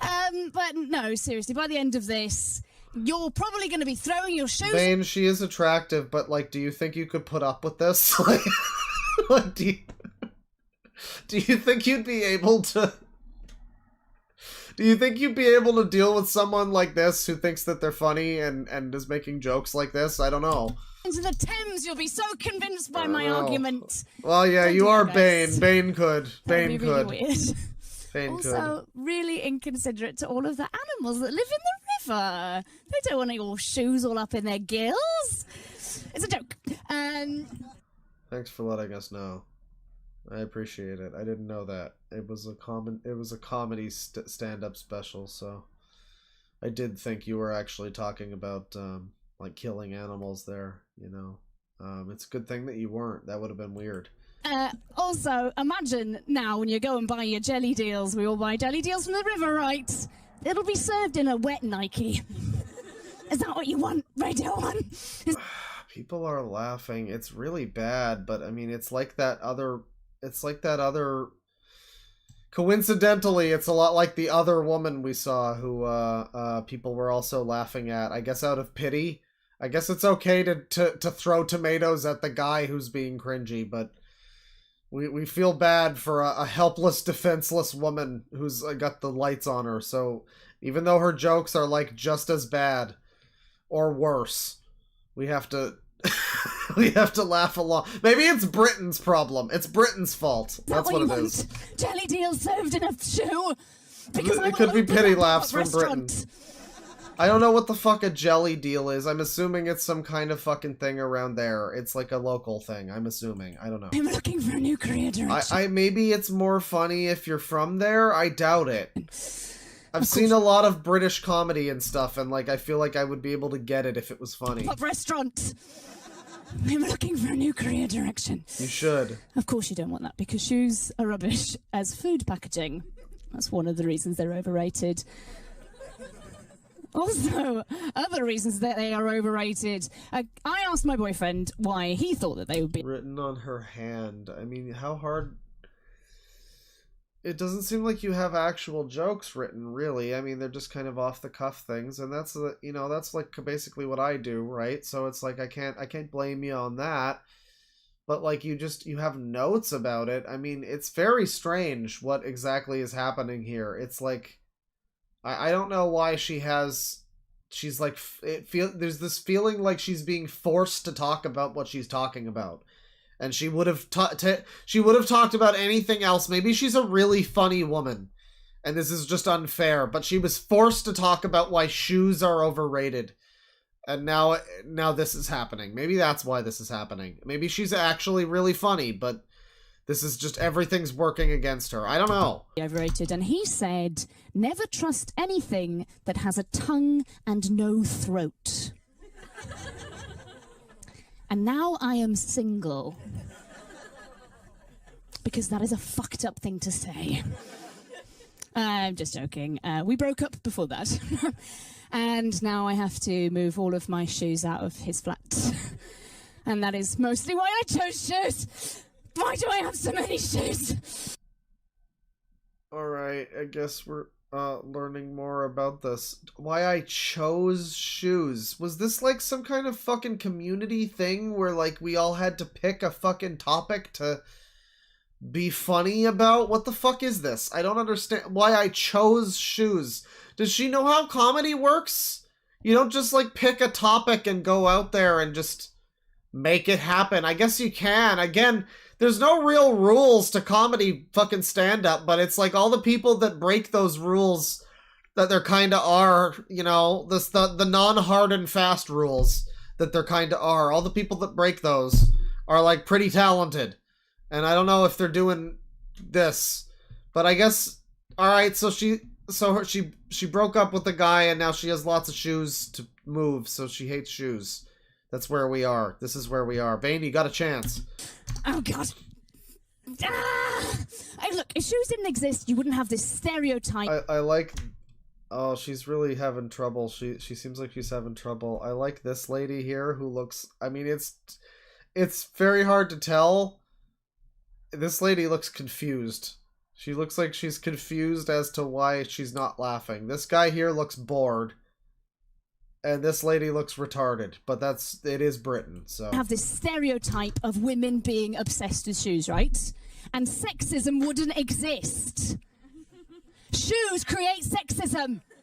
I'm saying if we get rid I don't know, honey. Just laugh and it'll be over faster. of shoes, there'll be no sexism. Like, get rid of shoes and there will be no sexism. Uh-huh. People need to stop trying to make, like, topical fucking political things be part of their comedy. Like, they think that's just an easy... Guys, Trump! And then people will just laugh. Guys, fucking sexism! People will just laugh, I guess. I don't know. I don't know that they will. I'm not laughing currently at this. A lot of people seem to do this, where they think that just the key to fucking comedy success is to just talk about a thing that's happening and not really do anything funny with it. I don't know. It's not good.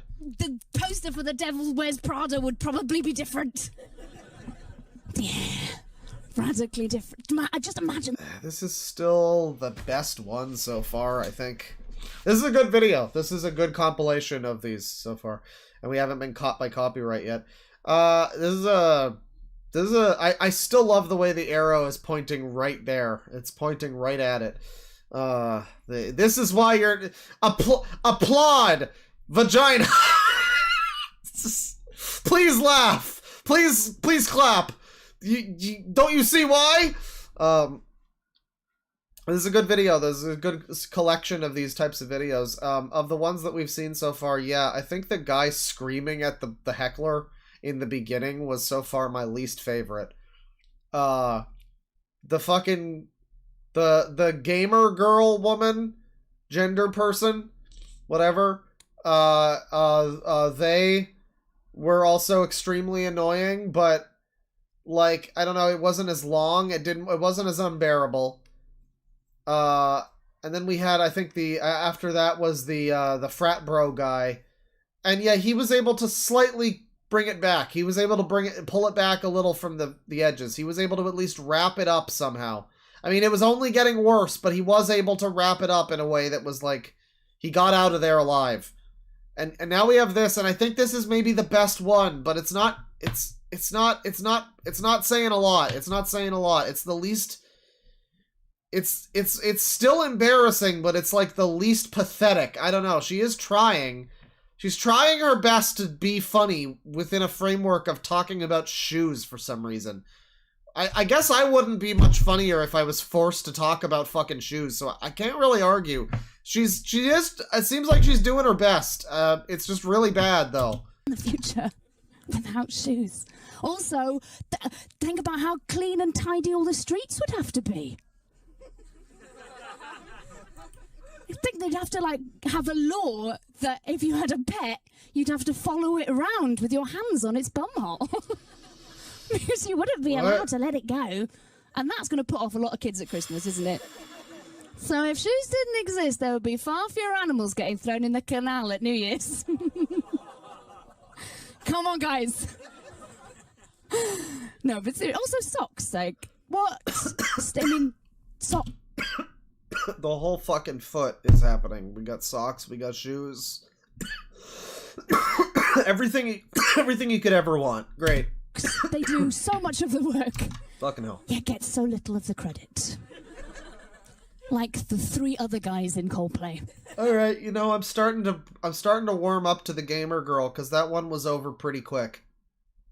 Literally just it was shorter. That's my reasoning. That one was over pretty quick. I think this might be worse than the Gamer Girl. This just keeps happening. There's a lot of this one. This one goes on for a while. Like, what's wrong with socks? You know, think about those dweeby people who wear sandals and socks. If there were no shoes, they wouldn't be dweebs. Yeah, apparently British people fucking drown their dogs on Christmas or something. That's what I've learned from this. And if they weren't dweebs, think about the confidence boost. What's the deal with shoes? Give them. They'd probably be inventing cures for cancer or teleporters. Shoes are stopping us from teleporting. Dear God above. Yes, I know. It must be hard to be like, I don't know if she's like a feminist really, but like you go up there and you make jokes about like sexism. I assume maybe you're a feminist, and that's fine. It's okay to be a feminist, whatever.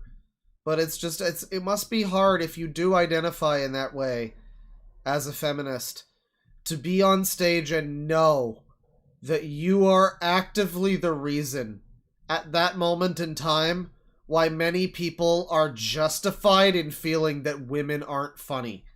It must be really bad for you to be like a feminist and be like, wow, I'm really bringing us all down, aren't I? Oh boy.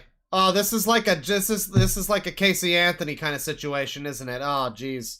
This is the Casey Anthony of comedy. So how am I Kind of looks like her, actually. move 60 pairs of shoes?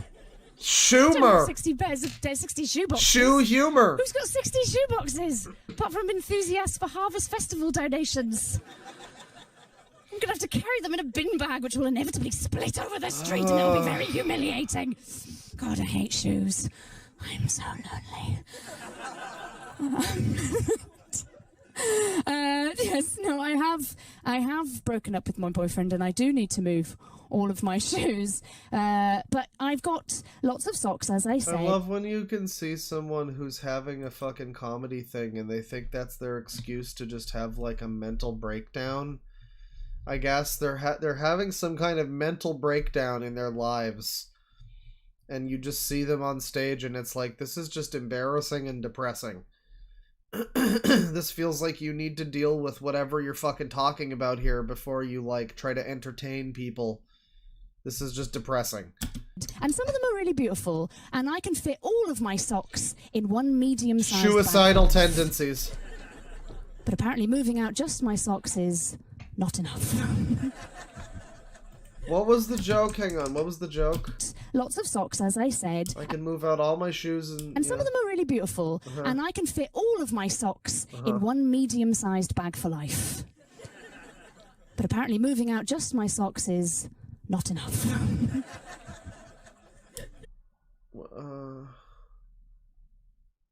So it's just... The joke is that you're just a lazy bitch who won't move your fucking shoes. That's the joke? You broke up with him, and now you are upset that you have to fucking get your shoes out of his place. That's your problem? I mean, that's not a problem. That's a problem you have literally created for yourself.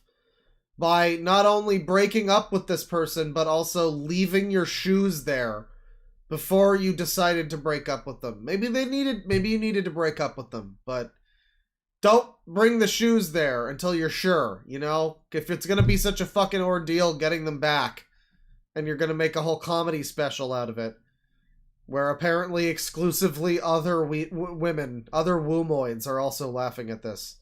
I guess this is a common occurrence. I don't know. That's why I think shoes are overrated. Thank you very much, Radio 1. I've been Nadia Kamal. Jesus Christ. For Nadia, everyone. Jesus Christ. What do we got now? Oh, not another one. Oh no! There's good female comedians out there. I know it. I've seen them. I can't name any off the top of my head, but I've seen them. I have. This is not gonna be good though, is it? It's not. It doesn't look good. It doesn't. She looks very annoying already. She looks extreme. She looks like a camp counselor. I friended a fundamentalist Christian on Facebook. Cause I wanted to fight.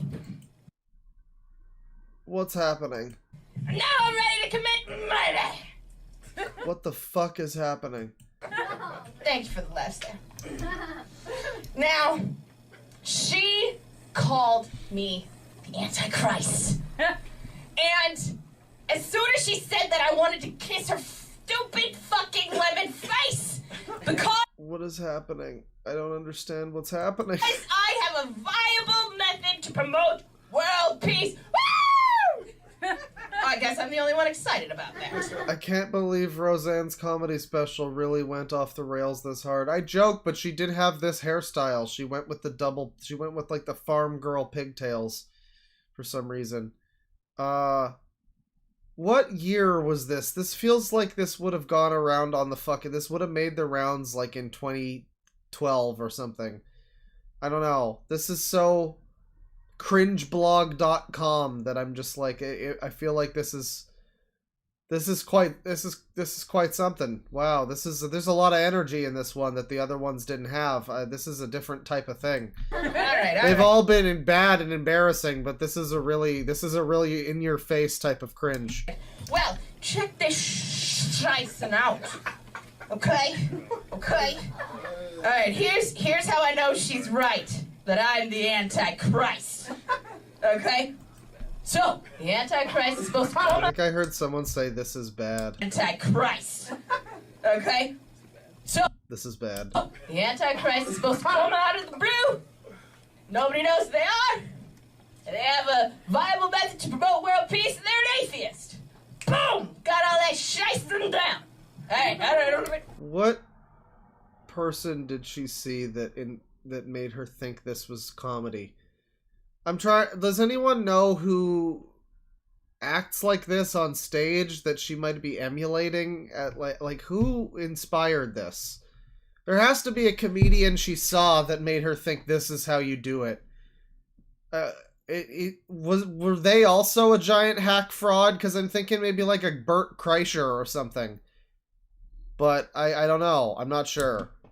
What else? Fred? Maybe. My middle and last initials are A and C. Oh, what am I gonna do?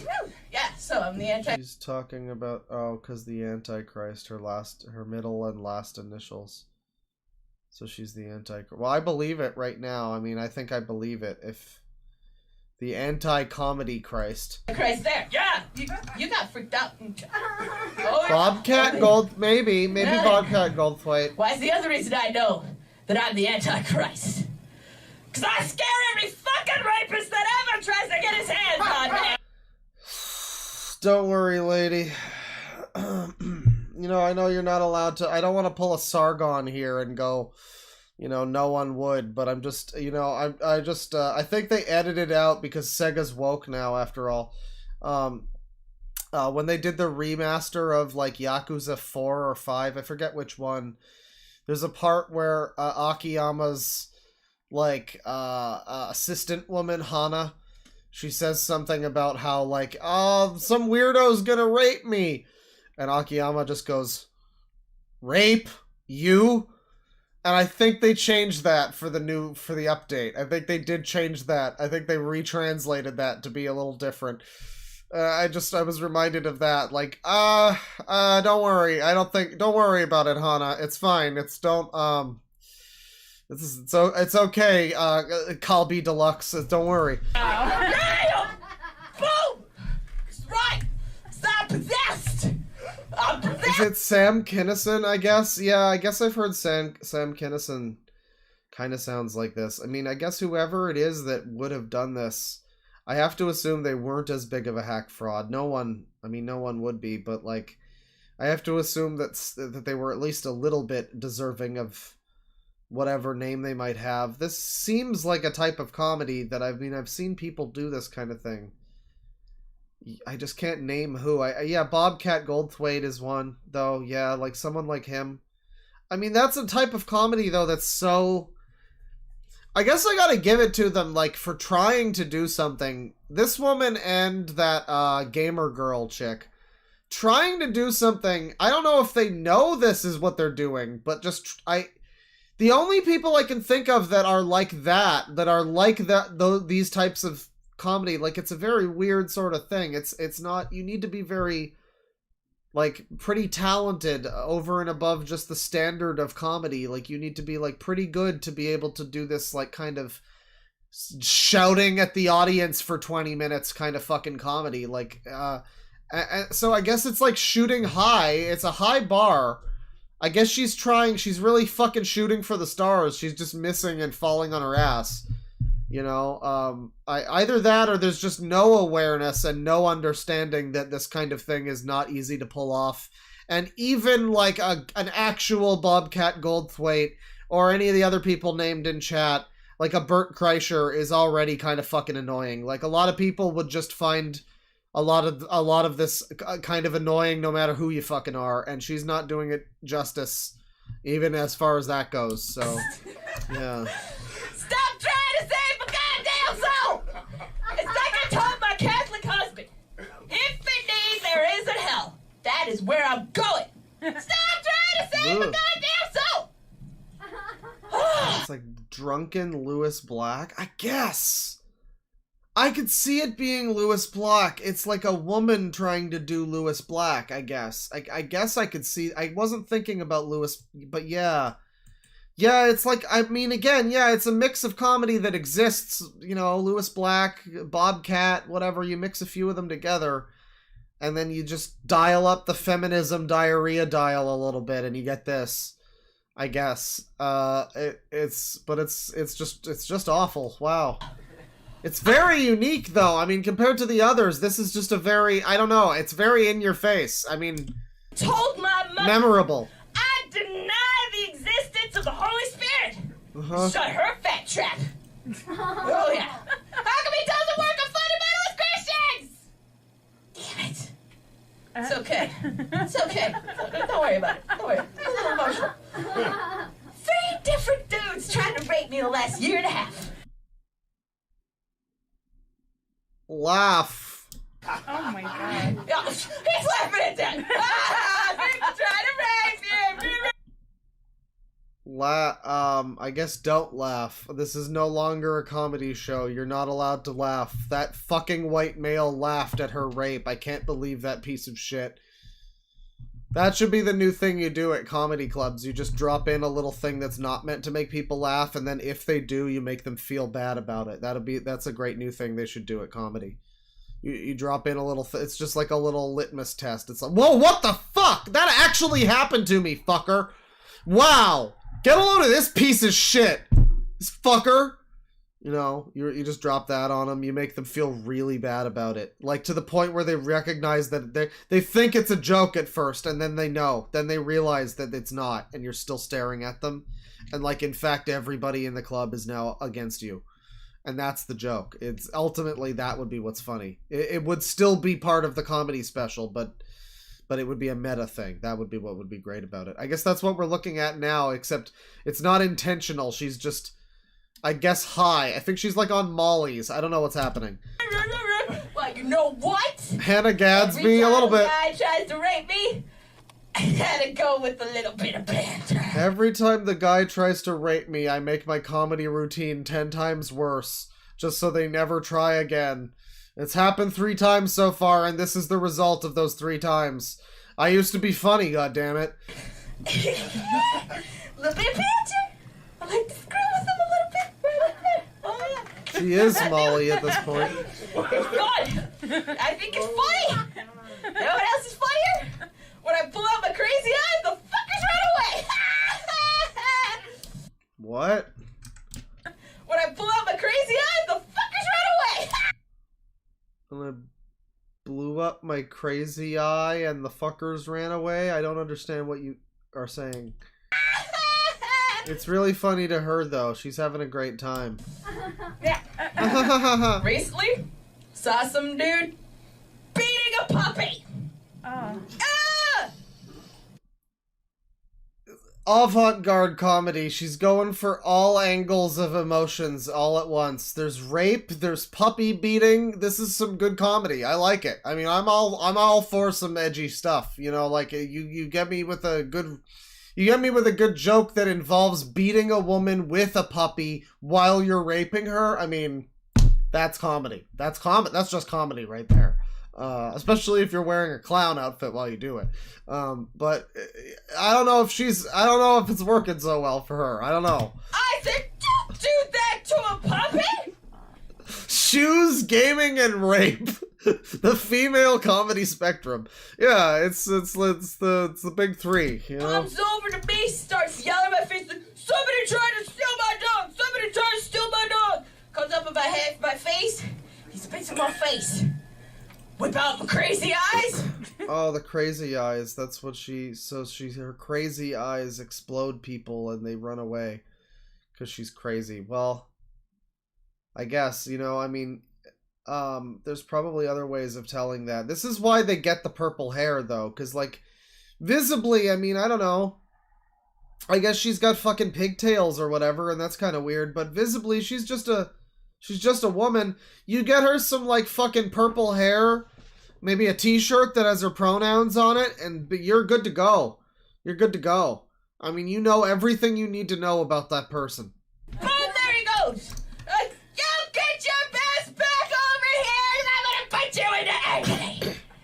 Because here's what I'm gonna do. Use one finger, paralyze the guy with pain, and then I'm gonna have fun talking to him. Yeah.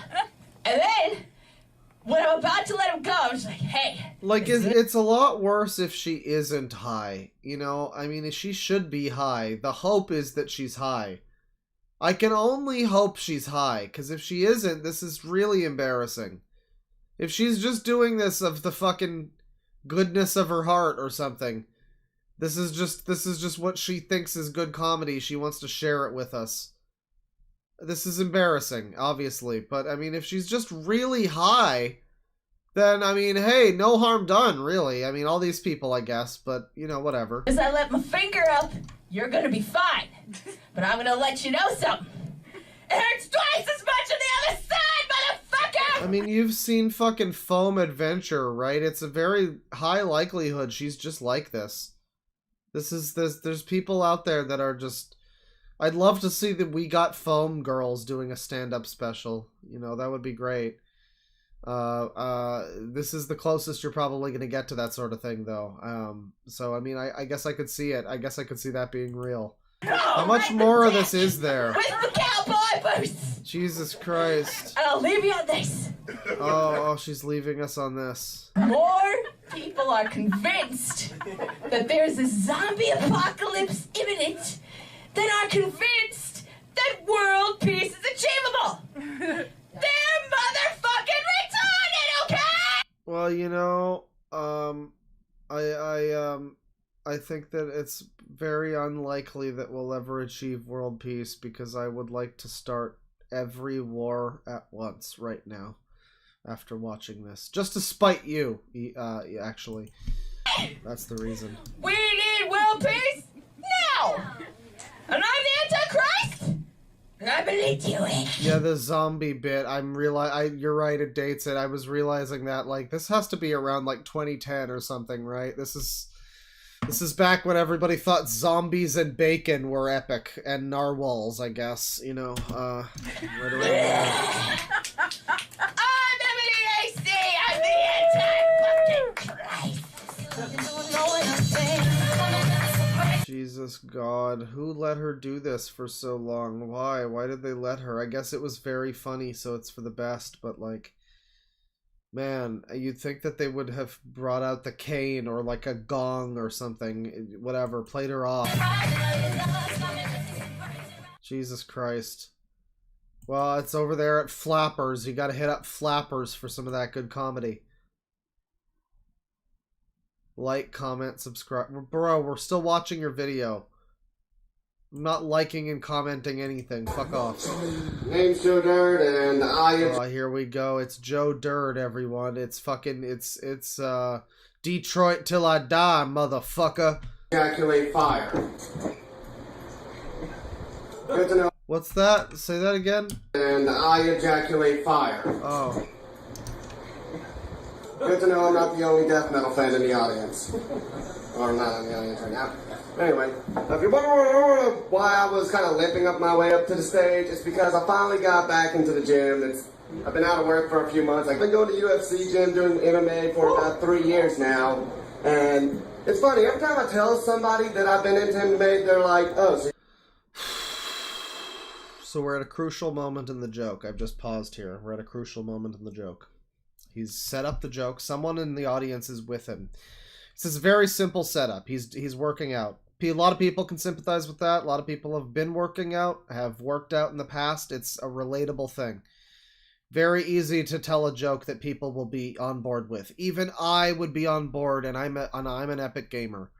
So like even I would be able to haha exercise joke. I got that. I understand. How is he gonna fumble this? Because he already came out here and his opening line was that he ejaculates fire, which did not get laughs, and he tried to play that into some sort of fucking comment about death metal, which he then fumbled the comment about death metal and had to play that off with like, I'm not actually in the audience, but and now he's here. So we're at a crucial moment. He's just set up a joke about exercising. Go man, go. You're a faggot? Oh, all right.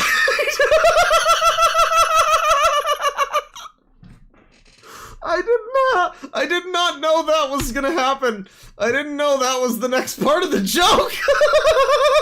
It's a pretty good joke. You know, this is the biggest laugh we've had so far. I've been doing MMA for about 3 years now, and it's funny, every time I tell somebody that I've been into MMA, they're like, oh, so you're a faggot?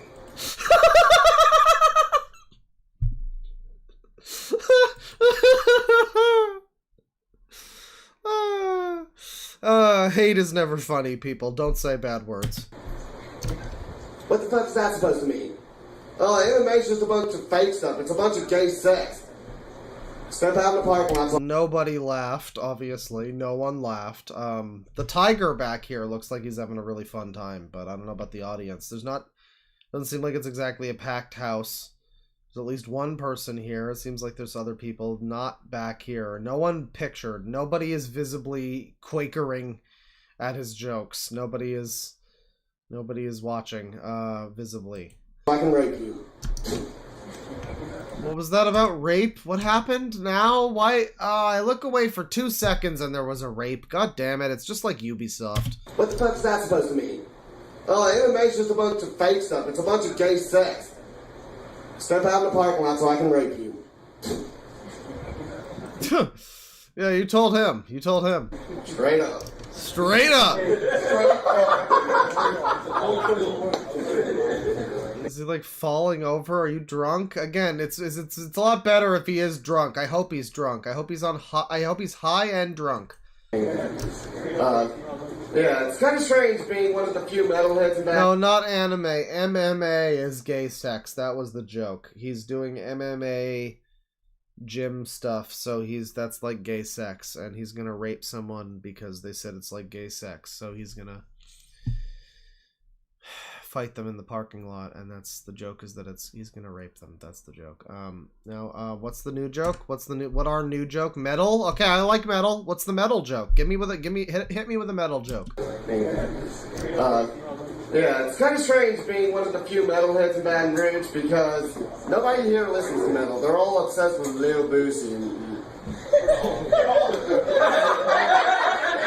I don't like Little what? Who?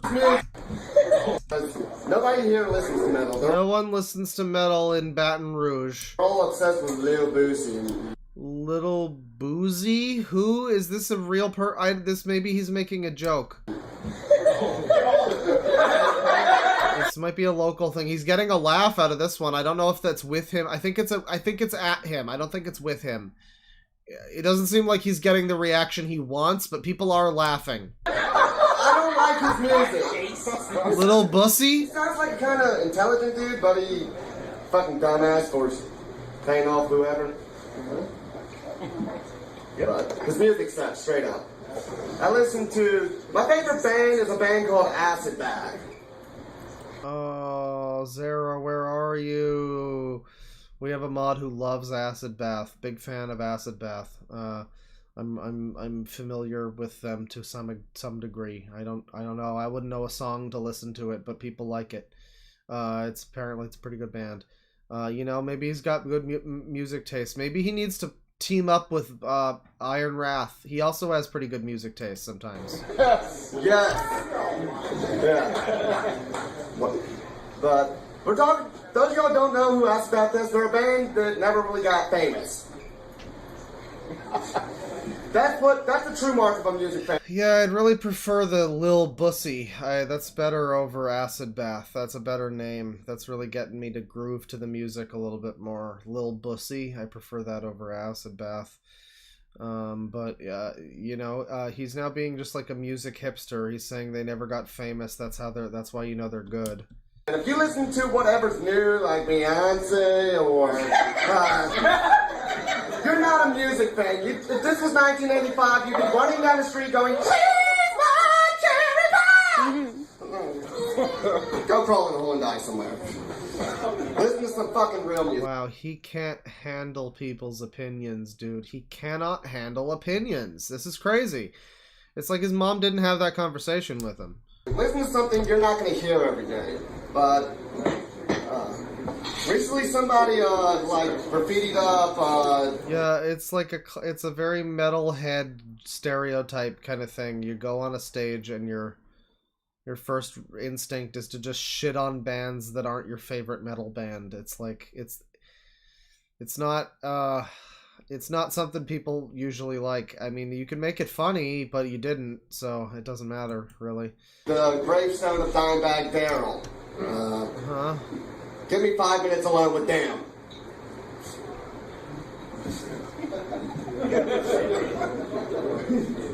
Thought the Pantera fans would get that. You're not gonna have that many Pantera fans, dude. I mean, like, it's a pretty well-known band, but like, I could do a comedy show if I relied on Pantera fan, because like I make jokes and my curated audience of people that have, you know, chosen to watch me and curated in their lists of like, this is a channel that I, you know, agree with the things he says sometimes, and you know, the jokes he tells I find funny. So it's like I can tell a joke that's just me babbling about fucking Red Dead 2 for a little bit or something. But I've thought, like, okay, I want to maybe get into doing stand-up comedy at some point. There's no way I'm going to be able to go up, even with a fairly popular game, and just set a whole fucking joke around, like, Final Fantasy VII. Some people will have known of it. If it's in very broad strokes, people will get it, but that's not going to work by and large. And the same thing works. I can do jokes here about fucking prog rock. I guess I could on stage too, because there's enough I could say about that, but again, in broad strokes. But like, if you start going into specific bands, no, it's gonna alienate people. It doesn't make any fucking sense. People have no idea what you're getting at. They're just gonna hear a bunch of fucking names and not know what's going on. It's not gonna be funny. It's not gonna be funny. He's losing people. He's losing me. I should have been on his side. I should have been the biggest supporter, you know? He said an F slur early on, you know, and he likes metal. That should be all it took. But god damn it, he's lost me. It kind of sucks being a metalhead nowadays, because when you tell people you're a metalhead, they're like, oh, you listen to Nickelback.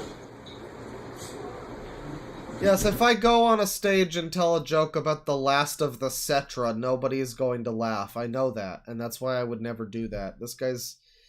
I mean, he's making a Nickelback joke. Now you're going in the other direction. You're making a joke that's so broad, everyone's fucking heard Nickelback jokes. You're really gonna be the metal guy who's complaining about Nickelback? Fucking seriously? Come on. When was this? I don't know. This video was uploaded like a year ago, so I don't know how old a lot of these are. This one doesn't seem as visually aged as some of the others. And it's not as obviously like dated to a certain period, like the zombie comment in that other one, but This is some dated fucking comedy, whatever it was. Unless it's like 2002. I don't know. The Nickelback jokes? Come on. Come on, man. Yeah, Nickelback. Woo! Woo!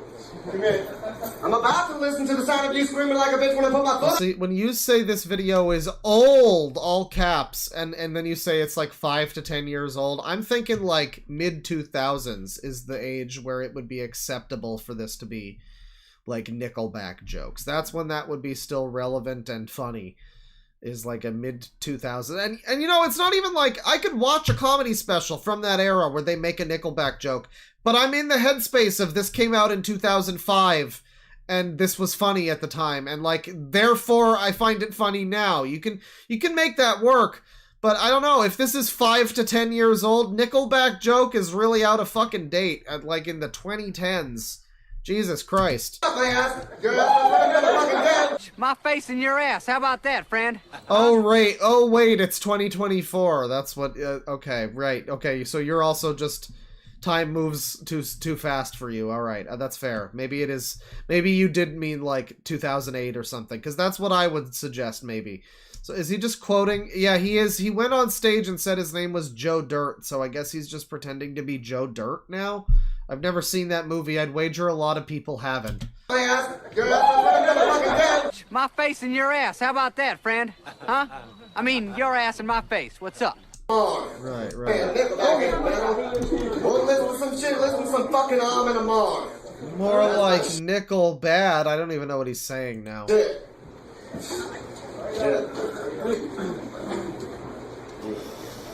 What the fuck happened? He just like he just like had a fucking brain freeze through like I think he it was like he was trying to load up the next jokes, but his fucking his data bank, it was like missing files. He just had to keep oh, not that one. Not that one. Oh, not that one.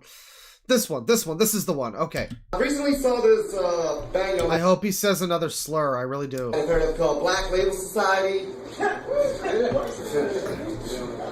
This sucks more than the junction system. Oh, jeez, I gotta draw the laughter out of the audience just like the fucking Seed program. Holy shit. Oh, man. Oh, man, this comedy special is bombing harder than the entire second half of Final Fantasy VIII. Oh, boy. Yeah. Greatest guitarist alive, Zakk Wylde. Started off as the only metalhead guitarist for this band called Leonard Skinhead. Okay. Zakk Wylde, sure. Black Label Society, I know of them. Sure. I like Ozzy. Great. Hit me up with a joke. Give me a joke. I'm all set up. I am your target audience. Make me laugh, sir. You played for a Lynyrd Skynyrd tribute band.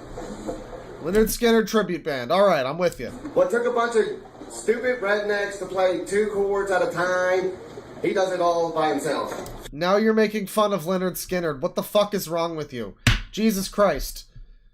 I'm your target audience! How are you a metal guy and you're disrespecting Lynyrd Skynyrd? What is wrong with you? You're a piece of shit!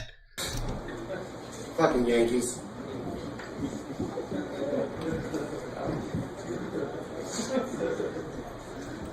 That was the joke? Where was the joke? Oh god, where was the fucking joke, Joe Dirt? Jesus Christ, these really are all bad. These are all bad. Oh god.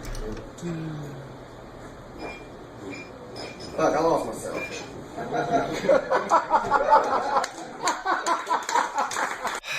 That was the funniest joke in the show. Yeah, that was. The guy's giving him a big, serious, hearty, genuine laugh over that one.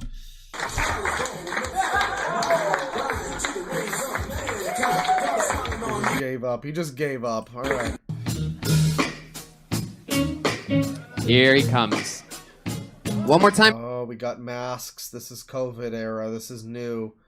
This is new. For John Moore, everybody. John Moore.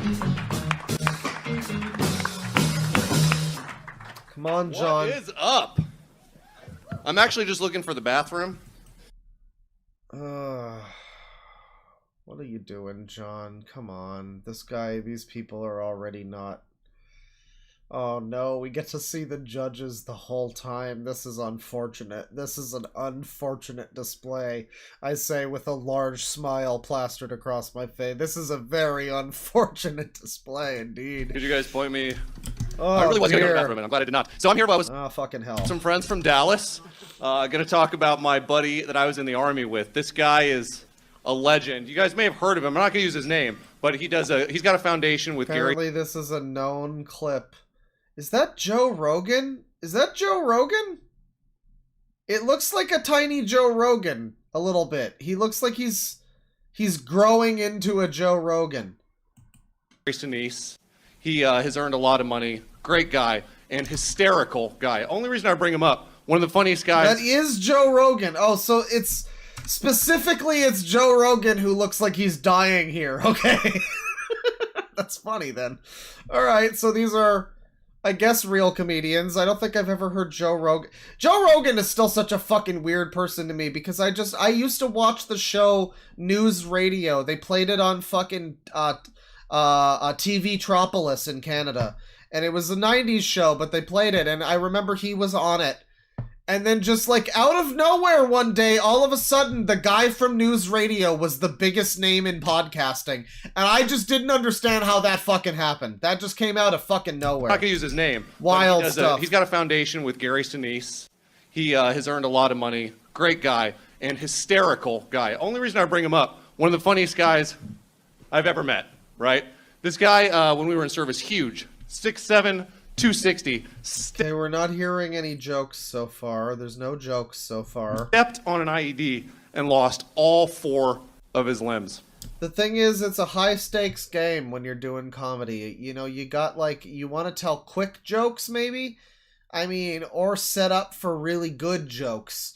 Like, if you're doing a thing where it's like a minute of fucking setup and you're like looking around at people and you're like, you know this guy? You heard of this guy? And it's like this whole thing.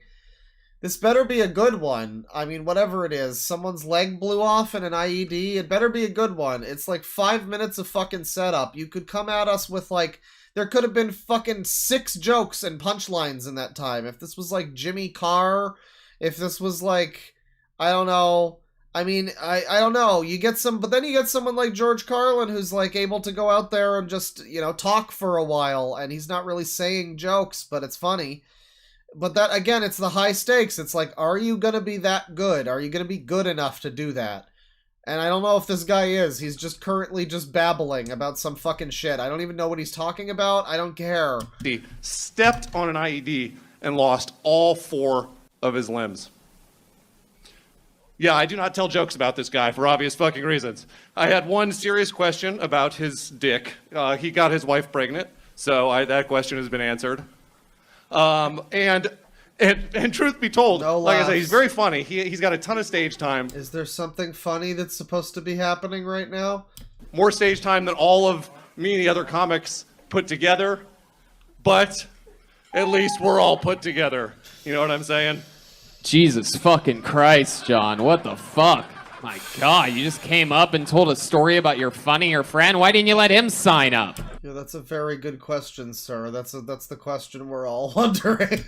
We would have loved to have a fucking funny guy with no limbs up here while you're up here telling... Hey, it's me! There you go! They want me in the comedy industry. As soon as I'm done dying from my smokable device. Now, so this is, they're all just straight up roasting him right here. That's good. They should be. They should be. Mainly the guy in the colorful shirt. Sign up. We would have loved to have a fucking funny guy with no limbs up here while you're up here telling these sad stories. You're right, I'm sorry. How many of you think it should have been him that gotten blown up in the army, huh? Yeah. How about that, John? How about that? $1 million, John. I deserve that. You knew you had 1 minute. I did not. He had 1 minute and that was the joke? What was the joke? I don't understand. What the fuck? You knew you had 1 minute. You went out there and that was it?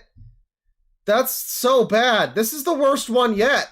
This is the worst one yet. It's so short and it's inoffensive, but it's like, you went out there and all you had to do was be funny for 1 minute.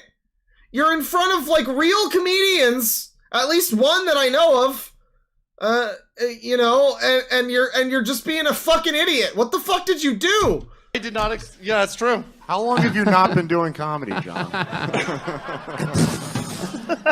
A long time. So you drove in a car from Dallas with a bunch of comedians, like, man, we're gonna do a minute if we get pulled. And he didn't pick up shit. He didn't pick up jack shit. I hope we get pulled, and you're like, ah. Yes. Really? Yes. Bobby was driving. In my defense, he is a terrible driver. The guy that was just on here. Yes. Just making sure it's not the Tourette's guy. I would believe you. Probably a much funnier comedian, though. So here we are. You were really in the Army? Yeah. Wow, I don't really get Army vibes from you. Another You seem more growing like up. an Old Navy guy to me or something. I mean, at least there's somebody on here that's making this funny. Thank God. Eagle Scout. Yeah. What were you doing in the Army? I was a paratrooper in the 82nd. I was an artillery guy. Wow. Where'd you serve at? Awesome. I was stationed at Fort Bragg. Actually, my buddy's here, also 82nd guy in a comic, and I went to Afghanistan in 07. Is he also funnier than you? Oh, okay. Yeah. Very good. Roger.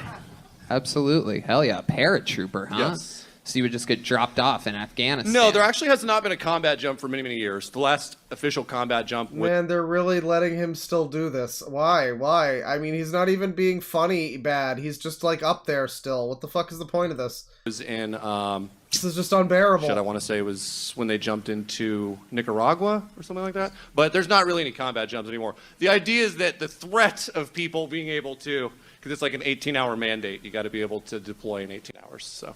Okay. You couldn't think of anything funny to say in that. Why are you even trying to be a comedian? Why are you even trying to be a comedian? I don't get it. That was a long way to nowhere. That was a long way to nowhere. That was a lot of they gave you setups to maybe say something funny. They gave you setups to hey, so you did this, huh? And you could have done something with it and you didn't. You sure John, did. You've been back for a while. What do you do for work now? I'm in graduate school, and I'm using some funding that I have available to me through the VA.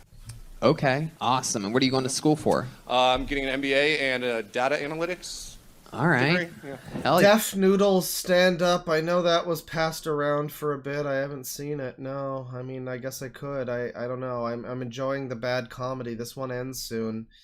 People have been saying, like, wow, you went for 8 hours. I mean, I was going to keep going, but then podcast was going to happen. But, you know, Tristan's a little tired or whatever today, so we're putting it off. So, hey, I'm still going. I mean, I want to do more bad comedy. I've been meaning to do bad comedy for a bit. This is a good turn for the stream.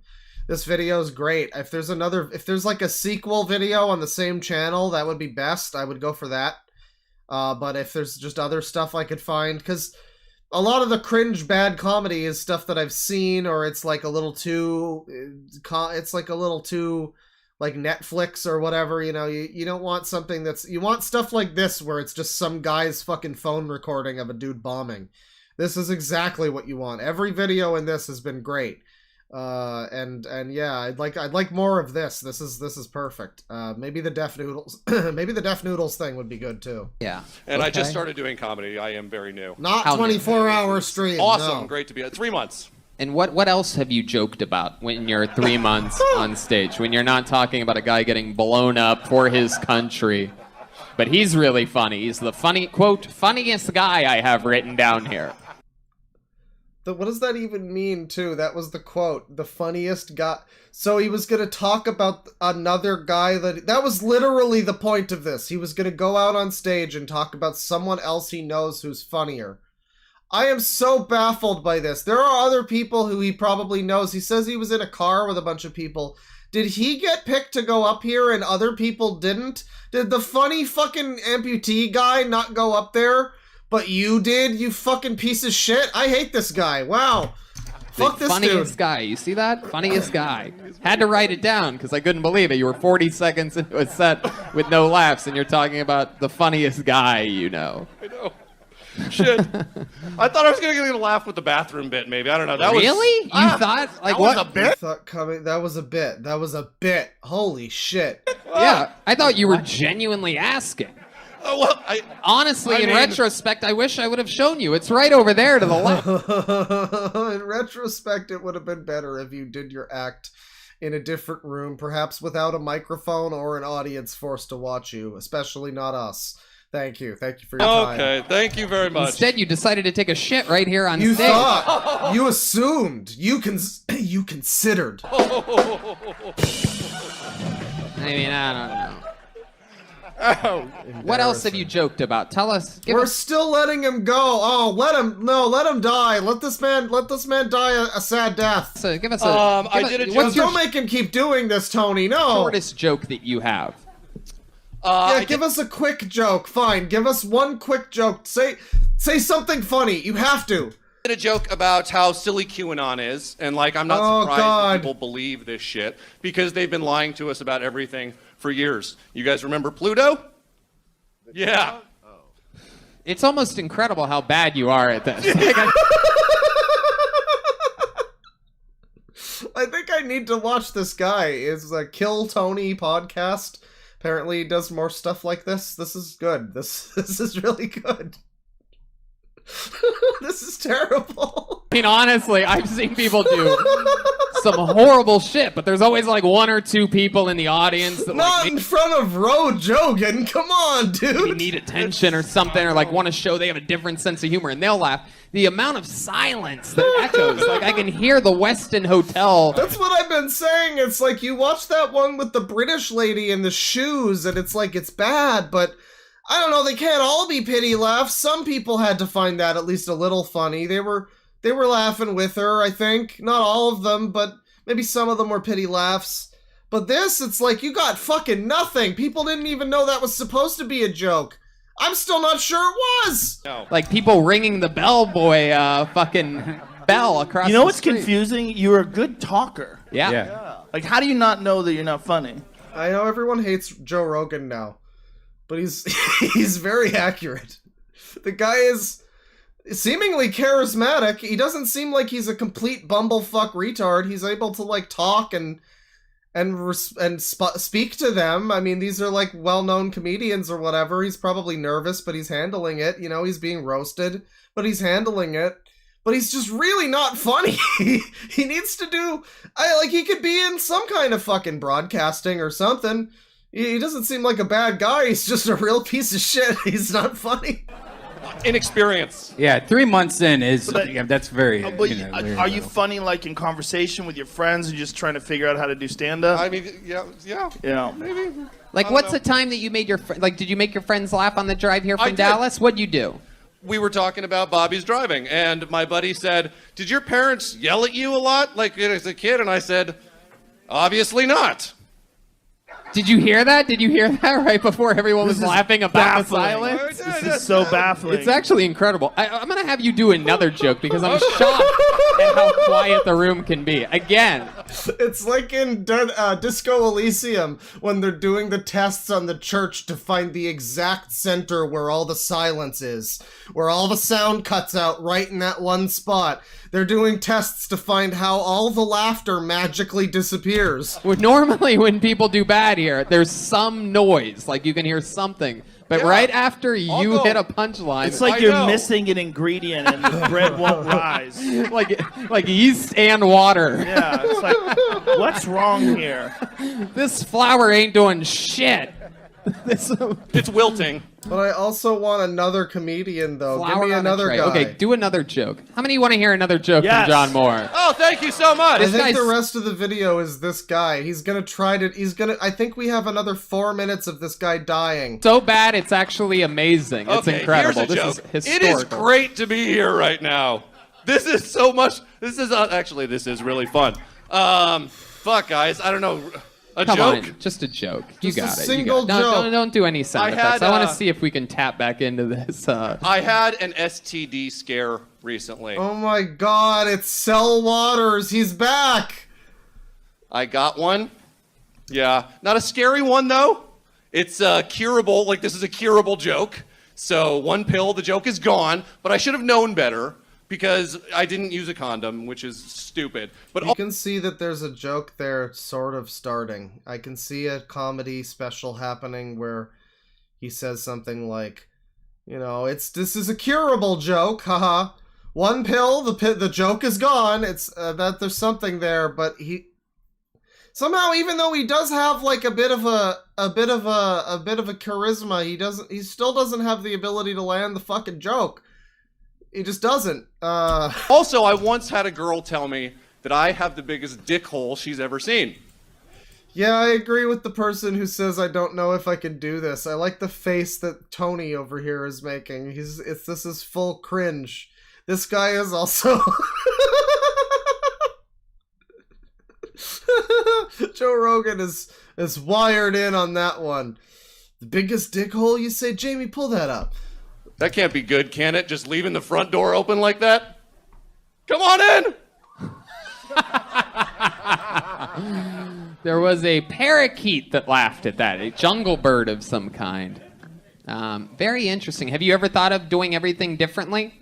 Yes. Have you ever thought of like completely starting from scratch? Yeah, Like just completely, and do the George Costanza. Go opposite day. It's tearing the great. paper off the wall. Yeah, I do it every day. I've only been doing this 3 months. I've told a lot of jokes maybe 3 or 4 times. Those jokes I've probably told 4 or 5 times. Do you have a big dick hole?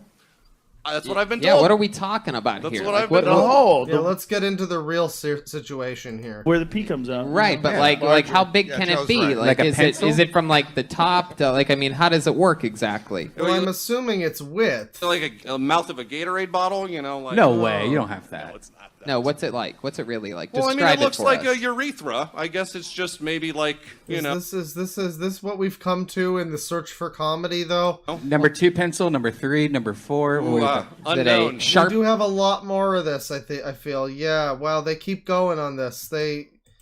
And it just fucking collapsed on my buddy one day. And it was actually 3 of us. They're really gonna try to give him time to be funny. I don't know. I'm good, though. I think I'm good. Let's find some more I've never seen that Deaf Noodles fellow. But I've heard that's bad. He's the one with like the fucking... Yeah, he's the one with like the cat ears. That's right.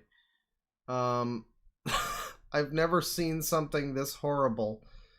There's a Charlie video about it. I'm not finding the actual video. I don't know.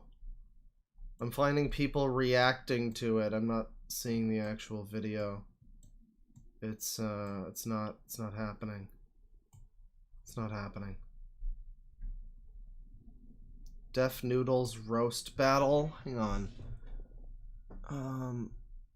The first Deaf is it roast battle? Yeah, can we get this fucking thing? Where is it? I don't need this hour and a half 16 Leo video. I just want the fucking roast battle, dude. I don't think it's happening. I don't think the Deaf Noodles roast battle is happening, unfortunately. Yeah, it's the roast battle. It's not happening. I guess it was on his channel. I think he delisted it or something, so it's not it's not still available. I mean, someone might have it uploaded, but it's not showing up in results. So I mean, re-upload maybe that'll do it. No, I'm not seeing it. I mean, there's Charlie reacting to it. I mean, I'm not seeing it. So the only option is to hopefully find more bad comedy stand-up, epic funny stand-up. Let me see here. I mean, there's what is this? We're millennials. We diagnose Oh, what the fuck is this? Millennial Cringe Core compilation. I don't think this is good. every single person This isn't what we're looking for. we've ever met with at least 2 mental illnesses. We're millennials, but first, This isn't what we're looking for. coffee. That's good. That's good. No. Yeah, let me see here. I don't need to watch Charlie watch it. I'm good. You can just check that out on your own time. I might as well. Let me see here.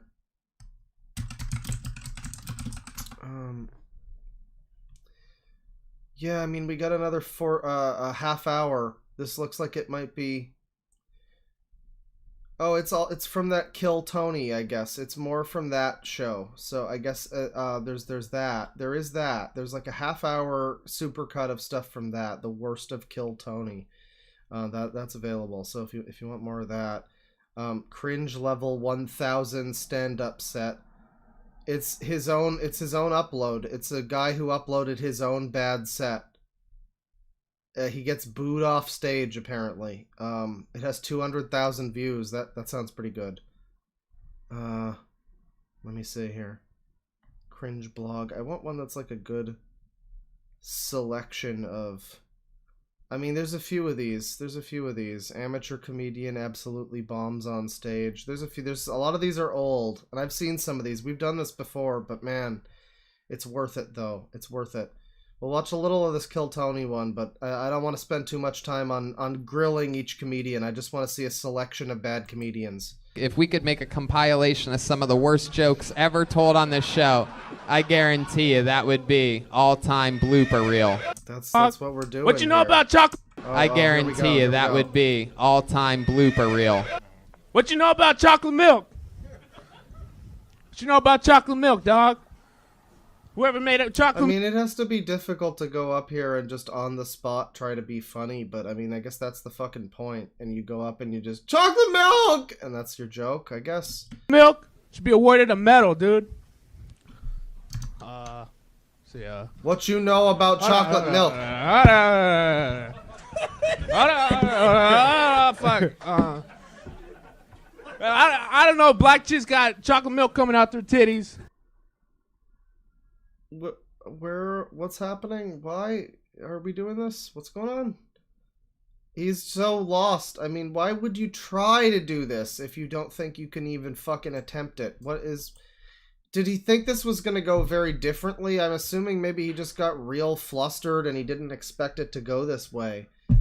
Why would you try this? This seems like you're just setting yourself up to fail. But if they do, I'm going to marry one. I'm going to have one as my slave. Alright, well, he's like, I think he's like Mexican. I think he's half allowed to say that. No? You ever been in a situation?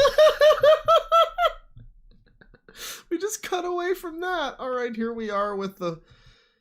Who the fuck are these insane cunts? Situations where you get totally fucked without even knowing about it. Is that Russell Peters? Oh, God. Michael, you have to... Let's start over. You have to talk... It just goes to show the bar for comedy is not even very hard. They're not even very high. They let Russell Peters here. He is one of the judges.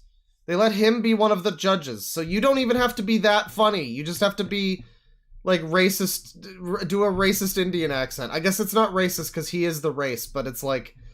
You know, I just knew a lot of kids at the time who did that accent even though they weren't the race. And it was like, ha, Russell Peters, it's really funny. So, I mean, I guess it's not, but it wasn't funny. At the same time, it wasn't funny. So, I mean, the bar's not high, dude. I mean, okay, you have nowhere to go but up. What's going on here? He's got tits on his chest. No? You ever been in a situation where you get totally fucked without even knowing about it? Michael, you have to... Let's start over. You have to talk in the end of right this into it, thing. Mike. Like, directly. You have to put your mouth, like, right in next there. to it when you talk. Look where I'm at, Mike. Right there. Yeah, Right you there. got this, dog. You got 1 minute, dude. You've already fucked it. Got it. Put your hands together for Michael Crawford, everybody. Here we go. God damn it.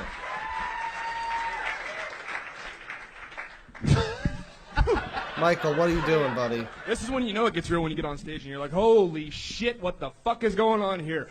All right, well, let's bring it back to normal. Have any of you guys ever been, oh shit. Oh, fuck. Here, try...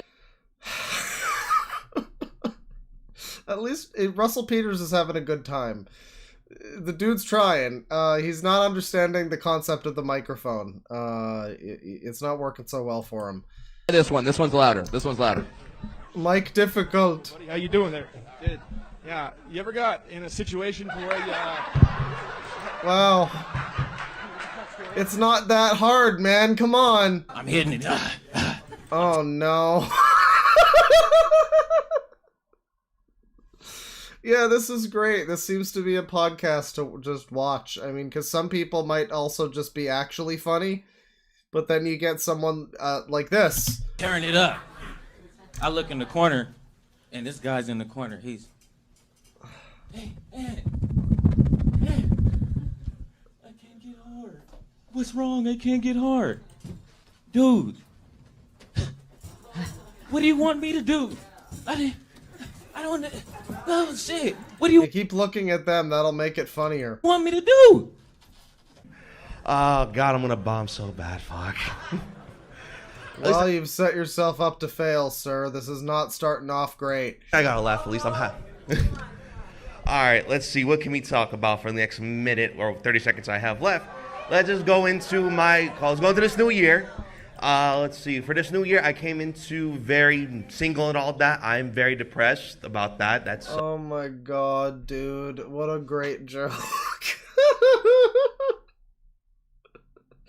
What a good joke. That's so funny. I mean, you're a very funny joke. It sounds like you're a very funny man to be but it doesn't sound like this is a funny joke. I like the look on his face over here, and his face too. Thoughts for myself. At least I gotta laugh a little bit. Let's see. Let's see. Yeah, just trauma dump a little. I'm so fucking nervous. I'm sorry, guys. I apologize. I'm bombing so bad. Just stop apologizing and start telling jokes. Oh God. Yeah, sorry, guys. Oh shit. Come on. This is on YouTube. What are you doing, man? What are you doing? Yeah, it's Right? on YouTube. Yeah, everyone is gonna see it, dude. The whole world and every woman that will ever potentially sleep with you will see this. So just be aware of that, dude. This is what you've chosen. Hey guys, we're gonna try and do this with one mic, but we have to introduce Jeffrey Linneman. What can we say about Jeffrey? Let's see. So Jeffrey has gotten dumped by his girlfriend 3 times in the past. What the fuck is this Three Stooges bullshit? Who the fuck are we looking at here? Which one? Is it Jax Films in a wig? Is it J.J. Abrams? Or is it this tiny, tiny little man with a mop on his head? Which one of these is the main character? I don't get it. Do you want to talk about that, or do you want to talk about butt play, or what do you want to talk about, Jeff? Yeah, we can talk. I mean, my girlfriend. Jeffrey does look like a guy that likes cuckold porn. Do you want to talk about cuckold porn? Does he? Sure. Okay, sure. Let's do it. Jeffrey, do the pterodactyl dance while we talk about you. All right. So, Jeffrey has a long-term girlfriend. We invite her to the comedy shows that we do.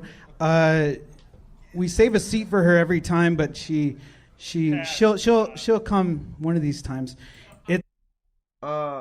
I mean, I guess it has to be like some of these people have to come out here just to be an idiot for attention, I guess. Just to bomb, to be an epic, funny, bad comedian. Which in the grand scheme of things is not as bad as someone like that Cell Waters guy who seems to be just pretending to be like pretends to have AIDS and a bunch of weird shit. I don't know what's going on with him. I maybe it's all real. I don't know, but you know, pretend the dog sin and whatnot. You know, that if that's all fake, that's a very pathetic thing to joke about. Just being a fake bad comedian and cringe for fun, that's fine, I guess. But it's just like, aren't they trying though? Because that's all assuming that they're doing this with the intent of bombing. I don't know what the fucking point of this was. They got this guy dancing like a gimp. This guy looks. I mean, this is like Danny DeVito. Someone's watching cuckold porn. I don't know what's going on. It's troubling because I also have a crush on Tiffany. There definitely is chemistry. She's a real girl, by the way. Oh, yes. Jeffrey has a girlfriend, but she kind of likes Rick. But one nice thing about coming up to England, like, I might sound funny to you guys, but at least I can read up here. Like, yeah, my Deutsch is scheiße. So.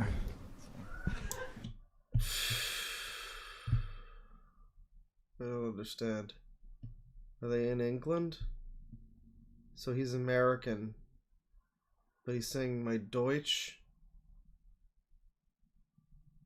Not good. It's not good. I don't know what you do when that joke bombs. Like, I don't know what you're supposed to do when it bombs like that. You know, I mean, Do you just laugh it off? That's implying your next jokes are going to be funnier. I don't know why I looked at this guy and I thought, this is going to be a guy who's a little better. This one will be a little better. This isn't so blatantly embarrassing like the last fucking people. Yeah, and my Deutsch is scheiße. This is just someone who's trying and they are failing. The last people might have been trying to be cringe. I mean, maybe they were giving it their all. I don't know. But this is like trying and trying to be funny and failing. So, but yeah. So I realized my parents fucked up.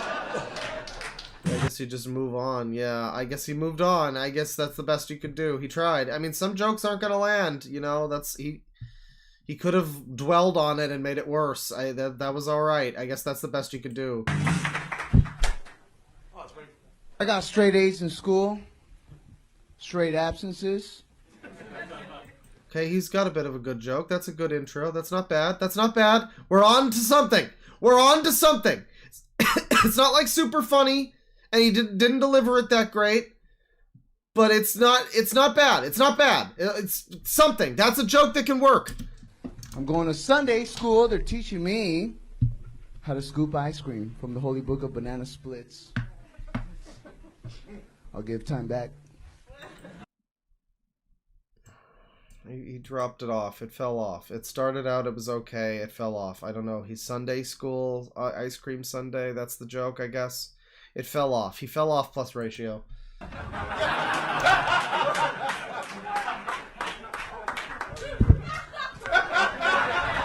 What? Okay. This was your big plan. You're gonna go out there and everyone's gonna laugh because you're doing this. This was the plan. This was the plan. It was so gonna work too. It's just a tough crowd is the problem. They don't appreciate high art.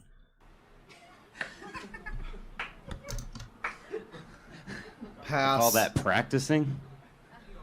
Because I'm pretty sure if I do that all day, every day for the rest of my life, I'll never be good at it. This is how I practice vigorously. Okay.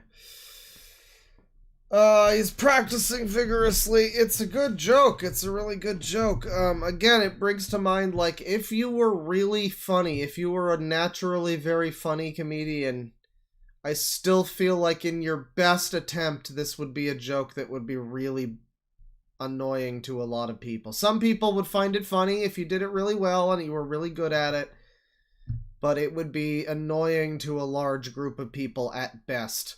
This is such a high... it's swinging for the fucking fences. It's not... Because you can go for comedy that's, like, trying to please everyone. It's, like, basic jokes. Everyone... Like, the Nickelback joke guy or something. Like, that's something everyone should be on board with that. But then you go with something like this, and it's, like, this high bar of, like, really annoying, fucking awful comedy that some people can pull off and make just bearable and funny. But, like, even still, it will not be a lot of people's thing. It will not be, and this is obviously not that good. It's not as good as whoever you could think of who might be kind of like this. It's not that good. Yeah, there's just an Iron Patriot. I don't know. Keep practicing, buddy. Yeah.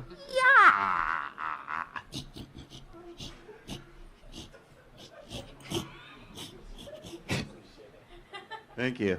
These faux Vietnamese. You're welcome. You're welcome. Thank you for doing it. These restaurants, pho, I like them. I was walking last week. I saw one with a unique name.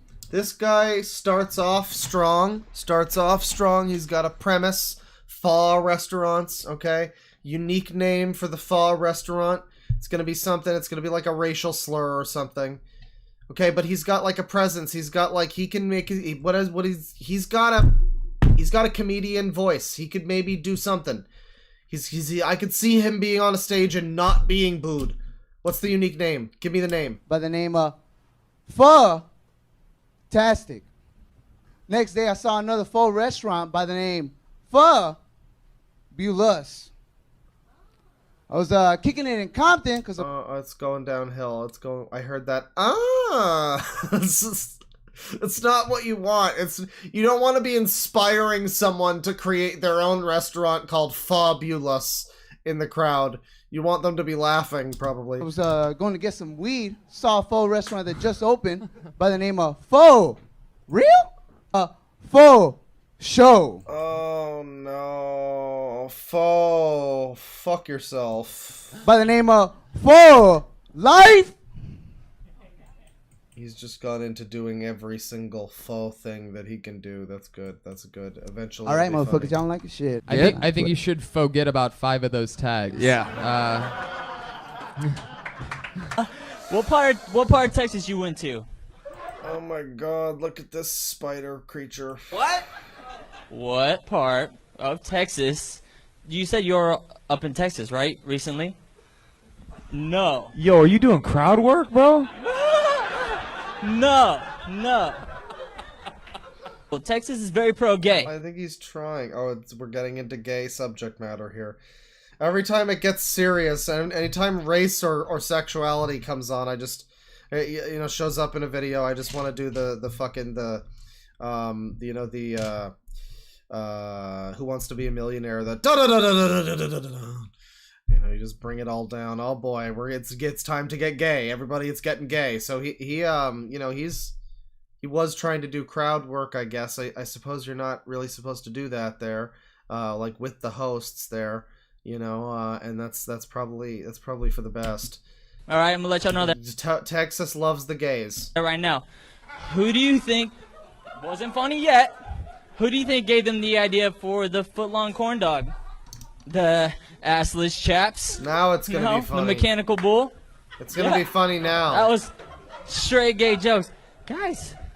What's going on here? Sometimes bombing on this show is Oh no, look who's here. still better than anything else these people have done in their lives. Sure. So, it's sort of a win-win situation. Right, sure. Very good What is point. this fucking band you've put together? What is this? This crazy band? This isn't quite a podcast. I guess go check out this podcast for more of this. But this is some good attempts so far.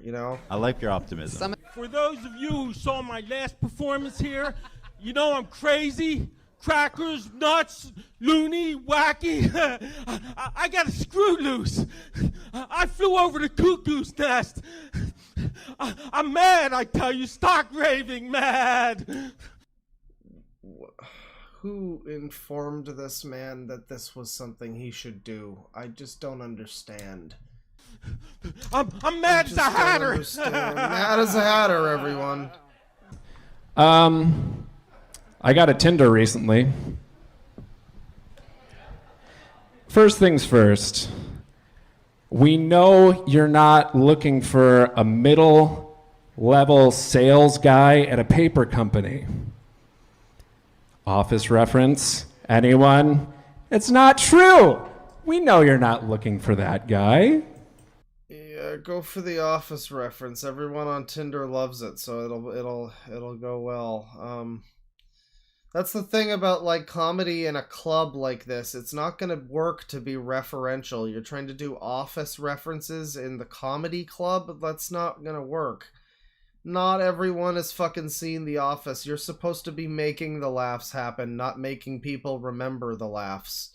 I mean, even if you have a joke about The Office, you shouldn't. You probably shouldn't. You should save that for like a fucking YouTube stream or a podcast or some shit like that, and not some shit like what I do where it's just fucking babbling about whatever, and you're not standing on a stage with people that paid money to be there expecting you to be funny.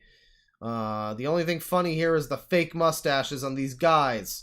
All right, but Tinder, sure, you're going to tell us a Tinder joke. All right, a lot of people have been on Tinder. This should be relatable. Not happening, though. No, you're not. You're looking for this guy over here who works at a car dealership. Wasn't it you? I don't remember. That's two Jack Daniels talking. What? And also, we don't care about your Snapchat filters. Boom. The ones with the kitten. I recently... There's there's a lot of jokes that could be made potentially about Tinder and shit like that. There's a lot of comedy that can be wrung from that. There's a lot of observational comedy one can make. It's just that a lot of it has already been done. It's hard to make people laugh at that stuff again. A lot of it has already been done, and it's been done either a lot worse or a lot better, and either way, people don't want more of it.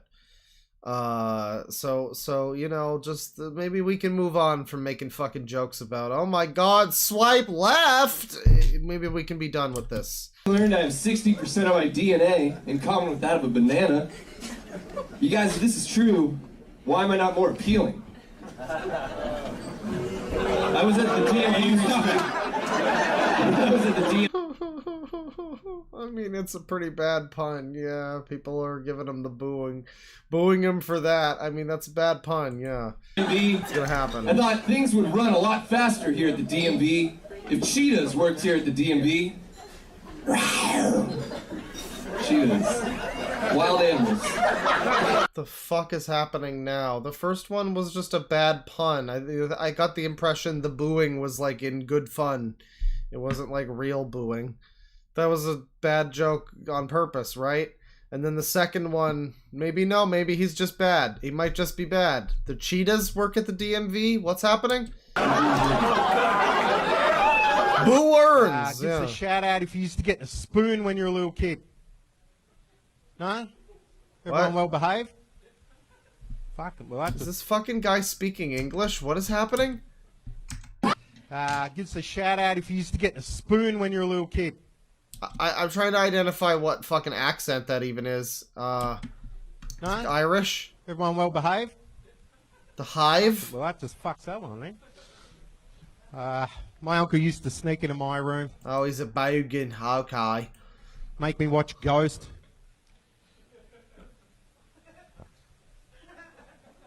That's the joke? My brother had it worse. He used to have to stand in the corner with a wet mop on his head and pretend to be Whoopi Goldberg. It's fucking terrible. Just like this set. Jesus Christ. It wasn't that bad. You made it so much worse by saying that it was bad. I mean, it wasn't good, but like, you know, then you looked into the camera and everything too. Oh dear. So a penis walked into a vagina and said, "Do you come here often?" Yeah, I'm just digging deep here. No, I look like a skinhead on vacation. This is actively taking the years off, people. Like the Klan at a beach day. I've got that I've been hit by cars, head injury kind of confidence. What the fuck does his shirt say? It's not Metallica Kill 'Em All. It's something else. I don't really have more than that right now. Because I also smoke too much weed, and it's the first freaking pull of the bucket. Jesus.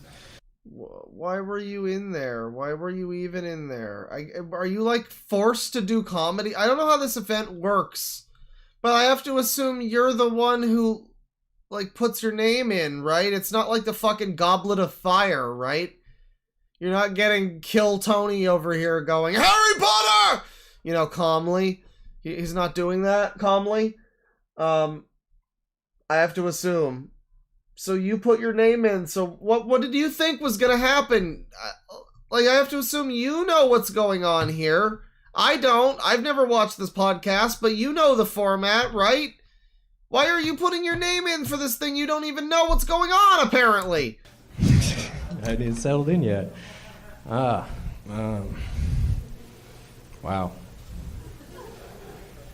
I've got that I've been hit by cars, head injury, and memory, too. And I'm just choking more because it's hard to imagine anybody doing well in this scenario. Jesus Christ. Talking to it. I keep seeing people bomb. I can't imagine somebody not bombing now. This is just, they're all terrible. You watch this and then there's nowhere to go but up. Once you go and you try to do this, you watch this first and then you're at least better than these people. You have to be. Jesus.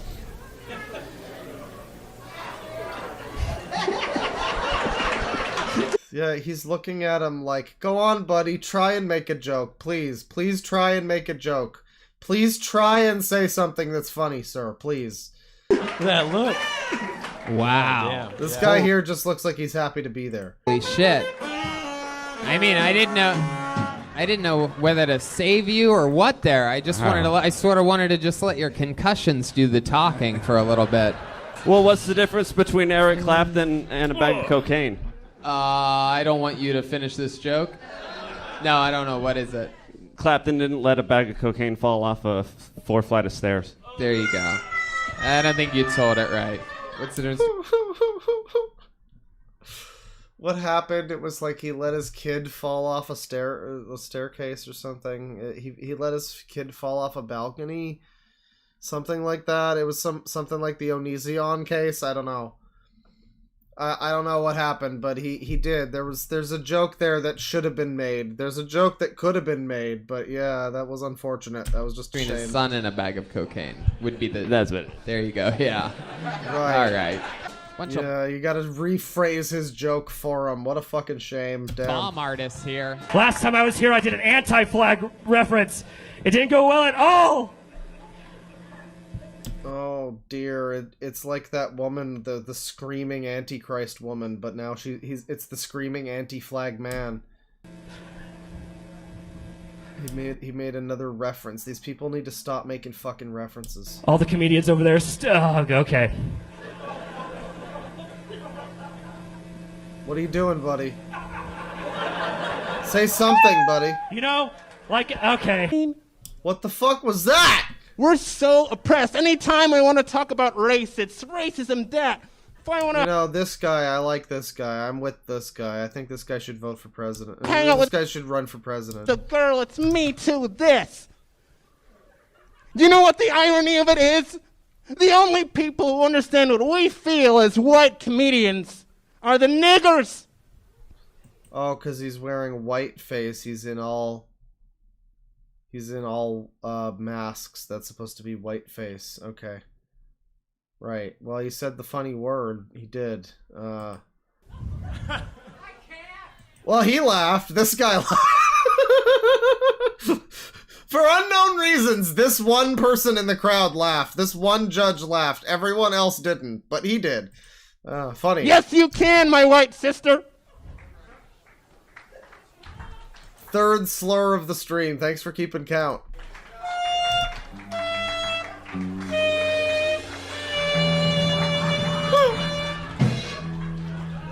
Has it been 9 hours? Jesus Christ, I haven't been trying to go that long. This might be a new record one, because, I mean, I don't necessarily plan on stopping. I'm a bit hungry, but, I mean, I'm still going to eat my dinner in a bit. Whatever I choose, you know, I have to make something, probably. But, no, I just want to watch more bad comedy right now. I'm into this. This is good. No, I don't watch girly dance movies. Somebody suggested Skull Scratcher comedy. That's, I don't know what that is. But it sounds bad. It sounds stupid. I'm not gonna watch Step Up with you. And then Step Up to the Streets came out. Fuck that joke up. Whatever. Hey, we keep rolling, guys. We keep rolling, baby. So, one more, guys. The other day, this girl sent me a picture. It was on Snapchat of her and her vibrator. I'm fucking up, guys. Jesus Christ, dude. Picture of her and her vibrator, guys.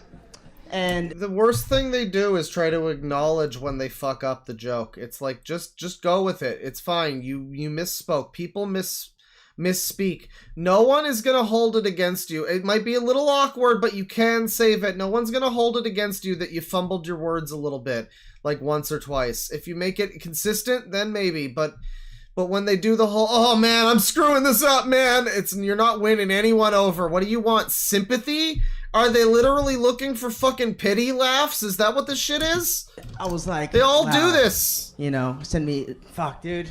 Oh my god, look, it is. Guys, I think that is our friend. It is. I mean, who else would that be? I guess whoever it is, it's a Mario Logan puppet. I don't know if it's Jeffy. I don't see the pencil sticking out of the nose. But that is the Jeffy colors, I think. Maybe. It looks definitely like a Mario Logan puppet, though. I don't know if that's a common type of puppet, but they have a very To my thinking, they have a very unique puppet design, very uniquely ugly, and I don't like them. This looks a lot like that, so I mean that seems like Mario Logan hi-hat. Hey, dude. Fuck. Looks more like a crank yanker. I don't know who that is. I've heard of that. That sounds familiar. Dude, I'm fucking gonna be a viral sensation or something. No, you're not. No. Like in a No, it's the opposite. Good Charlotte, like I was into it when I was like 14, but Finally getting another woman. We had some great women offerings earlier on, and now they proved that women could be very funny and everyone could look at a woman and laugh. They both proved that. So hopefully this woman will also prove that. No, it's the opposite. Good Charlotte, like I was into it when I was like 14, but you know, wow, I really fucked up with the cigarettes. But you know, fuck, I lost the train. Oh dear. Let's talk about shoes. That's what you people are good at. I forgot where it was going. Doesn't matter. Oh, I was talk about shoes and sexism and the overlap thereof. I'm doing it. Oh wait, that could get in trouble. I won't do that. Never mind. I was good because the lyrics. Oh, holy shit! I looked over for. You were like, don't do. No, I created that. Oh, I used too many. This is such a creation of your own making, lady. Good job. All women are mothers. This woman has birthed into the world this incredible comedy performance. Good job. No, wait. When you. This is like someone. Why is Zelda here? This is like someone let up an unfortunate, crazy homeless lady onto the stage and told her to be funny, and this happened. This is a shame. I'm still going. I just chose. Okay. I chose finger paint. Hey, don't take that shit. Ah, damn it! I was really excited tonight. It's pretty suspect whenever somebody. It's him, the legend Zelda. Look, it is him, Akinator. It is him now. That is him. He going to seal the Kingdom Heart in his soul. Yeah, he's got the keyhole shirt. His friends are his power. Hopefully they lend him some fucking power on this set. I don't know where this woman trailed off to. She just kind of... A lot of these people just kind of, like, peter out into oblivion, into like, oh god, I'm bombing, and then it just kind of devolves from there. That's basically what happened to her. What about this guy? It's pretty suspect whenever somebody thinks that their own race is the master race. Like, it's a little convenient, right? This is an okay joke. We're off to a good start. Sure. It could go in a funny direction. It could go in a really weird direction, though. I'm just saying, it's like you've got a minute to go up there. You can tell the really edgy, offensive jokes. I appreciate edgy, offensive jokes, but like, I don't know, maybe go out there with something that's just gonna appeal to some more people than that. I don't know. I guess you could be really shocking and that could be funny. I guess, but you're really, I don't know. I feel like you could just start, you just dip your toes in with a joke about like fucking Sonic the Hedgehog. I don't know. That's general enough. I think a lot of people, if you keep it simple and you're just like Sonic fast and that's the joke. Like, I don't know. Like that's fine. Make a simple joke. You don't have to make it, you don't have to be the next world's funniest fucking edge master. You don't have to be the one who says what we're all thinking. It's fine. Oh, jeez. Bombing is the intern. Oh, God. Jesus Christ. Oh, my God, dude. I love that we don't even see the end of it. We get to, our imagination gets to wander on that one. Here's another fella. Pocket pussy, but it's pretty hard to... Oh, it's a pocket pussy. I see. So this is good. But it's pretty hard to fuck while it's in my pocket. Or at least that's what I told TSA while they were searching my bags. Oh, that was a really unfortunate one because it seemed like it was supposed... It almost seemed like it was supposed to just be the first part of the joke. and then almost like he tried to salvage it with a second backup part of the joke. But neither of them were funny. And neither of them fucking moved the dial in the club at all. What a sadness. How you What doing a tonight, shame. Pat Reagan just laughing your ass off at me, just bombing here. God, I wish this crowd was full of crickets. That way I could This say. reminds me of like the way they'll be too focused on the hosts, and they'll be like, "Oh, you guys are laughing at me bombing, huh?" It just reminds me of like when someone joins the server and they really want me to know how funny and cringe they are, and like, okay, man, I'm sure you are. I'm sure you're really a hoot. I'm sure it's a shame that I never talked about you on stream. And talked about that loser Chris Chan instead. I know. You're gonna be the next viral sensation. Like that guy earlier in the thing was like, this is gonna go viral. And Tony here is like, no, you're not. It's not. It really won't. People will not laugh at this. They will laugh a little bit in a compilation like this maybe, but nothing like this would ever go viral. I was playing to my target audience. You sons of bitches. You sons of fucking bitches. They said, oh yeah, great, you're gonna lose so much weight. What the fuck? No. You just like cry a lot. On top of like depression and everything else. Oh god. This is really weird. You know, like, I guess they're trying to go for this, like, I don't know, millennial thing, this like Zoomer millennial kind of crossover of like everyone's depressed and miserable, so let's laugh about it. But it's not, I don't know, it's not easy to do. That's another one where that seems easy enough. That seems easier than being annoying as comedy and that being funny and somehow making that funny to some people. That seems easier. But, like, no, it takes a real special person for me to watch a Bo Burnham and not want to kill myself, right? Like, because it's Bo Burnham's funny, but he's also, you know, if it was like 10% different in either direction, he would be an insufferable piece of shit.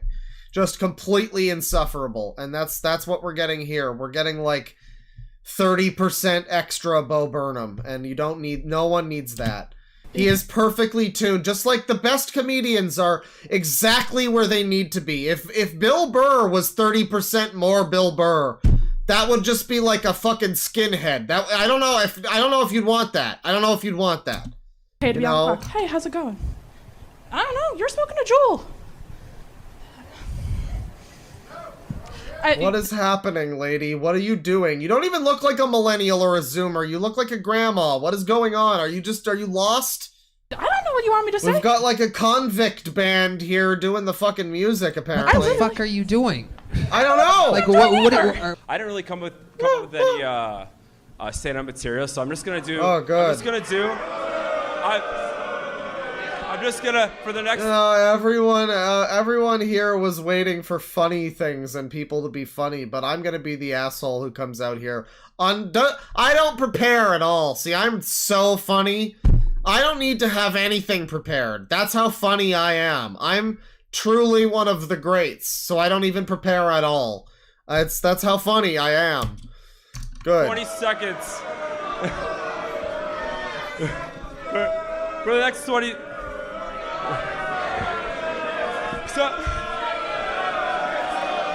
Wow, they are not letting him have it. This is great. Fuck off. Get out of here. To fucking throw out that jacket, loser. So how about the Steelers? How about the Pittsburgh Steelers? Oh no, you're doing this in fucking Pittsburgh? Isn't this the city? No, it's Philly, I think. I just mentioned Bill Burr, the one that's like notoriously fucking filled with hecklers. I think that's Philly. I don't know, it might have been Pittsburgh. I think it was one of the P cities. Actually, it might have been fucking Boston. I might just be wrong. But whatever. This is like that situation. He is not they're not gonna turn back on him. He's not getting these people back. It's not happening. It's Philly, right? Can you play the meow sound? All right, there you go. That's your time, Jared. Thank you. This is, You've all been wonderful. This is dog shit as it gets. Just a clump of dog shit humans here. There he goes, Jared Trinkler. You can put the mic back in the mic stand. There you go. You're done, Just Jared. put it back in the place there, Jared. Get the fuck out of here now. Come on, why are you still here? Jared. Thank you. Jared, you're all done. No one wants to talk with you. Put the mic in the mics. No, it's okay. Go ahead. Jared. No one even wants to shake your hand. Get the fuck out of here, Jared. You didn't. If you were funny, I might have shaken your hand. I'm not gonna do that, Jared. Trinkler, everybody. Get the fuck out of here. There you go. Get the fuck Jared out of Trinkler. here. Back Piece to of obscurity shit. you go. It's that way, buddy. Piece of shit. Hi, Bane. Yes. At the moment. What the fuck was that? There's those two words where like people. You know what the fuck I'm talking about. Bro, you're timed! What was those two words that were like people thought you heard one word, but it was a different word? Oh, he's doing fucking Green Needle and the other one, I guess. Is that his joke? He's trying to evoke that, like Yanny and Laurel or whatever. He's trying to do that. And Ellen, who said it? Laurel and Yanny, dude. What was it? People are like so annoyed with this. We already know the joke you're trying to fucking tell. Just do it, man. Come on. What did you think it was? Oh my god. The joke is asking people in the audience what they thought Laurel and Yanny was. Which one they thought. That's a good joke, dude. You should make a tweet that's like that instead of doing this. Correct answer is female ejaculation, ladies and gentlemen. Female ejaculation. Oh, that's the joke. The joke. That's the joke. Right. I see. I have to, I'm a Kamehameha. Oh no, the trigger hair band. All praise be to Allah. This is, I am just the subject Jesus Christ, it's yick. I'm yicking out, I'm yicking out. of this universe. And, I have to give credit to my creator. Are they all booing Allah or are they booing him? Are they boo-ernsing? All right. Give a cheer if you are a projection. Okay. What the fuck is happening? I love the way they just end sometimes. They don't even let them fucking burn out completely. Dude's got a Trump hoodie on. Trump hoodie spotted. I think that's Trump University. That's good. That's a based hoodie. That's such a great real school that people can actually go to. That's the best part about that school is that it's real. Yeah, they don't even let this I like the way it's edited. It doesn't let some of these play out because you don't need to see them all burn out. You get to just imagine how that, like, I imagine most of them wind up like that Jared guy. Just get the fuck out of here. Nobody wants you here. What the fuck was that? That was terrible. Leave. I have to assume. You know, let's see. Of course you your are, imagination. you fucking faggots. Sorry. What is that, number 4? Is that slur number 4? Isn't Tony gay? You gotta be careful with that one. You gotta be careful with that one. I don't know. Again, you can make it fun. You can make it funny. We've seen today that can be funny. That word can make you laugh, but it's got to be deployed in the right fashion. Of course you are, you fucking faggots. Oh dear. Sorry. 2 F's and 2 N's. You know, that sounds fun. So, any of my niggas out there? Oh, we're doing that. Okay, this is good. Yeah, he looked directly at the gay guy when he did it too. That was great. He's any of his fellas out there? Anyone? Yeah. Brother man, stop. Look at the guy too. He's got the fucking hat. He's got that kind of hat. And he looks like, you know, he's fully blazed. I like the drummer right now. He likes that the dude's going for it. He approves. Yeah. Oh yeah. I see you in the fucking crowd. Alright? Any Bloods, any Crips? No, I mean, it's cool. What, so his joke is that he says, like, he doesn't even, I guess he said one that's like a slur, the other one's like half a slur. It's the soft A slur. It's still a slur, but it's not even like, he didn't even commit to it. He didn't even go balls out with it. That's like, it's like embarrassing. You're gonna go on stage and say that, you might as well go all out with it. You might as well, right? It's not like he just said the F, you know, he didn't just say the half F slur. He went full for it. He went full for it. And he goes with the soft A on the other one. I mean, he's not even going balls out. The joke is just slurs, but he's not even saying the slurs. He's not even saying the slurs, people. I'm drunk as fuck. Yeah, if you drop the slur, go all in or don't. I mean, what are you doing? But he's drunk, so it's fine. I'm pretty sure most of you are. Alright?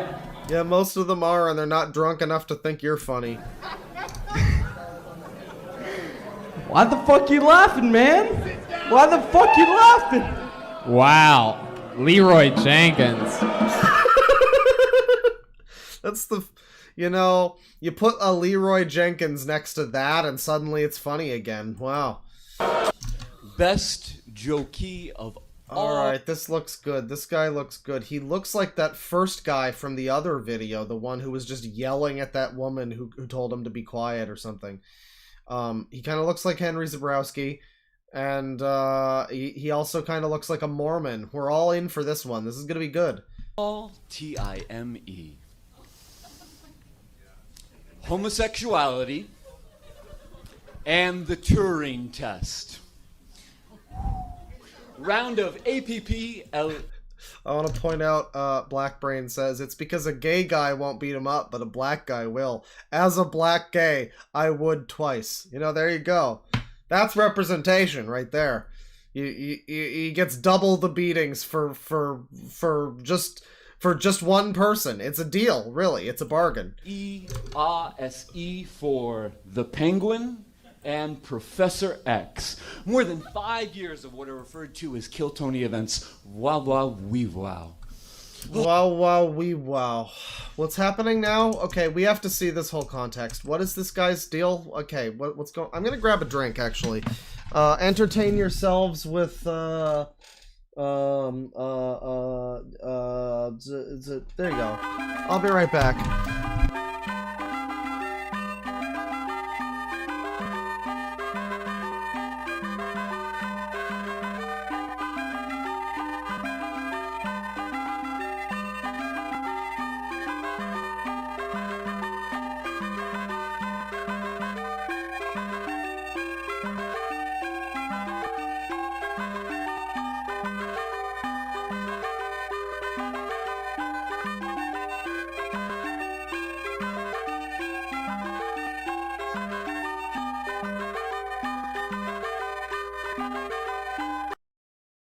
Ah, the joys of comedy insanity. I've been going for like 9 hours or more at this point. I didn't intend to. I started the stream at like 9 a.m., I think. And I don't know if I'm gonna try to go for 12 hours, but I'm good to keep going for a little bit longer. I mean, I'm just having a good time. I would have stopped earlier if we were doing the podcast. We weren't. It was pretty much going to be a full day of doing fucking content anyway, so... Content! Here we are with content, everybody! Jenkins. Best jokey of all T-I-M-E. Homosexuality and the Turing test. Round of APPLERSE for the You forget how to spell applause. Penguin and Professor X. More than 5 years of what are referred to as... So his joke is homosexuality and the Turing test.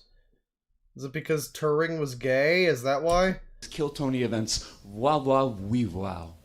Wow, wow, wee, wow. Why have I heard that before? Where is that from? Is that from this? That's not from this.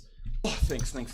But anyways, I was sitting out on my porch late at night smoking some reefer. A little bit like this. Oh, good.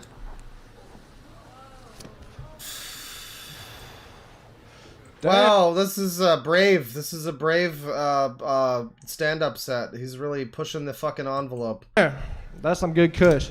But anyways, I was thinking. Borat? It's Borat. Okay.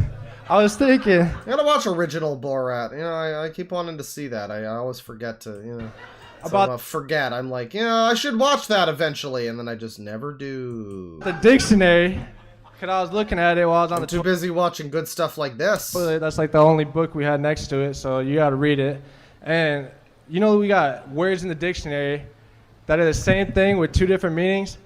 They're called homonyms. Well, anyways, this is a fucking moron on Earth. Wow, this guy votes. Holy shit. They're pretty fucking shitty. Cause I think they just ruin everything. Like, think about race, for example. You got 26 letters in the fucking alphabet. And you couldn't think of another word to describe that? Like, one thing is something you place first, second, and third in. The other is a skin color. You wonder why people are so racist. Like, literally, it's in the fucking dictionary. It's sad when you can hear... It's like, maybe don't be a comedian. You could... I don't know if this man knows how to read or write, but... If he does, I mean, maybe he could be like a comedy writer. There's a joke there somewhere. I could see it happening. He could be a writer for someone else to do jokes, maybe, but he's not delivering them. Holy shit, he's not delivering them. Jesus of God. But, what's the deal with racism? You don't want to know how much your entrails look like ragu? Stay out of Brazil. A little advice I have for all Brazilians, as a matter of fact, eat nothing but ragu. That way people would just think, oh, you're pretty much dead at that point. There's a lot of these where I can almost see it happening. You know, as just a little throwaway kind of... What was the comedian? He's the guy who died. He was really... screw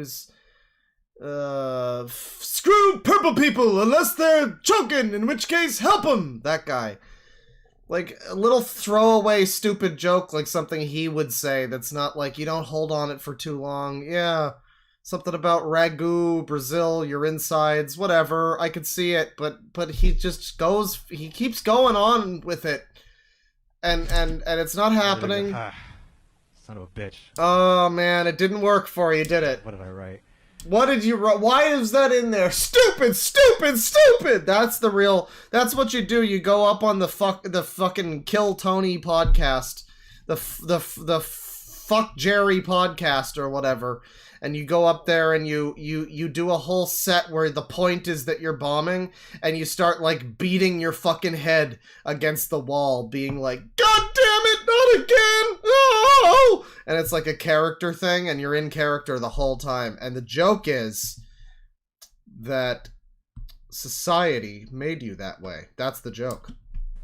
Yeah, this one's for Mitch Hedberg. Right. I used to love Mitch Hedberg when I was a lot younger. My mom used to really like stand-up comedy stuff, so she'd watch it. But every time I'd see it, like I'd like walk into the living room at the age of 5 or something, and my mom would be watching like stand-up comedy, and it seemed like it was always. I'm not even joking. It seemed like every time I saw my mom watching stand-up comedy, it was always like some woman talking about sex. And I, being a 5-year-old or something, I was like, I don't know what any of this is. This is stupid. I don't like it. And so I wasn't into comedy. And then eventually I started watching like Just for Laughs on the Comedy Network in Canada. They would play, you know, the clips from the Just for Laughs specials, and yeah, you know, I watched a lot of stand-up comedy. They had Mitch Hedberg, he was on there. They had him, he was on there. Whatever I just said, he was on there, and he was a good one. He was one of the ones obviously that stuck out. I didn't remember his name, but I'm like, yeah, that fucking guy, yeah, that guy. He's the one. I know him. He's the one. People like him for a fucking reason. Then you look at people like this. So I've been watching like stand-up comedy for a long time, And then you watch people like this, and it's like, man, I can think of like 6 comedians, can't remember their names necessarily, but I can think of a bunch of people that I've seen that have delivered this same joke, and better than you. What's this guy's joke now? Oscar the Grouch or whatever here? Son of a bitch. Oh, you really tried, buddy. Yeah, this one's for all the people who... What is it gonna be? Is it gonna be slurs? Is the joke gonna be slurs? He's really cagey about this one. This one's he's oh boy. I like Tony here. He's on the edge of his seat. He too is like, what's gonna be the joke? Is it gonna be funny? Are we gonna have someone who can tell a joke? This one's for all the people who carry their bag of whatever in their mouth from the kitchen to their couch, like it hasn't been touched by some snotty-nosed kid, or in the armpit of some bum who couldn't purchase it and had to put it back. This is the kind of thing you see the people who go for like references, or they go for like a really kind of, maybe they're not intentionally trying to do like really avant-garde fucking whatever, but it's like you look at it like, okay, this is a type of comedy that would be divisive to a lot of people.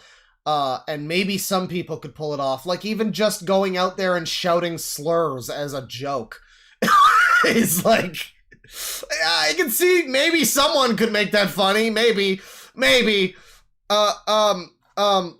it's like you're really not. You could just try to make something that's a little more like relatable to people, and this is that. This is someone trying to make a joke that's not super edgy. It's not super out there. Everyone has bought food. This should be relatable, but it's so weird and not, it's not. It's just not. It should be. It's a topic that everyone should relate to, but it's just not relatable. It's fucking weird. But yeah, Comedy Store. Gotta love the Comedy Store, right? Nah, I really thought about it. It's gross if you think about it. People put bags in their mouths and... What bag? What bags? A bag of whatever, like A bag of chips. whatever. A bag of whatever. Yeah, let's dissect this fucking joke. Let's figure this out. Let's autopsy this shit. What does that mean to you? Where do you see... You're talking like chips, right? Like a bag of chips. How many fucking homeless people are like... What are they doing with the bag of chips? Are they like sliding in and out of their fucking ass crack at the supermarket? I don't think so. I don't think so, Bob, or whatever your fucking name. I'm gonna call you Bob. You look like a Bob. Gummy bears or whatever. Like when you carry something in your mouth, it's kind of From gross. the kitchen to the couch. Yeah. Why would anybody ever carry it in their mouth? What's in your hands? Yeah, what are you doing with your fucking hands, jabroni? I've never done that. And I have one hand. What are you doing with your hands? A drink? I don't know. Oh, he's got a drink. He's too busy jerking off with his drink. Okay. A drink? Okay. You hold the cup with 2 hands? How many drinks do you have? You have a fucking sippy cup, MJ? Okay. When I have sex, I like to grunt. Oh, here we go. Here we fucking go. This is what I mean, where it's like you choose when you go in on what your subject matter is going to be. You have to choose, like, who am I aiming this joke for? Is this going to be a raunchy one? This one's going to be a little blue? Is this one going to be like the last guy? It's just going to be about food. Everyone can relate to that. It's like a Jerry Seinfeld. It's everyone can laugh along at that. You know, everyone should be. Or is it going to be just shouting fucking slurs? It's just going to be like... You're gonna go out there and flawlessly recite that guy's song. I miss Katie and Tyler. Fella, come to my house. Fella. You know, you do that a little bit. And that would be pretty funny. I mean, that would be objectively very funny. People would laugh, just not really for the right reasons that society has decided are the right reasons. Let's be clear here. This is all just societal. You know, we all just decide what's funny anyway. But you choose to make a joke, and the joke this man's chosen to make here, the path to victory he's chosen for this adventure. He's in front of a crowd, he's got judges they're gonna roast his joke when it's bad. And he knows this, presumably. And he's decided, you know what, I'm gonna make a sex joke. That's my path to victory, it's gonna be a sex joke. Let's hear it. And how many drinks do you have? You have a fucking sippy cup, MJ? Okay. When I have sex, I like to grunt. Uh-huh. And it sounds something like this. Oh, here we go.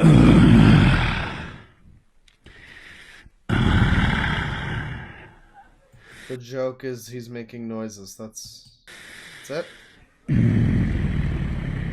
Yeah, there's a lot of comedians that I'll see that are like real comedians and they get real specials and I watch them and I'm like, how did you get a special when I'm seeing, and there's just like, and people are laughing at it for some reason. Maybe the audience, there's like a please laugh sign that lights up because it's like a Netflix special. You get people that do this shit where it's not even, I don't even blame this guy. There's a bunch of fucking comedians that really like to do this shit where they just go like, and they do this for like 5 minutes and it's them being super funny and they're like staring at the audience and the joke is that it goes on for way too long. And I'm like, man, that's like maybe a joke once, but there's a lot of people I feel like that do that same fucking bit. I don't even blame this guy. People apparently laugh at that, but no one's laughing now. Maybe they literally are forced to at those like Netflix ones, because no one's laughing at this shit. Stool fucking, basically, yeah. It's a fucking incredibly bad episode of this show. This is like wild. It's a goddamn anomaly. Well, the homosexual dog is Oh, okay, now we're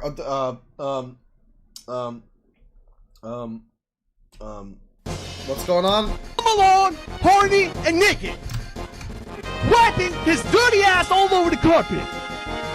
And then when you come home, he's willing to fuck you in the ass. And then you're out every single night. Oh, we're still going. Sorry. Boss battles. Battle! Boss battles! Boss battles! Yeah! Battle! Shut up! Battle! Not the dog, Sin! There you go. Just turns into Battle! GT. Shut up!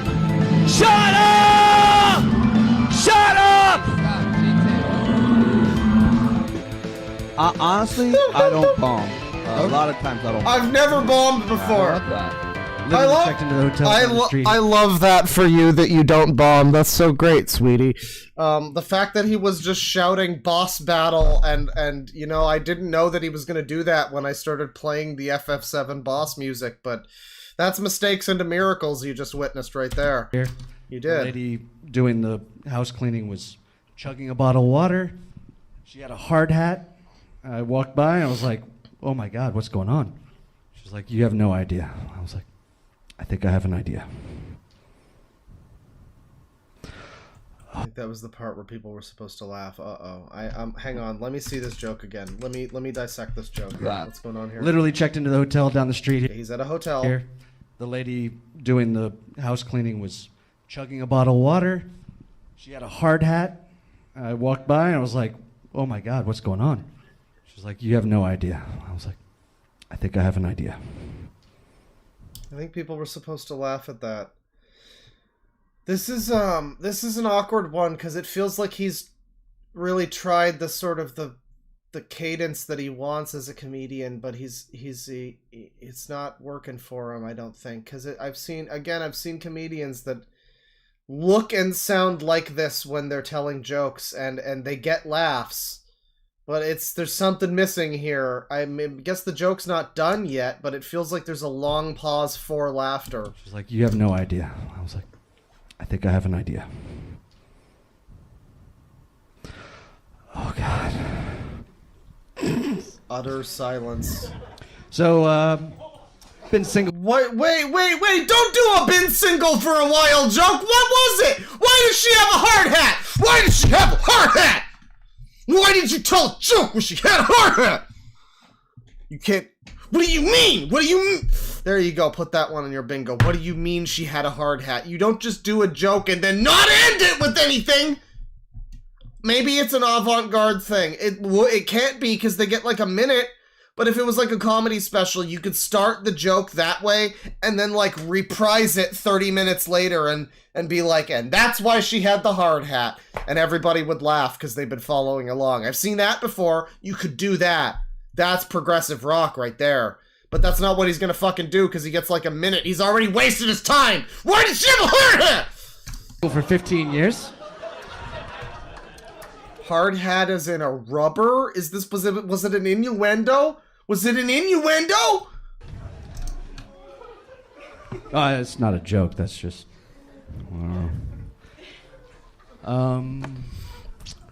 Jesus God, no, don't kill Tony, kill me. Had a lot of ideas. Now this shit just went.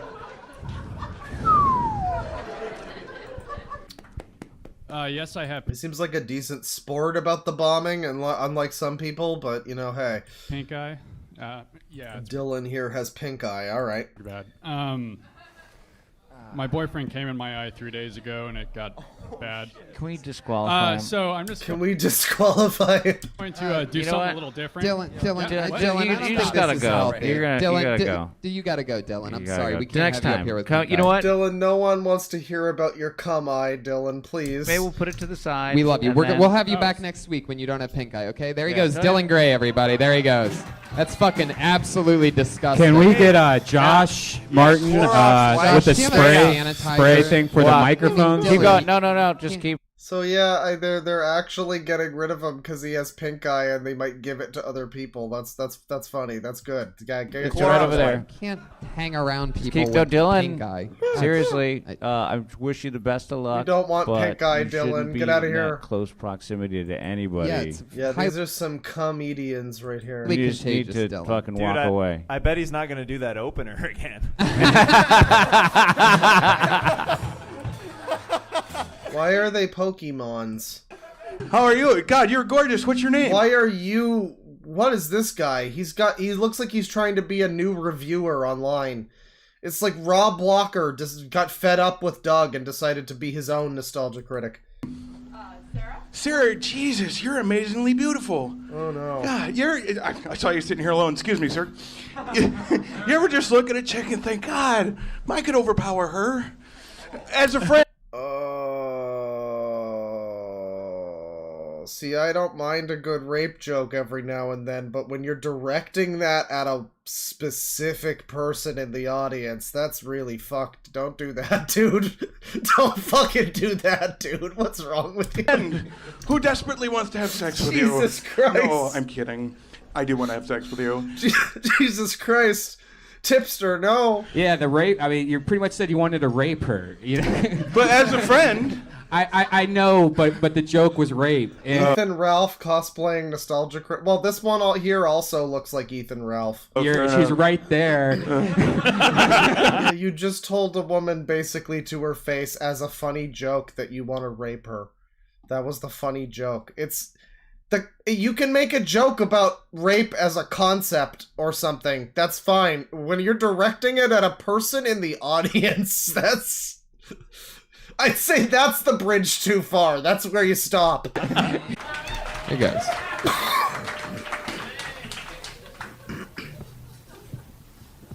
Oh my god, what are we doing now? What's going on here, Pedro Pascal? Sorry, I must have been on mute.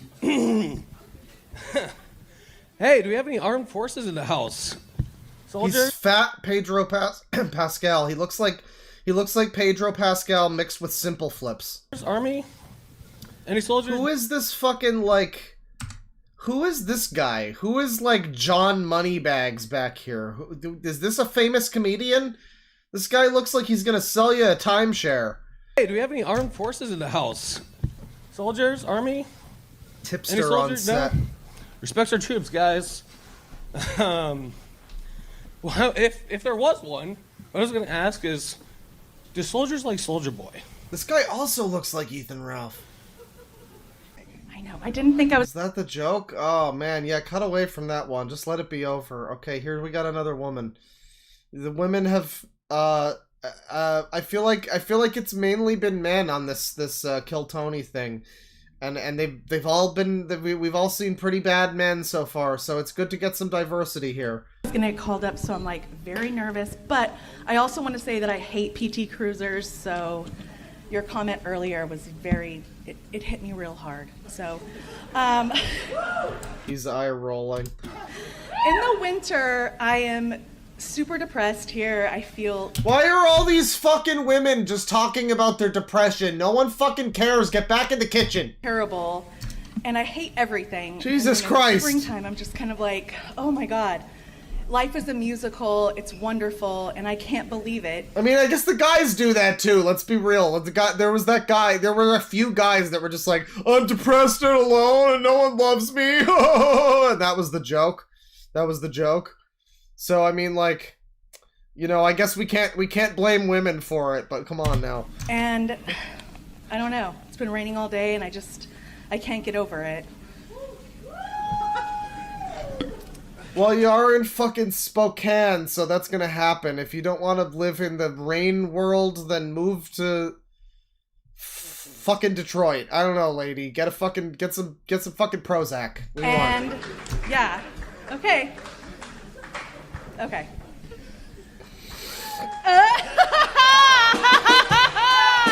What part of this was a joke? Where was the joke? Where was the joke? I mean, where was the attempt at a joke? She was just talking about how she's depressed. That was the joke. The joke was, I'm depressed. I've got a bad case of depression. That was the joke.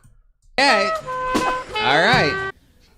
I thought it would be useful if I opened a Pillage Inn right next to Village Inn. What? And just stole all their shit. Village Inn? I assume this is like a local store or something. This is not a comedy bit that's gonna hit with people outside of a very specific general regional area. But alright. Just sold it at my place. I'm gonna steal their goods, I guess. Village Inn? It's a hotel. So you know you have a... Whoa, come on now. Thank you. So you know how... You got it! What it takes! Now get it where you want it!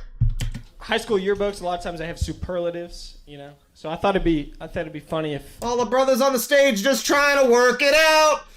They can't work it out. Unfortunately, they can't work it out. You know, they had realistic superlatives. Like my mom got most likely to be an airhead.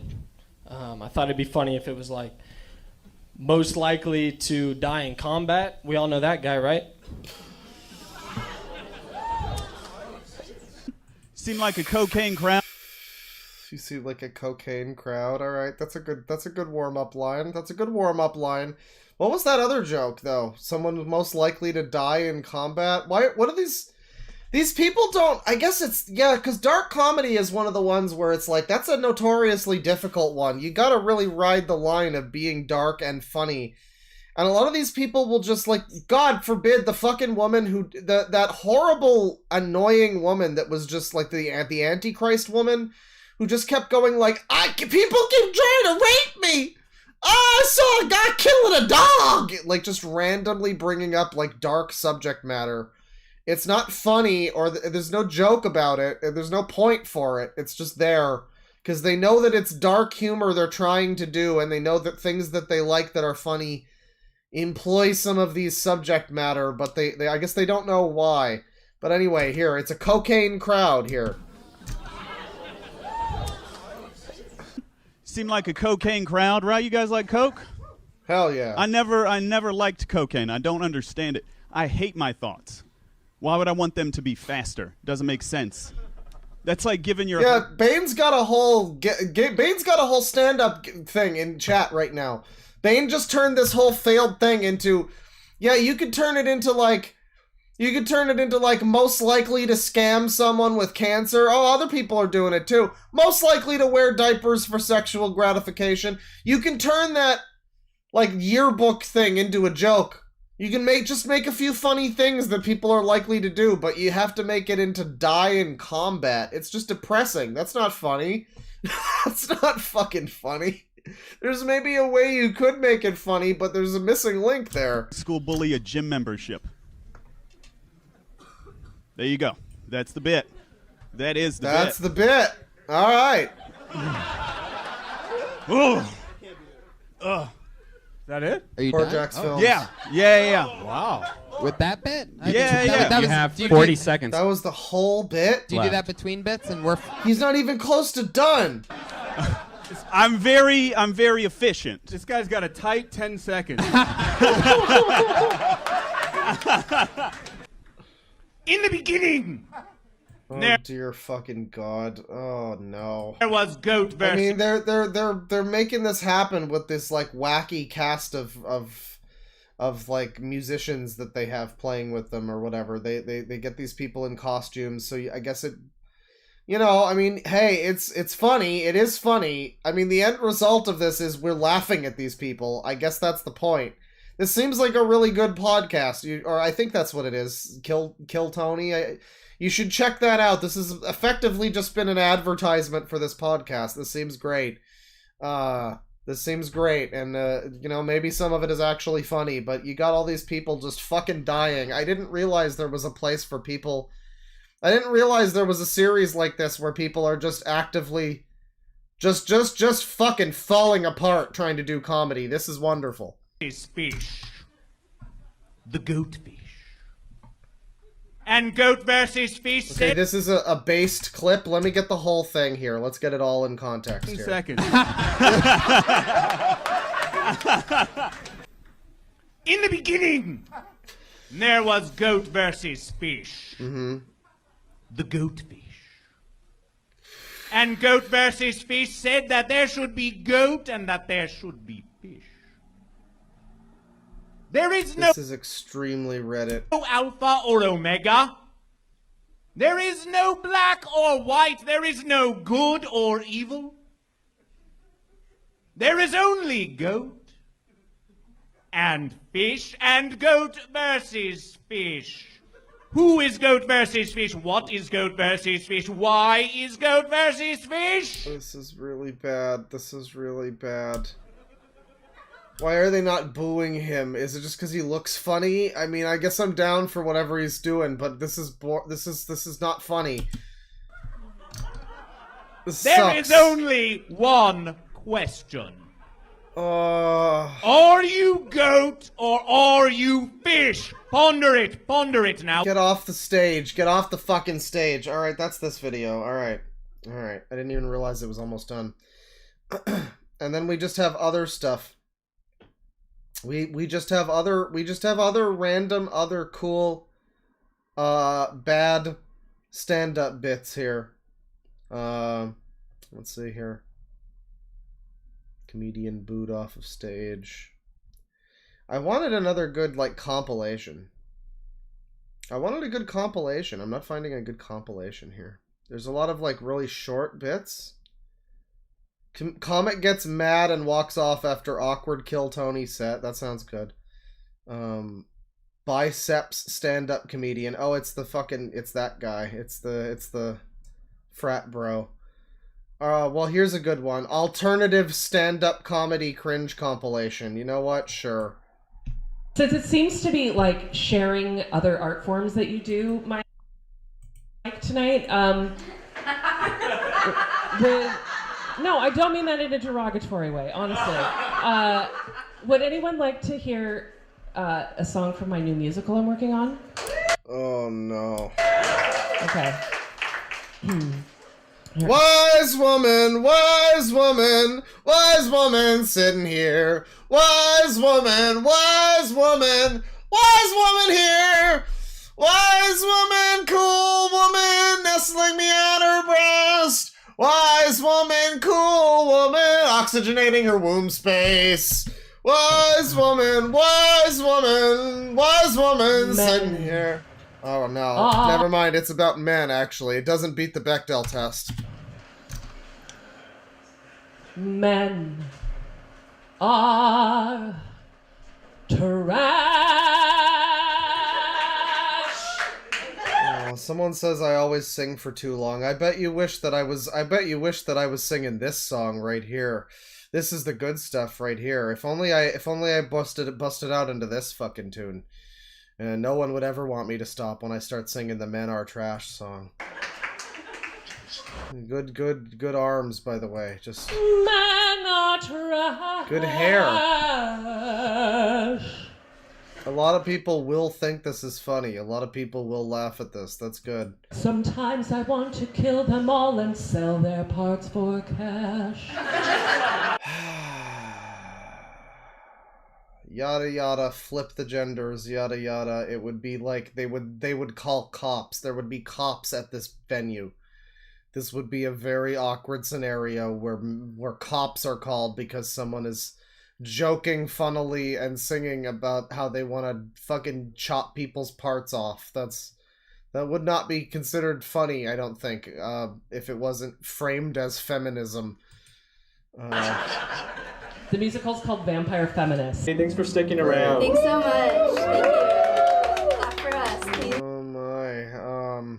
They've split into two humans. This was originally one person. They split into two. We're approaching the end of the night at the Baltimore School of Music year-end recital.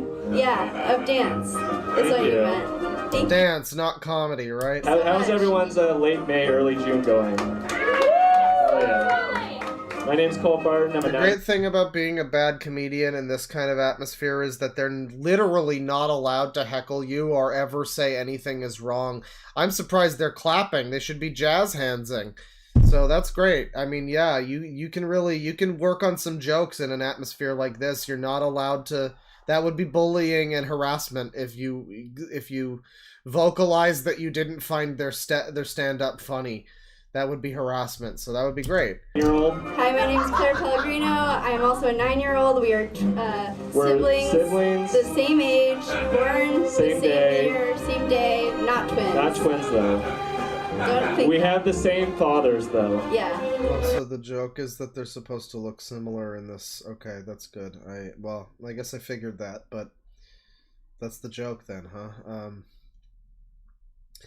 I guess this is more of a joke. It's not funny, but it's God, the bar is pretty low tonight. I mean, this is all right. I mean, shit. This is one of the better ones we've seen. It's not that bad. It's bad. It's pretty bad, but it's not that bad.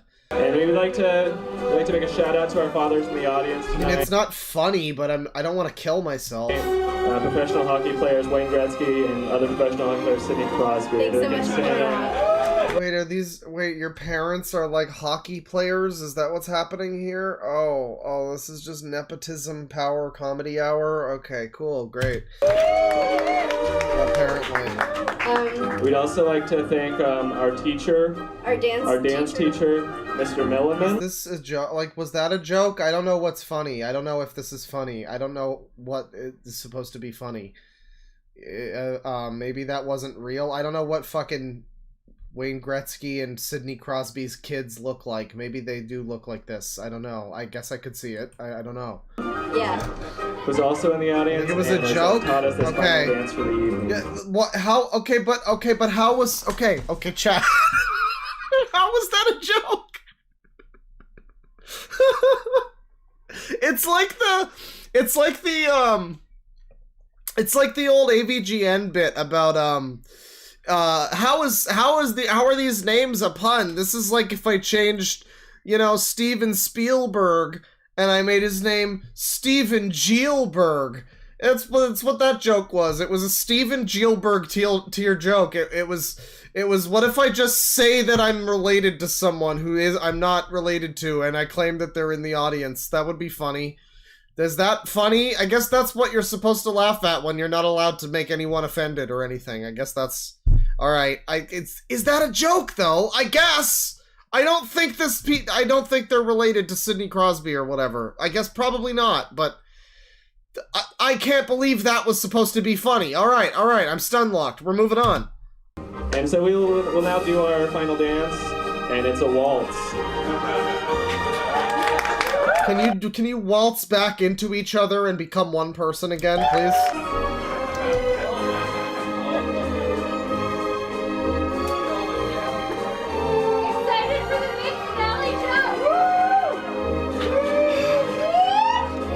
Why are we laughing? What's happening?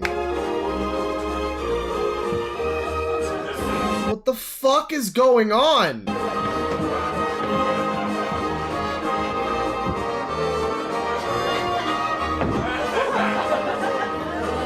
This is comedy? This is comedy?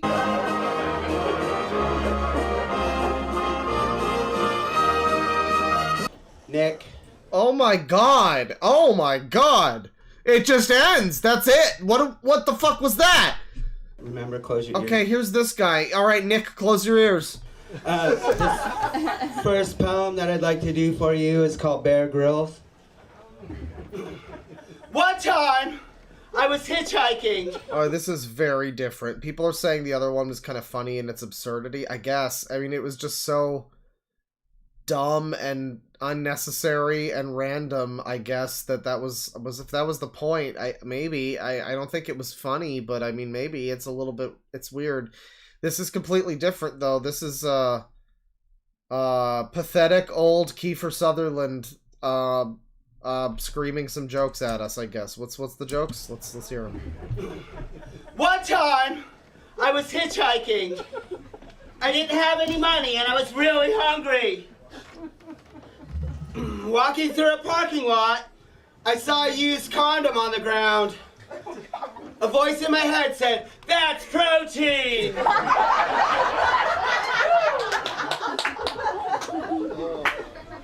I did not pick it up or eat it. Is this alternative stand-up? Is that what this is? I don't understand. I guess that's a joke. It's not really funny to me, but I mean, I guess it's a joke. People laughed. You know, it's that's a yeah. I mean, I'm. Shit, again, the bar is pretty low. You'd think I'd be laughing at this point. If you've watched my streams, you know it doesn't take much to make me laugh. Sometimes really stupid things make me laugh. And, this isn't happening. This isn't happening. But it's really good to know that I'm a survivalist.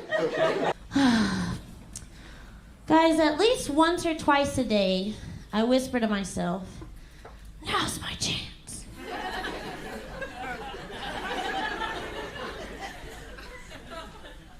That's We're it. all supposed to... Oh, okay. That's alright. That's an alright joke. It's a little confusing. I think if I wasn't being fucking pounded in the face by bad comedy, I wouldn't have been confused that was just supposed to be a joke in and of itself. It's not terrible. That's how I'm going to tell you what kind of gal I am. It's the kind of person that has to positively reaffirm herself with little phrases throughout the day. Oh dear, I don't like her anymore. Never mind. Now's my chance. I was trying to be I was trying to be nice. It wasn't bad at first. She's a little annoying now. She's annoying now. She's become annoying. Oh, now's my chance. What I didn't tell you is that immediately following, 2 to 4 seconds later, I whisper, oh, fuck. I missed my chance.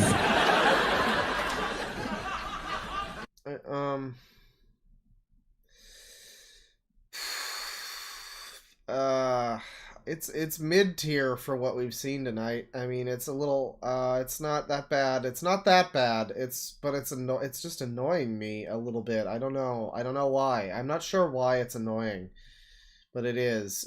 But it's objectively, I'd say it's like a high mid-tier for what we've seen so far. I don't know who the best comedian is we've seen so far. Who do you think the best is that we've seen? Of all of the fucking shit we've seen tonight so far. I mean, I don't know. I think I get probably one of the fuck Tonys. Kill Tonys. Whatever it's called. One of those. But I'm not sure. I'm not sure which. There goes the bus. Shoe lady? It's not a man or a job. It's just a bus. Feminism gets a bad rap, right? I think that Sure does, lady, but you're gonna set us straight, right? a lot of people misunderstand it. Because at its core, it's a great ideology, right? Equal rights for all genders. Nothing wrong with that. But a lot of people think it means that women are going to seize control of society, subjugate men, dominate them. And to be very clear, that's not what feminism means to most people. While also being very clear, that's what it means to me. Yeah, that's right. What's so cool is we didn't even come up with that. We were like, please just pay us the same for a shitty job. And men are like, what, you want control of society? We're like, oh my God, you're so smart. Alright, right, this feels like she's got a I don't think it's funny, but I think she's got a stand-up set here. There's something here. This is I was just saying who the best tonight is. It might be this lady. It's not really making me laugh, but I can see what the joke is, and it's not horribly unfunny. I mean, but I would also say you always get these, you get these feminists that I don't know. This is not helping to buck any fucking stereotypes. I mean, but she is one of the better ones we've seen tonight, so I don't know. I don't know. She's not that bad. Another great idea for men, thanks. I love it. No, this isn't normal. This is like alternative lefty comedy or whatever. That's what this is supposed to be. This specific one now is a little bit more that sort of thing. But they haven't all been that way. I mean, like the other one that we saw was just kind of an all-purpose compilation, and it happened to include the fucking shoe lady screaming about sexism. It included Gamer Girl Universe. It included it included Antichrist woman screaming about rape. Yeah, I mean, it is a bit of a fucking trend tonight, isn't it? Shit. Maybe this lady's gonna be able to tell us a joke that's not about, hey, I mean, the It's My Chance woman, that was just kind of an all-purpose joke. That was fine. It wasn't very funny, but it wasn't, like, super political or anything. It wasn't anything like that. I don't know. And I don't know if you guys know, but we like to get a little buck wild down at our comedy shows. I was hosting an open mic once, and a drunk Duck Dynasty dude decided that he wanted to try out comedy. And instead of shaking my hand, which is customary, he grabbed it, forced it up, and then licked the entire top of it. Thank you. Well, that's pretty strange if that's true. I mean, this sounds a little bit like a everyone clapped story, but I mean, if it's true, yeah, it's pretty fucking strange. That's, yeah. That's the correct reaction. I feel like some people get, like, sexually turned on when I say that, and that is not appropriate. So this guy spent his first whole minute talking about all the sluts he fucks. No, this never happened. This is not a real situation that happened. I don't believe this, no. I could have believed it at first, but now you're going into a full-on, and then if this doesn't end with "and then everyone clapped," I'm gonna be fucking shocked. The kind of sluts that give you the sores in your mouth. Might I remind you that about a minute prior to this, he licked the entire top of my hand. Yeah, the joke ending to this is, anyway, after the show we hooked up. Yeah, something like that. The problem then, there's another stigma with women in comedy that a lot of them, a lot of it comes back to, like, sex and stuff, so a lot of the time the joke seems to be like that the female comedians are, like, just easy, I guess, just sleeping around, which is maybe not the kind of thing you're looking to put out there. And I mean, I get that you don't want to be a stereotype and you don't want to, like, overly sexualize yourself, but I don't know where she's going. This just feels like a fake story at this point. And comedians make fake stories all the time, but usually they're in service of something funny. Is this going in any funny direction? What was the joke? The sores in your mouth. The sores, right, because he was talking about the sluts. Someone in the audience is like, wait, what? What's going on? Might I remind you that about a minute prior to this, he licked the entire top of my hand. Yeah. He then had 2 whole minutes all about being real good at sucking asshole. I just don't think. It's people do the thing in comedy where they make up the fake story for the joke, and sometimes they even point out that it's a fake story they made up just for a joke, and I find that a little annoying. But you can play it off; it's fine. I've seen some people do it, and it's okay. she's like building her whole thing around a presumably fake story that doesn't feel like it probably happened. I mean, if there's footage of it, maybe I'd believe it, but this doesn't sound real. Doing like a quick joke like this is fine. Building your whole fucking set around like a fake situation that didn't happen, it's just not great. It feels very artificial and I don't know. It's bad. It's bad. Who calls it that, by the way? Oh, you guys are sucking asshole crowd? Sorry. Wrong Yeah, one. it's 10 hours. It's probably a new record. The horrible comedy has really fueled my fucking rage.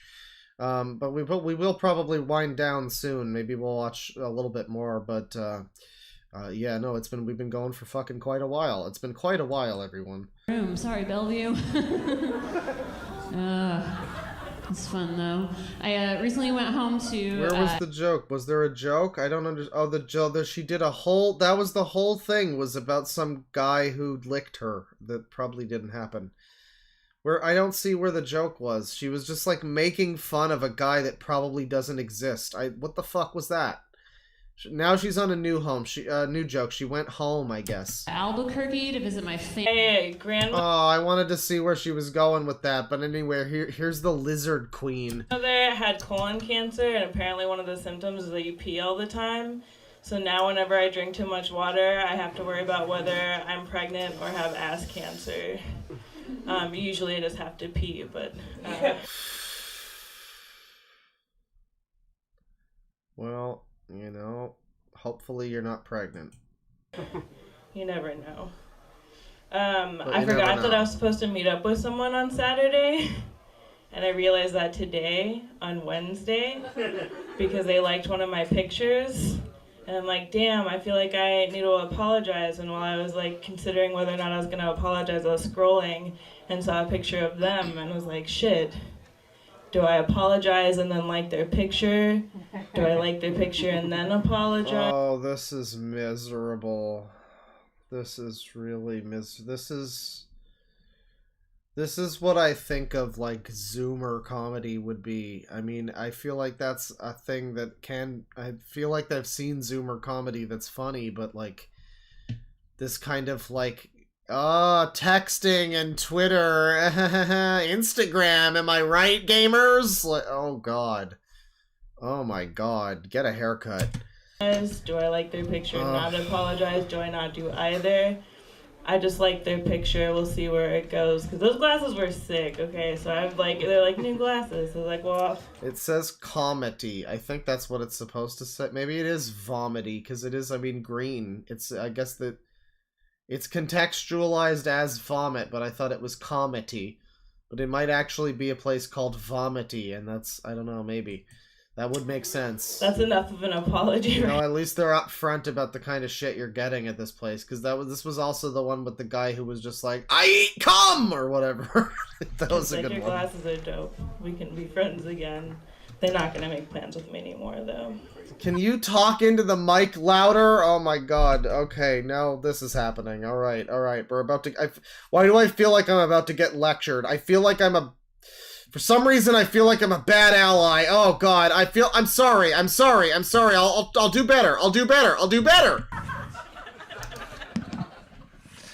No. You guys... I think I can hear your thoughts. Wise woman, I can almost see it on your faces. You're thinking, oh, she's tall, isn't she? That was what I was thinking. Yeah, she's tall. That's what I was thinking. Got a deep voice, broad shoulders, big hands. You don't... Oh, we are getting into it. All right, then. Suppose she's, yeah. Okay, you subvert it. Your joke is that you're a Trump voter. Your joke is that you're a race car driver. Something else. Don't... Okay. Let's just get that out of the way right up front. It's true. I am an Amazon. There you go. I think Trump voter would have been better, but Amazon... Okay, it's fine. It's not very funny, but It's an attempt at a joke. There's a joke there. It's fine. It's fine. All right, that's not true. Okay. It is true that I am transgender. And I have a... Please clap. Do you think that there was a please clap that was flashed? Do you think... Because they do that. I mean, for like, at least for the Netflix specials, they might do that even for like a comedy club like this. I mean, they might have literally had a please clap when she said I'm transgender. That, I mean, I wouldn't put it... I wouldn't put it past a place to do a thing like that. I mean, for anyone, just like a... Here's like a please clap, but to have that, I don't know, that would be... Maybe. Adorable Hazel. And also, see, people just do that. People just hear transgender and they fucking start clapping like seals for some reason. I don't know what that's about. I don't understand it. It's like, No. you know, be whoever you want to be, but I don't... These people that are like, oh my god, representation! Okay, alright, settle down. This does literally nothing for you. Settle down. That's... It's another applause break later. I've known all my life that I should have been born a girl. I wasn't. And no one else knew that until about the time that they... This is not stand-up comedy. This is like they got the funny person in the group to do the opening speech at like a transgender seminar. And so it's a little bit funny and people laugh. And it's kind of it's framed like a stand-up special. And she's doing like, you know, she's in the crowd or whatever, but this is not... Where's the jokes? Come on now. Where's the jokes? Tell us a joke. They Please. started asking me... Tell me a joke about the trans condition. This would be a great way. Communicate to me your feelings and your whole situation through comedy. It's great. It bridges gaps. It's wonderful. Do it. Go for it. Make me understand the vibes, please. What I wanted to be when I grew up. And I found out that pretty was not an acceptable answer for a little boy. That's it, huh? Damn. Not the worst we've seen, but not great either. Not great. Let me see here. Let's see. So we got some more Kill Tony. Oh man, we got a 7-year-old warning extreme cringe stand-up comedy cringe compilation. I am not responsible, says the uploader, if you cringe yourself into a black hole and destroy the solar system. These are fucking strong words. Let's watch. He's promising quite a lot with this one. This is cringe stand-up edition, everyone. This is going to be really... You know what? No. What you saw was cringe. It better be. It better just be cringe. Absolute cringe. Time for a bit of a chuckle with a comedian from Manchester who's done club work in the north of England, and he was in This is TV content. If the stream goes under for a little bit, just hold true. Stay in the fucking stream. It'll be back in like 2 minutes. This might be copyrighted TV content. Don't worry about it. If it's like, oh, the stream was suspended or whatever, it'll be back. Don't you fucking worry. But maybe it won't happen. I don't know. UK ballroom dancing final. With his world of comedy, please welcome act number 3, Del Boy Diamond. Here he is, Del Boy Diamond. A beep bop a loop bop, a woom bam boom. I'll have to stop doing this. I'm gonna do myself. Okay, this is very different. I like this. I'm gonna look at the chat. It's old, so I doubt it. Oh, don't be so fucking sure. This is a good different kind of thing. This is clearly it's older. It's well before the rise of cringe comedy and people like laughing at people's misfortune and bad comedy. Like, there is nothing appealing to mankind about this man failing here. There's not even an ironic quality. Some people might have seen it, but it was not in the mainstream a thing to laugh at people being bad at things at this point in time. So this is before that era. A lot of what you see now is like from that era. This is a classic bomb. This is from British television, it looks like. And, I mean, yeah, it seems to be some kind of late night show, I guess. So he comes out with this stupid fucking song, and then he just, like, hurts himself. He pretends he's hurt. I'm reminded of Sonic Sega Gamer in that video from 10 years ago, where he just pretends to be injured as a joke, I guess. I'll have to stop doing this. Oh. I'm gonna do myself an injury one of these days. Who was your favourite singer from the 50s? Johnny Wright. Who? Johnny Wright. Never heard of him. Roy Orbison. Elvis Presley? Was there cringe comedy on The Gong Show? I guess. I remember watching the remake of The Gong Show in, like, the fucking... Was it, like, 2006 or something? And I don't think I liked it very much. It was on Comedy Channel. I don't remember it being, like, cringe specifically, but maybe I wouldn't have been able to identify what that was at that time, so maybe it was. I don't know. I guess cringe comedy may well have existed. I'm sure there was stuff like that. But, you know, in the mainstream, it wasn't like laughing at people fucking failing at comedy in this fashion. I don't know. It certainly wasn't like it is. There was no viral success of that kind of thing or anything like that. There was no question that this guy's going out here trying to be funny and not just like, I'm gonna be a bad comedian on purpose and hump a fucking stool. So it feels a little more genuine than something newer. But what are you doing here, buddy? What's going on? Who? Johnny Wright. Never Asking heard a of him. favorite Roy singer. Orbison. Elvis Presley? Yeah. Roy Orbison? No, don't know any of their music. Hey, what do you think of the outfit? Hey, it's what we used to wear in the 50s. What do you? Okay, so he asked for 50s singers. He asked for Roy Orbison came up, and Elvis. He doesn't know them. Those are pretty popular people. But he didn't know either of them, I guess. Where was that joke gonna go? Where was that joke gonna go? He's just turned this into him with his epic cool outfit. You could go down any street in the 50s. This is like Tom Baker bombing on stage. You'd see people wearing stuff like this. Brilliant. That's not true. That isn't true. Oh God, it's gone. Oh. Okay, maybe he is just doing this on purpose. He might be doing this on purpose. This actually might be an attempt at cringe comedy.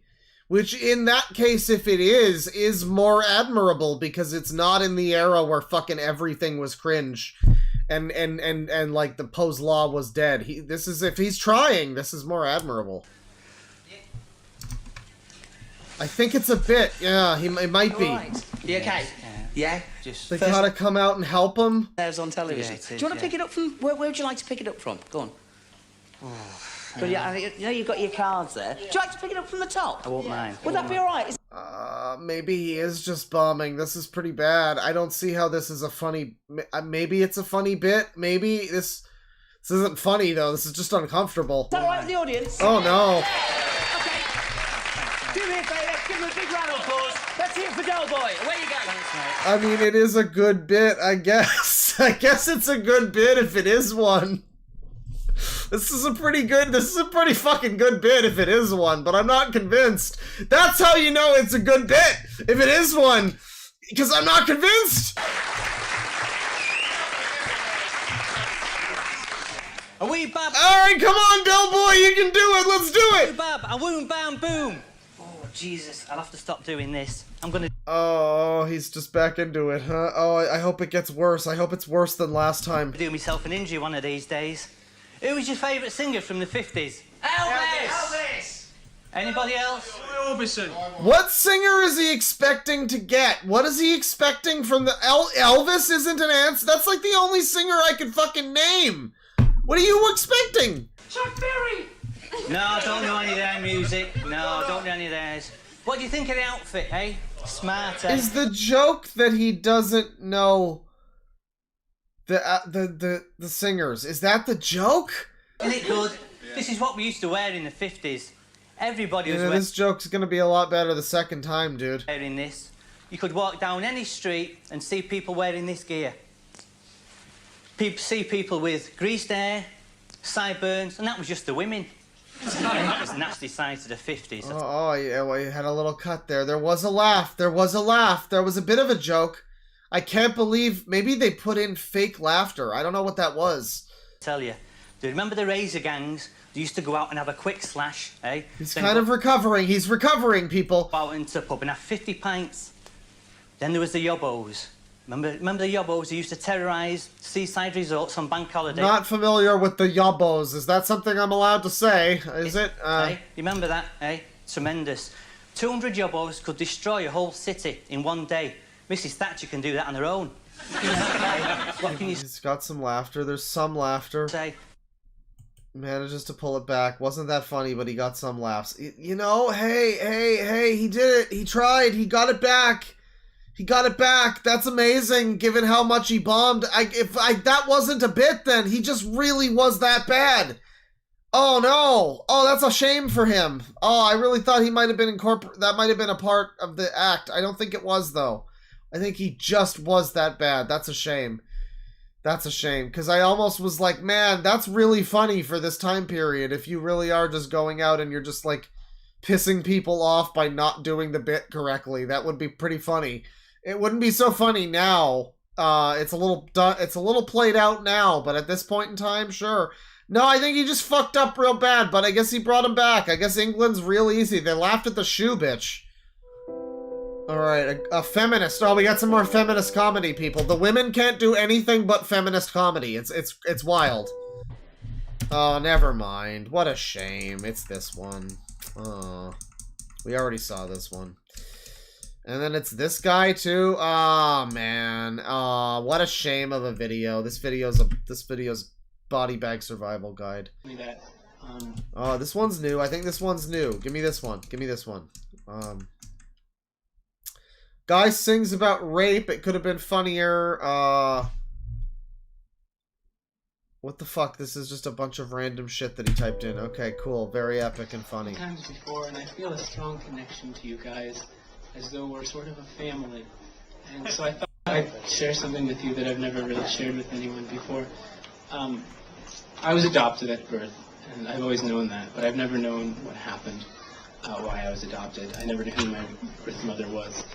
And recently my parents told me the story of what happened. My real mother she was 18 years old, and she was at a party, and she was date raped. And that was me, and she couldn't have me. She was 18, so she gave me up for adoption. And it really hit me when she told me that. So I wrote a song in response to hearing that I'd like to play for you guys tonight. Here we go. This is a great intro to this. This better be a funny song. Is this going to be the Lindsay Ellis rape rap? I'm so excited. Bring out your friend Lindsay. It's going to be great. She can do an interpretive dance.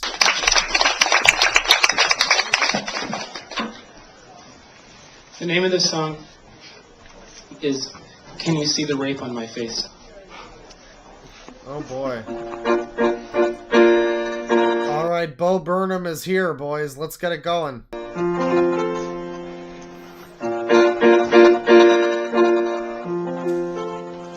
When I was born, my mother didn't want me, so she gave me up to another family. My parents came. He's not very good at playing the piano and singing. He's not a natural musician talent. It doesn't sound like.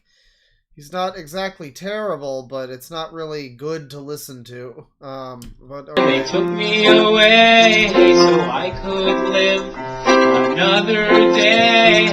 Better than AJR, that's true. Like it with them, please don't get me wrong, but sometimes I wonder if it's where I belong. Though I'll likely never meet my dad, I try to do things that would make him glad. It's the least I can do. This is such a bad comedy song because there's not even I'm assuming it's gonna do the thing where it like leads into a big funny chorus where it's like it's all about rape, ba ba da ba da ba. You know, like it gets all jaunty or something. I don't know, maybe not, but that's kind of what it feels like it's trying to do. But if it's not, I mean, like, I don't know what the fuck. It's like, is it building to a punchline? There's no joke here. It's just bad lyrics and, like, your fucking family story. Who gives a shit? To show my thanks for saving my mom a trip to the sperm banks. I don't even hear what the line was. I'm not going back for it. Can you see the rape on my face when he didn't pull out? They cut his. That's a shame. That's unfortunate. He didn't get to sing his. That's the liberals. They won't let him sing a song about rape. You know. I'm sorry. I can't support what's that? Oh, we can't support this anymore. This is done. This is over. This shit is now over. Can't support what I'm singing? Why not? Because I'm so offended. I'm so offended. I'm literally spinning in my seat right now. I am so offended. Holy shit. I'm in tears right now, but I cannot believe that I literally just cannot. I really hope that this is fake. Maybe this is part of the bit. Maybe this is part of the bit. I mean, it could be. It could be. There's no way someone's just like, I'm literally in tears right now. Oh my god. That's really embarrassing for you. I'm sorry. This is embarrassing for both of you, really. Who am I speaking to? I am the manager of the venue that you are singing in right now. I'm so offended. I'm so offended. Oh man. Oh. That's unfortunate for you because this has just become much funnier. This was bad before, but now it's pretty funny. Now, you know, now I think it's pretty funny. I apologize. Get off the stage. Your time here is done. Thank you very much. My name is Justin Klein. Oh, he's done. What a shame. He had an opportunity to really speak truth to power about rape, but he was just a fucking cuck. What a loser. Damn.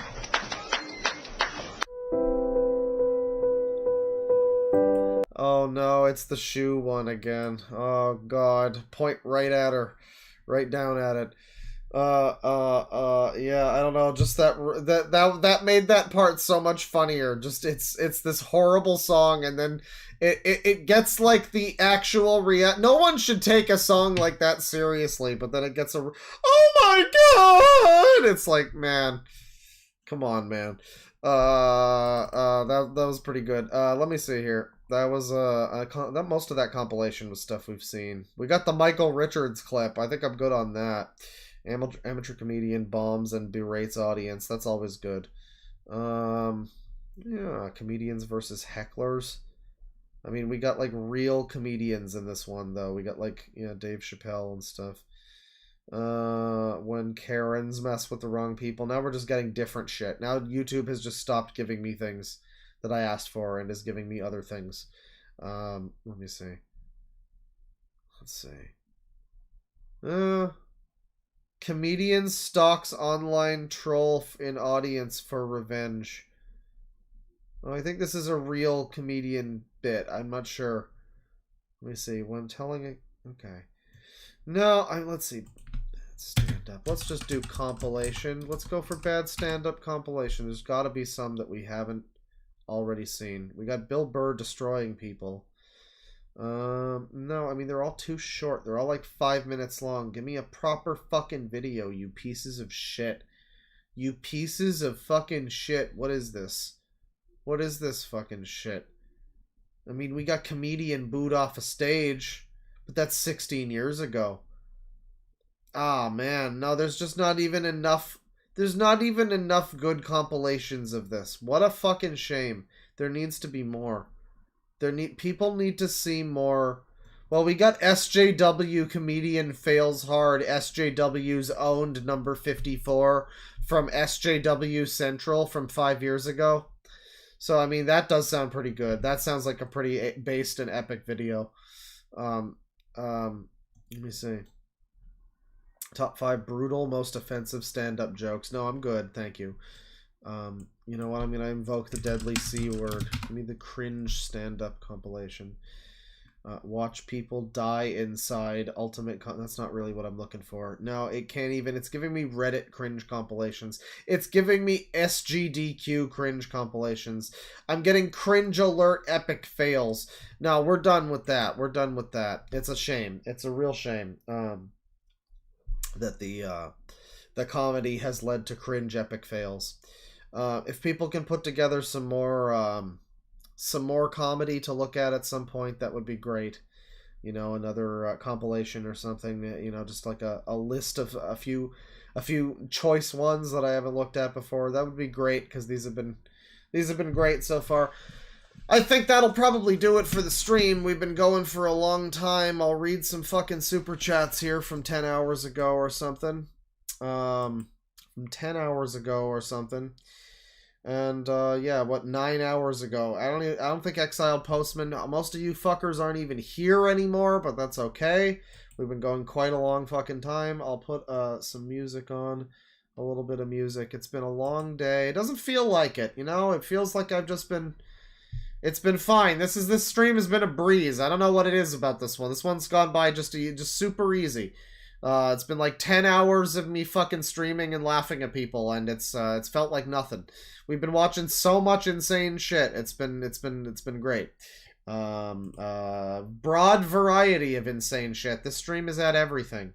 Let's throw on a little bit of I don't know. What works? What works? I was gonna do not that one. Not that one. You know what? You know what? You know what? You know what? You know what? We'll do a little of this.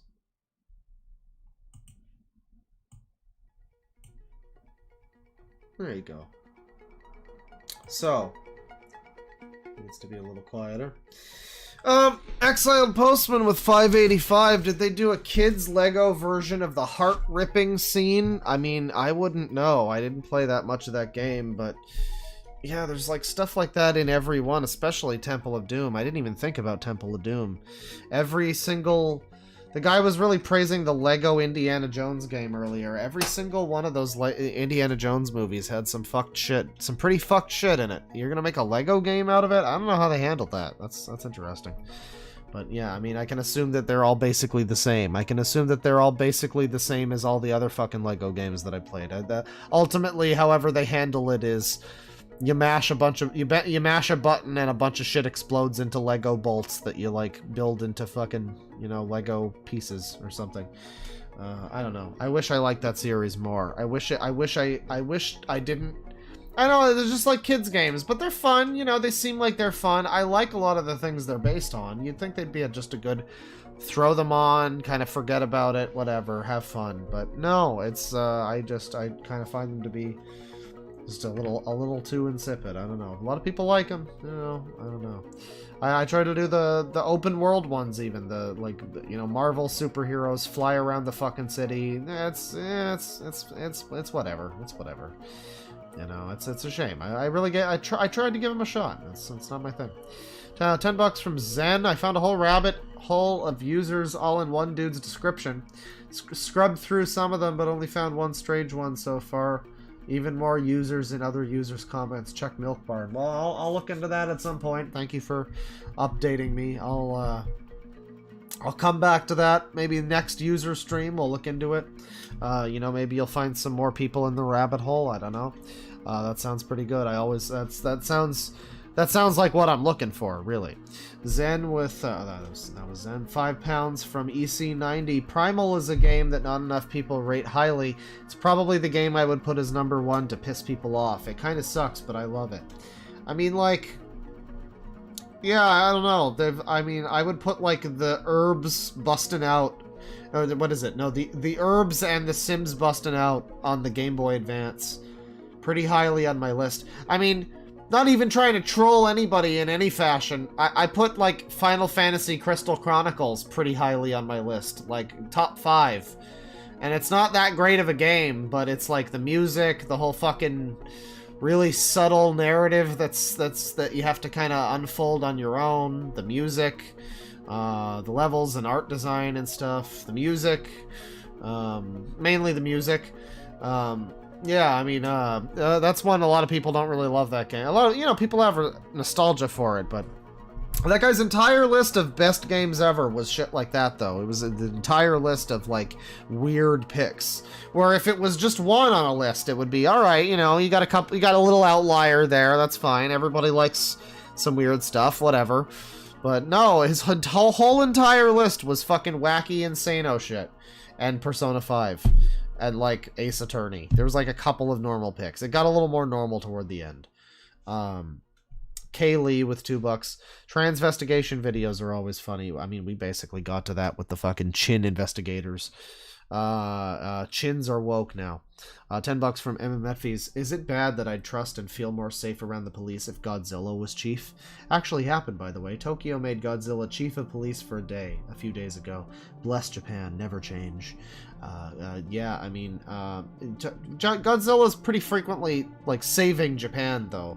Like, he's often a good guy in Godzilla movies. But he's not a good guy so frequently that, like, it makes sense that you would cast him as like a police chief or something. That, no. I mean, yeah, he has destroyed... That is funny. That is pretty funny that you would...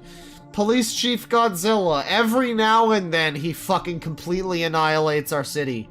Every now and then, but mostly he doesn't. Mostly he, you know, he doesn't step on any people's necks and we're all Gucci. Kai Zaizan has become a member. Thank you very much. $5 from Emin Metfees. I'm subconsciously preparing to protect the Meta Knight movie guy with a slingshot from people trying to ruin his speech. I mean, shit. The Meta Knight movie guy, which one was that? That was one of the opinion havers that I had to just click off of eventually. That was the opinion havers really got to me at a certain point. Ichi Ghosted with $5. I think it's important to know that he spray painted his website all over downtown and wears clothing featuring the link. Yeah, I mean, apparently people in Toronto have this guy to look forward to. This guy is a popular person in, you know, you can go and find his stuff. Like, he's world famous at this point, and you can see his big old cock. If you saw Mr. Foreign Love, he's got a big old cock, and he's homeless. So, and he's got an application for why you should not allow him to continue to be homeless. Like, he has specifically for women to move in with him. So, like, women will see his application and go, oh, he, you know, plays video games and works out, and he has a big dick. And I am African, and I'll have him move in with me, and that'll be great. And that'll be great. And anyone who just joined the stream in the last 6 hours doesn't know what the fuck is going on, but that was a part of the stream, I assure you. 8 months membership from Shun Kurosaki. How, oh my god, this hurts my ears. Thanks for the 8 moths claw. You're welcome. I enjoy the moths. I hope you had fun with them. $5 from Emin Metfees. How fitting your podcast is called Loud Equals Funny, because every one of these stand-up comedians seems to think just that. Man, we were doing that for like 3 hours according to this. Jesus Christ. Loud equals funny is the way of things in comedy, absolutely. You gotta be loud, you gotta be funny. Not all of them were loud equals funny. A lot of them were, though. A lot of them did seem to try to do that. There was, especially that guy who just kept shouting, "Battle!" while I played FF7 music. You know, that was good. That was good. The part I liked about that was that he started shouting "Battle" after I played the battle music. It was prescient. It was quite good. Yeah, a lot of people, I mean, loud equals funny seems to be the method. There are some comedians that can pull it off. This is what I kept saying, is like, there are ways that you can do that kind of comedy, and like there are people that have, and I've laughed at some of them, but a lot of the time there's a lot of types of comedy I see here, even down to just the people that think that just saying slurs are funny. It's like, you know, unpopular take, they can be, but you gotta really have the right fucking context, and you gotta, you know, it's gotta be there in the right way. And any kind of like screaming comedy can be funny. It can be. Any of what we've seen tonight could be funny, but a lot of people were trying for stuff that's so fucking niche and obscure and hard to pull off, and sometimes maybe you're not even the right race to pull off. Sometimes maybe you just shouldn't even try. But you try, and most of they did not succeed. They did not succeed. Some of them were able to kind of pull it back a little bit. I mean, I don't know. A lot of different opinions about who the worst tonight is. The best, the worst, and the best. I mean, I think the worst I think in some ways the worst and the best both are that guy who went up first, that we first saw from Kill Tony. The guy who just, like, Joe Rogan was there, and he was just wasting his fucking... He had like a minute on stage, he just wasted it telling a story about how he knows a guy who's funnier than him. And then they just grilled him for like 10 minutes. It was like he had a bit of a, you know, he was able to take the jokes a bit, but also he couldn't fucking be funny to save his life. It was wild. He was both like the least insufferable and the most insufferable somehow at the same time. But also, I don't know, there were a couple of the feminist comedians I thought there were like not the worst. I don't know, that one lady toward the end, the fucking the shoe woman wasn't that bad, I guess, in the grand scheme of things. There were a lot of fucking screaming idiots, though. Man, there were just so many screaming idiots. Let me see. $5 from Autistic Wolf. I doubt you'll have time, but since Black Brains is here, I wanted to suggest hit him with the furry shit. Just like that, for some bars by Crunchy. Hit him with the furry shit. This is a song. I'm a little tired out on more epic content at the moment. It's a little fucking late for that, man. Jesus Christ. It's like I was going 100%, and then I'm like, alright, it's time to end the stream, and now my brain has told me, oh yeah, you've been streaming for, like, basically almost all day. I mean, from fucking sun up to sundown, you know, I've been streaming, and so, yeah, you know, I think I need to not be looking at things like that at the moment, but, you know, definitely hit him with the furry shit. $2 from, Vicky Martini, thanks for the stream, and the happy birthday. Bye. Well, happy birthday once again. I hope it was enjoyable for you. I hope you got something else done as well today. I mean, geez. I don't mean to occupy people's entire fucking lives. That's not the goal, but you know, I'm here throughout the day. You want fucking trash? There was various fucking helpings of variety of trash that was being served to you in 100 different flavors. $5 from Autistic Wolf. Have you ever seen the stand-up of George Carlin talking about Porky Pig being graped? Just curious. Thanks for the crazy long stream. Bear ooh woo. No, I haven't. It's been a long time since I've seen any George Carlin. I remember his stand-up about guys named Todd. That one always stuck with me. But, I need to watch more of his stuff these days. I think it would really hit with me these days a little bit more. As I get older, as the world gets shittier, and, as more of the things that he, you know, predicted, would eventually happen, you know, kind of wind up happening. A lot of the things he would talk about, and the way things are heading. I remember hearing some of that, like, wow, this is some more people should have probably listened to this guy and not certain other people, you know. I don't know. There's let's see, 6 months membership from Triskaidicophobic. Hey Claw, making an archive to dissect and catalog your dumpster dives among other garbage. Any interest in being involved with the project? I mean, I don't know what I would involve myself in doing. I mean, you can do that. That's cool. Go for it. If you want to edit some stuff, that's great. I don't know. I don't have any. I mean, I don't have any particular opinions about that. I mean, other than just go for it. I don't know what I would do, but I mean, hey, if you wanna. If you want me to, like, get you a stream that I have, I don't know, I guess I can maybe try to do that. It might be in my power to do so if they're, like, unlisted and it's from a while ago. I don't know. Maybe. You know, Ranma Saotome with 4 months membership. This is the cringiest stuff I've ever seen on one of your streams. Absolutely incredible. Thank you for the cringe-ertainment. Well, yeah, I mean, that was like 4 hours ago that I found these stand-up comedy people, and that really took over the fucking stream, didn't it? I mean, that became a whole... I've known that this is a segment that's worth pursuing before, in general. This is a generally funny thing to look at, is bad comedy. But, I didn't know that it was...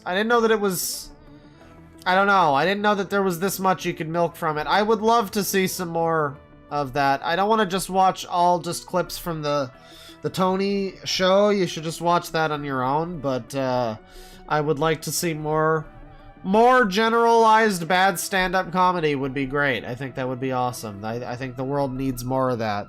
Not love, sweet love, but more of that. More of that for sure. Let's see, $5 from Autistic Wolf. Been streaming all day, Bear. Have another $5. Drunk and trying to hold it together. Wish I didn't get here late. Please don't private this one, Bear. Well, I mean, it's here. I mean, it's here now. You can just go back and rewind it right now. Go for it. $2 from Autistic Wolf. Thank you, by the way. $2 from Autistic Wolf. Okay, it's $2 from. There's a wolf emoji. 2, and then okay, it's a metal arm and a bear. I see. Thank you. Thank you. Thanks for the long MAA stream. Ma, is that a stream? Is that like in Japanese or something? Okay, I don't know about that one. I'm not aware of that one. I know about what is it? Kami, I think. No, is it Kami? It's Kawa, because I remember Kawakami from fucking Persona 5. Kawa is river. I know that much. So I gave you a big long Kawa today for a good while. I know that one. I've been on my streak is now like 20 something days or something, you know, learning a little bit each day. Going to sleep with grammar videos on and stuff. It's been good. 625 from Exile Postman. I left for 7 hours to play D&D and came back just in time to hear my own super chat. I'll never know what I missed, but I still made it back for that. Hey, well, that's just fate right there. Everything is in its right place. You should probably go back and see what you missed, though. It was quite a fucking stream. You missed a whole bunch. You missed the worst cringe you've ever apparently missed on the stream. As well as Mr. Foreign Loves Huge Cock. You know, there was a lot of stuff. There was a lot of good stuff. There was probably at least 15 more opinions. I think even the comedians had some opinions. And 520 from Silly Palm. Is it long stream? Oh, yeah. Okay, long, man, is that what it is? Long, ma. I thought ma might have been like a Japanese word. No, long stream. It is based on that commercial from Japan. So I am correctly weeb-minded, but no, yeah. I know this. I know that. I wasn't getting that, though. Because it was just ma, and then it turns into stream. I didn't get that. No, you failed in the super chat. Fuck you. But I also failed to read it. I should have seen that. But yeah, 520 from Silly Palm. No long man references to Claw for the stream. Good on you, chat. Thanks, and way to contribute to appreciating decent comedy, Deadwing. Hey, I mean, listen. There's a lot of bad comedy out there, apparently. And I mean, I don't know that I'm necessarily the fucking be-all and end-all on what's funny. But, I can see some stuff that fucking isn't, that's for sure. I mean, hey, I guess it's basically my job to be funny, so I suppose I can critique people. I can critique people when they're not being fucking funny, you know? So, hey. What can you say? I hate to be all like, you know, because comedy's subjective or whatever, but it is, you see things sometimes, and I think we can all agree, I mean... There's just some things that just aren't, I mean, but they are funny, though. We are laughing. So, I mean, it loops back around to being funny. I guess there's no losing, really, if you're an unfunny piece of shit. It's still funny to some extent, to someone, to me. So thank you, everybody, for stopping by. It's been a fun stream, and that was just in time for that song to end. So, thank you, everyone. $2 from Reverend Cudgel. Thanks for the stream. It was one for the books. Yeah, I didn't intend to go literally all fucking day, but here we are. I'm gonna go order some food and not talk for a little while, you know? Just stay quiet and not talk for a little while. Or maybe scream at a wall like Tristan does sometimes. I'll do that. And yeah, penis, go fuck yourself, eat shit and die. I love you all. Fuck you, and you should love yourselves now. Penis.